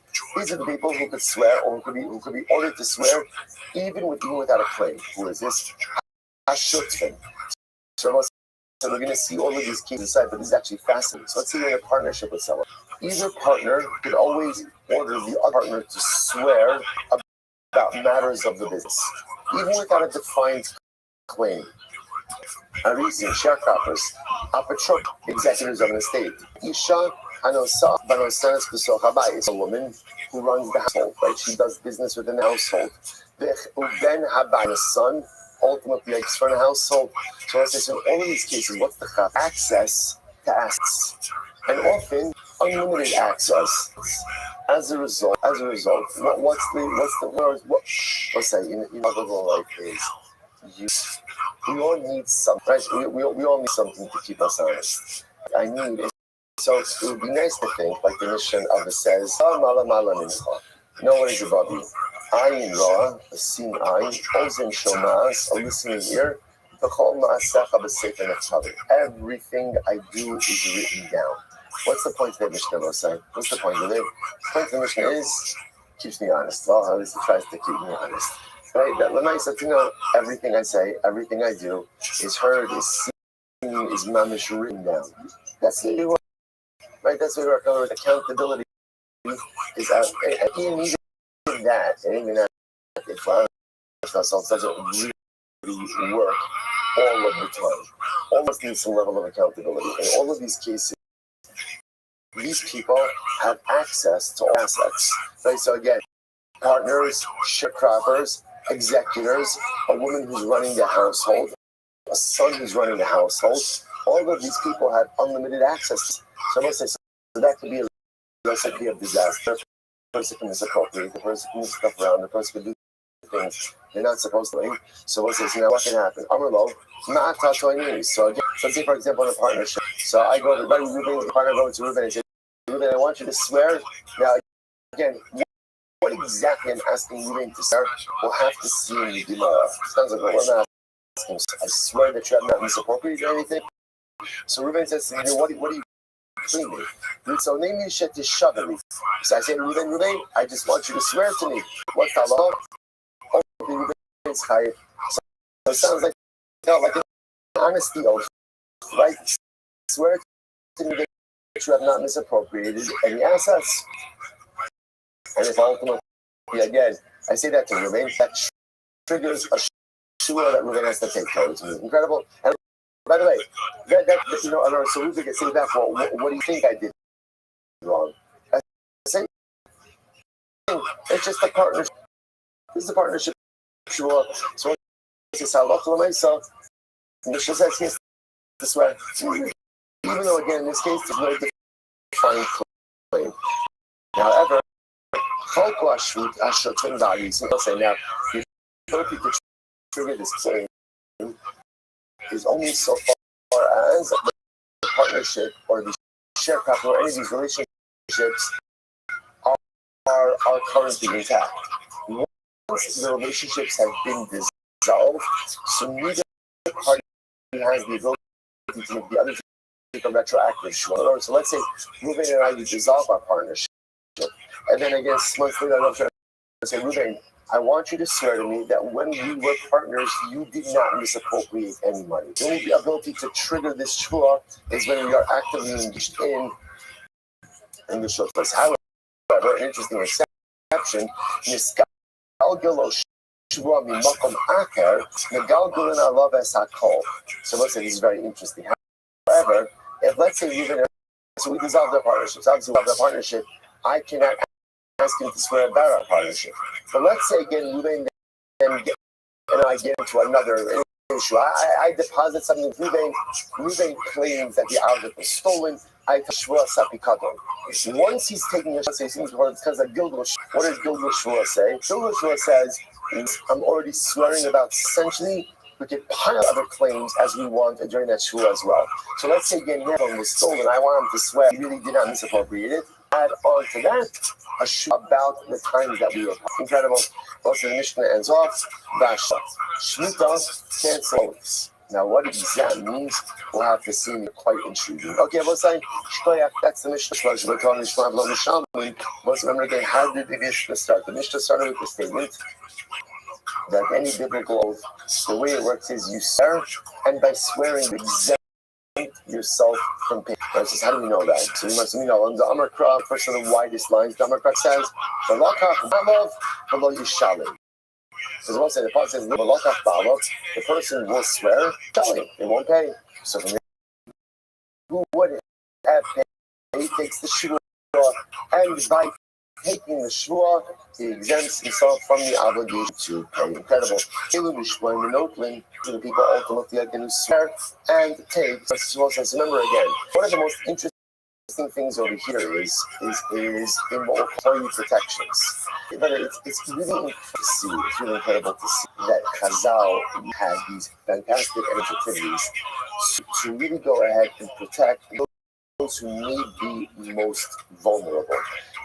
Fascinating. So again, for example, great example that is ksuva, because certainly again the whole yisod of ksuva, interest of a woman who would have been exceptionally vulnerable in a case of divorce or in a case of being widowed, and also these employee protection rights. Now, what does the Mishnah say?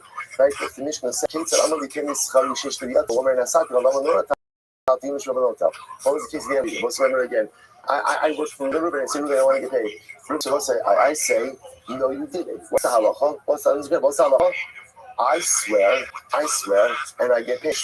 How would you have passed it? Be the post right? I would say, Ruben, you owe me my money. What's the halacha? What's the simple, right? This is what are you talking about? The money, okay. Prove it. So I said, this is incredible. So Chazal said, in this case, we don't say Moshe Mechada Lavaraya. In this case, to the employee, if you're willing to swear, all you need to do is swear you did not get paid, and you will get paid. That's tremendous. That's tremendous. So, you must listen to this. So, Maishnos here,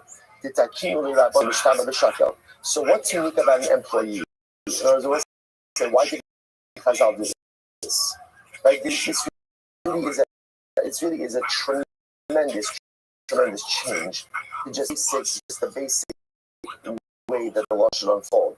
Why did Chazal do this? I'm going to read Shmuel. Halachos kidolos shan.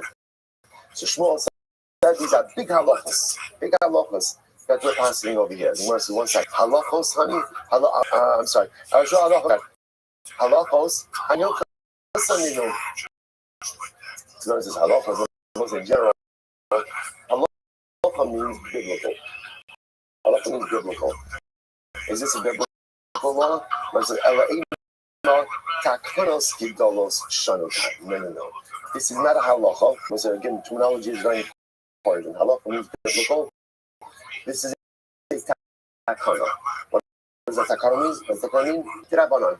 So the Gemara says, Kidolos, Mechla'ika Tikanos. So I understand what these big takanas, the small takanas, these takanas I like, the takanas I do, takanas I don't do. Right? What does that mean? Again, we're getting the right verbiage now. Halacha, it's a dog. But what do you mean when you say it's a big takana? Amr Nachman, Amr Shmuel, takanos kuros shanukan. No. Rather, what we mean to say over here is what's called takanos kivros. Chazal are creating a last piece of legislation. So the Gemara says, listen to this.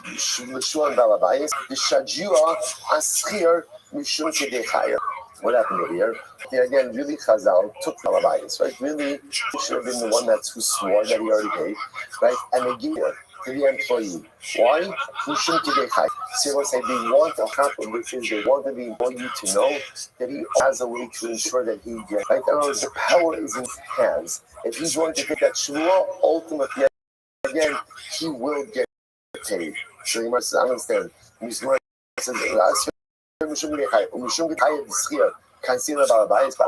fair? I got it. We want to secure employees' rights. But because we want to secure employees' rights, we should be employer the Balabai at disadvantage.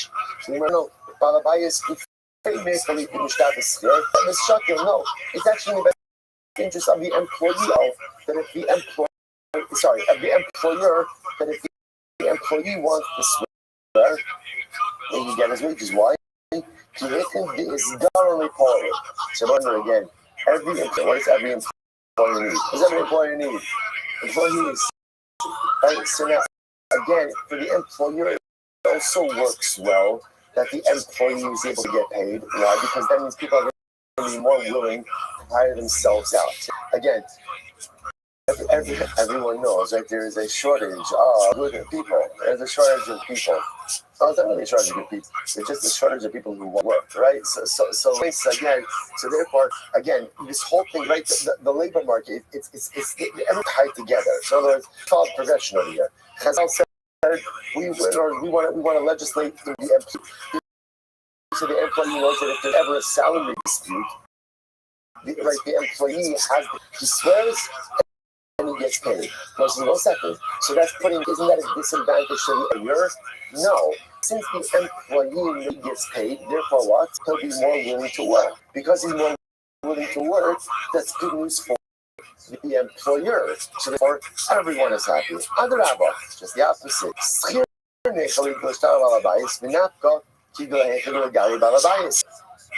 you must second. If you give the shit to the Balabayas, that might work better for the employee. Why? Because then if the employer has the ability to swear and control payroll, he'll be more willing to hire employees, which means work will be more available, pay will be more available, to which the Gemara says, no. Balabayas bal karchei odir. No. The employer is always at a disadvantage. Why? The work does regardless. He needs people. So the Gemara says, say, but the employee also has an advantage. Why? Because he needs a job. Ella, what's going on over here? Here we go. Ella Balabayis, Harut B'Kalafu. So let's say here's the issue. Deep down, but really, we feel it's actually happening over here is there are confusions about payroll. Why does this happen over here? There's nothing actually, there's nothing illicit occurring. Rather, what happens? The employer employs a bunch of people. And remember what happens. So again, I employ moving and just in the course of picking up the paycheck, I thought that I paid moving, but maybe I did it. It's really just an honest mistake because I was concerned with this. So because we were concerned about the power of employee to swear about whether or not he got paid. So again, we could attribute sometimes the confusion to just an mistake, and therefore we give the power to the employee to swear. So the Gemara says, so that's the case.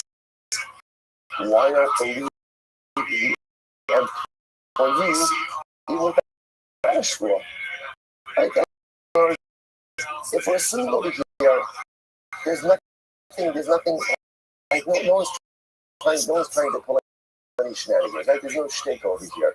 But rather, again, just the employee that gets a little bit, scared. He gets just a little bit overwhelmed with running his business. And then he thought he paid this one, he didn't pay this one, so really comes along.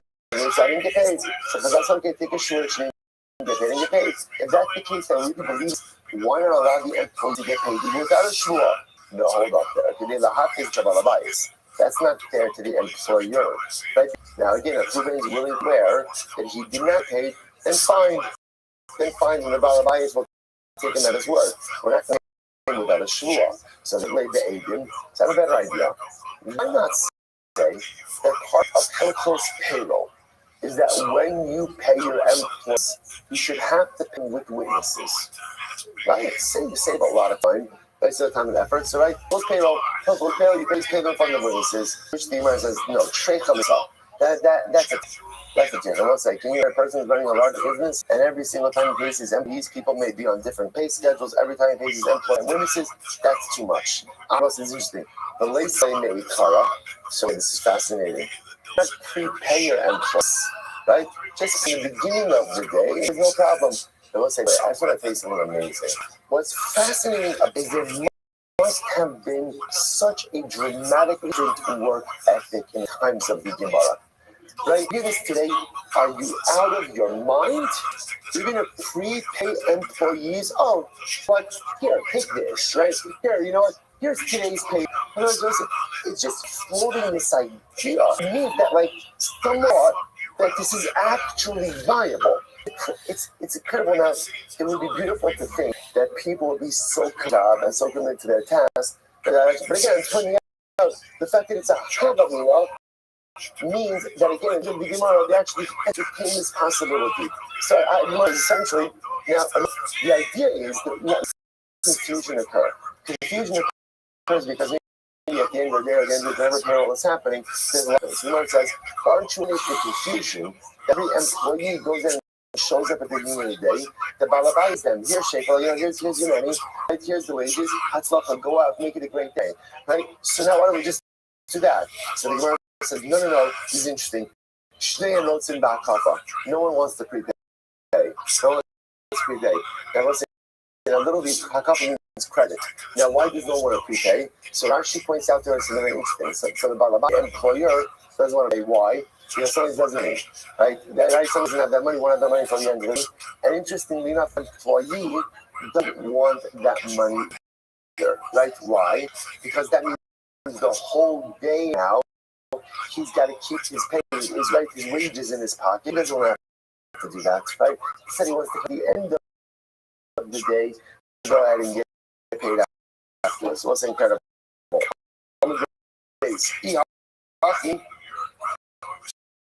And that's the case. Afilu Katsatsnami. So let's say, so at the end of the day, so let's say, so now I find out over here. So here's what's happening. The Mishnah told us, I go over to Rabbi and say, Rabbi, I work for you for the day, you owe me $100. He says, I paid you, no, you didn't. So what's the halacha? What's the halacha? I swear, the employee swears that I did not get paid, and Reuben is obligated to pay me. Why did Chazal institute this? Why? Because the assumption was that Reuben is very busy with his business. He thought he didn't really, and therefore Chazal gave the power to the employee to go ahead and extract his wages through a shvu. So if that's what this is about, that the employer just, he's tolerant, he's fatumot, he's got a lot going running his business, and they're not trying to cheat me, he just maybe not keeping track of everything. So I think the short to clarify that, then that the halacha should be the same thing as a dispute about the amount of wages owed. So let's say in the Mishnah's case, I'm saying to Reuben, you owe me money for today's work. Reuben said, I paid you, right?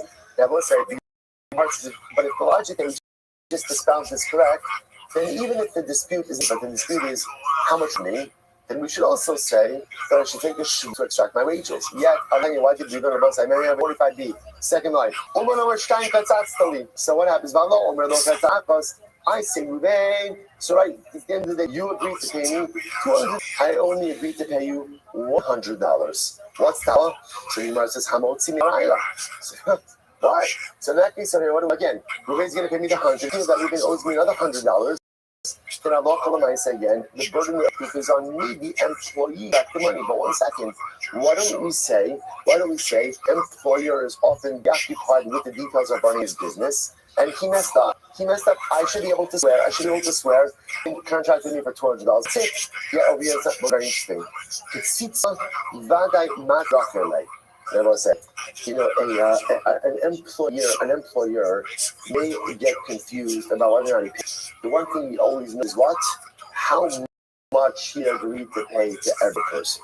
So the website, here's what's interesting. In other words, the assumption always is that an employer knows that I agree to pay you. But I may get confused is, did I pay you or not? Right? That takes the Mishnah. The case in Shemosai is, right, Ruben not disputing that I'm a contracted employee for $100 a day. What he's disputing? What he's disputing is, he says, I paid you already. I say, you didn't pay me already. So then Chazal said, okay, take the shua that I didn't get paid, and I can extract the payment. When it comes to the amount that's paid, that we assume the employer is crystal clear on. And if I want to claim that he owes me money, you agree to pay me $200, then so ultimately, again, that's on me, the employee, to extract. So the Gemara says, Ihachi, Ayu Avers Mano, Nami, in that case, then even if the window, let's remember again, we saw this back in our Sanhedrin days. What's the halacha? Is you have to pay wages in a timely fashion. Now, again, the definition of timely depends on what? The nature of the employee, of the employment, excuse me. Right? Is it a labor? Is it a weekly labor? A yearly labor? So all that depends. So a lot of time, why did we learn? Avers manavalona sono hareze eno mishpa b'nota. So let's say this is very interesting. So let's say this whole idea of mishpa b'nota, interestingly enough, applies if I'm claiming my wages within the way that I'm supposed to get paid. So let's say I'm a day laborer. So let's say laborer, what's considered the window of payment? Right? So let's say I work by day, he pays me that night. Mishpa b'nota, let's say, so Sunday I work for Ruben, Sunday night I go to Ruben and say, Ruben, you didn't pay me. Ruben says, yes, I did. I can swear that I did not get paid, and ultimately I get collect wages right back. If, however, interestingly enough, the Brisa says over here that if I wait till Monday, ultimately, again, halacha can't swear and extract money. That then reverts back to what? Why? Chazaka ein balabayis over the Baal Torah. Wow. Someone saying there's an employer pays his workers. So this is really riveting. So just kind of like to put this together. So let's say like this. There's a general concern. The employer is going to be busy with running his business, and it's possible to think that he his worker when he didn't really pay his worker. That's possible. So therefore, Chazal said, employee, and you're coming to claim wages. Right? Now if he says, you're coming to claim your wages when? Window when they are collectible, and say I didn't get paid. Ruben says I didn't pay you. I can swear that I didn't get paid, but interestingly enough, that takana is only in the window of payment. If let's say I wait till Monday morning and now I come to Ruben and I say, Ruben, you didn't pay me. Ruben says, yes, I did. The halacha side with Ruben, the employer. Why? Chazaka, that an employer, Chazaka, that an employer pays his employees on time. That's Chazaka. And therefore, again, if I employee want to claim, otherwise, do I have the ability to use it? Can I? Sure. I can make the claim, but it's a multi-mechadero alay. So the Gemara says, listen to this. We just said before, but about the fact that the employer is busy with the details of running his business. So why don't they say either maybe he just missed the bill for paying? And maybe so say this is before this man, the time that he's needed to pay comes about. Again, when the time for payment actually comes, we assume that the Balabayis is on top of this, and ultimately, again, his employees in the meantime. So let's say, so family construct we have over here, right? So during this time when the actual employees owe his money, Chazal made a takana, can swear and get paid. The window for proper payment, halacha is the Chazaka, then the employer paid his workers, and if a worker works to the contrary, incredible. So one second. So you're telling me now. So let's just put me on bones over here. I said I work for Ruben on Sunday. Ruben owes me $100. So now what happens? I show up. So if I show up Sunday night, I can swear and get paid. If I show up Monday morning, then what's the halacha? Why? Because Chazak thought that leaving my areas doesn't feel like paying me place. 1 second. But when I come on Monday morning and pay my wages, don't I have a Chazak that I'm honest, steal stuff from people? The Gemara says, I'm sorry. The Kisafra of the Shabbat. So the guy by keep the check Chazak. So the Gemara saying like this. They say, I don't have a Chazaka. What's my Chazaka? That I'm honest. You're saying the Chazaka is that the Balabais doesn't violate the lane paying wages. Got it. How's the Chazaka? That I don't steal stuff. Everybody has to at least some chazaka, right? My chazaka is I don't steal stuff. If that's the case, I should have a chazaka that vests me believe it perfectly on my wages even Monday morning. Let's say, watch this. Balabais is a trade chazaka. Balabais has two chazakas. Right, number one, chazak the in Balabais only about talent. Right, so let's say ultimately again, chazaka number one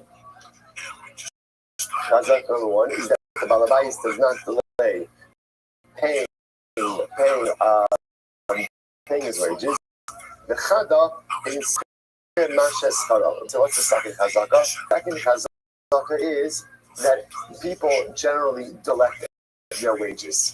Like I was say, generally people don't say, you know what, I'm supposed to get paid. I'll get around to that when I have a chance. Right? So these two chazaka. Number one, a balabais does not delay paying wages, and chazaka number two is employees do not delay collecting their wages. So therefore, because the Balabais has those two chazakas, it's true that the worker has one chazaka. What's his chazaka? He doesn't steal. But the truth of the Balabais outweigh the worker ultimately of the steal. I'm not knocking, I'm a shmua. So there's some more qualifications to this rule. Rothschild, Ella, Shesakro, the Aiden. Let's say furthermore, this whole thing over here, right? This whole thing, then going back to the Yisrael says, so now let's go back to the mission. What's the original takana? So the original is I work for Ruben on Sunday. I finish my day of work. I come down and say, I'm coming Sunday night. I say, Ruben, pay me the $100 owed me. Ruben says, I'm sorry I paid you already. What's halacha? I swear and collect the payment. So if nothing comes along and says, by the way, that's only true when Ruben hired me in front of witnesses. So there are witnesses that I was in the employ of Ruben. Listen to this. Let's say Ruben hired me without witnesses. Right? So which I will say means what? Which means what? There is no independent verification of my employment. Right?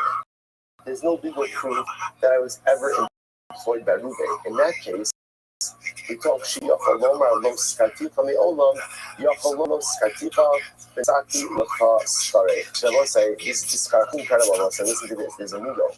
What's the migo? So listen to this. All of this is right. So I work for Ruben on site, and I come Sunday night to go ahead and claim my wages. So now the Mishnah says it's a takana. Ruben says I paid you. I say I didn't get paid. I swear that I didn't get paid. I collect my money. When is that? When there is independent legal verification of my employment, right? Because then Ruben has to acknowledge that at least in some way he owes me. He didn't pay me. But if there's no indication of my employment, then Ruben has a migo. Says migo. When I show up Sunday night and I say, Ruben, you owe me $100 for working for you today. Ruben could say to me, who are you? Right? I shall need to. Right? You work. I don't think we have any type of relationship. So because he has that ego, therefore what? He's believed to say incredible. So again, that statement was made by Rav Nachman, right in the name of Shmuel. Amar le Rabbi Yitzchak, Yasher. The Yitzchak says Shkoyach. Right? It's an excellent. And Rabbi Yochanan said this same idea as well. Right? So Rav Nachman said it's the name of Shmuel. And again, Rabbi Yochanan said this idea. So it must as well, the public are very sluggish. There was an interesting enough. So Rabbi Yochanan said this. Now, in general, Rabbi Yochanan and very sluggish with disputing, right? So we assume that because ultimately Rabbi Yitzchak is quoting the same Rabbi Yochanan. That Rish Lakish disagreed. So the Gemara doesn't do so. So it's incredible.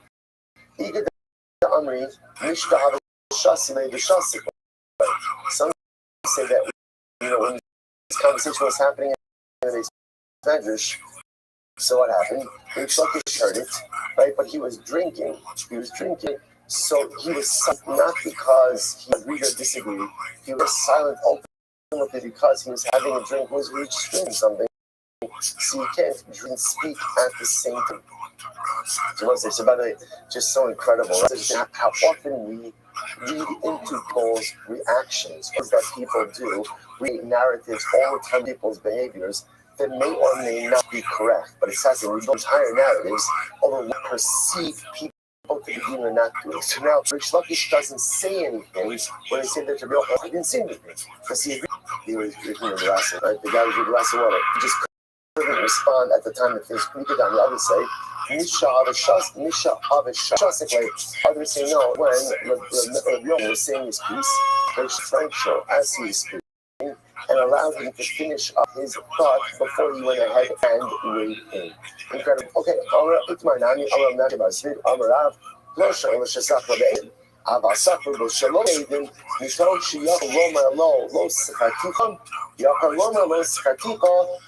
so incredible. So again, just another support to this, this whole yesod, right, of the ability of the MP to take a shvu, collect payment, is only his independent legal of his employment status. But if there is no independent of his employment status, then when confronted by didn't pay me, Ruben could easily say, I don't know who employed you. Since he had an ego, therefore he leaves ultimately to say that I pay you but I pay you already as well. Amrai Bachama, Kama Mal Yof. So the Gemara says, "Kama ma'al yahash my son." Right? How beautiful is this statement? Amali Rabba, my ma'al yusa. Ultimately, again, so I said, what's the ma'al over here? So the Gemara says, "In Cain, shvuas shomen b'chayi brachmana."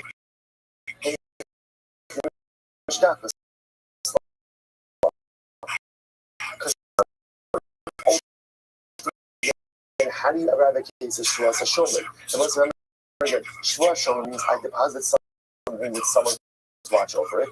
And now again, let's say for example, it's a Shomer Chinam or Shomer, so whatever type of Shomer it is, there's different levels of liability. Now I come to collect my object. So let's take the case of a Shomer Chinam, right? The Shomer Chinam claims that it was stolen. Now technically speaking, an unpaid customer is part of Gneva Va'aveda. So the Gemara says, listen to this. So how can you ever have a shvuah shomer? This is the actual mitach shefalot. So how you dvar me'olam? Yakolom lo nes. So let's say, listen to this. Salak l'mais again. It must be that in general, in order to be able to make a lot of these claims against him, the relationships have been made with Eitel. Right? I'm going to say a typical case of a shomer. I think it's a shomer again. I did something with Ruben. I said, Ruben, watch my lawnmower, right? So now Ruben's a shomer. He's an unpaid custodian. So back to get my lawnmower. Ruben says, I'm so sorry, okay? I say, fine, I don't believe you, but I don't. And therefore, again, you're a shomer. You should swear the lawnmower was stolen and you didn't misappear it. So let's say, so what stops Ruben from saying to you, who are you? Well, you got what? All of these cases where there's an obligation must be where these relationships are concretized in presence of Aiden. Because without independentification, if the relationship ever existed, all of these people have a migo. What's the migo? Well, you never gave me a lawnmower. So it must be that even just in a typical case of a shomer, the whole way that it's happening is only if I deposited the object with Ruben in front of witnesses. It's fascinating. I never really thought about this before, but now this kind of sheds light on all these things.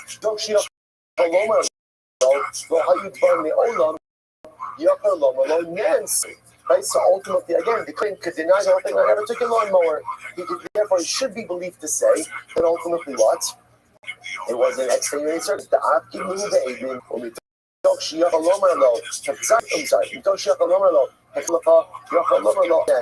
Abki said, okay, we'll stop over for today because we'll pick up with this case of Shomin tomorrow because it goes on. So let's say, but again, what's fast? So again, just here clear on the construct. right? So the Mishnah introduces us the Shvuah, so rabbinic Shvuah, specifically for the employee. Shvuah, I work for Reuben Sunday. Reuben owes me $100. I go to Reuben Sunday night to collect my money. Reuben says, I paid you. The halacha assumes that Reuben is busy running the business, so maybe he forgot that he paid you. Therefore, what did Chazal say? I'm allowed to swear that I did not get paid, and I'm allowed to my payment. But now, so two caveats. Number one, when am I showing up? Sunday night. If I wait to collect payment, then what? Then I can't collect. Why? Because Reuben has two chazakas working for him. Number one, Rabbi does not delay paying his employees, and employees do not wait to collect their wages. Furthermore, the only time the Shvuah works is when this employment was solidified in the presence of witnesses. But if it was not solidified in the presence of witnesses, he does not have to pay the amigo. He could claim, I never saw you before in my life. And because he has an amigo to him that I never saw before in my life, therefore he wouldn't have to pay his Rabbi say. And now we're going to see how we apply this concept of eidos to general cases of Shulman as well. Shkayach, everyone. All right, Chavon soon. Especially again, Chavon should be a week of his own. For all of you and for your families, Halavai, complete victory, Bracha for all of Israel.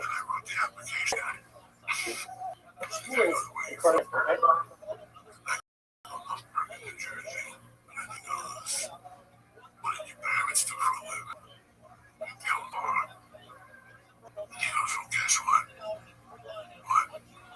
My name is Jose Diaz, and I'm from Union City, New Jersey, with my third cousins. Come on, my human Wells, nephew, I don't know how many son. And he goes, my cousin is your father's uncle.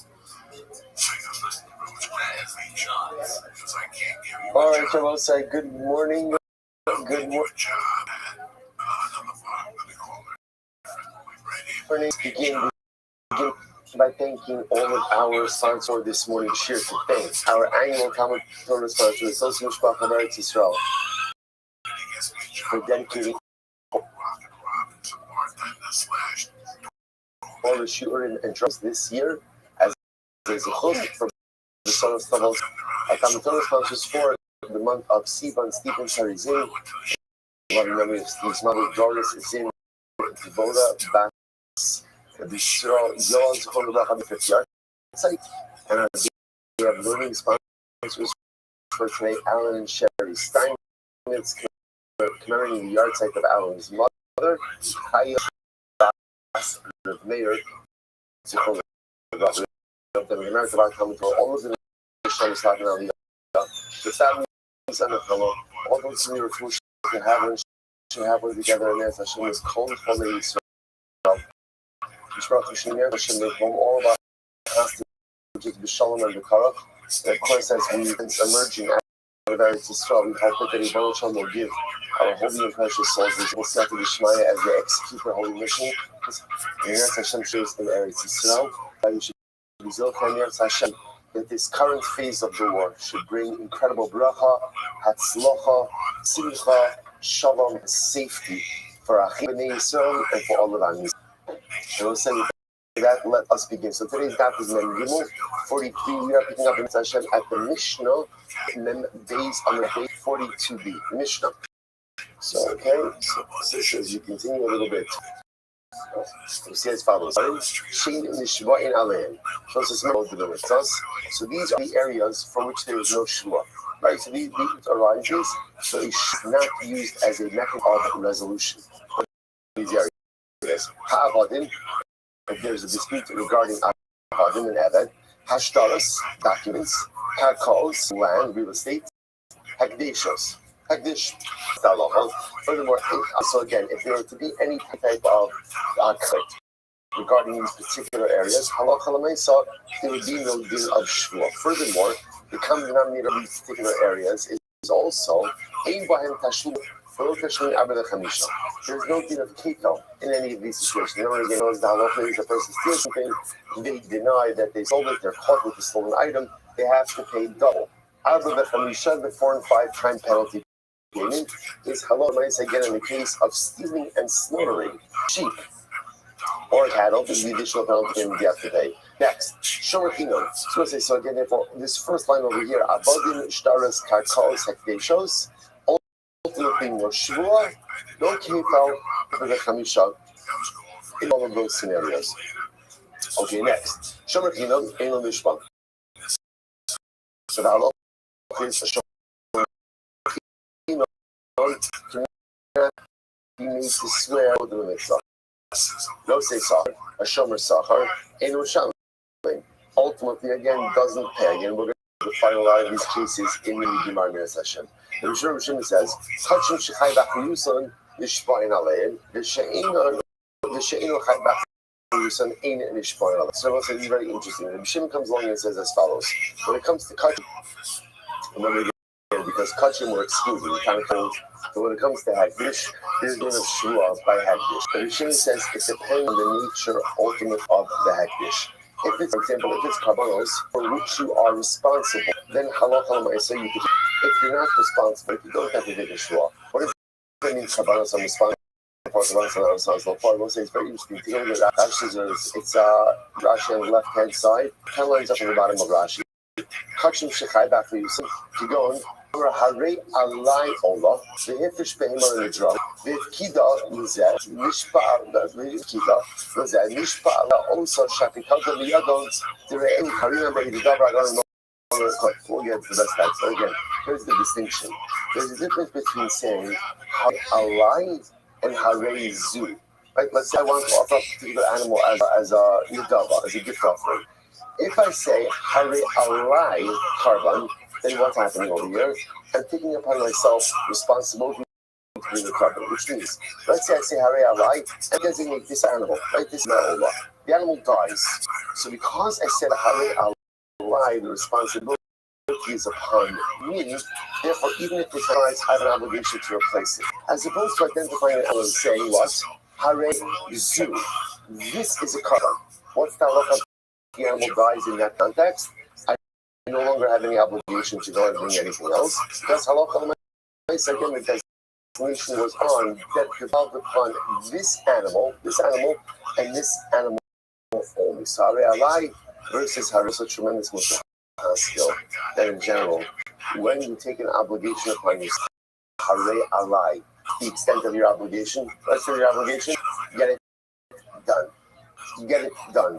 When you commit yourself to something, right? There's a difference. Something, again, a person can be oriented, or a person can be, so often those things, those lines seem to blur.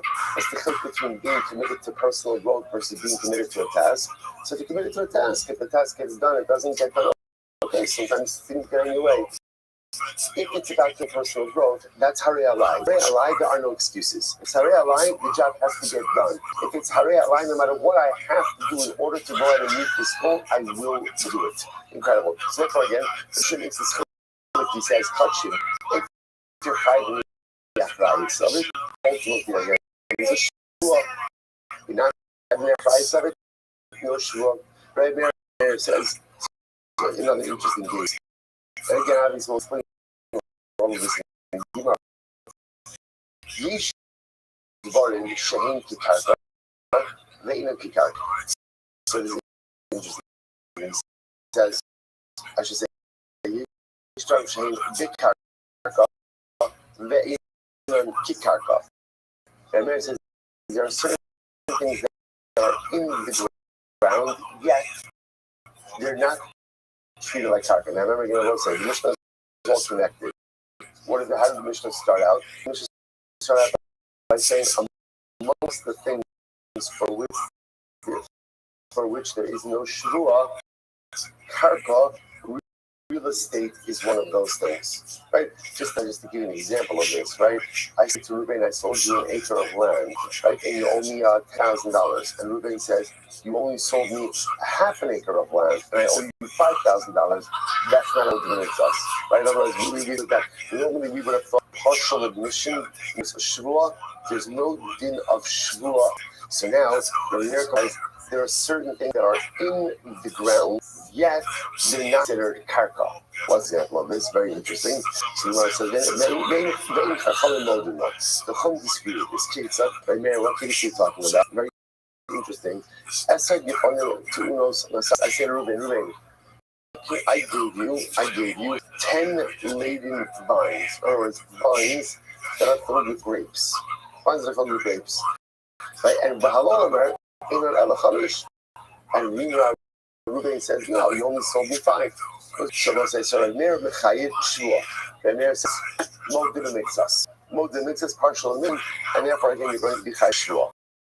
The Chum on the other hand say, no. Comes in, what are you talking about? It's a karka case. It's a karka case. Right? Because it's a karka case, therefore what? Therefore the mitzvah. So what the exact point of contention you see in Gemara in just a little bit. Next. Furthermore, let's say when something you can only be made, can be measured, right? Can be weighed or can be.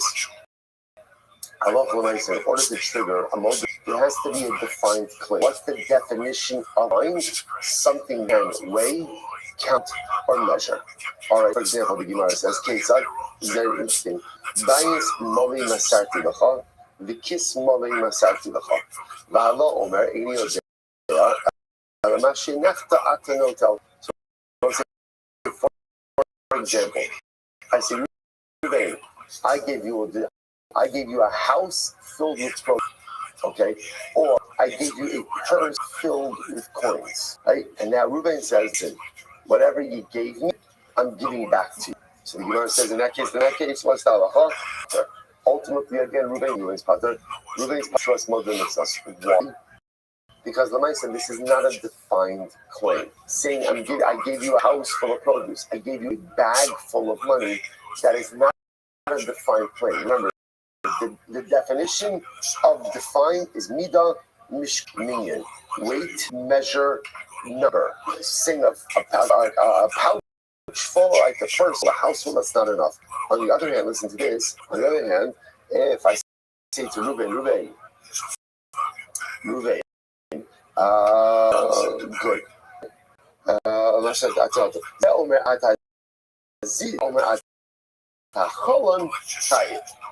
A house filled with produce, and the house I gave you the produce with us up until the beam of the ceiling. And Reuben says, no, it only went up to the windowsill. Oh, that's Moses. Why? Because that claim has definition to it, right? That claim again has a measure associated with it. Okay, incredible. Let's go back. Says the Gemara. Now, let's remember again, the Mishnah began by saying that the items, namely again, avodim, shtaras, karkaos, hekdeshos. So slaves, documents, karka, real estate, hekdeshos, hekdesh, these items are not subject to a variety of halachas. Amongst them, kefal, double payment for a thief. So the Gemara says, Tashumi kefal minalan, how do you know that? How do you know these objects are not subject to kefal? So the Gemara says, the Tan Rabbanu we learned, I'll call davar pasha. So we said, the Gemara is putting over here the pasuk, just I'll call davar pasha, I'll shor, I'll chamor, I'll sa, I'll salmo, I'll call aveda shayomar ki huzeh, ada elokim yavod v'ashayim, asher yashir elokim shalim shnayim l're'eh. So we'll say the pasuk we're talking about the din of kefal. If I steal an object, and ultimately again I'm caught the object, I have to pay a double payment, right? The penalty payment. So the pasuk goes through a list of examples of items that deal, right? So it gives the example just shar, ox, hamar, donkey, set, sheep, salma, a garment, kol avidash, or any lost object. So actually, we're dashing the pasuk. Here we go.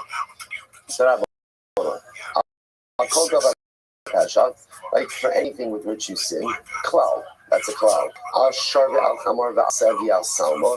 That specifies again a donkey, a sheep, a garment, prat.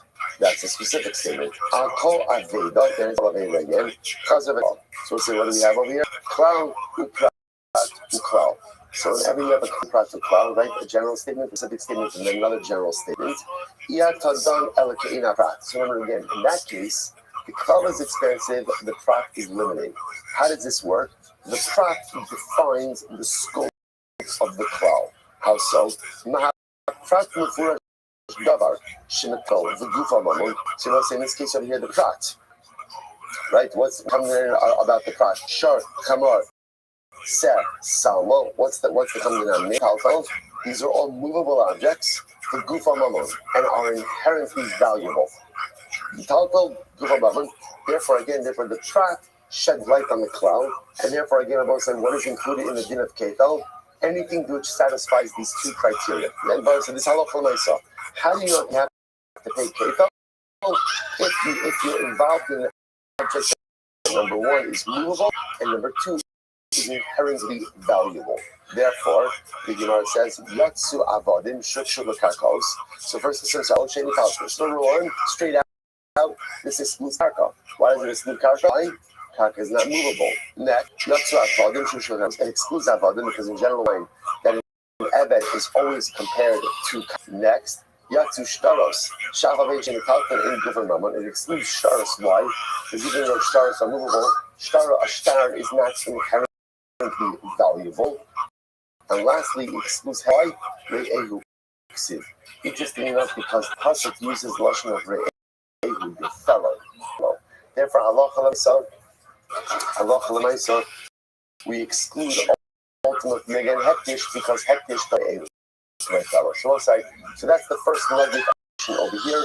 Why the din of kefa ulti again does not apply to arms?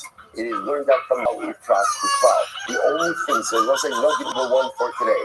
The only thing that kefa applies to has to satisfy two criteria. Number one, davar metalto, movable. Number two, gufa mamon, inherently valuable. Incredible. All right, let's go back there. Says the Gemara, below tashlumi abed chamisha. Furthermore, again, there's no 4 or 5 time penalty payments on any of these items as well. Which the Gemara says, my time on tashlumi abed chamisha.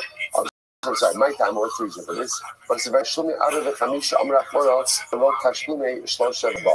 Because the Torah said it's a 4 or 5 time penalty payment, not a 3 or 4 time penalty payment. What does that mean? So let's say it's simple. Out of the Chamisha, the amount of the Chamisha, the 4 or 5 time penalty payment, is built on the shoulders of Ketel. Therefore, once you take out Ketel, by definition, you never get to add the Chamisha. Right? What does 4 or 5 time penalty payment come? Well, what does it become? What does it become without Ketel? 3 or 4 time penalty payment. There is no din of 3 or 4 time penalty payment. Therefore, once you go ahead, you pull out Ketel, you pull the rug out from under the Chamisha, and therefore, by definition or by extension, it just doesn't apply. Incredible. Shomer Chino Eno Nishma. So, unpaid custodian. Shomer will not swear regarding these areas again. Remember, same list. Avodim shtaros, karkos, ekshos. Minahanimu. From where do we know this? Right? Where is this coming from? We'll say top of Mem Gimel, 43a. So very simple. The Gemara says that because we learned Kiyitin ish areehu cloud.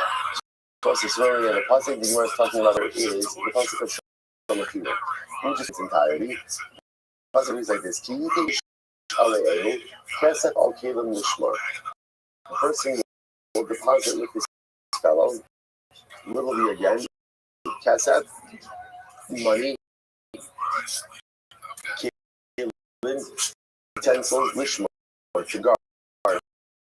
The gunov, in base ish, the mimaksiadon of shnayim ish. So again, and then it's stolen from the house of the shomer. If they find the thief, once again, the thief has to pay kefir. Here we go. 43. Cloud. So again, that's statement that a person will give to his fellow. That's a cloud. Kesef money or utensil. Prat. The statement. Lishmar to guard. Chazav v'kala. Cloud again. We have over here. Cloud. Prat. Cloud. General statement, a specific statement, and then another statement. So once again, we are exegetical experts. So what do I know? How does a klal prat work? Very simple. The prat modifies klal. So the Gemara says, so klal prat klal. So remember again, the klal is modified by the prat. Not prat. Same base. interesting problem across the cloud. So what's unique of the items mentioned over here in the pasuk? Kesef Okelim, common denominator is Davar Taltal, the movable, and what? Gufamon, inherently valuable. Therefore, I will say, what do I see from here? I've called over Hamataltal, the Gufamon. So therefore, I will say, what do I see from here? Then Halachalamer can only be held for Shavuot in a case watching something that is and inherently valuable. Therefore, this excludes karka, because karka is not movable. Yatsu avodim, it excludes muti again compared to karka. Yatsu shtaris, it excludes shtaris. Shiafa pishavat kalpa in gufan moment. Ultimately, it excludes shtaris. Why? Shtar is movable. A shtar and is not inherently valuable. It excludes hektish. Why? Ehupsiv.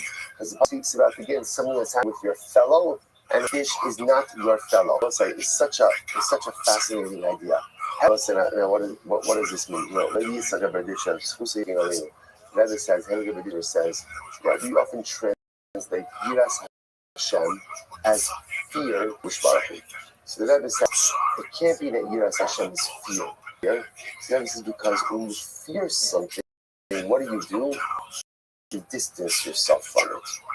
The Rabbi gives examples. For example, a person fears fire.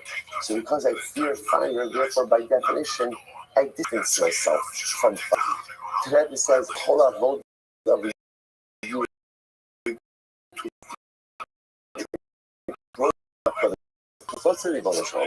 So since we come close to this part, so ultimately again, so why would there be this distance?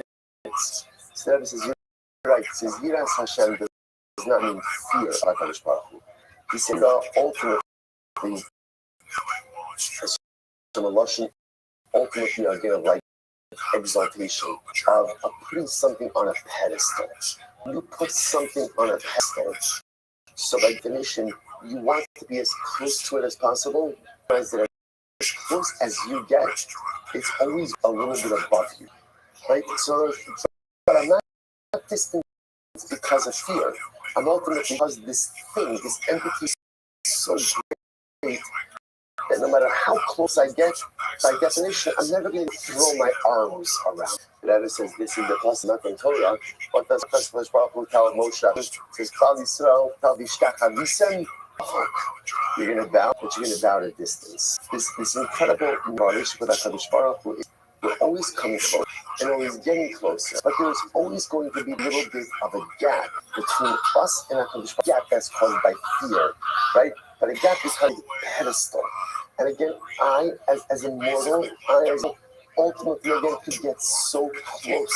I'm going to bow, but I'm going to bow at a distance. Fascinating over here, right? These things, because they're all saying when it comes to all of these halachos, it's always who your fellow. Do you know who's not your buddy? Do you know who's not your buddy? You know who's not your HaKadosh Baruch Hu. Right? Hektish is not my buddy. Right? There's a distance. And that distance is necessary for that proper reverence. It's like go you meet the Gadol Hadar. Everybody just decides the Gadol Hadar. Like, well, we'll see what the balance coming. Imagine you meet someone great. Let's say, it's fascinating. What don't you do with someone great? Someone great. You don't throw your arms around, right? As much as this is a place where a lot of hugging goes on, right? Right? But there are people that you're not. This applies to you, not to me. I'm saying, right. It's like there are certain people, you're going to meet them. You're not going to hug them. Why? Because there's a certain reverence. There's a certain reverence that's there, and that's there. It's fascinating, and this is incredibly important because the devotion is not my buddy. Therefore, you have to be so careful in understanding that you don't understand what HaKadosh Baruch Hu does. Now, a lot of times people think he has kindness. He did this, he did that, he did that. Those kindness presuppose that I can and I should understand why HaKadosh Baruch Hu does things. And at the end, that's not the way it works. HaKadosh Baruch Hu is not your Ehu, not your friend. So, of course, is it normal to question? Of course, it's normal and reflexive to question. So, right after that question, there has to be that understanding is Re'ehu below hektish. The devotion is not my friend.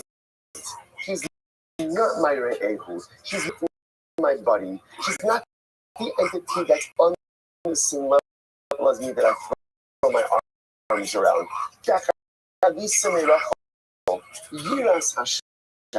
And that distance has the condition within ourselves to understand that there are things we won't understand because her and HaKadosh Baruch Hu is here.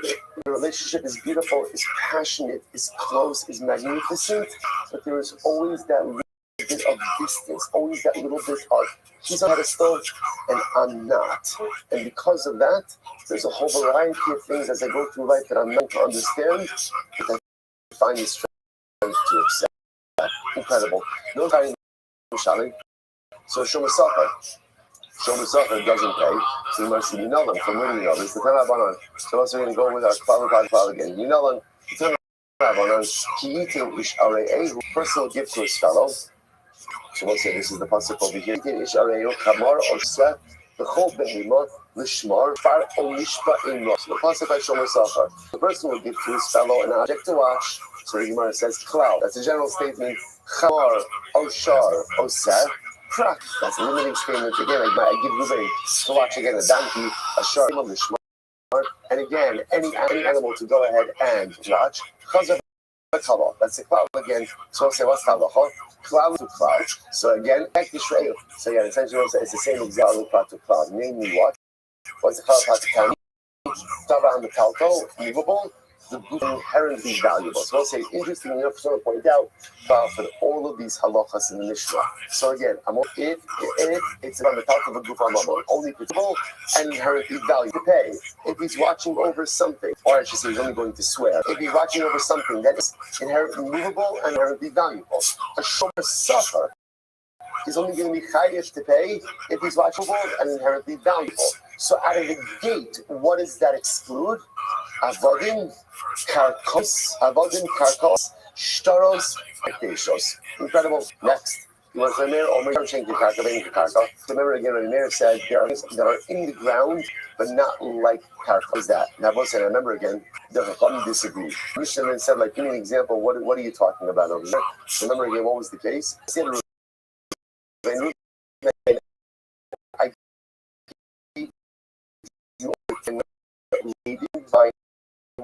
And Ruben says, no, you only gave me. So Mary says, oh, that's the mixus.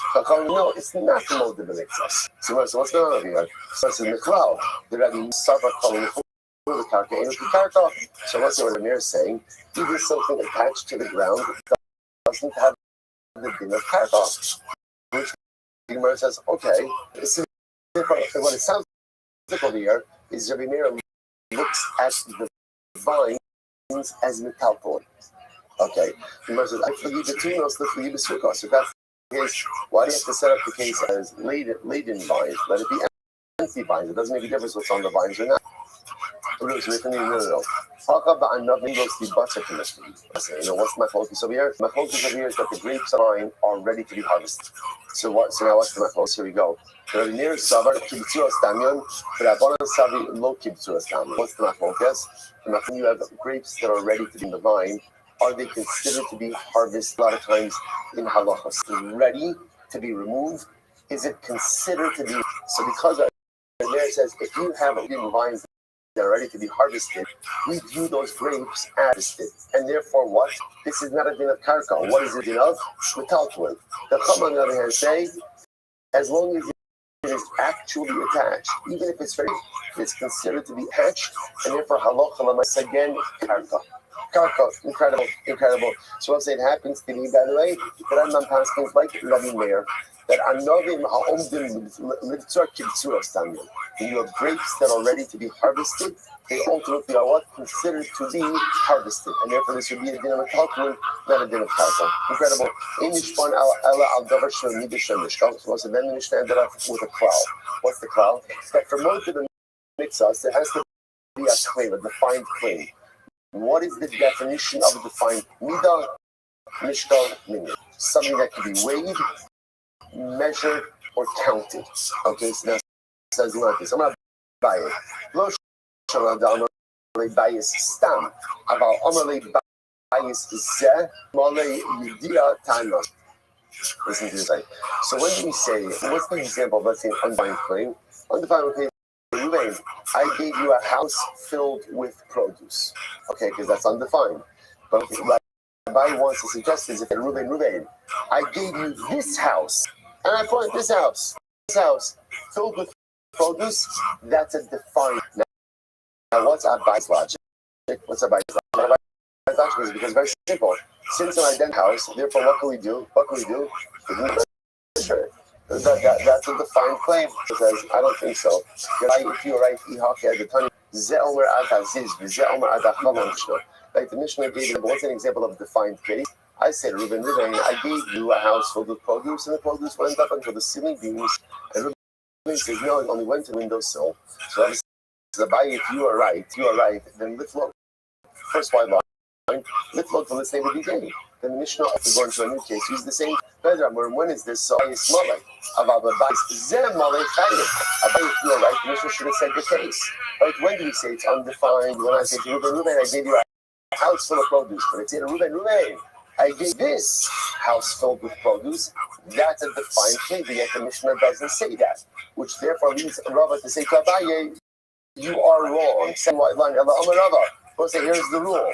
The old Lamanokha Achi Tanina Badav Shemamida, Shemamishka, Vishaminyan, Vishayodalo Badav Shemamida, Vishamishka, Vishaminyan. Therefore, Rava rejects Abaye's idea. Rava says, even if you say, so if I say, Reuben, I gave you this house filled with produce, that is not of a defined claim.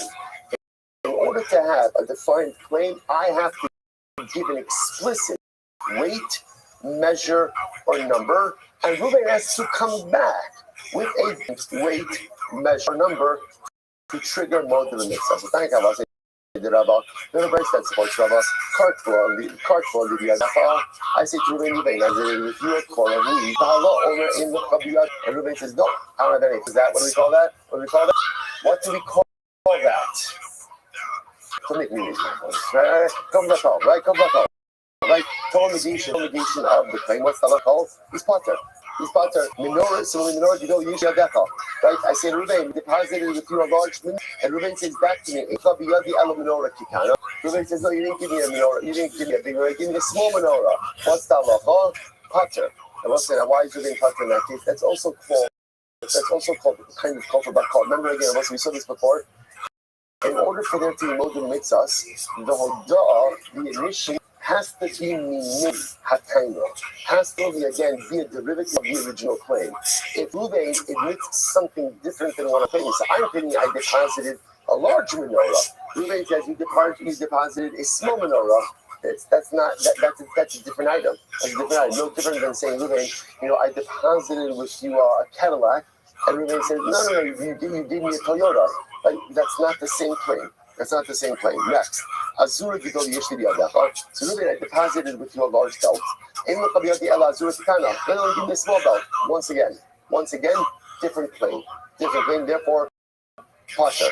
However, if I say to Reuben, courts for Yeshli Biadacha, Reuben, I gave you a core of wheat. Reuben says, no, don't give me a lesak. It's a different measure. Oh, that's more than makes us. That's what the mitzvah is. Or menorah bas eser litrin yeshli biyad. In the kabiyadi ela bas chamesh litrin chayit. For example, to find this case, I gave you a menorah that was 10 pounds of gold. 10 pounds of gold. So this is no, it's only 8. Oh, that's more than makes us. So I say here is the cow. So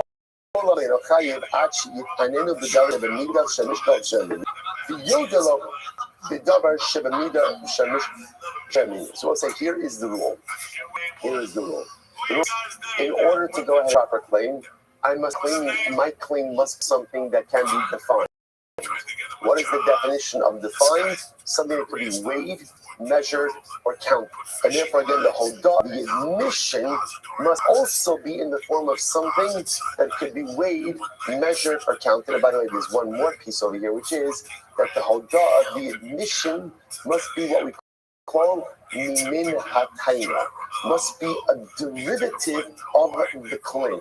If the admission is not related to what is being claimed, that's the motive of mitzvahs.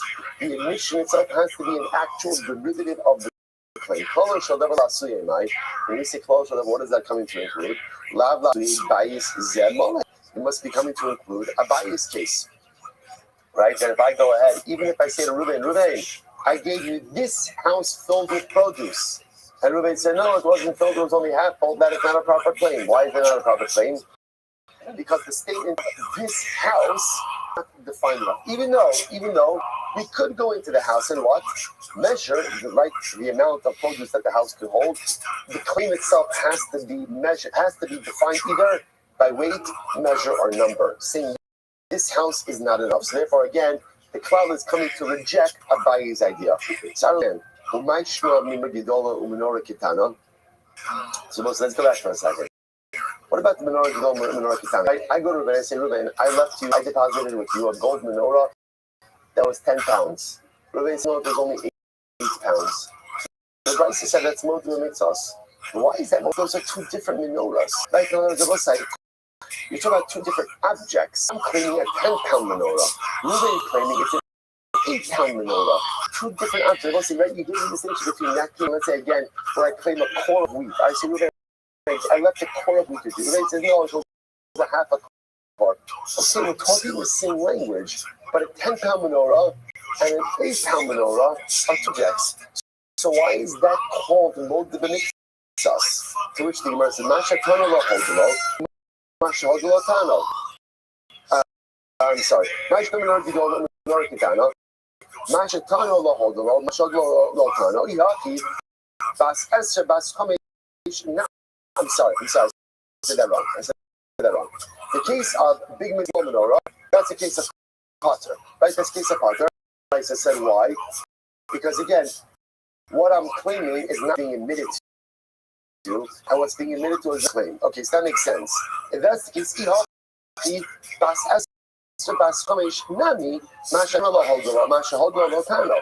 case in the case of weight. If I claim to weight, right? So in the Bryce, so we had a case of I say, I deposited a large menorah, which you said, no, it wasn't large, it was a small. What's that? There's no more than mitzvahs. Why? Because again, what Reuven's admitting to is not what I'm claiming is not what he's admitting. But yet, interestingly, so this is what we're interested in. I deposited 10-pound menorah with you, and Reuven says, no, it was 10 pounds, it was pounds. The Rice says that's more than the mitzvahs. Why? It's a different mitzvah. So I'm going to show about it. Very interesting. With the menorah that's made up of parts. And parts, in other words, it has like a modular menorah, right? Right there. Again, I'll say it has like there's sections. It has sections, and therefore again, you can add on and you can take off. I'm not sure about menorah, right? So again, the same menorah you think Hanukkah, right? Or Beis Hamikdash. That's how. So I'll show you. That's what it does, right? How do you that we say menorah and it doesn't automatically Beis Hamikdash? How do we go? Everything Hanukkah simple. It's 2,000 years of Gullus. Years of Gullus changes the neural pathways, right? You just think different. You think differently. Long before Hanukkah, Beis Hamikdash. That's what happens with Gullus. What happens? So when you think about a menorah like of the Beis Hamikdash on Hanukkah, it just means a candelabra. So again, therefore the Gemara says we're talking about again a menorah that has a much or has different pieces that can be attached to it. So therefore, when I say 10 pounds and Reuven says 8 pounds, we can actually be talking about the same menorah. What it comes down to is how many additional pieces are attached to it. The Kamod eliminate if that's the case. As Zura Nami Misty would like it. That's the case. Why don't you apply this to the belt case also. And maybe when I claim a big belt and Ruben only went to a small belt, imagine the belt. Okay, sometimes after like a 3-day yontif, you can definitely use one of these, right? Right, you can add on a couple of pieces to it. So it goes Ella, the light katani. No, it's not the kind of belt we're talking about because that's not what kind of belt. People don't normally have that kind of belt. How can I be also katani? So therefore, again, we'll say let's not go. Hold you up from the Dura Mida Chamish. No, here we're not talking about a menorah made up of pieces. I would say that rather you can understand here a 10-pound menorah, 8-pound menorah, how over time the precious metal content goes away. Whereas especially before treated metals like we have, metal content could wear away, and therefore over time, ultimately the weight could be diminished. So therefore, when we say a 10-pound versus an 8-pound menorah, we could actually still be in the same exact language. So therefore, Allah myself was out from this piece over here that in order to go ahead and trigger a shua. So first of all, the claim has to be defined. The definition of defined, midah, weighed, counted. Furthermore, again, in order for Moed Mitzvah, I want to say the law has to be min hataina, ultimately mirror, ultimately the claim. If the response is unrelated to the claim, then there is shvua. Incredible. Mishmavis Chalei Mashton. This was a very interesting case over here. I lend Ruben $1,000, and Ruben gives me collateral. Well, I lost it. What's the halacha? So let's say now we have a dispute about what the value of the collateral was. I'm going to sell it on the Shabbat. So ultimately, I said, look, I lent you a seller, but the collateral was only worth. So I'm claiming, I'm the lender. I'm claiming that clearly again, the collateral was not worth the value of the loan. So obviously, I lost the collateral. So obviously, we're going to deduct that value from Ruben's repayment. But Allah, Ruben's falls on the other hand, Allah. The seller he'll be selling the seller higher Shabbat. On the other hand, he said, the collateral was worth the full amount of loan. So you lost collateral, and sorry, silver, you can't collect anything more. So what's the over here? Potter. They both say, what is this? So interesting. This Mishnah is kind of like a case of Moses, as we're going to see. I'm claiming to Ruben, you still owe me money, because the value of the collateral did not match the value of the loan. Ruben's claiming I owe nothing because the value of the matched the value of the loan. I said that he's not admitting to anything. Therefore, Allah from Shua. Seller will be Sikhala, the Shakal Hayashara. I say to Ruben, I lent you a seller, and you gave me collateral. It was only worth a shekel. In this case over here, Ruben said it wasn't worth a shekel, it was 3 dinar. Now, again, normally what we say is a seller is equal to 6. So essentially, Ruben's agreeing to over this. The collateral was worth half the value of the loan. Therefore, Ruben's going to be cool. We'll see who exactly is the shua in just a moment. Next, we have so in this case over here, now this is Ruben talking. Ruben says to me, silver, you lent me a seller. Ultimately, again, collateral was actually worth twice as much as the loan. That's all Ruben had, was as much as the loan. The lender say, "Lo, seller will be the seller." I claim no. I agree that this is much. What's the halacha? Seller will be sunny. Allah Stein higher. I was supposed to say in these cases of the reverse. So this is the lend. This is the borrower. Right. So here again, Ruben says, "Silver, you lent me a seller, and collateral was worth 2 slime." The Gemara says, "V'alo omer lo kela seller v'sifla b'chamish dinar ma'yeshav." I lent you a seller, and the collateral ultimately again was worth 5 or only 1 dinar. So what's the halacha? Chayiv. In that case again, is a din of shvuah. So the Mashrini Mishpah swears. Who swears in all cases? Nishat Kadon Etzlas. Person in possession, or who was in possession of the deposit, is the one who swears. Now, in most cases, who is that going to be? That's going to be the lender, right? Why? What are we concerned about? We're saying that maybe I really do have the Pikadon. What's going to happen? Ruben is going to swear, right? And then I'm going to pull out the Pikadon and show that again Ruben is really lying or Ruben is mistaken, and that will counsel him from being a witness in any future cases. Therefore, Allah for myself, in order to avoid the possibility of possession of the Pikadon, lying that he started and taking it out after the other. The one who is in possession of the Pikadon is the one ultimately who takes the Shua. Incredible. On the base. Says the Gemara here. What's that last statement? That last statement. We'll say, right, the last statement of the Mishnah, which was, whoever is in possession of the Pikadon is the one who takes the Shua. What case is that referring to? Even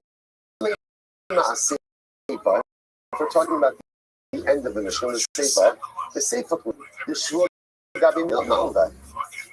Jabal saying that case over here, really, the Shua resides with the Malva, right? Because in the Malva, it's the lender, the Shua, right? And the borrower is claiming the value of the collateral is more than the loan itself. Since the lender who had the Pikadon, who lost it, the lender ultimately was taking the Shua, and we're Shmuel Arei says, you're right. We're talking about ultimately the first case of the Mishnah. We'll see exactly what they were just showing. Okay,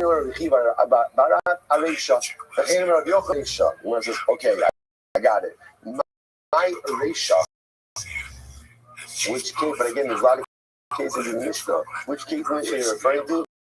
Seifa Aresha. Little bit again, the second case in the first part of the Mishnah. What's the case? Here we go. Seleg will be the shekel haya shabbat. Ultimately, here we go. So here's the case. I lent Ruben $1,000. Give me collateral. So now I say to Ruben, I lost the collateral. I lent you $1,000. Just to keep things. I say ultimately again $1,000. So again, I'm agreeing that I lost the collateral. Therefore, what have I forfeited? $500 of repayment. The collateral had a value, and we need to forego that. But here's the problem. Ruben says, ultimately, what's Ruben's claim? Ruben's claim, the collateral wasn't worth $5. It was worth $700. So therefore, again, Ruben's saying you lost the collateral. Therefore, you lost $300. But Lamai said that's the value of your claim. So Shabbat says, what's the halacha? Chayiv shvua. So what's the halacha? I'm sorry. You don't know Shabbat. Chayiv the shvua gavi lobe. Rabbi say, therefore, what's the halacha? Shvua. Now, who takes a shvua in this? Who, right? Just plain before go on. Who should take the shvua in this case? What would you say? It's the borrower, right? Because the borrower himself is the one who's trying to exempt himself from payment. So it makes sense, and he's also like a shtickle mode to the right? Because again, remember, he's admitting. Remember, the borrower is admitting that the collateral did not cover the full face value of the loan. What he's admitting it already is, I only owe you $300. The lender is saying, no, you owe me $500. So it's a shtickle both of the makes us. Or again, it makes sense to say that borrower should be the one to take the shvua about the value of the collateral. And now watch what happens. So that is the halacha. But what's incredible? Oh, what happened over here? This is incredible. So the rabbis, Chazal, took the shvua away from Reuben, and from Reuben, the borrower. They put it on me, the lender. What were they concerned about? Concerned about over here that maybe there's some shit happening over here, and maybe, and what am I going to do? I'm going to wait till Reuben swears. I'm going to pull out the collateral. Ta-da! Have it, Reuben. Look, you're a liar. You're a liar by invalidating Reuben for all papers. Disqualify Reuben. Now, again, it's also Chazal Reuben's not a liar. Reuben's mistaken. So Chazal didn't want any shenanigans happening here. So what did they say? We want to make sure that lender doesn't really have the collateral. So what are we going to do? Even though the borrower should be swearing, right? Because it's claiming that the collateral 100, lender is saying the collateral 100. So what should happen over here is the lender should swear about the value of the collateral. Move on from there. But what Chazal did is they take the shvua from the borrower and they put it on the lender. The hashtag the Amr Rashi, the Kaimalan, Zen Nishba She'ena B'Shusa, the Zen Nishba Kama Shabat. So I say now Rashi, interestingly enough, the Rashi says actually this shvua really morphs, this whole case really morphs into something different. There's really a lot of swearing going on all around over here, right? Because we'll say why.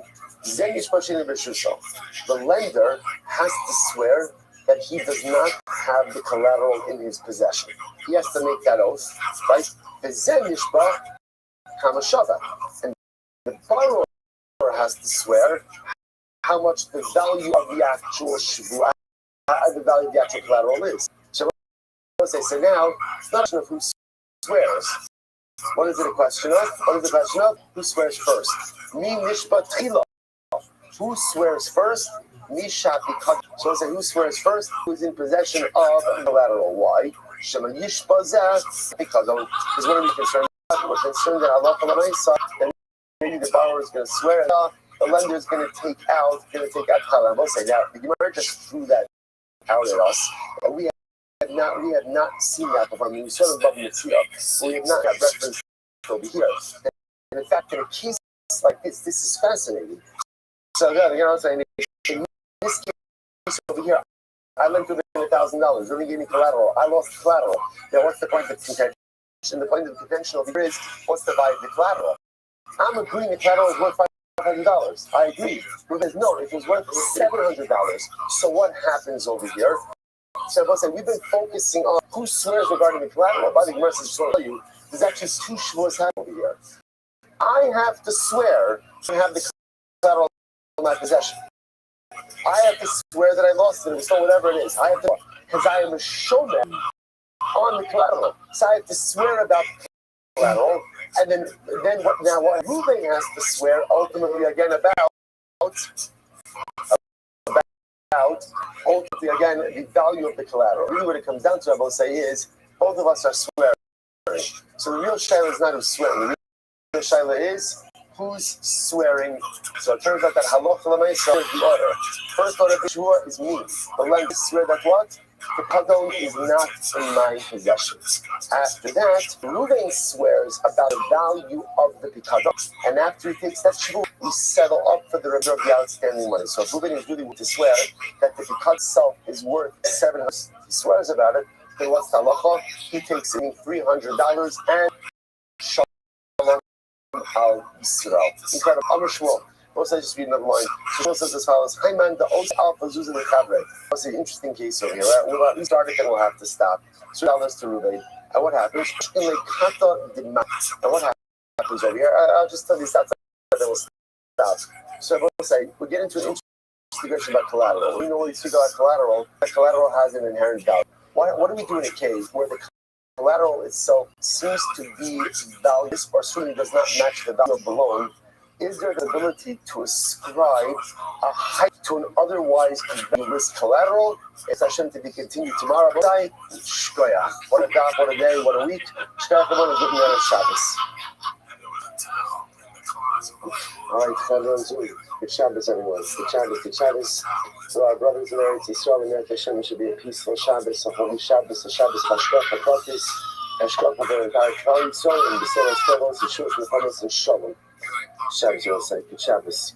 Somebody stole $200 from my room and I'm dying inside. Really? He goes, you see my hands? I worked in the plantation all day for that $200. If you know who did it, please give it back to me. I'm like, okay. He never seen that. I am fucking INR.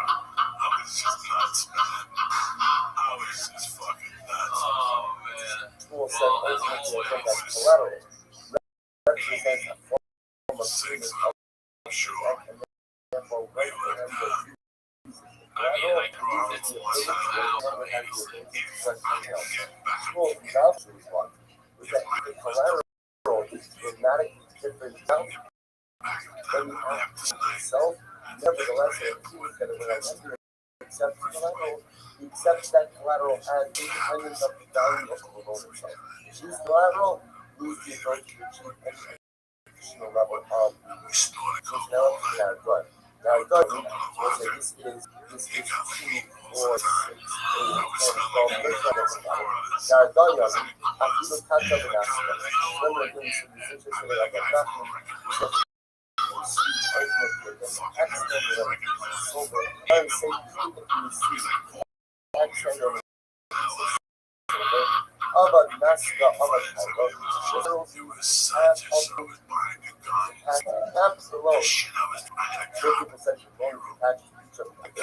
Therefore, again, if silver, you lose half of the loan. Of Tato, of the Axel, you lose the other half of the loan. It's not about Samuel Sikabot, Shekel Hayashon, Ruben, I lent you $1,000, but collateral itself is only worth $100. Bavo over so they were selling it. Sayala was also Iran Hayashava, and Ruben said, so $1,000, but the collateral was worth $500. So you made the borrower is I Lima Ray Hong said, for 1 second, why don't you say, why doesn't the lender say to the borrower, why doesn't the borrower accept the collateral? You accepted that collateral.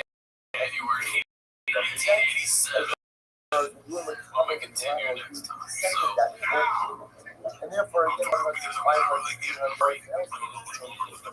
this is what you accept ultimately as payment of the debt, which says, Shmuel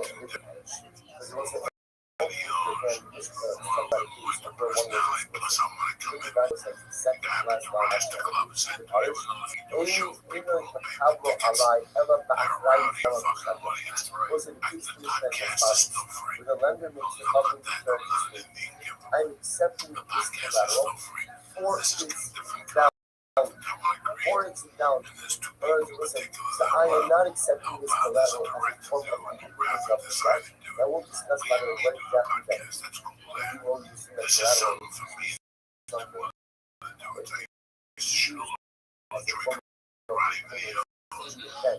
That's borrower.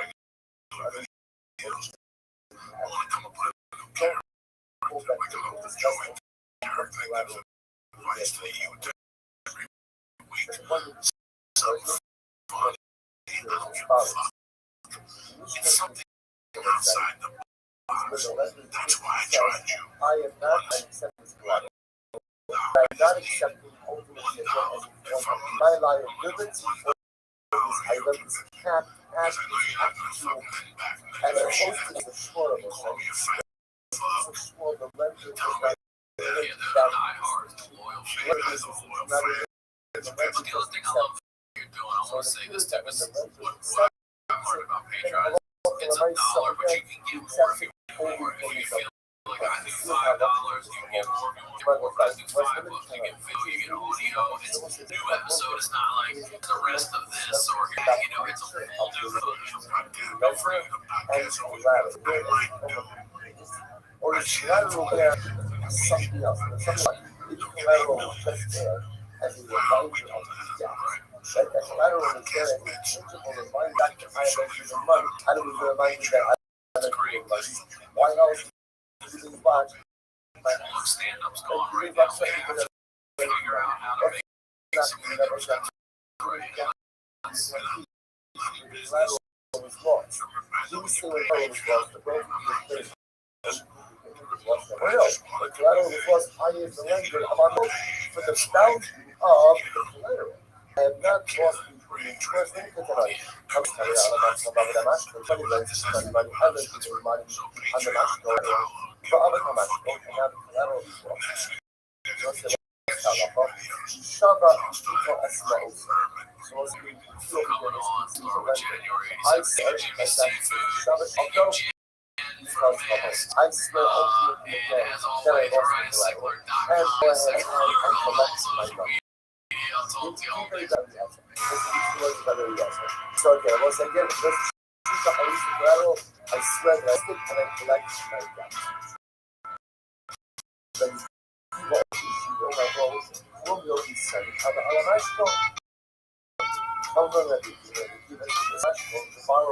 borrower can say to me, listen, Silver, you lent me money with the match with the collateral.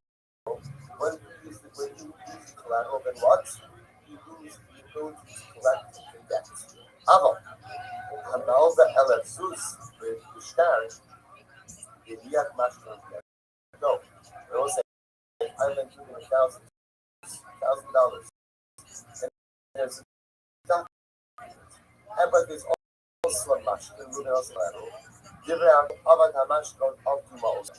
Everyone will agree If I lose the mashkon, then only can I lose the ability to collect the next. So again, in a regular case, I go ahead, I lay money, and there's a mashkon. I now go ahead, what's the halacha? Rabbi, the lender, take what I lost the mashkon, I collect my debt. Rabbi Akiva says, no, the mashkon, you lost the ability to collect. The mashkon represents payment, and therefore again, you can't go ahead and add any kind of thing. So we'll say, the fundamental my focus on the Akiva Eliezer is what? It's the nature of mashkon. Is mashkon a form of repayment, or is it just some type of security? Rabbi Eliezer clearly holds just a form of security. Therefore, if I lose there, then I collect my debt. Then the Akiva says, no, once it's a form of repayment, therefore once you use it, you lose the ability to repay. However, the Gemara then says, everyone agrees that if I lend given $1,000, the loan is recorded in a document, but he also gives me mashkon. In that case, every one of these, if I lose the mashkon, I lose the money. Okay. And what's the case? See if the value of the mashkon is the value of the debt. So I lent him $1,000 and he gave me $1,000 mashkon, then fine. Gemara says half of $1,000 almost. Like my kind name, the Rabbi Eliezer.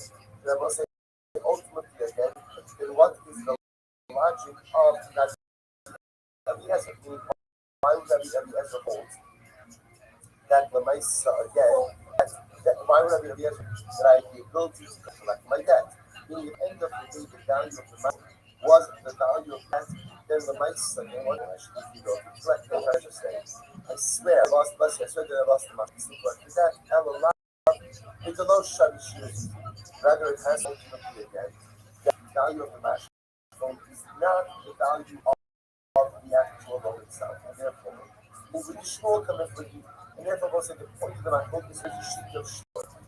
Shmuel's what was said before. You accept collateral as the value of the according to shmuel. If it loses the collateral, then what? Then what? You lose the ability to collect anything more on the debt set up. Usually, you as well. It says everyone agrees that what? When the value of the collateral does not mirror the actual value of the debt, we'll say, so says the Gemara, when the value of the collateral is not, and no one holds it, no one holds that if you use the collateral, you will lose the ability to collapse. So what's the key? The hacha make the shear. So we'll say over here, we do see that the collateral is the same value as the actual loan itself. So this idea, it's usually going to be statement of this. There's a feedstock. So you don't have feedstock. Unite hope, check on a mash process. There's the feedstock there. Where do you know that a bowholder goes ahead and acquires actual mashkon? We'll say again that the mashkon becomes his. And we'll say that we're going to see there is going to be a relationship between the bondholder or lender and the actual collateral. Does the collateral belong to him? Does he acquire the mashkon, or is it more like a showman, like a custodian of the mashkon?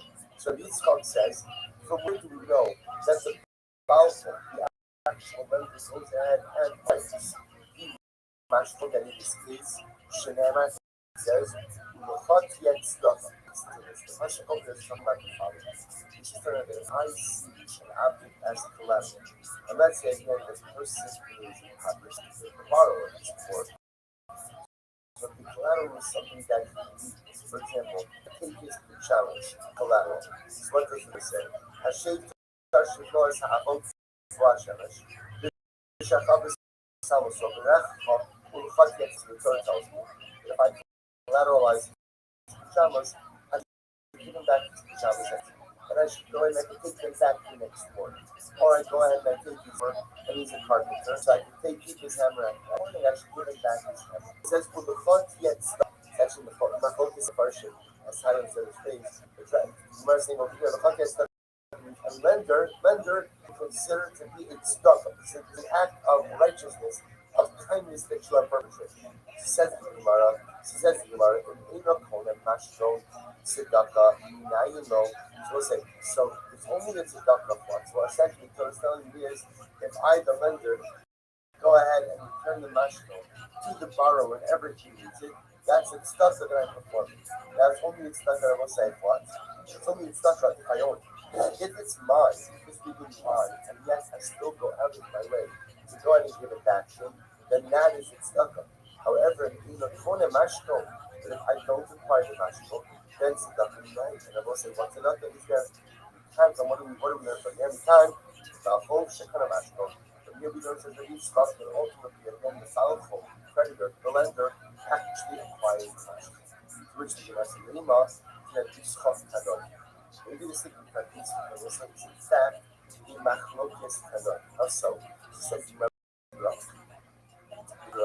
Ema Damer Yitzchak Shemashkon or Shalom B'Shas Haba was so when this Rabbi say a Muslim Shita that a Balfour actually acquires ownership over the Mashkon, that's only Shemashkon Shalom B'Shas Haba.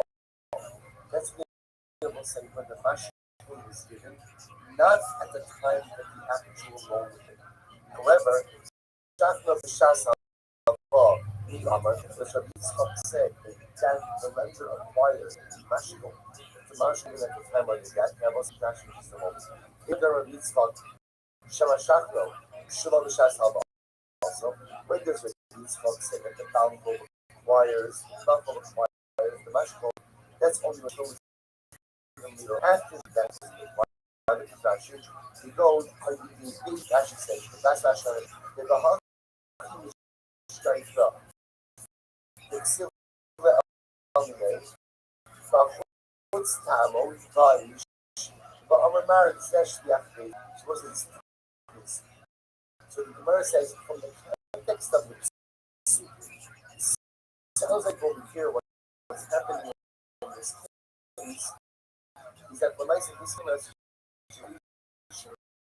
where please give the lender this match after the loan after the loan is paid for some reason awarded the lender the match. That's what Yitzchak says that the Balfour acquires the mashkon.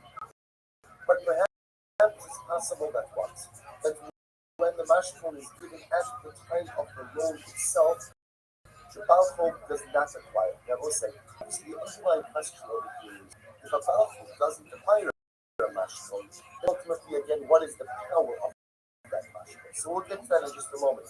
But the Gemara is suggesting over here is at least in the context of this. That the Lamaisa, since it's always talking about a situation where it sounds like basically is giving the lender a mashkon, now the Yitzchak says that the Balfour of the mashkon is when the mashkon is awarded after and is awarded is given after the loan is made. But if mashkon is given at the time of the loan itself, maybe the Balfour doesn't acquire Shalom B'Shas Haba to the Amalok, it's still Rabbi Yitzchak, to which the Gemara says, I'm sorry. Ella, Amar Dar Yitzchak, Shemashachnu Shalom B'Shas Haba, when there's a Yitzchak, say sheep, that's when the mashkon was given later, after the actual loan was made. However, B'Shachnu B'Shas Haba, the Amar, the time that was given to me. Who says that there's no call that the Balfour requires it? Shachno Shalom B'Shas, the evidence will say the mashkon not at the time the loan was made, after the loan was made. For the Amalok, everyone will agree, hold on the Shita of that piece. Right? Again, we suspect that only that the Balfour is called Bacha, the Rashachna B'Shas Haba also. Watch this. Here, what's the machok? The machok says that's a piece. I lend Ruben money, $1,000. At the loan, there was no mashkon, right? Excuse me. At the time of the loan, the mashkon was given. Let's remember, the other two, I lent him $1,000, and then a week later, a month later, whatever it is, I'm given a mashkon, which we'll discuss, and that lender will in fact acquire a mashkon itself. Now we're dealing with another case. A mashkon was not given at the time of the loan, but a mashkon time of the loan. Therefore, once the mashkon is over here, last time, was saying Machlok is regarding Shomer Aved. So what's like Shomer Aved literally someone who finds a lost object and is now watching that object as he seeks out the owner. The Ikra will say, watch this. Shomer Aved, what's the status of a Shomer Aved? Let's remember again, I'm going and I'm watching the object that I found, a lost object that I found. What kind of Shomer Aved goes to watch this? Shomer Aved. So we'll say that's easy. Right? Rabbi says, I'm an unbeliever. Right? Which I will say means I have relatively ability. The only liability is what? Is Shia. Right? If I'm not if I'm negligent. Right? If I'm reckless, however, we'll say on the base, watch this. But Yosef Amar, Shomer Soch.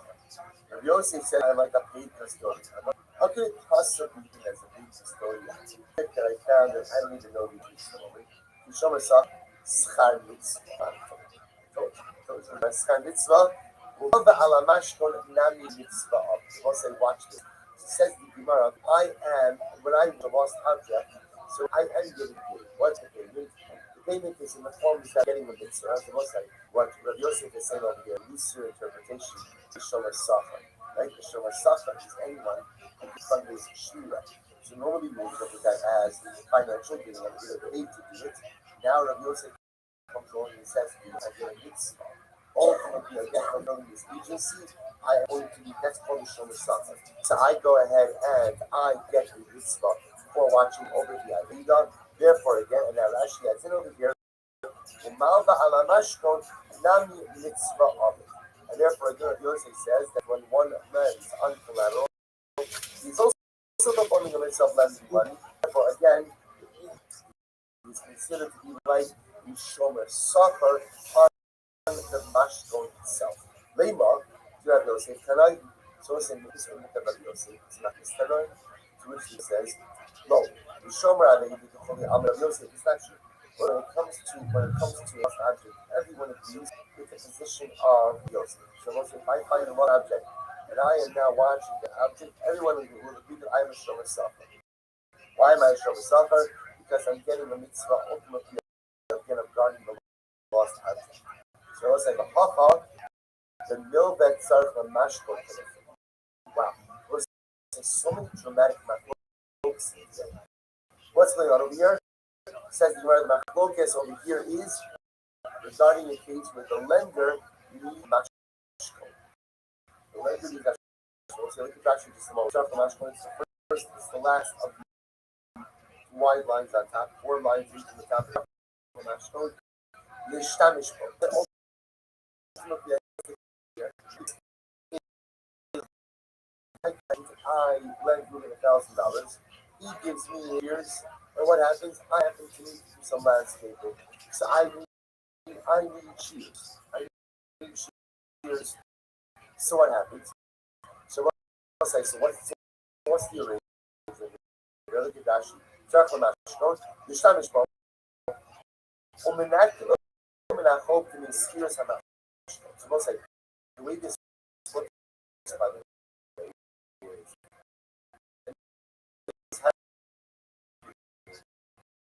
is I go ahead and I say, listen here, so I'm lending $1,000. You give me the shears as collateral. I'm using the shears. And every single time I use the shears, we're going to attribute some that act is worth something. I'm going to subtract the value of that service. Ultimately, I get from your debt. So we'll say, remember again, every time you use shears, so you go ahead and maybe shears aren't the best example. Snowblowers a little bit better, some of the shooters. The idea being that every single time you use it, right? What benefit that comes from it? We're going to how we calculate it today.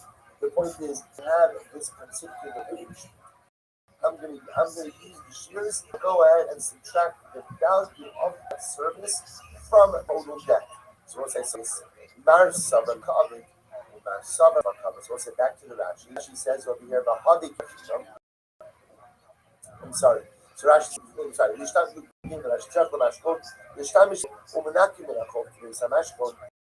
Rabbi Eliezer Savar, even the tzarech in kal mitzvah ulahanal niskabin.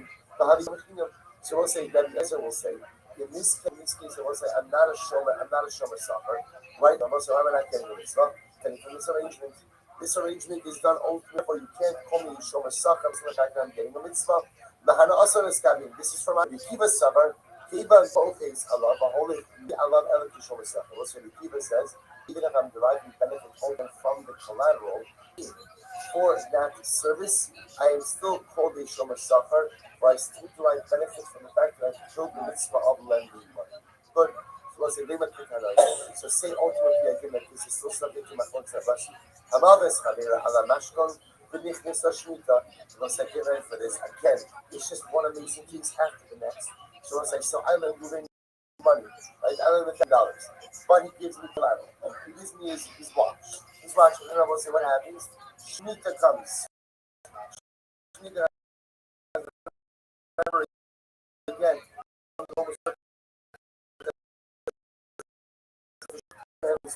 All debts. Even though again the collateral is not worth the full value of the loan, rather it's worth only a part of the loan. Let's say, watch this. It says, even though the collateral is worth only a fraction of the loan, nevertheless, that is enough to go ahead and prevent Shmita from canceling the debt. So let's say Rashi says that there's something like you just say something mechanics.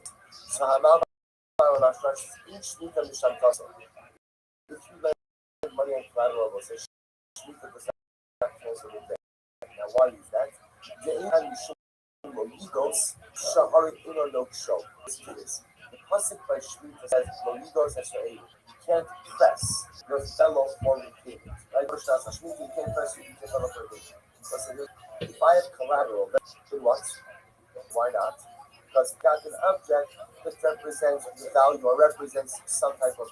Therefore, I will say that's the logic. And by the way, customer lends money. If I lend money, I lend $1,000, and Ruben gives me his Rolex. Let's assume, right? Let's assume it's comparable value right now. So we'll say the halach is Shmita does not cancel that price. Because since it seems to already have collateral, it's as if that is in a state of quasi-collection, and therefore Shemitah is what? Where the collateral is worth pretty much the collateral is not worth the value of Shemitah, right? I go ahead and I lend him $1,000, he gives me whatever, he gives me another object that's worth $500. So the shaila is now, does that collateral prevent Shemitah from canceling the debt? So we'll say, watch this, let's read the Gemara again. Some of us coming out of the Shemitah, gives me a mashkon, and Shemitah comes even though I lend $1,000, and the mashkon itself is worth only $500. Eno mishamit. I will say Shemitah will not cancel the debt. Divrei Reb Shimon Gamliel. Ultimately, I will say this is ultimately the distinction of Reb Shimon Gamliel. Yudah Nasi Omer. Yudah says in Haya Mashkon Kineged Chava Eno mishamit. They love Mashamit. Yudah says no. If the mashkon is the value of the debt, then enough management it doesn't cancel. But if the mashkon is less than the value of the debt, then what? Shemitah cancels. So Yuma says Shamit to Kamar Tanakama. What is it? When ultimately Tanakama said that if I money ala mashkon, that Shemitah is Shamit, what does that mean? If you want to say that ultimately it means that Shemitah doesn't cancel, the amount of the debt that corresponds to the value of the mashkon. The fact that Yudah Hanasi Saba Kinegro Nami Bishani, can I give it to Yudah Hanasi mold? The Lord said that Shemitah ultimately again would go ahead and what? Would go ahead and cancel out even the part of the debt that corresponds to the value of the mashkon. Ella Amai Tafis Mashkon. If that's the case, then what good is holding on to mashkon? Ella Lav Kineget Kudo. Rather, you have to say that what? That it must be that Lamaisa presence of the mashkon prevents Shemitah from canceling the debt in its entirety. Even what they will say, even the amount of mashkon, even the amount of the debt that not supersedes. Not that exceeds the value of the mashkon. Thank you. But we just welcome it for you, and ultimately again, the fundamental mathematics all comes back to what? To Shua. All roads lead back to Shua. What does that mean? Because remember, Shmuel was the one who said what? Right? All roads lead back to Shmuel. The idea over here is that what? The question over here in this situation is what is the nature of the relationship where the value of the stone does not match the value of the debt. At the end of the day, that Lemaisa, that the mash represents the debt in its entirety, even though the mash goes actually value is less than the debt in its entirety or not. Maybe that's at the root of this. And I will say again, one of the manifestations of Shmuel's statement is what collateral does vis-a-vis Shemitah. Says amazing. Welcome for these Tanakama Saba Connecto. Tanakama holds that I will say a mashkon only works in the amount of the mashkon corresponds to the amount of the debt. Rabbi Yudah Nasi Saba Connecto Nami Mishani. The Nasi Yifo will say that what? When Shemitah comes to strip out everything, even the amount ultimately of the shkon corresponds to the amount of the debt. Which is Ka'amah Tzayt. So you see yourself for 1 second. If Shemitah has the ability to wipe out the amount of the debt which corresponds to, then what good does the mashkon do? To which one says,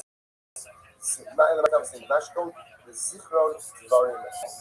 Also, ultimately, what the mashkon does is the reminder of the debt. But I will say again, the mashkon is a tangible, valuable reminder ultimately of the fact that I went ahead and I lent you the money, but in no way does it represent some unit of collection. So therefore, I will say this ultimately again is what we are left with.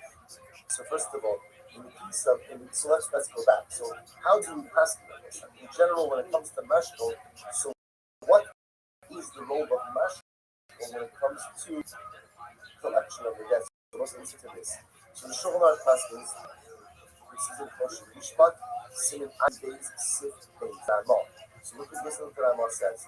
The impeding Torah B'Shas Hava Shemekabel Hamashkon B'Cholach Even Kiba Kata De Magla Ba'alfe Zuzei Avoda Mashkon Avadako. So we accept Shmuel's position, but with a modification, or with a we'll call it. So let's remember again. Shmuel makes a blanket statement that when I, as the lender, receive the mashkon, then what? I accept that mashkon as the full value of the debt. Even if what? Even if it's clear that the mashkon is worth much less than the debt. The Shulchan says, no, that's not how it works. The way it works is as follows. Go ahead and I lend $1,000 mashkon. If I, Reuben, I hereby accept this mashkon as potential repayment of the debt, then what? The mashkon ultimately again stands in lieu of repayment. So what it means as follows. It means number one, in the event that Reuben defaults on the loan, have the mashkon. What else does it mean? If I lose the mashkon, what?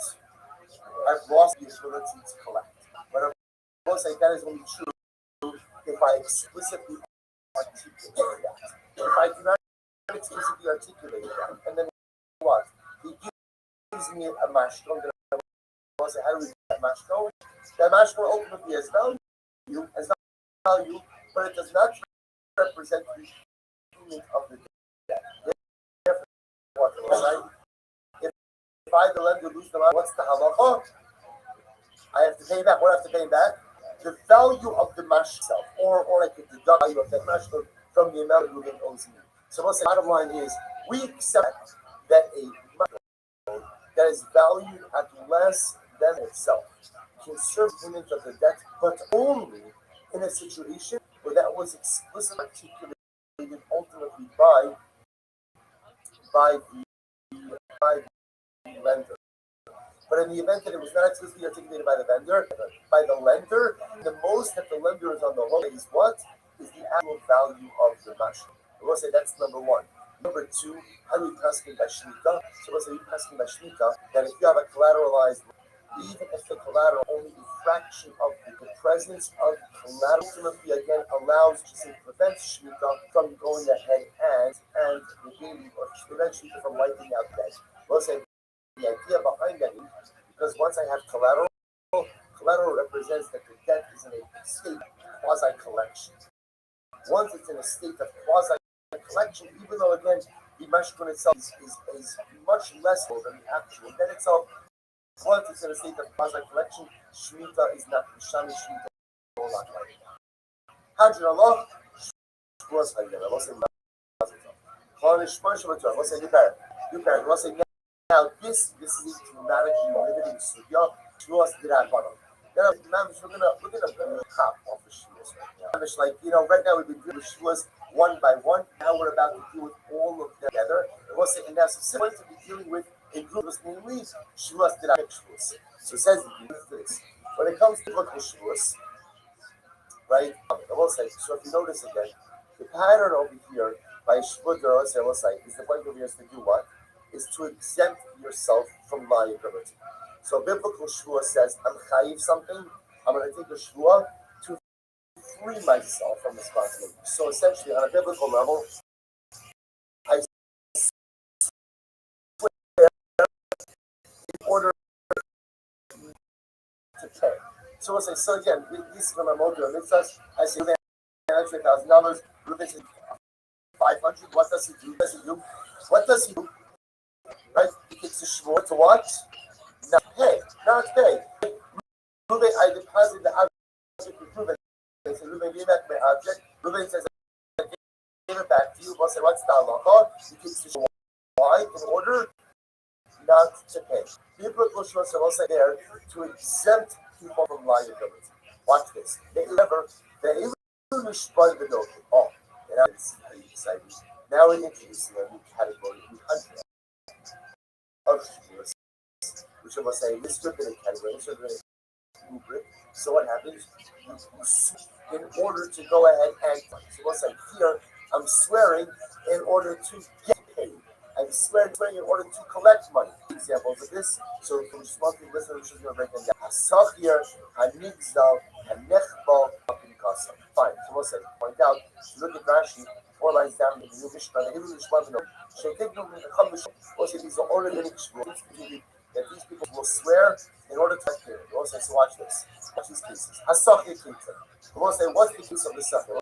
We'll say, Sachir means a hired worker. This is an incredible case. Arlo. We'll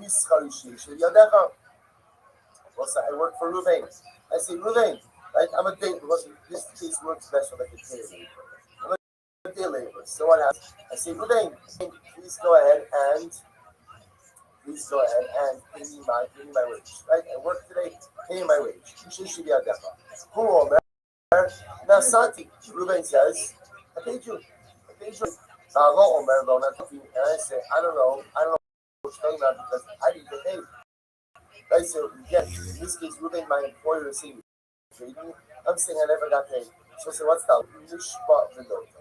What's that? The is I, the laborer, I, the worker, take a shvuah that I never got paid, and what? And I collect my salary. So I swear that I never collect my salary. And Yehuda Ruth is amazing. Actually, the Sham Mitzas Hodah. And Yehuda says, no, it has to be some type of partial information. For example, Amarlo Kumi Skali Khamishin. I work today, Yomi 50 dinars. Shishi Yadaha. For who Omer is Kabal the dinars up. Ruben says essentially 30. So also you the hold that each was also using kind of making them like most of the Mikvah cases. And in most of these cases, I mean today's wages. He says I paid you part of the wage. I swear regarding your entity. I will say the important part now we'll discuss this my closing in the but the point of the website is remember this is a rabbinic shvuah that instructions that I swear in order to collect. I swear because I want to get money. Migzal was a case of a stolen object. How you meet you can also see this case. So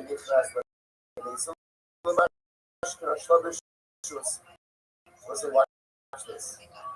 I let you make money. Now I decided I'm getting a little bit nervous. He's a flight risk or whatever it is. I decided to go into his house. I'm not breaking it, I'm letting myself in. Right, so what happened? My portfolio. Right? So I have people themselves in. So what happens? So I go ahead and I walk into his house. I walk in to go ahead and take something without this. Who Omer? Kela Natalta. So they claim, listen, you took my object. But who Omer? Lo Natalti. And I say, listen, I didn't take anything. I don't think about it. Mishpat Benota. Ultimately, they're going to say, what can happen? Ruvain, who is also a aggrieved party, he says that I claim that he makes a shvua in order to go ahead and what? Take back the object. That's good as Ashitation makes so done. And really says it has to be a partial condition, for example. Kitzad, Amarlosh, Kilim Natalta, Saito, I take stuff as collateral. He claims that what's so you took 2 kilos. I say, Boomer, Loratalti, and I claim that it was only took one object. Okay, so we'll do this. So again, we're going to see, and is going to argue on each of these cases. And you can use some type of fundamental. Go ahead and watch this. Get ready for this. Lechbal Ketzak. This is amazing. What's the case of damage? Shenichnas Tachado Shalim. What's a chavel? Let's watch this. So I came to testify that before we made Matthew, he was perfectly healthy. But then when you get out of it, he has 2 eyes and a broken arm. So Amarlo, Chabal to me. And Ruvain says that's what so they beat me up. But Omerlo, Lo Chabal to me. I say to him, you tripped, right? You walked into the door now. Whatever it is, I didn't, I don't know what you're talking about. So I said, what's down? Reuben can take a shura site and what? He can take a shua and ultimately collect damage. Reuben says, again, I will say the same thing. Ad shete sham mitzas hodah. We'll say the Yudah requires that there be some type of partial admission. We'll say, what's the case of partial admission? Ketzad, Amar lo chabal to be shtayim. We'll say, listen to this. So Reuben will say, you broke both my arms. Right? You gave me 2 injuries. V'halo omer lo chabalti l'chvat ela achas. And I will say, what do I say? I say, I only went ahead and damaged you in one way. So let's say, I know if Istanbul, we will pick up next session with Shemegdo Ashua in next session tomorrow.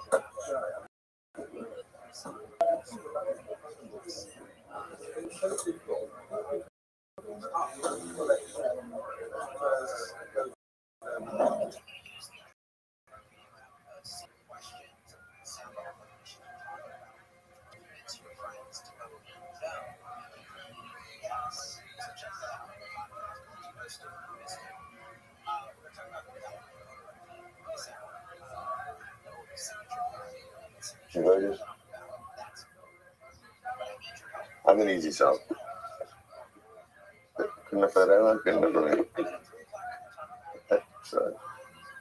All right, we'll say good morning. Good morning. Let us begin.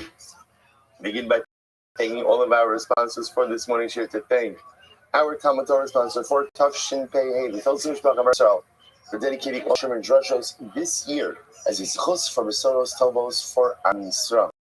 Talmud sponsor for the month of Sivan, Haba Alim Latoba, Stephen Tarizin, in loving memory of Steve's Doris Zin Devora Bas Rabbi Yoel on the occasion of her 5th yard site. And additional sponsorship. What's going on there? All right, we'll wait. I'm going to wait on the last sponsor until he gets here. Okay. And another sponsorship to be named later. And it's Hashem. Okay, well, so let's begin. Thank you to Rabbi for giving shir over the last 2 days. It's Baruch great is to be back here with all of you. And let us begin. Today's daf is Memday 42. And because I was not the one giving shir, we are beginning on Memdays in Meretz Hashem 42a 2, 4, 6 lines top. There's some very interesting cases over here. So there was a guy who said to his fellow, probably males who say it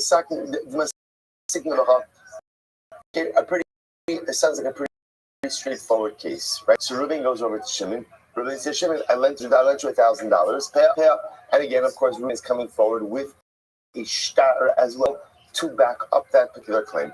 Amarle Praticha. So ultimately, again, so Shimon says, Amarle, so no. So interestingly enough, so watch what happened. Reuven says, yes, he received money from it, it's true, but Hano Citroening. That was you with to collect on the loan and in this document. I admit you paid me money, but the money that you paid me was for another side transaction. Rashi says over here, Sitraininu, and I will say just remember this phrase, because remember again, this is going to come up a couple of times. I said Sitraininu, mitzad achar hayisa chayivli. You were obligated to me. You were obligated to me for another transaction. Okay, so interestingly enough, so what's found over here is, again, Reuben's going over to Shimon. Shimon owed me $1,000. Shimon said, I paid you. Reuben's, yes, you gave me $1,000 for another transaction.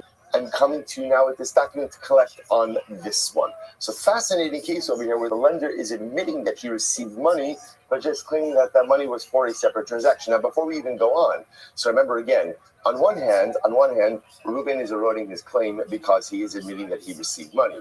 On the other hand, what does Reuben have? What does he have? Documents. Now, remember again, generally the way we work in loan transactions is if you're the lender, right, and now the borrower is paying you back. Well, I should say if you're the borrower, the one thing you're walking away with is the shtar, right? Because he who holds the shtar holds the ability to collect.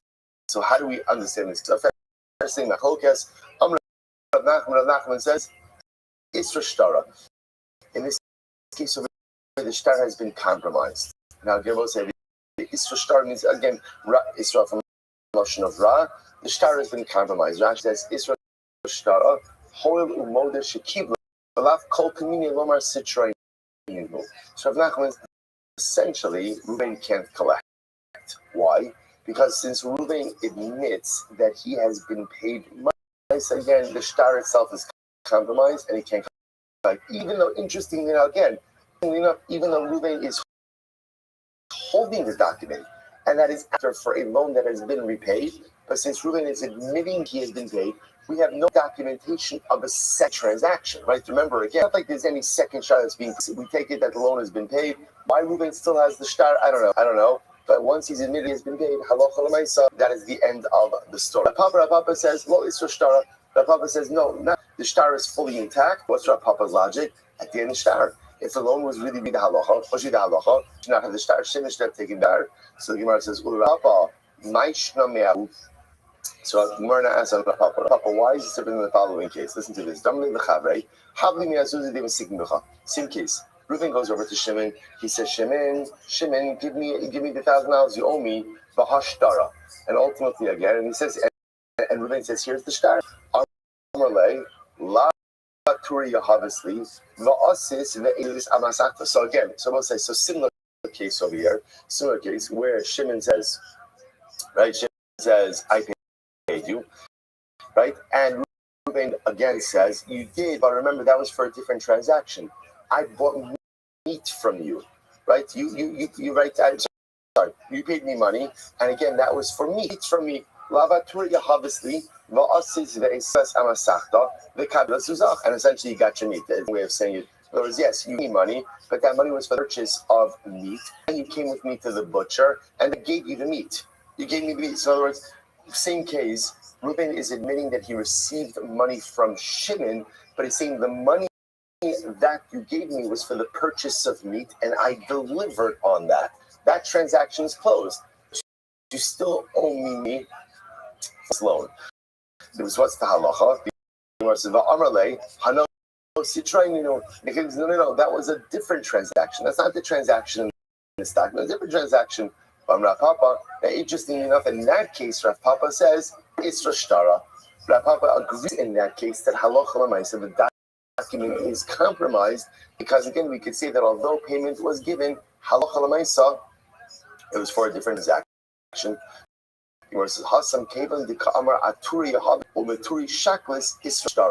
Interestingly enough, the reason Rav Papa feels that case is different is because there is a secondary material claim. In other words, if you notice the difference between the two cases, right? In our case, right, the way the Gemara started is Reuben is admitting, yes, I received $1,000 for a different transaction.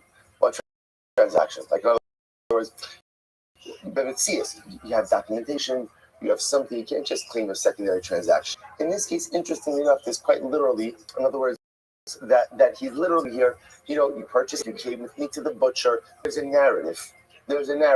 And Rav Papa will say in that kind of case where there's a narrative, then halacha l'maaseh isra. Hacha imar sininu. Good. So my haviyallah. So mind, what is the halacha? Let's go back now. Let's go back now to our original case. So again, Reuben goes over to Shimon. Shimon, you owe me $1,000. Shimon says, Reuben says, yes, you did $1,000. That was a secondary transaction. Halacha. Rav Nachman Isra. Once Reuben admits that he received money, he no longer collect again with this shtar.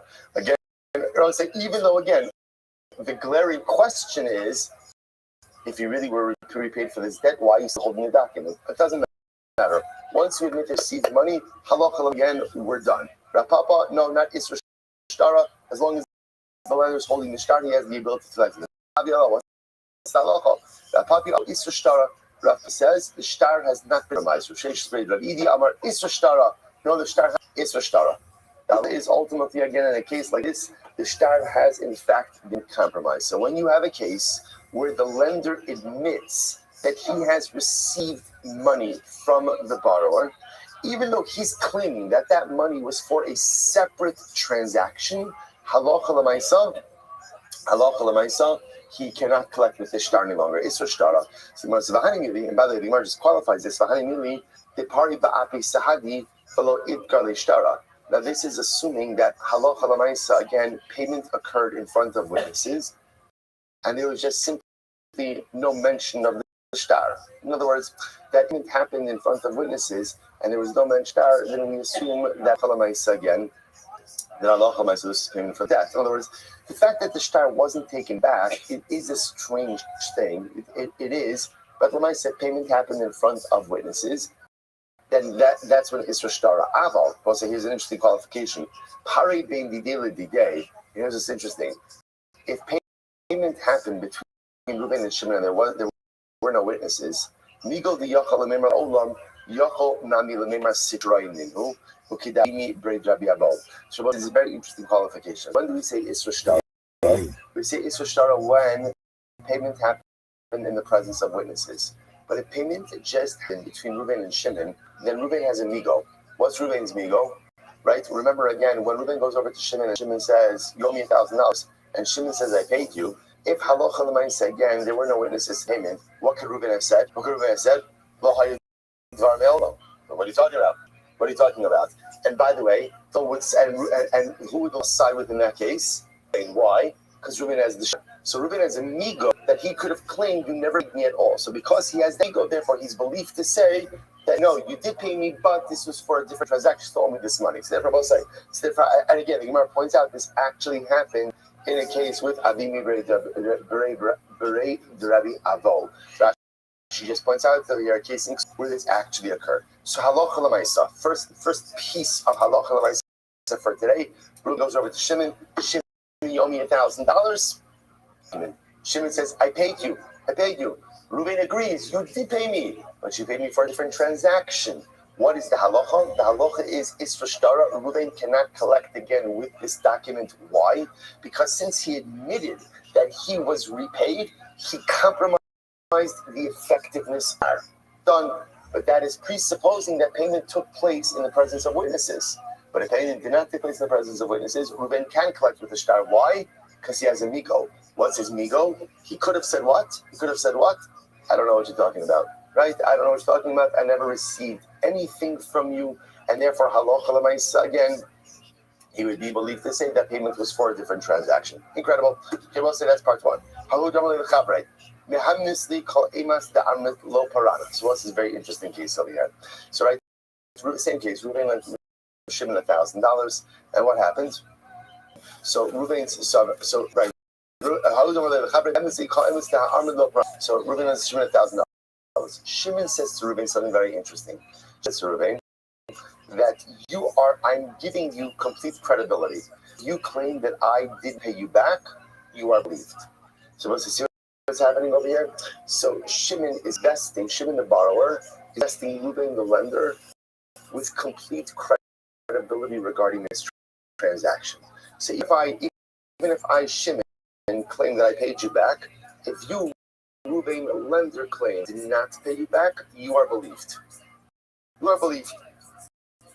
The Gemara says, so we'll say now, by the way, why would someone do that? So this happens all of the time when friends transact business with each other, right? It's wonderful to think that friendship could transcend anything. We all learn in life that is unequivocally false, right? Friendship can't really transcend anything, right? Another example, right? Money, difficult, whatever it might be. So again, we're very close, very trusting to it. Could also be a good way for Shimon to be able to secure the loan, right? Essentially, complete, right? In any event, so he goes on and says, also for the so interestingly enough, what ends up happening over here, Shimon pays back Reuven, and he pays him back in the presence of witnesses. All right. So I'm going to say, so now what happens? So the Gemara says, he goes back, pays back Reuven in the presence of witnesses. 2 days later, Reuven comes and he owes me money. Shimon says, what are you talking about?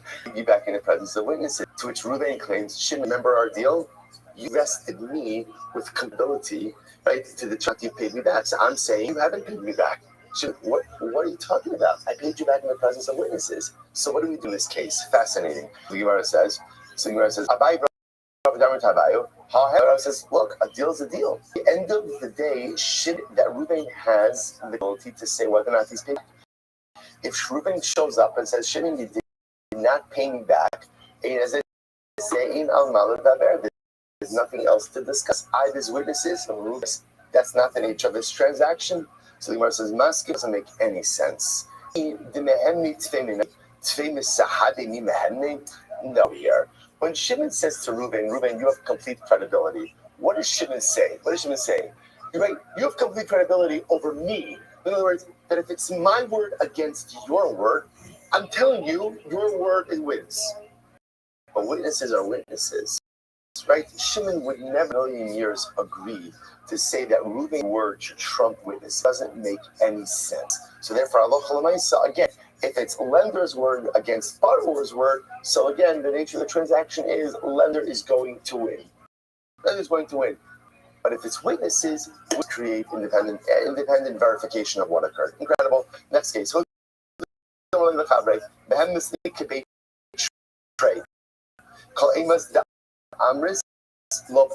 say another case like this. Reuven lent Shimon $1,000, and Shimon says, Reuven, your word is as credible to witnesses, which is, again, interestingly enough, these two are building on each other.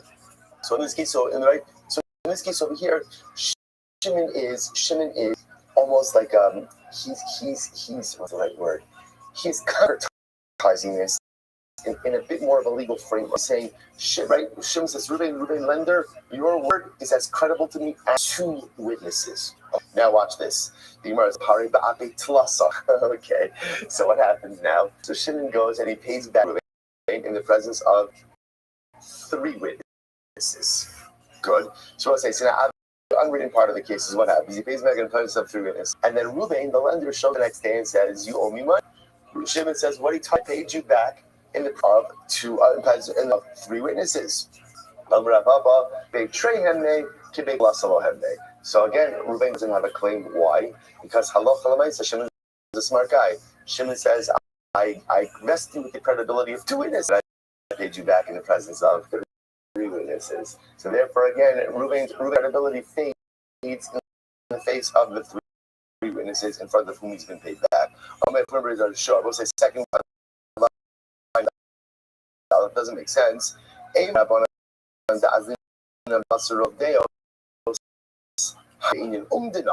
The kamadina fishe beki tfei, ale inyan edos meya kitrei utrei kemeya. So it says, here's what's interesting. What's interesting in this case is, Papa comes along and says that doesn't really make much sense. In other words, in the world of testimony, two witnesses are the same as three witnesses, are the same as 23 witnesses. It doesn't make a difference. The time where numbers matter, interestingly enough, is in a case of umdina. What's umdina? Umdina are cases of assessments or valuations, where we're relying on opinions for something. And again, I will say, you could have done a variety of different cases, or where again, we could be doing valuations of something, or opinion cases where we're not basing it per se on numbers make a difference, but pure testimony numbers don't make a difference. Therefore, Papa says something very interesting. When Shimon the borrower says to Reuven that halacha l'maisa, you are believed me, you are my eyes like two witnesses, and then Shimon pays back Reuven in the presence of three witnesses.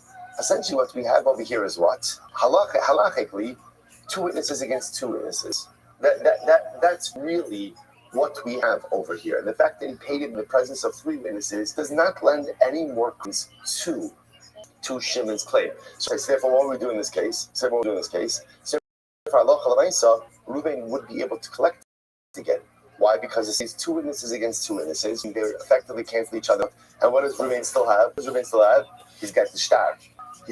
Therefore, a papa posits that in this case, although Shimon thought he was doing a smart thing back in the presence of three witnesses, it turns out that it didn't actually do anything because this is not a numbers game.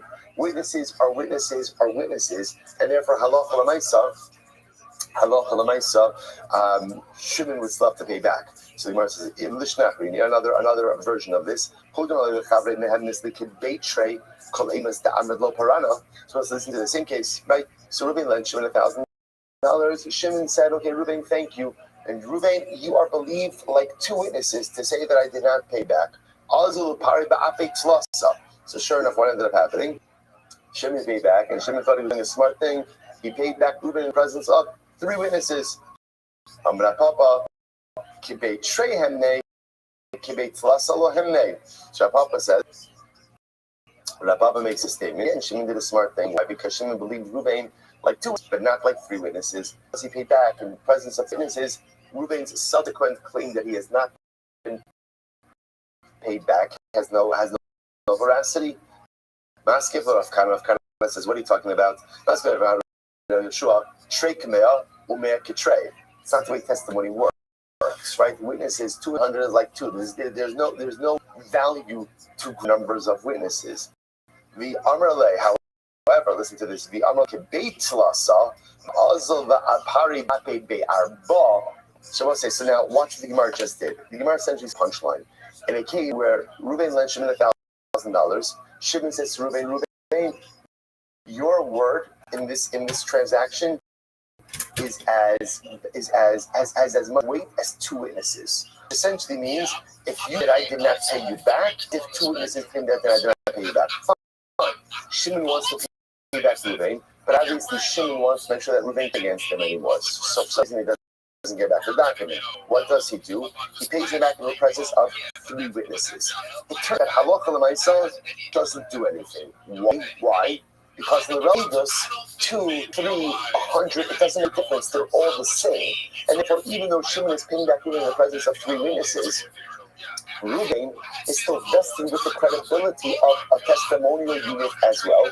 And therefore, when he claims, Shimon, you did not pay me back, coupled with the fact that Reuven is still holding the shtar, gives Reuven the ability to collect from Shimon. Now, there is one notable exception to this case. Watch this. Same case. Reuven lent Shimon $1,000. Shimon says, Reuven, you are believable to me. You are believed to me like three witnesses. He back says three witnesses. Okay. Then what happens? He pays back Reuven in the presence of four witnesses. The Gemara says, in this case, Shimon's chak will work. Why? The Gemara says, look how the Gemara ends. The Gemara says, Kevan did noches ledeus. Once you go to three, right? In other words, you go above two. Two represent testimonial units. So when you say two is 2, 2 is 22, 2 is 4, 2, it doesn't make a difference. Once you say three, you got to agree to say three. Then what is Shimon doing? Shimon is saying this is a numbers game. It's a number, so not all units are the same. Since Yidaka pointed out three, he was saying Reuven, you believe to me like a group of three. But if I pay you back in front of a group of four, that is a testimonial unit. And then Allah, your subsequent claim that I owe you money is not believed. So again, it's just an interesting chap over here, which Shimon goes out of his way to point out three, then it does become a numbers issue. And again, if you paid it back in front of a group of four, Shimon would be believed, Reuven would not. Incredible.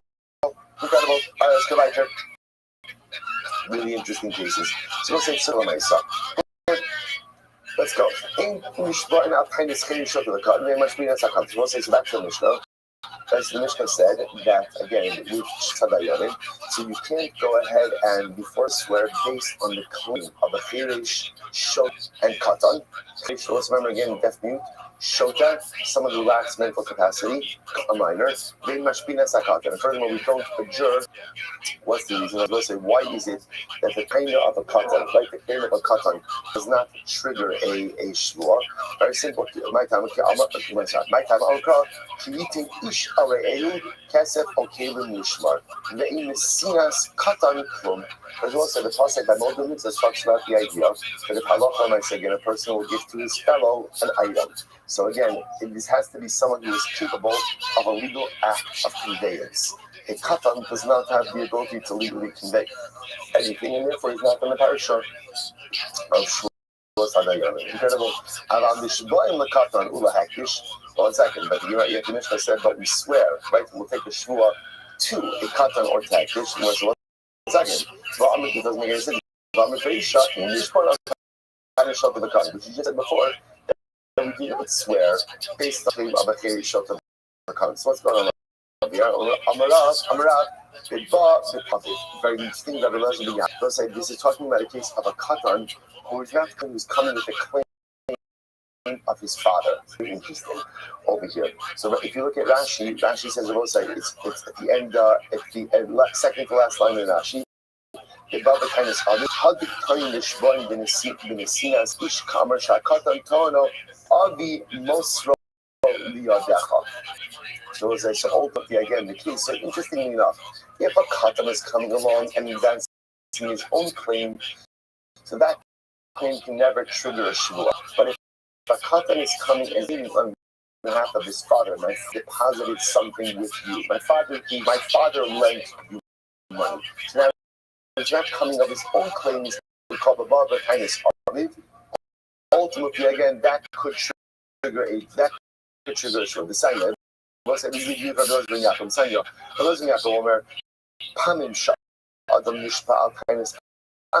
Sometimes it's ultimately again to swear based on his own paina. What is that case? In Mercer's case,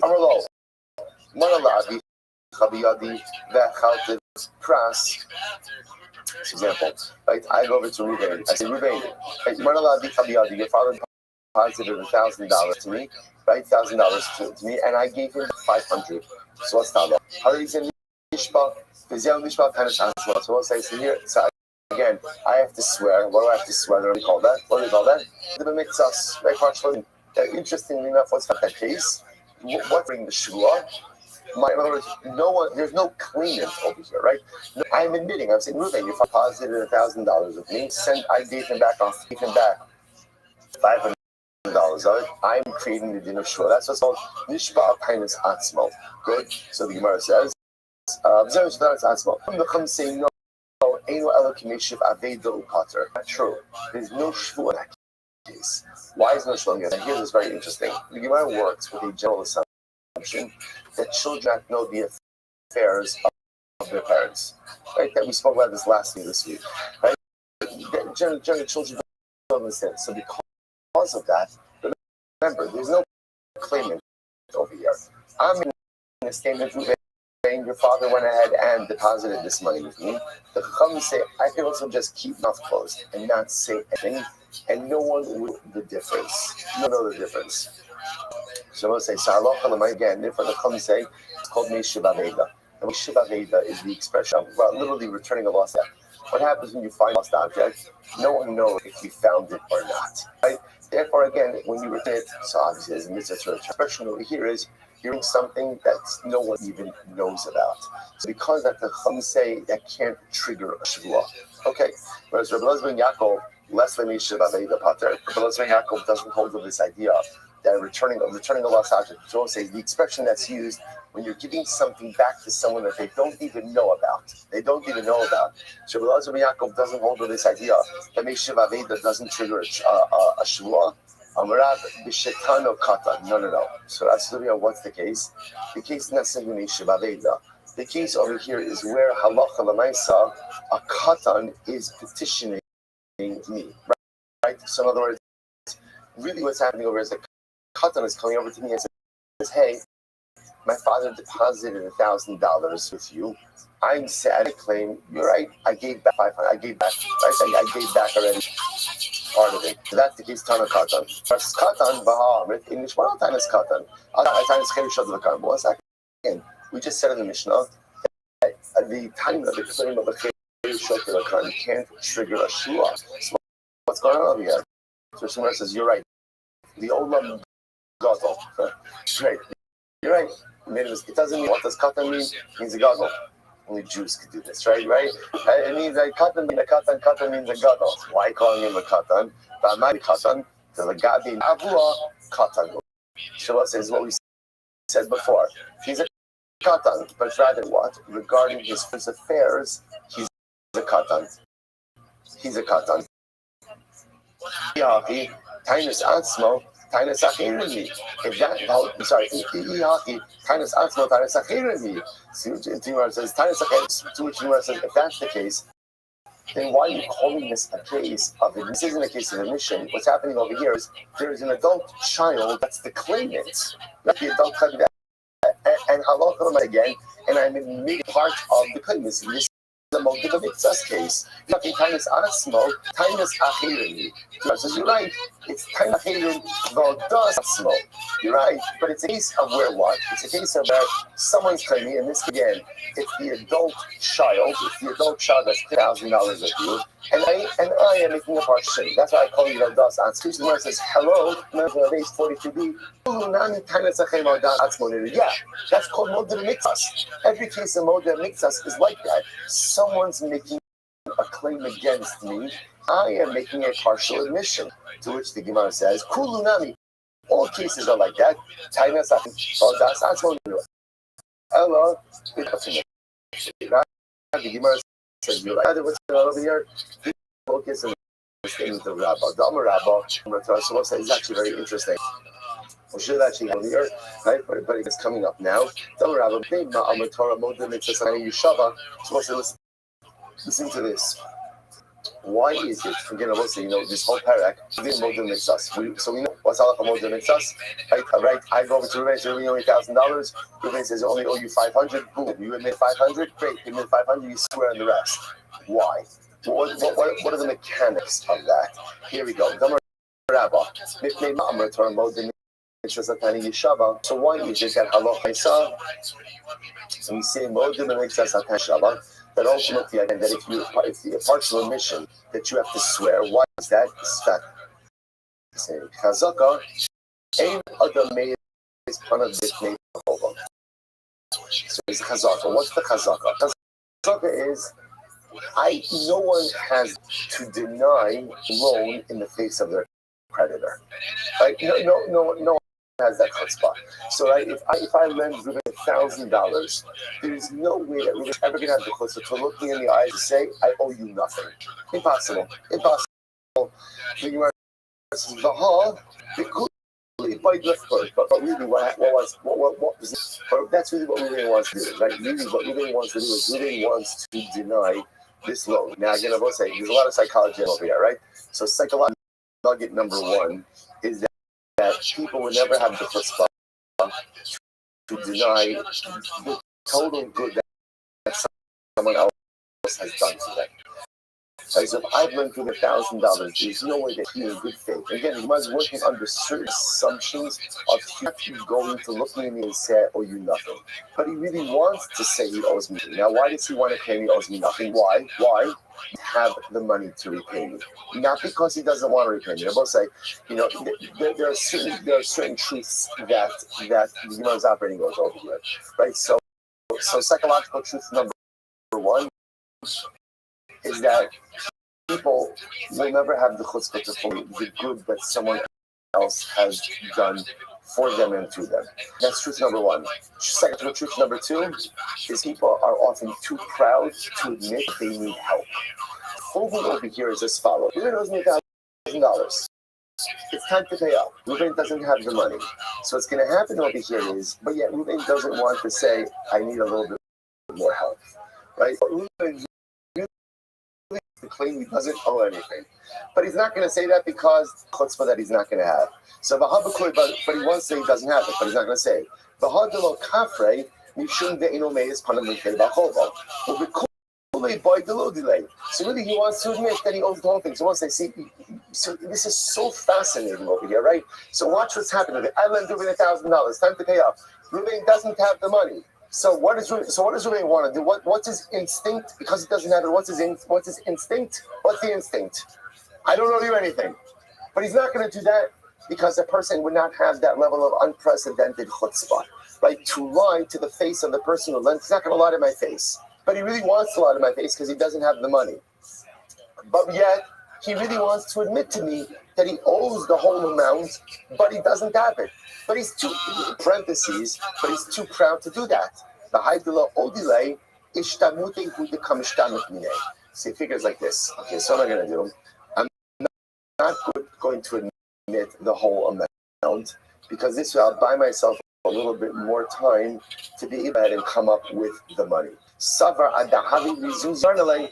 Ultimately, again, I'll buy myself a little bit, only half of the debt, a bit more time. Of course, I'm going to pay back silver. Reuben is saying, of course, I'm going to pay him back. I'm going to pay him back, but I need to buy myself a little bit more time. So, I just want to point out, Torah therefore says, so ultimately, again, the Torah understands, Baruch understands better than we understand ourselves, and therefore it says, impose the shua upon Reuben. What does the shua do? The definition pushes the truth to the surface, because what's going to end up happening over here, but what's going to be the end of the story? Is Reuben going to take the shua? Is Reuben going to take the shua? No. Why? Because he knows he owes all of the money. So he's not going to take a false oath. So I just want to point out how profound this is. How profound this is. The Torah creates an entire construct over here because it recognizes that people are not truthful when they need help. So what they will do is, what people will do is, they will go ahead and construct all types of alternate realities to do anything and everything but admit I am in distress, I cannot handle this on my own, and I need help. The Shavua, what the Shavua does is, the Shavua forces the borrower out of his own universe, right, out of his alternative reality, and forces him to acknowledge the which is. What's the reality?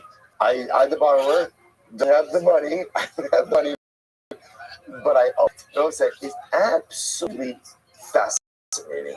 And it's fascinating on multiple levels. It's fascinating the length to avoid acknowledging that we're in over our, that we need, that we can't handle it ourselves, because you have to understand, why are people so reticent to admit that they need help? Understand, it comes from a good place, right? Man is made b'tzem Elokim, in the image of HaKadosh. If there is one thing, Ribono Shel Olam never is help. The Ribono Shel Olam never needs help. Kadosh Baruch Hu was totally self-sufficient. So there's a piece of me, right? I have this need to Elohim. I have a spot for the Baruch Hu inside of me. And there is this piece of me that is divine. And sometimes that message of his divinity gets a little bit corrupted to think that I don't need help either. I got this. I'll figure it out. And I was like, you don't have to figure it out. All of us have stuff in our lives that we don't have figured out, and that we need other people to be able to help us work. But yet we go through life pretending that we have it all figured out, often projecting anger, disappointment, frustration on other people because it's not figured out. And it's everyone else's fault that it's not figured out. No, it's no one else's fault. It's just, I haven't reached out for help. I haven't gotten the right guidance. And again, we go through this whole thing. Because Baruch Hu says here, moving. Just admit you don't have. No, if you don't have it, you don't have it. What is it? Let's see. You can't get water out of a stone, blood out of a stone, water out of a stone. Which one is it? Blood out of a stone, right? If you don't have it, you don't have it. And by the way, so instead, if you don't have the money, you don't have the money.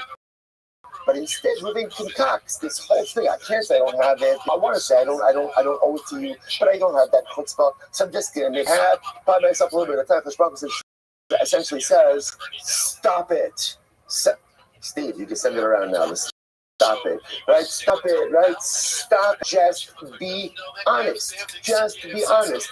And the Shavua, interestingly enough, we know that Reuben is not going to swear because Reuben is not going to swear falsely. That's fucking people aren't going to swear falsely. Just be honest. The Shavua forces honesty to rise to the surface. Rabbi say, what a tremendous Musar Haskell. Although we are in the image of God, we are not God-like in this realm. HaKadosh Baruch Hu needs help in any type of internal resolution. We need of help to overcome a variety of different life circumstances and challenges. Incredible. So that's the whole psychology of the Nixas. No, that this is true whether or not, whether the person making the claim is the borrower himself or the person making the claim is the son of the borrower, because that's how we're framing this case. Someone is not going to and right, the person is not going to go and it's not the person going to be brazen and deny the claims. Whether the borrower, so again the idea here is whether the borrower himself is talking to the actual lender or to the son of the lender, a person is not going to be brazen enough to deny claim. Therefore, again, we do not view him as the returner of a lost object. Rabbanan say, no. The one of who the Enome is about the Fnei Benome is. Rabbanan say, no, it's not true. It's not true. A person, a borrower won't deny a claim when to the actual lender, to the son of the lender, is not as well versed. So ultimately, the borrower would absolutely be willing to deny that claim, and therefore, when he admits it, ultimately he's like make shiva, like returning a lost object, and therefore again, there's no shvuas mode of a mitzvah in that case. So, one second. Almost like Rabbi Lazar and Yaakov. So if you use the son of Rabbi Yaakov, how can I reach look into the Isha? So ultimately again, if I say to Ruvain, there's $1,000 that belongs to your father in my possession. Sorry. Ruvain comes over to me. Ruvain says, Silver, you have my father deposited or lent you $1,000, and I say back, and I say, no, you only owe us $500. I only owe him only possession $500. There's no shul mitzvahs. Why? If they can make because the Rothschild says pretty explicitly. What do you see from here? That most of the mitzvahs is only to the lender himself, but to the son of the lender, we assume that halacha l'maaseh again, people deny claims all the time, and therefore any level of admission is called mishida. To which the Gemara says, "Zelo amar li barili, hachad barili." Oh, that's right. It's interestingly enough, in the cases of where child of the petitions the borrower, there are different cases. There's a case from Lipia again, the son comes along, barili, I know for sure. So with the definitive claim, possible claim. So in a case of a definitive claim, that in a case of a possible claim, ultimately again, that's going to be like Mishiva Veda. Shmuel says no. When it says lakatan, katan doesn't mean that a katan is the one petitioning the borrower. That's not the case. Rather, what does it mean? The para menichse katan. It's referring to collecting from the property of a katan. Same idea. Lahektish means the para menichse hektish. The same idea that from hektish means to go ahead and collect payment from the property of hektish. So the Gemara says, Rashi goes for just a moment. The para menichse katan is in the short lines, about 6 lines in. The para menichse katan. מנכסי יוסם, ואפילו הוץ ישטר עליו צורך שבוע, so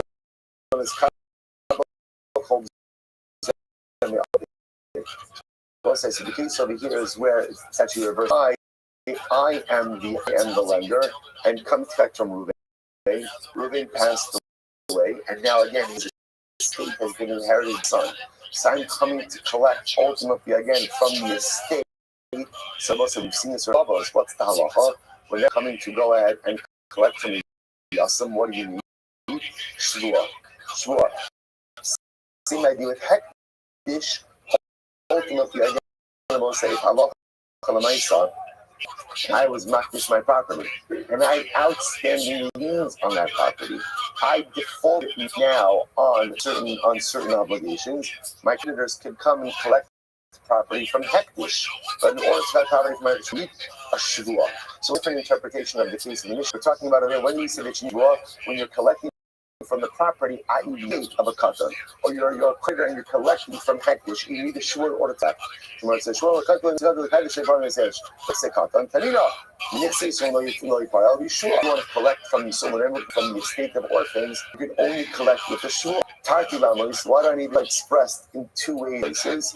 How come one can get a bike passing like a bike say the Tanya bike shisha? You saw him Shamut Gidolim. In Sark Lomar Kitanin, then the Shvua, then the Ziburas. Because most is going to have a very important idea. Whenever we speak about Kitanin, right in this context, Kitanin can mean actual Kitanin or can mean Gidolim. So why did he use the Lashon of Kitanin? Because we always assume that a child, in relation to the affairs of his father, is a katan, doesn't know all the ins and outs. We're just coming to force this idea that whenever you are coming to collect a debt from the estate, right, from the son for the debts of his father. So there's two halachas that always apply. Number one, you always need a shvua. Even if you have a document, right, you always need a shvua. That's number one. And number two, when collecting from the estate, you only get to collect ziburis, inferior property, and satisfaction of the debt. Incredible. The hektish, same idea. So I'm teaching you that if you want to collect, if you're a credit and you have pre-existing lien and you want to collect property, you have the ability to do so only with a shvua. So I said already.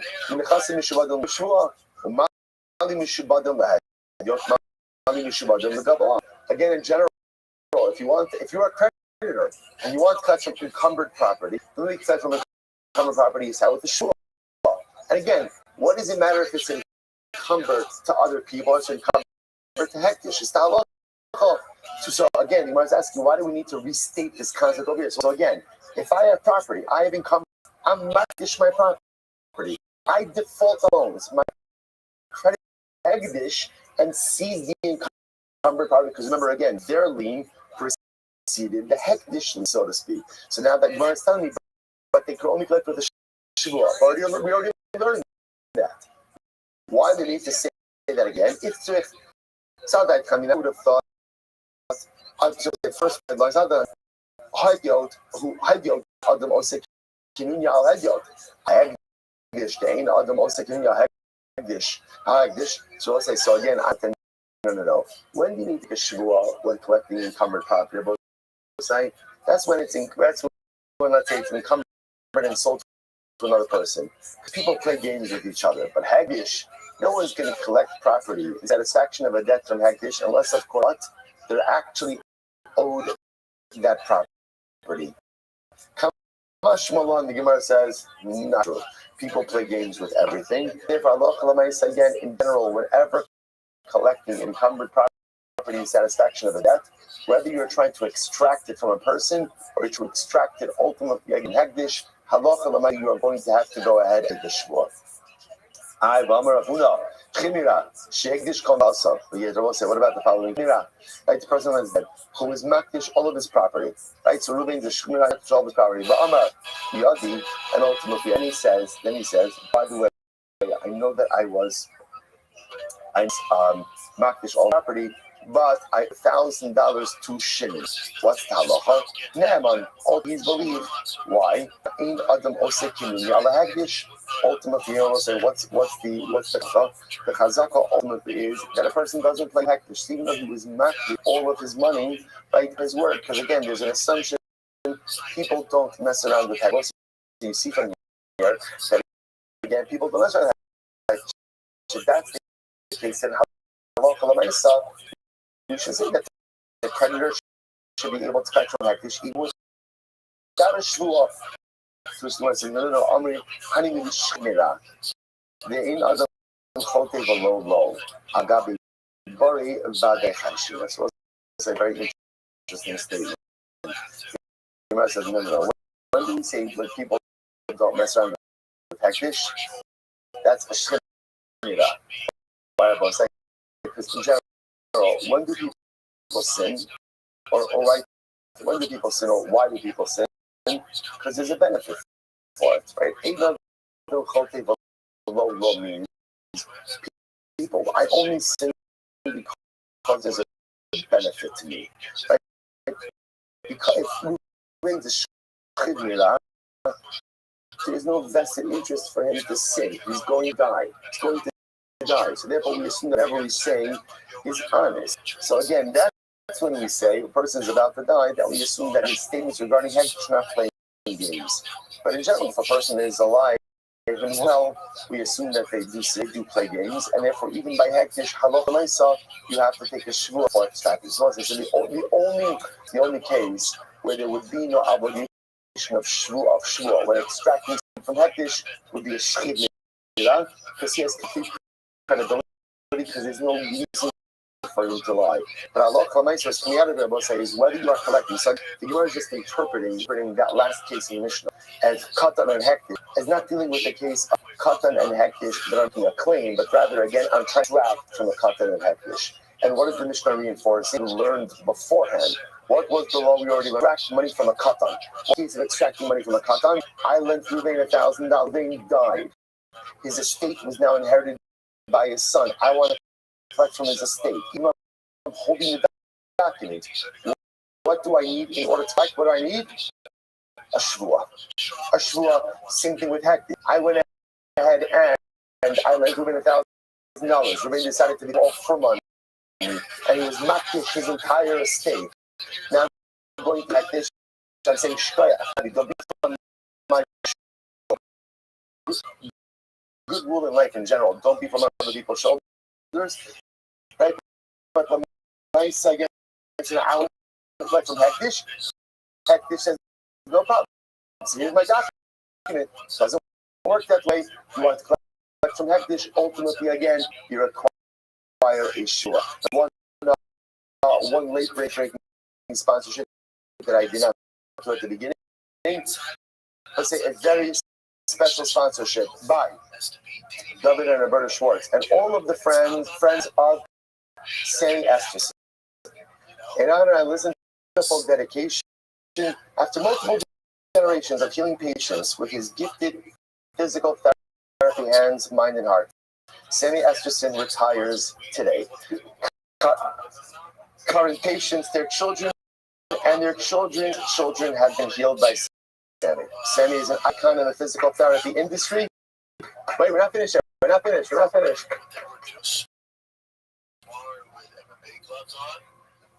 He takes his extraordinary physical therapy talents to Eretz Yisrael to tend to people who need a refuah shalema.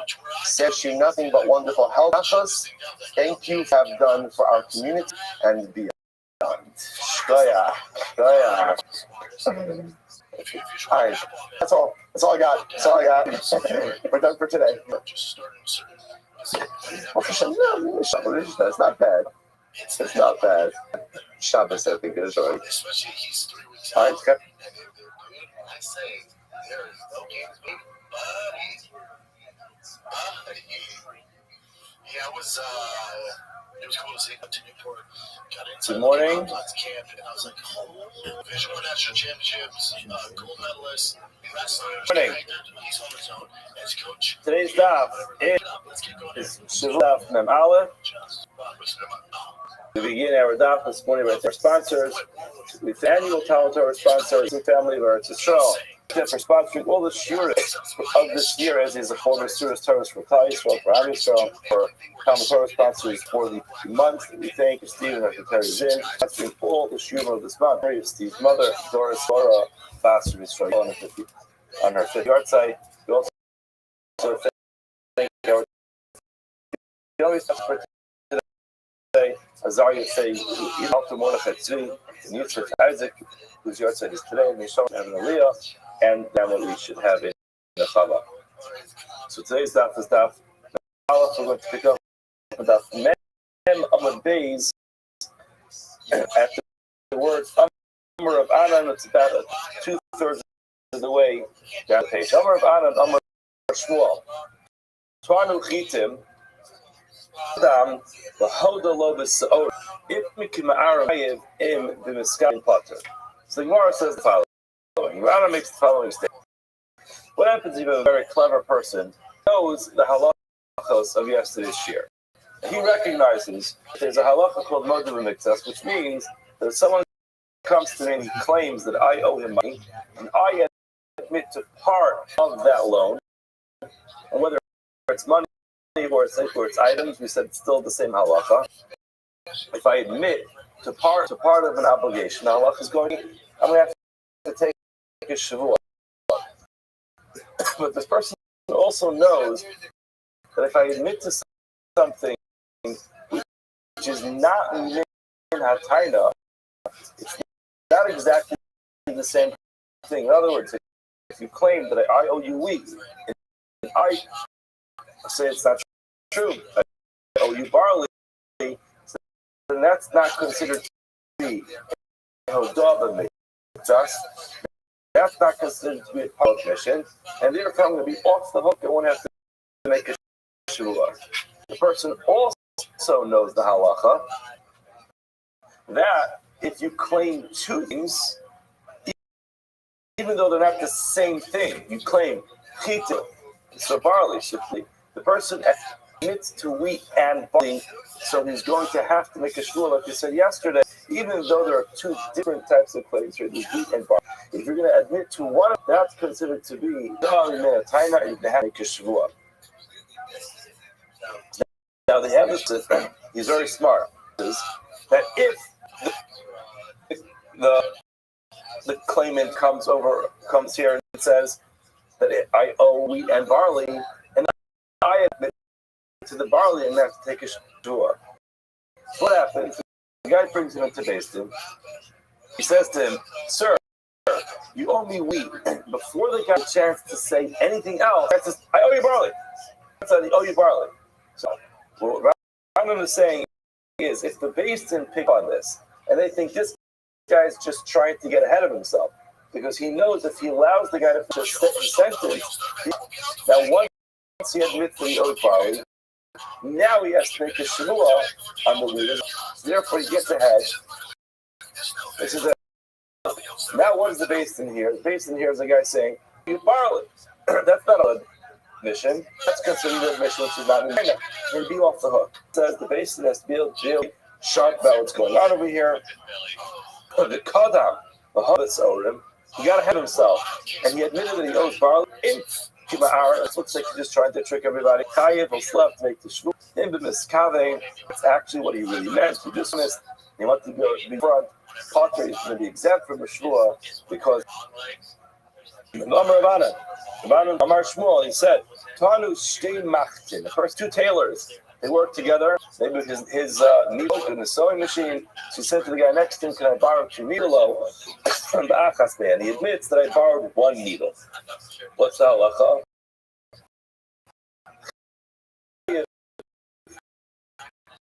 He's trying to make shvuah. Why? The claim of the mitzvahs. The claim is you owe two. He admits to one to go ahead and make a shvuah. Figure says the Gemara, Yotzu comes out Kalim L'Mashain. When it comes to Kalim, doesn't have to be of high value. Needles are again. It could be some needles which are very expensive. We're talking about needles. Example of something which is very low value, and since the Gemara is proving over here that even though yesterday we said when it comes to money, there's requirements it has to be two kesef. We have this machlokes between Rav and Shmuel. If the denial has to be two kesef, or if the entire claim has to be two kesef. When it comes to needles, when it comes to items could be even as a needle, even if it's worth very little. Still, you have the concept of the mitzvahs. If you admit to a partial obligation, with shvuah. Omer of Papa held in case. Tanu Kalim Upruta. Say you have a hire. Person says you owe me objects and one pruta, so a minimal amount of money. But Hoda Kalim, he admits that he owes the actual Kalim, the kafar, the pruta. He denies that he owes the pruta. What's the halacha? Is exempt from taking a shvuah. This is similar, which is the denial has to be 2 kesef, 2 coins. Just denying one fruit is not sufficient, and therefore you would not have to take a shua. However, what if he admits that he owes the pruta, the kafar bekalib, he denies the kalib, so then he's going to be obligated to take a shua. Gemara explains chada karav. Gemara went through these just to show us. In one the halach was like Rav. You bring out Rav's halach that the kfira has to be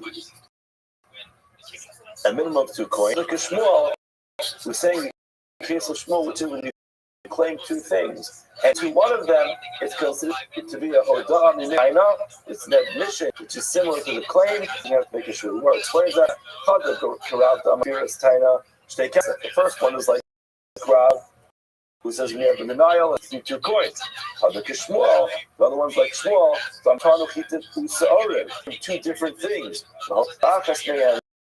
We admit to one of them is considered to be a hodah, and then a taina, which is similar to the claim, and Chayv is going to have to take a shavua. Next case, the says, person claims to Shimon and says, you owe me money. And Shimon responds and says, I owe you nothing. In other words, you have nothing in my hands, you have nothing on me, I owe you nothing. He denies the entire thing. Balak is potter, he's not going to take his shua. Amar of Nachman. Nachman now, this is what we mentioned yesterday, and also Shvuas Hesses. We record a person who denied it to take a Shvuas Hesses. Shvuas Hesses is a Shvua of the rabbinic oath that he has to take. Hesses, the term Hesses, Rav explains, it means something you place upon. In other words, this is an imposed Shvua, rabbinically imposed Shvua that he has to take. My time, but what's the reason why Rabbanan decided that this person has to take a shua? Whereas Reuben goes to Shimon and says, Shimon, you owe me money. Shimon turns around and says, what? What are you talking about? Why is it all of a sudden he has to make a shua? He goes to Shimon and claims he owes him money. Shimon denies it. All of a sudden Shimon has to make a shua. The Gemara says, I'll tell you what. We've established that it is a chazim tovea elon kein yeshlo. It's not normal. People don't just let the person say you owe me money for the money. So if he's claiming he owes him money, he probably is owing money. He doesn't have on him to obligate him to pay it.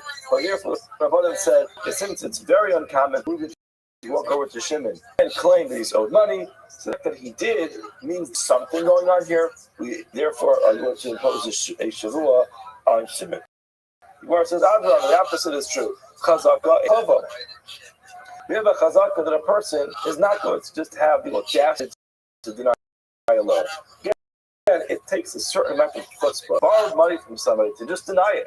Crazy. A person lends you money, he wants to get the money, and you can just deny it. So the fact Shimon is entirely denying this should actually do that. Normal people don't borrow, therefore why are we obligating him to switch? Gemara says, no.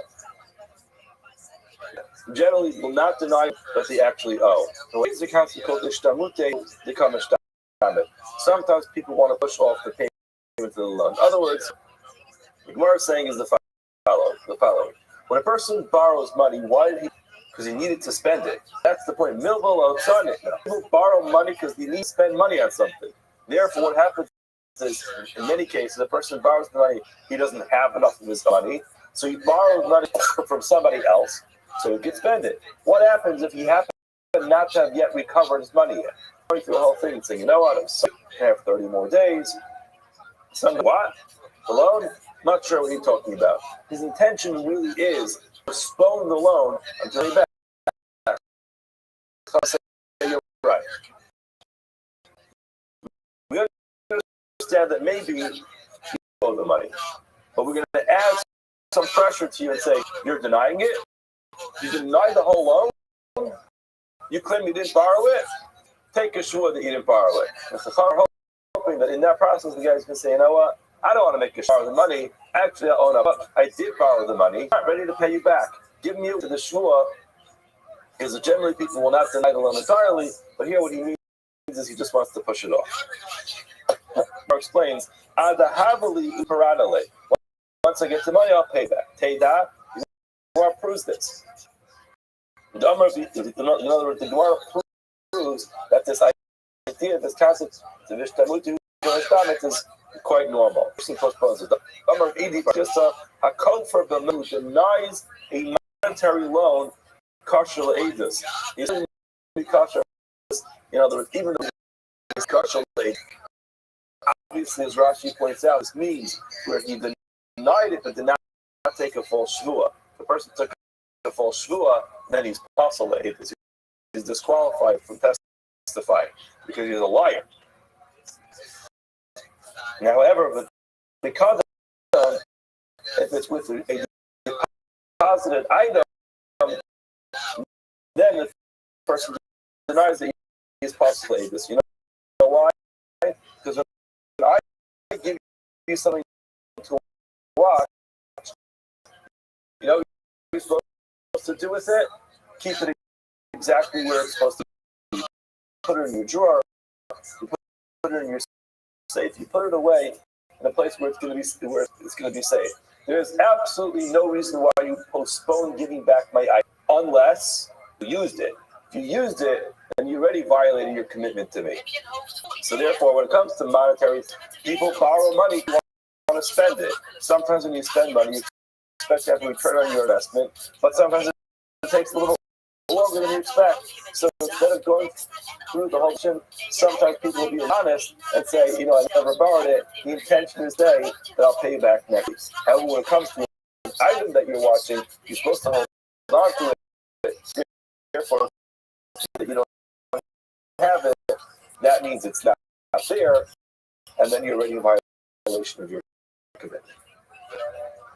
So Chaviva Masnia Sefer, he learns the concept of a Shavua Rabbanan, the rabbinic Shua on the Sefer, which is of that Mishnah says, Mana Libi Yalcha, Ruben goes to Shimon says, you have a mana of mine. Amar Lo, Shimon says, that's true, I do owe you a mana. Machar, the next day, Amar Lo, he says to him, you didn't owe me the money, can you please pay up? Machar Amar Lo, he says to me.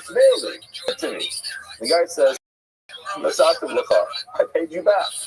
What's now lacha? Yes, Ruben goes to Shimon and says, Shimon, you owe me $100. That's true, I do owe you $100. The next day, Ruben goes to Shimon and says, remember yesterday you admitted you owe me $100? He says, yes, I remember that. So can you please pay me? Shimon says, no, I actually paid you yesterday. Because he admitted that he owes the money, he also claims that he paid the money. Amar of Nachman, Mashkilas, Shvuas Heses, we do impose a rabbinic requirement to take the Shvuah, and then the Gemara says, Man the Masnia Reisha, the one who says that you have to make a Shvuah when you deny the whole thing, Kol Shekena Seif. Certainly in the case where you admit that you owe the money, that you claim, everyone's going to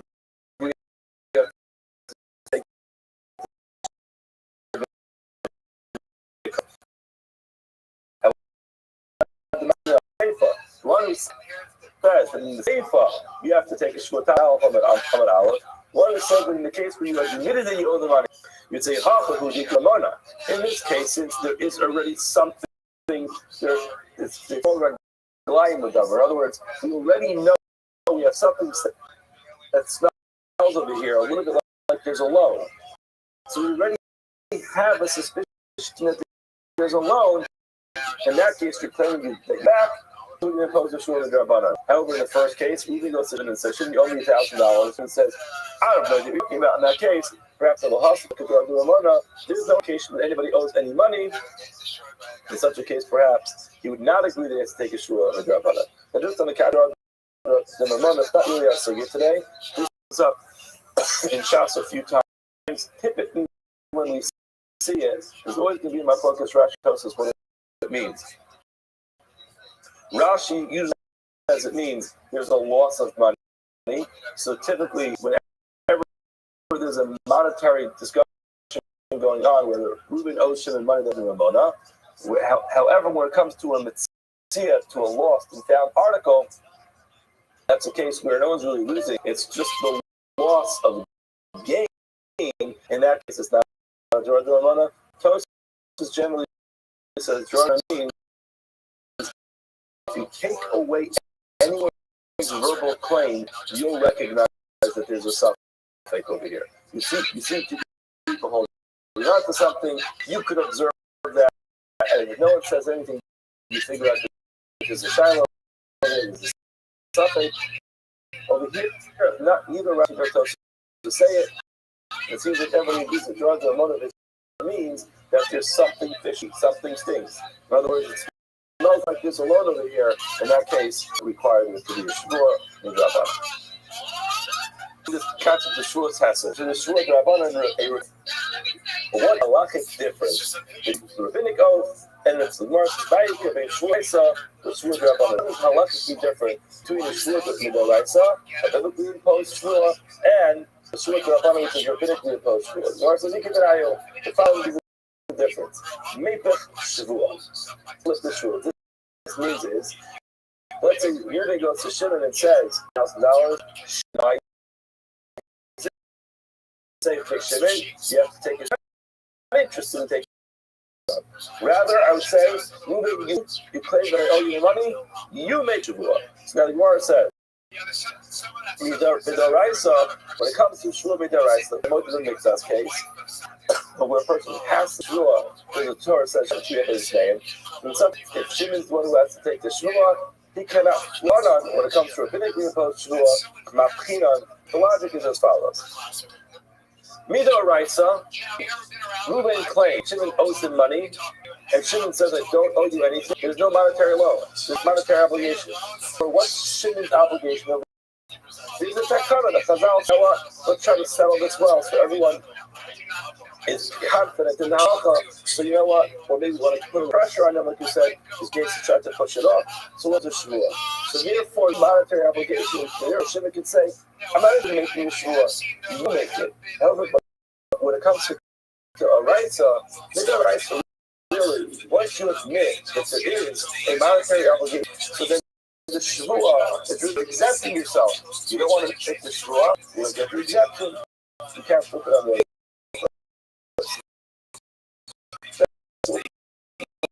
There's the differences.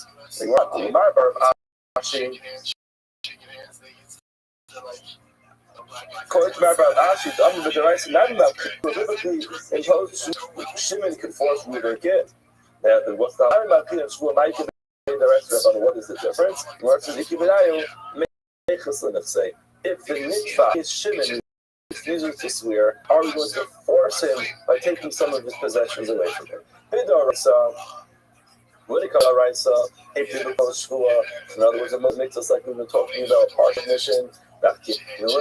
We're going to go into his possessions and take it, force him to pay back. If you're honored, if he refuses to swear, let's say we're not going to go into his personal possessions and force that. That's something very interesting. I'm just thinking this for a second. Reuben goes to Shimon and says, I know. Let's say Shimon take a shvua. Now Shimon says, I don't want to take a shvua. I rather So now, let's say we're talking about shvua Midoraisa. Now, and that's the case we will take away the case. Shimon says, I refuse to swear. So now, it's a shvua Rashi will take away some of his possession. How can he get out of that? He just says, Reuben should swear. Now, Reuben doesn't want to swear. Reuben doesn't get it, and he's off the... In other words, it's possible to circumvent this whole thing, and you won't have to swear or pay up, and those basically can't force you, but you have to take a risk. Because Shimon, if he'll Reuben to take the shvua, so then if Reuben takes the shvua to take the money, there's nothing you can do about it. If he refuses to pay, still go ahead and property. In other words, if he knows that Reuben's not going to want to swear, he way of circumventing the whole thing. Which is an interesting point.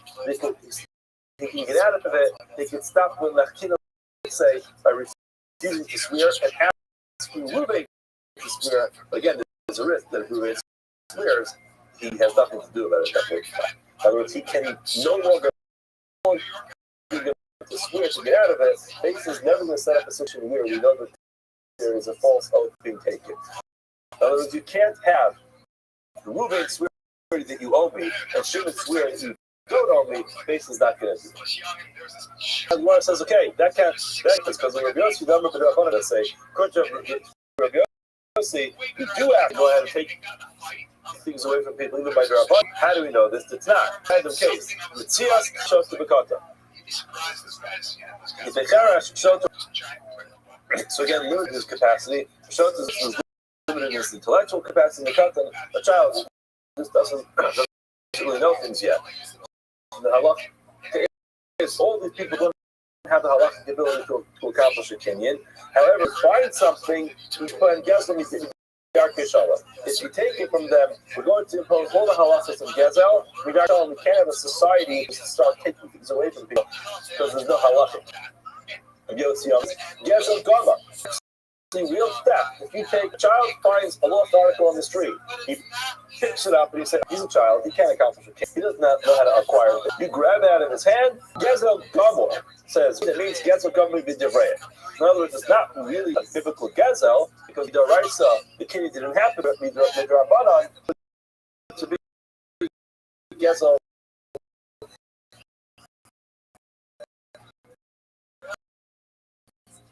The real Gezel will treat this guy who takes away from him. Well, might not mean what's the difference? Allah is the tzibah the other take from him. What do you see? You see, even when it comes to a rabbinic type of kinyan, still we can impose all the halachas of Gezel, of monetary ownership over here. I'll take it away. So in other words, even when it comes to the rabbinic type of law, it seems we would say we take it away. The more some bike direction is done, once the deacon they now they got to the shul. This is similar to the first, but this is not where this who is claimed of is actually asking to switch it. What happens is the person that's made law is a person who's already got himself into hot water before and thinks this guy's a liar. Therefore, we say, we're not going to impose a shua on you because we don't trust your shua. You've made false shuas. In such a case, what's the halacha? But the right shua, when it comes to a biblical obligation, if the person who has the shua imposed upon him is suspected of lying, the basin is going to voluntarily, you know what? You have to take a shua, but we don't trust you, so therefore we'll ask Rabbi to do it. When it comes to the whole shavua is an imposed solution. But the concept of we don't make a double solution to say, listen, we're going to impose a shvua on Shimon. It's not trustworthy. Therefore, we're going to say, Reuben should do it to double level of Atakana. We don't do that. That's more slow. Say, in other words, the word is wondering what happens according to Rabbana. If there's a shvua, we don't force the guy to pay up. What do you do? How do you do? The Gemara says, "Misham tinole," you excommunicate it. In other words, this guy becomes isolated completely. We quarantine him. No one can do business with him until he pays up. The Gemara says later, "Vina lavashi, hay nakte bekusa the nafshke the neshavke l'klime." This is. The literal translation is you're literally grabbing on to a cluster. The nafshke limit should take off his clothing. In other words, the point over here is you're not going to take away his possessions. So what are you going to do? You put the guy into a corner and close the door and say you can never come out. Now he explains that this is a lamikia, part of the lesson. If you're saying is you're grabbing a person into his private place, and therefore the person's going to have no choice other than to acquiesce to your demanding of him. In other words, the point is, you're telling me when it comes to rabbinic obligation, you don't force the guy to pay. Is there any more forcing than telling a person you can never do business again until you pay up? Of course, that's forcing him to pay.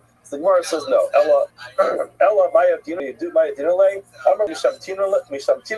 Put him into cherem for 30 days until the time of his being excommunicated, and give him the lashes and say, you know what, you got your lashes, you didn't pay, At this point in time, nothing else. So we don't force them to pay. We make it comfortable that they're not going to force them to pay. Amar Papa, hi man, the Appa Stara Chavrei. You have a person who pulled out a document from his friend, he owes him money. Amar Lay, Stara Peruah, the person says, yes, I did actually borrow money from you with that document, but I paid you back. Amir Lay, Lav Kol Kaminach. Say to me, not believe. In other words, it's the start here. You're not believe. Zil slip. Go. The Im Amar. What if he says, Lishtavali? Listen, I'm confident I paid you back. I know you still have the document that says I owe you the money. Listen, I swear that I still owe you the money. I didn't pay you back. I'm in the way. Lishtavali. Yes, go ahead. You should make a shmua that he didn't pay you back. Some of us have read the What's the difference between this and a pogrom star? What's pogrom star mean? Pogrom star means when a person admits that a loan document has some type. The typical example that she quotes over here is when it comes to a ksuba, when a woman's owed the money for a ksuba, when her husband paid back part of it. In other words, the halacha is if I have a document that says Ruben owes me money, and now I go to Ruben and I say, Ruben, you owe me money, but I'm admitting parts of this document are not accurate, and someone has to make a shavua that he still owes me the rest of the money. Now, the Rothschild says something very interesting here. If Ruben goes to Shimon and says, you $1,000 as stated in this document, and Shimon says, not true, I paid you back. Halacha is, Shimon could require Ruben. Now, why should Ruben have to swear? There's nothing wrong saying. The only time we find that the claiming that has to take a shua is if that the loan document has a flaw. In that case, she has to swear. But here you're telling me even if the loan document has no flaw in it, it's ultimately supposed to shua on it. So what's the difference between a document that has a flaw in it and that it doesn't have a flaw in it? In both cases, why can you make a shua? Or it says, oh, I forgot what in that case, where the guy ultimately admits that something has a flaw in it, we are going to say, you know what? In our case, I'm reading Zil Slim, go pay, the Omar, Stavali. The one who borrowed the money says, you know what? I know I'm comfortable. If you took it, I'm quite confident I paid you back. I know I paid you back. I'm reading Zil Stavali. First, something interesting. If the one who's claiming the money here is a Torah scholar, Talmud Chacham, Lo Mashpinale. We're not going to make. In other words, a Talmud Chacham wrote document that says Ruben owes him $1,000, Shimon owes him $1,000, and Shimon says, "I say, you know what? I want him to swear. I'm not going to make the Talmud Chacham swear." It's a great. The guy walks into a thing, you shua on him because it makes it sound I don't believe the Talmud Chacham. Rashi, server Avodah, Mishlas, Bima, the inching. We're just allowed Talmud to take people's shirts off their back. Not looking at anybody else. Gemara says, no, that's not what it means. He gets Elam Lom is the Kina Leilatine. But we'll tell the Talmud to get a little bit ugly. You walk into basically holding onto a document that says that's I want you to know that if you're going to perceive Torah, what's going to happen is he actually make you make a shua. We're going to have to ask you to make a shua that's going to be degrading for you. So we're suggesting if you want to proceed with this, you might have to make a shua. But if you don't want to, we'll just drop the whole case. You won't get your money, but we won't put you through this. That's what it is.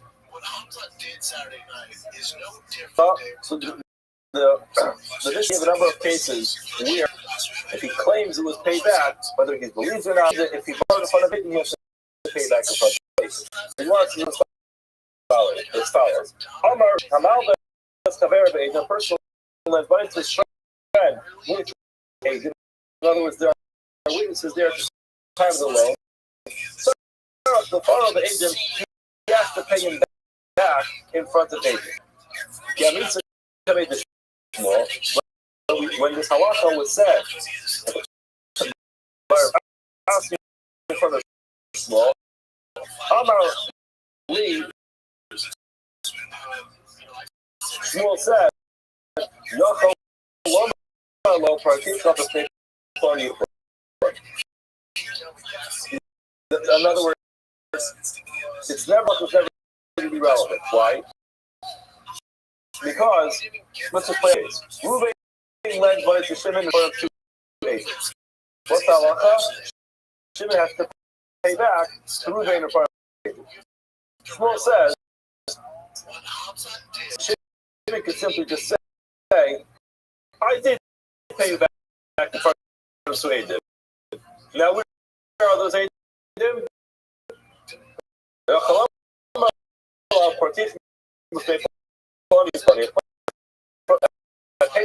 front of Levi Yehuda. They went away, they traveled, they moved away, they're not here anymore. In other words, the fact of that is always going to undermine the whole idea that this claim that he paid in front of Aiden. Identify 2 random people and say they now live in China. We can't get a hold of them. The whole thing falls.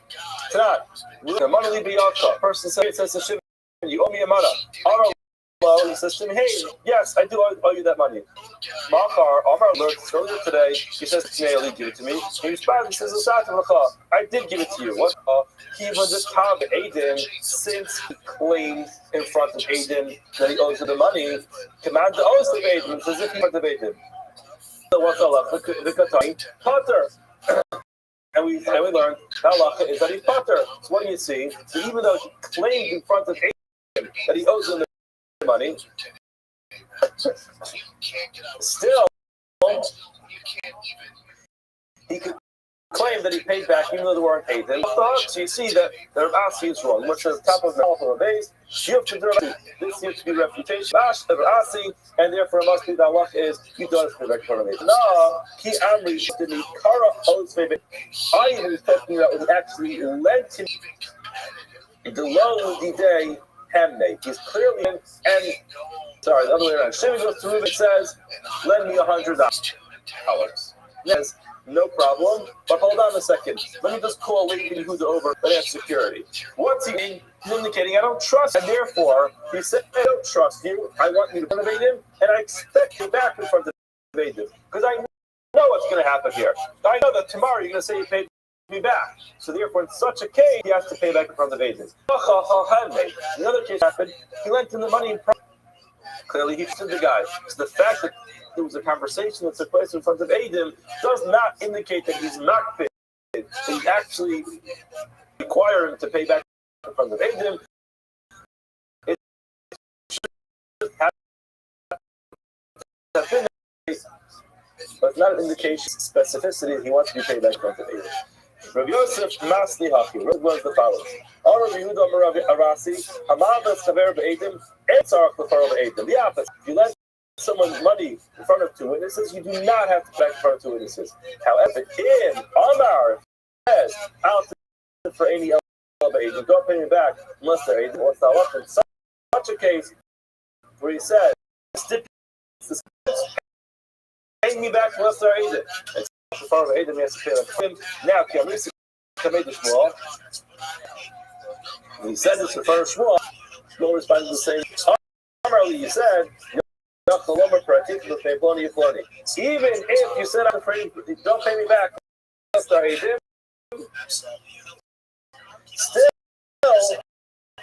he could say, you're right, I had to pay back in front of Adam, and guess what? I did. Where are they? Yeah, I'm traveling to Medina. Yeah, I'm too far away. It's different. It's not producing money. You owe me. It's our mission. You owe me money. Hey. He says, yes, I do. I'll take care of don't pay me back. Unless there are witnesses there. The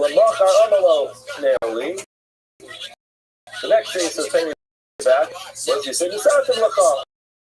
I didn't give it to you. It's he's obligated to still pay. Why? Because the nation sorrowfully to pay in front of agent. What does it seem? What does it seem like from here? The Shmuel direct. The Shmuel seems to say you never require a guy to pay in front of agent because if you always put him would travel to another country. It seems to be that our Mishnah says you are required to pay in front of agent. And leave. Amalek Shmuel. No, it's not focused on the time if you live in a bright side. The person claims the agent will be I lent you money in front of witnesses. The agent partly I want you to pay me back. It's probably pay me back in front of the agent. Oh, you take you have your raya shenasa. Oh, you have to go ahead and the raya that you pay back. What's that? If you do the Sarah Omar, Yachar Omar respond and say, even though you required me to have agent, you can still say, I paid you back in front of the following two people. Both of you see on the channel. In other words, you can get out by saying, I did pay back in front of agent. Did this not? So, you know that's talking about a case he said at the time that he lent it, to be claiming the money. He said, you know what, I don't want you to pay me back unless again, that's not the same thing as our Mishnah said it at the time of the loan. In such a case, it's true when the Sarah will say, however, who said, and we will say that, even when he said it at the time of the loan, you the money in front of agent. Therefore, it's possible that everybody agrees at the time of the loan.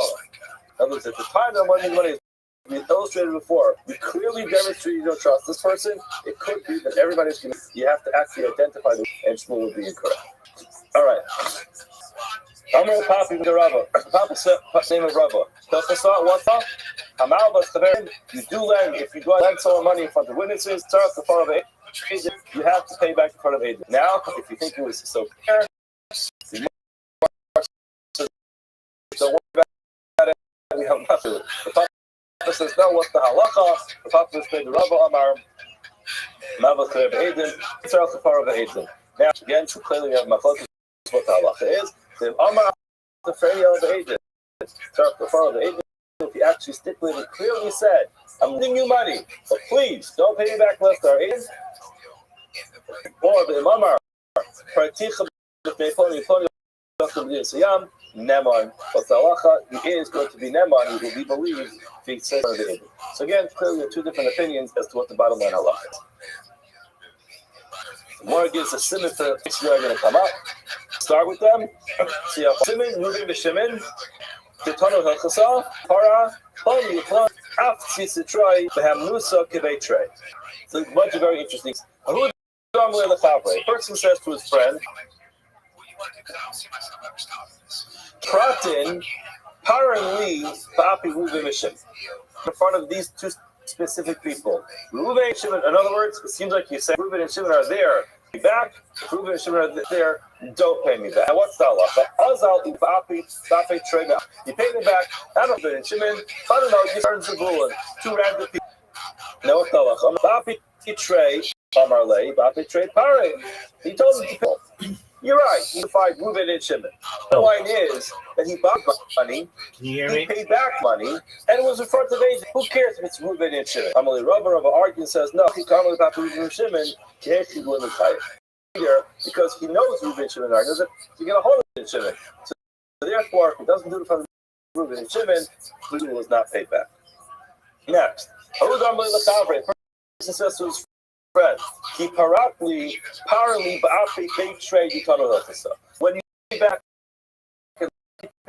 pay back this loan in front of two people who are Torah scholars. Don't just choose two random people off the street. I'd like the two witnesses to be approved Torah scholars. Now, Azal, powering being delay the delay. You just paid him private, not paying in front of any Torah scholars. Now, so listen what happened. It's Nisu Hanakazuze. That money that was returned, some type of undefense came up, and that money got lost. So that's the case. Reuben lends money to Shimon and says, Shimon, when you pay me back in front of a Torah scholar. Shimon He shows up and goes to Rabbi and says, remember, last week I bought $100 from you? Here's the $100. There's no Torah scholars in sight. He gives him the $100 and he walks away. Now, Ruvain goes away with that money, and as he's walking away, some onus happens that he gets. The guy is away, and he holds him up and steals money. Now, what happens? Also, to make a document, Ruvain comes to the document. In Kibbutz, it's true that I did get the money. I, Ruvain, did receive the money from Shimon. However, about Shimon, just because I was just holding on to the money for Shimon. I said to him, the Amina, I said, Lahavi Gabai Kikada. There will be something holding on to for Shimon. The struggle they say until we come across two Torah scholars. In the kind of at that point in time, the stipulation of this, the style will be fulfilled. At that point in time, the loan will be paid back. In other words, the following: the guy was a clever guy. He says, if he paid the money back to me, and then I got held up, I got my money that I lost. It's my money. But if I'm holding on to the money for Shimon, so that I'm a shomer chinam. If someone goes ahead and hold me up and takes his money, go back to Shimon. Listen, Shimon, I did my best to watch your money. Well, what can I do? I got held up on the street. Someone took it away. I'm sorry, your money's lost. And by the way, you also owe me $100 that you never paid back. This was his claim. So the Amalek, they said to him, you admit, you got the money from Shimon, how did you back? Now, you're going to tell me, tonight, what's the problem? Your condition wasn't fulfilled. So the Adam over there who are Torah scholars, guess what? Zilai Sinu, come here, both me and Shashis are here, and you know about our Torah scholar qualifications. The Tempina, Ra, Visifri, Vitosefta, the Kutamuta. We're actually quite knowledgeable Torah scholars. Here, your condition is fulfilled. In other words, saying to him, go jump with him. Ahuda Amar Le Lechavre, who said to his friend, Kavli Mea Zuze, the Ozistef, give me the following matter, that I lent you. Amar, never happened. Although I see Sadi the Ozfe, who Pare. Something very interesting. He found witnesses that were here at the time. Was these witnesses said we were there at the time of the world. We were also there when he paid you back. So we're not going to be helpful to you. So what's that one?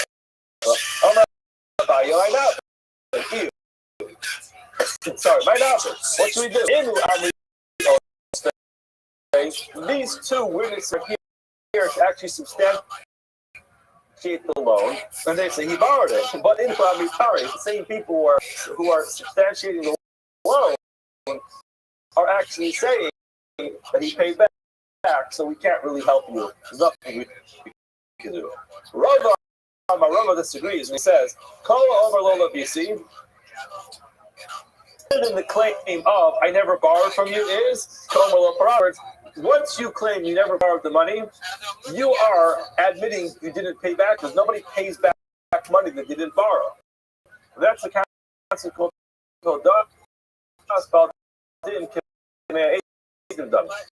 so Rabbi says, we will believe Adim,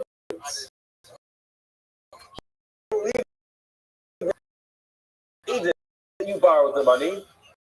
However, when it comes to the fact that they're saying you paid back the money, you're contradicting those Adim. You claim you never borrowed it. So the fact that you claim you never borrowed it means you never paid back. So that's we'll dismiss that half. Let's say what's left. They didn't say you borrowed the money, sir. You're going to have to pay. Yeah. person says to his friend, Havli Meya Zuzi, give me $100 in your possession.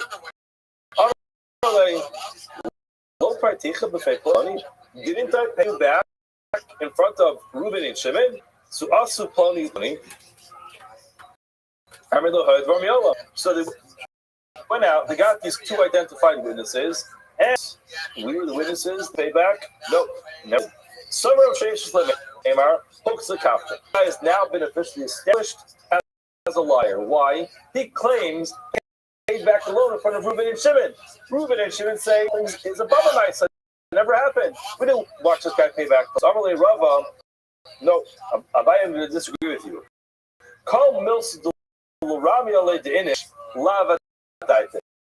Sometimes you have an obligation to know things. Sometimes you don't have an obligation to know things. In this case, you are not required to pay back in front of Adim. You're required to pay back. You're claiming you paid back. Now, how do you think Reuben and Shimon are there? Well, it's not an obligation that you should know that Reuben are there, and therefore it's possible that you mix up the identities of Reuben and Shimon, and it could be that's a mistake, but that's not to prove you as a liar. Let's do one more case. This says to his friend, give me 600 zuz. It's important to remember 6 zuz. That you owe me. In other words, that I have in your possession. Amar Le, he said to him, Mea Kavi Afzi the Kshita. Have I not paid you back 100 kav of Afzi? Afzi is, I'm not exactly sure what it is. Some type of that grows on a tree that used to use for working hides. I don't know exactly what it is. I'm not sure. What? It's okay. I still know what it is. So he says, did I pay you back these Afzis they're worth 6? I gave you 100 of them. So in other words, 600. So I paid you back. So I'm incorrect. Loud. Because the Arba became there's only one. They give me these Afzi only $400. Also, trade side, the two witnesses came. The one who said in the Arba became these were only worth 4 at the time. So therefore, according to your calculation, that it was 100. So turns out you only paid back 400. Rabbi says he's a liar. Why? Because he claimed it was worth 6, it was really worth 4.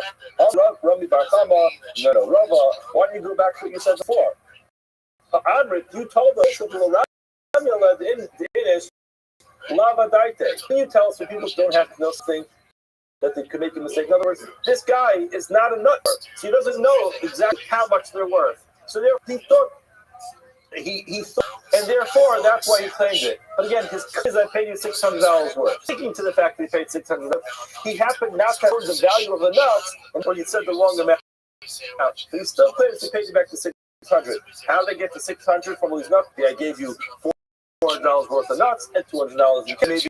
Maybe I gave you more nuts. Whatever it is, I know I paid you back. Rabbi's response is no. And Rabbi Katsosa Tira, people know how much these cost. And therefore, even though it's maybe not a halachic obligation for him to know about it, he knew about it. And the fact that he lied about it means that he lied. We'll stop here for today. A wonderful day. Have a great day, everyone. Okay. See. Yes, yeah, breaking news. Breaking news. I'm here from DC. You begin okay? We have our responses. We thank our Tilson family response all this year of the year at this club for the first time Israel. We also thank Dr. Stephen Dr. Zin, the sponsor of Shimon Lunch and loving memories. His brother, Doris, his name, Zora, Basu, Israel, and the we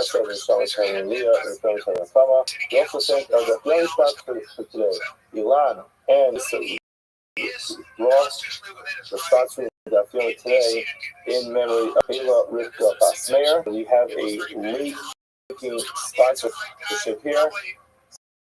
We thank Michael for sponsoring Zafioni this morning.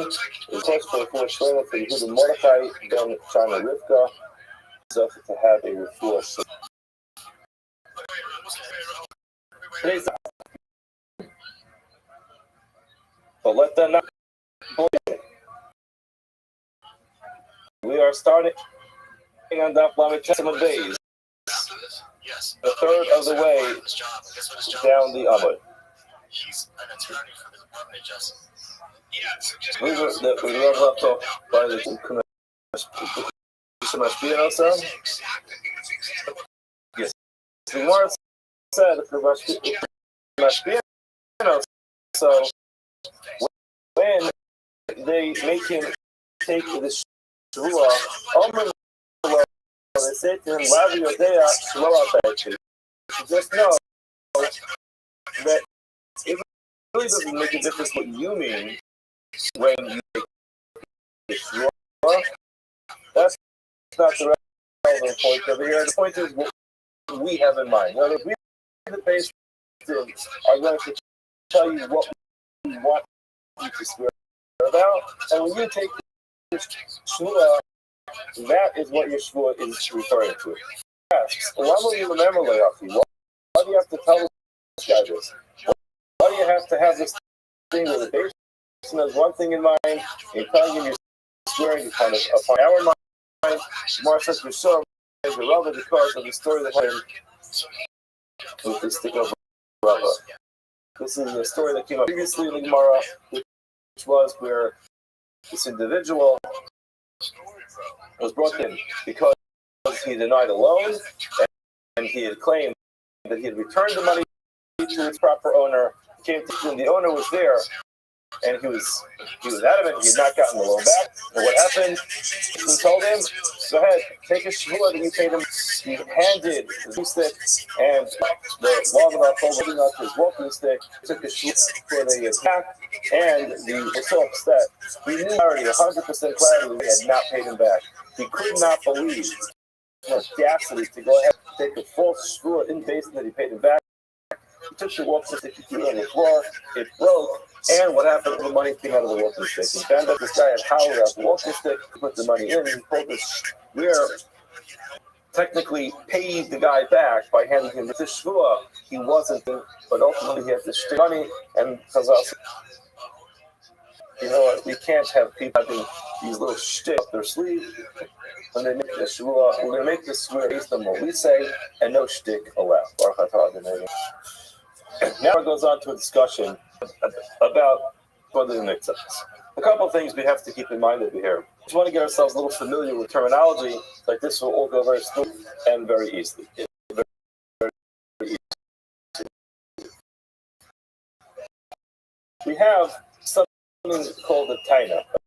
A taina is the claim, which basically that includes the entire claim. So if Reuben goes into the Shimon claims that Shimon owes him money, whatever it specifies that Shimon owes him, that's called the taina. Then we have something called the kfira.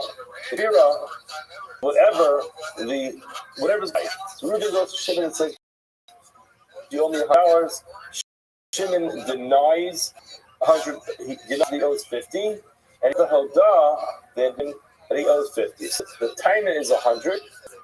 The kfira is 50. And that's 50. It's a very simple, straight-up case. That's the typical case in under the miktas. Person claims 100. The person responds to you 50. So he admits that he owes 50. That's going to be the hodah. And kfira, there's a denial on 50. One set of terms to be kfira and the hodah. We're also going to remember the following. So when we talk about money, I am claiming specifically the following of money from you. I say you owe me 50 dimes, so I'm asking you for. If I say a certain amount of gold, I'm asking you for gold. If I ask copper, I'm asking you for copper. I'm asking you for silver, I'm asking you. Essentially saying that it's not an amount of money, it's not a worth that I'm asking you for. So in other words, the person says to somebody, "You owe me $100 bills." Typically, generally, you don't use that I want dollar bills. What you're saying is 100. So now the person denied quarters, nickels, singles, $2 bills, $5 bills, $20 bills. It all makes no difference. And that is shava. Shava means it's just the worth. The worth of what I'm claiming. So again, dafka means a specific denomination, specific type of coin. Shava means a value of a coin. And the last thing you have to remember is the concept of Oda Minatayna. That means that if I go to somebody and I claim that I make my taina. My taina is the claim that you owe me a certain amount of money. Now, the person denies my claim, but he admits something else. Generally speaking, when a person denies part of the claim, but admits to part of the claim, that's the concept of the mitzvahs. He's obligated to take a biblical oath. He has to take an oath on whatever he denies. However, there is a caveat. According to most opinions, like we're going to say, like we're going to see we saw in the Mishnah already, the Hodah has to be Rimina Taina. So therefore, if a person claims that I owe him $100 and say I owe you a hot dog, so then the Hodah is not Rimina Taina. There's two different stories here. One of them is a monetary claim that I owe you $100. And then the admission that I'm admitting that I owe you money is essentially saying that I owe you a hot dog or a pastrami sandwich. And it has nothing to do with what I claim. So let's just make sure we get all those terms in order, and the moral go very smoothly. Again, taina is what I claim. Odah is what I admit. Fear is what I deny. Daf is a very specific coin. Means the value of those coins. Odah meaning and admitting to something similar to the claim, except that the variation in the amount. Odah, which is not Mimina Taina. Admission, which is not from the same type as the claim. That is where I'm admitting to something entirely different than what you claim, and therefore it would technically, in most opinions, not be subject to the entire concept of a victim. I'm all right following. The Gemara starts off Mishnah Taina Shtei Kesef. The Mishnah tells us that a Taina, the claim has to be 2 Kesef. And we learn this from the Pasuk. We see this there. The Pasuk teaches us that the mode of the mitzvah, it has to be that there's at least 2. There's 2 kesef, 2 coins. Again, well, anytime we speak about money, it always refers to a shava pruta. However, when it comes to a dasas, that is a kind of the mitzvah, the claim needs to start off with 2 coins. Look how Rob says it. Kefiras taina shtei kesef. The denial, the amount of money that you are doing that you owe, that has to be 2 kesef. What does that mean mathematically? That the claim had to have been 2 kesef plus a pruta. Well, I'm going to deny that I own 2. That I deny 2. So then, if the claim was 2. Then I've denied the entire claim. So if I'm denying that I owe 2, the claim must have been 2 plus. So Karav, our Mishnah said when it says 2 kesef means the denial must be 2 coins. But the claim of our Shmuel says no. In Taina Atzma Shtei Kesef, claim is the coins, and therefore Filu Par Ela Pruta. If you only deny 1 pruta, so the person said me 2, and it says I owe you. Well, he denies only a small amount, which is a pruta, or the other way around. Well, Hoda element pruta, he admits that he owes a pruta. Chayiv. Simple difference between Rav and Shmuel is, according to Rav, the entire claim is going to have to be 2 pruta plus, and the denial must be at the value of the kesef. According to Shmuel, the entire claim could be 2 kesef, and the denial the most minimal, which is a pruta. says, Amarava. There's something very interesting that happens here. If you learn our Mishnah, it seems like Rav, correct? However, the Torah psukim in the Torah, it seems like they have a Seder Shmuel.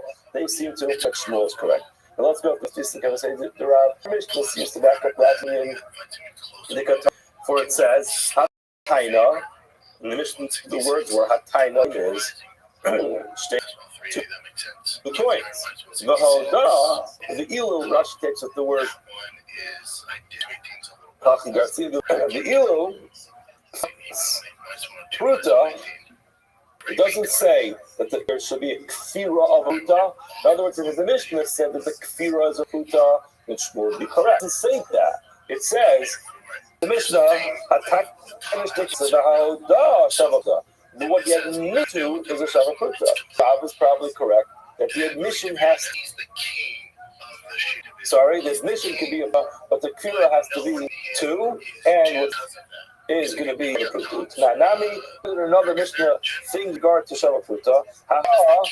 When a person admits to something, it's feared pruta l'katani, and that makes lifting things off. Especially with one pruta, it does not say and denies the amount of money that's sufficient to pruta. You know why they say that? Because Rav is correct. See a minimum of 2 coins. So when you learn Mishnayos seem to indicate that Rav is correct, and in order to biblically obligate someone to take an oath of a modu mitzvah, a person who admits to part of a loan, the denial must be unto 2 coins, and that essentially means that the claim had been 2 coins plus a pruta. So he admits to a pruta, denies 2 guesses.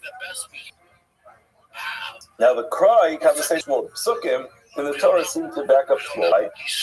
What says in the pasuk, "Kitain ish alei kesef okela." A person will give his either money or vessels. What does he give it to him for? Lish watching. Now, Matam Shnayim, just like Kalim, just by definition, plural. So, Matam Shnayim, Avkes Shnayim. We compare, since it says in the pasuk, the first one give his friend Kesef, money, or Kalim. Now, technically, we'll be very, very technical about it. Kesef, money, is authenticated, not with regard to Hilchos Muktzah, but again, a Kesef is a metaltal, it's a movable object, just like any Kalim. So why does have to say you give your friend money or kalim? Why couldn't you just say one? So the Gemara understands if you compare each one to the next. Kalim Shnayim, thus the word kalim is plural, and it indicates that there are 2. Avkesh Shnayim, so it must be, so there will be 2 as well. So we learn this claim of Hodam about these 2, that's where we learn this from. Mar Kesef Davar Chashuv, just like Kesef has to be Davar. Any item that you're going to give has to be a davar as well. Now, the Kafana, when the Torah told with regard to the halakha of modu mitzvahs, he who's that, the person admits that I don't owe you what you're claiming. Rather, who's that? The only thing I owe it is this. Now, hold on a second. What was it that the Torah was? It was 2 kesef.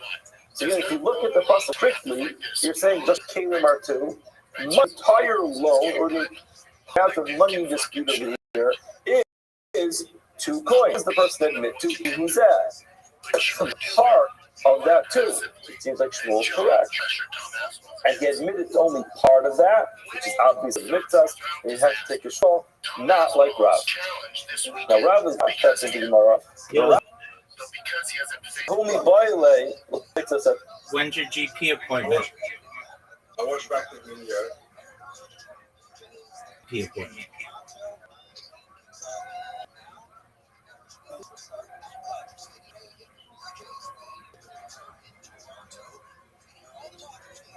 says Rob. You can't learn it from that one because this concept is teaching our concept of Odom. This is just telling you that if you deny the entire process, you take a repeat. Oh, ultimately the Daraisa, there's not going to be any requirement to take a shul. That's what that teaches us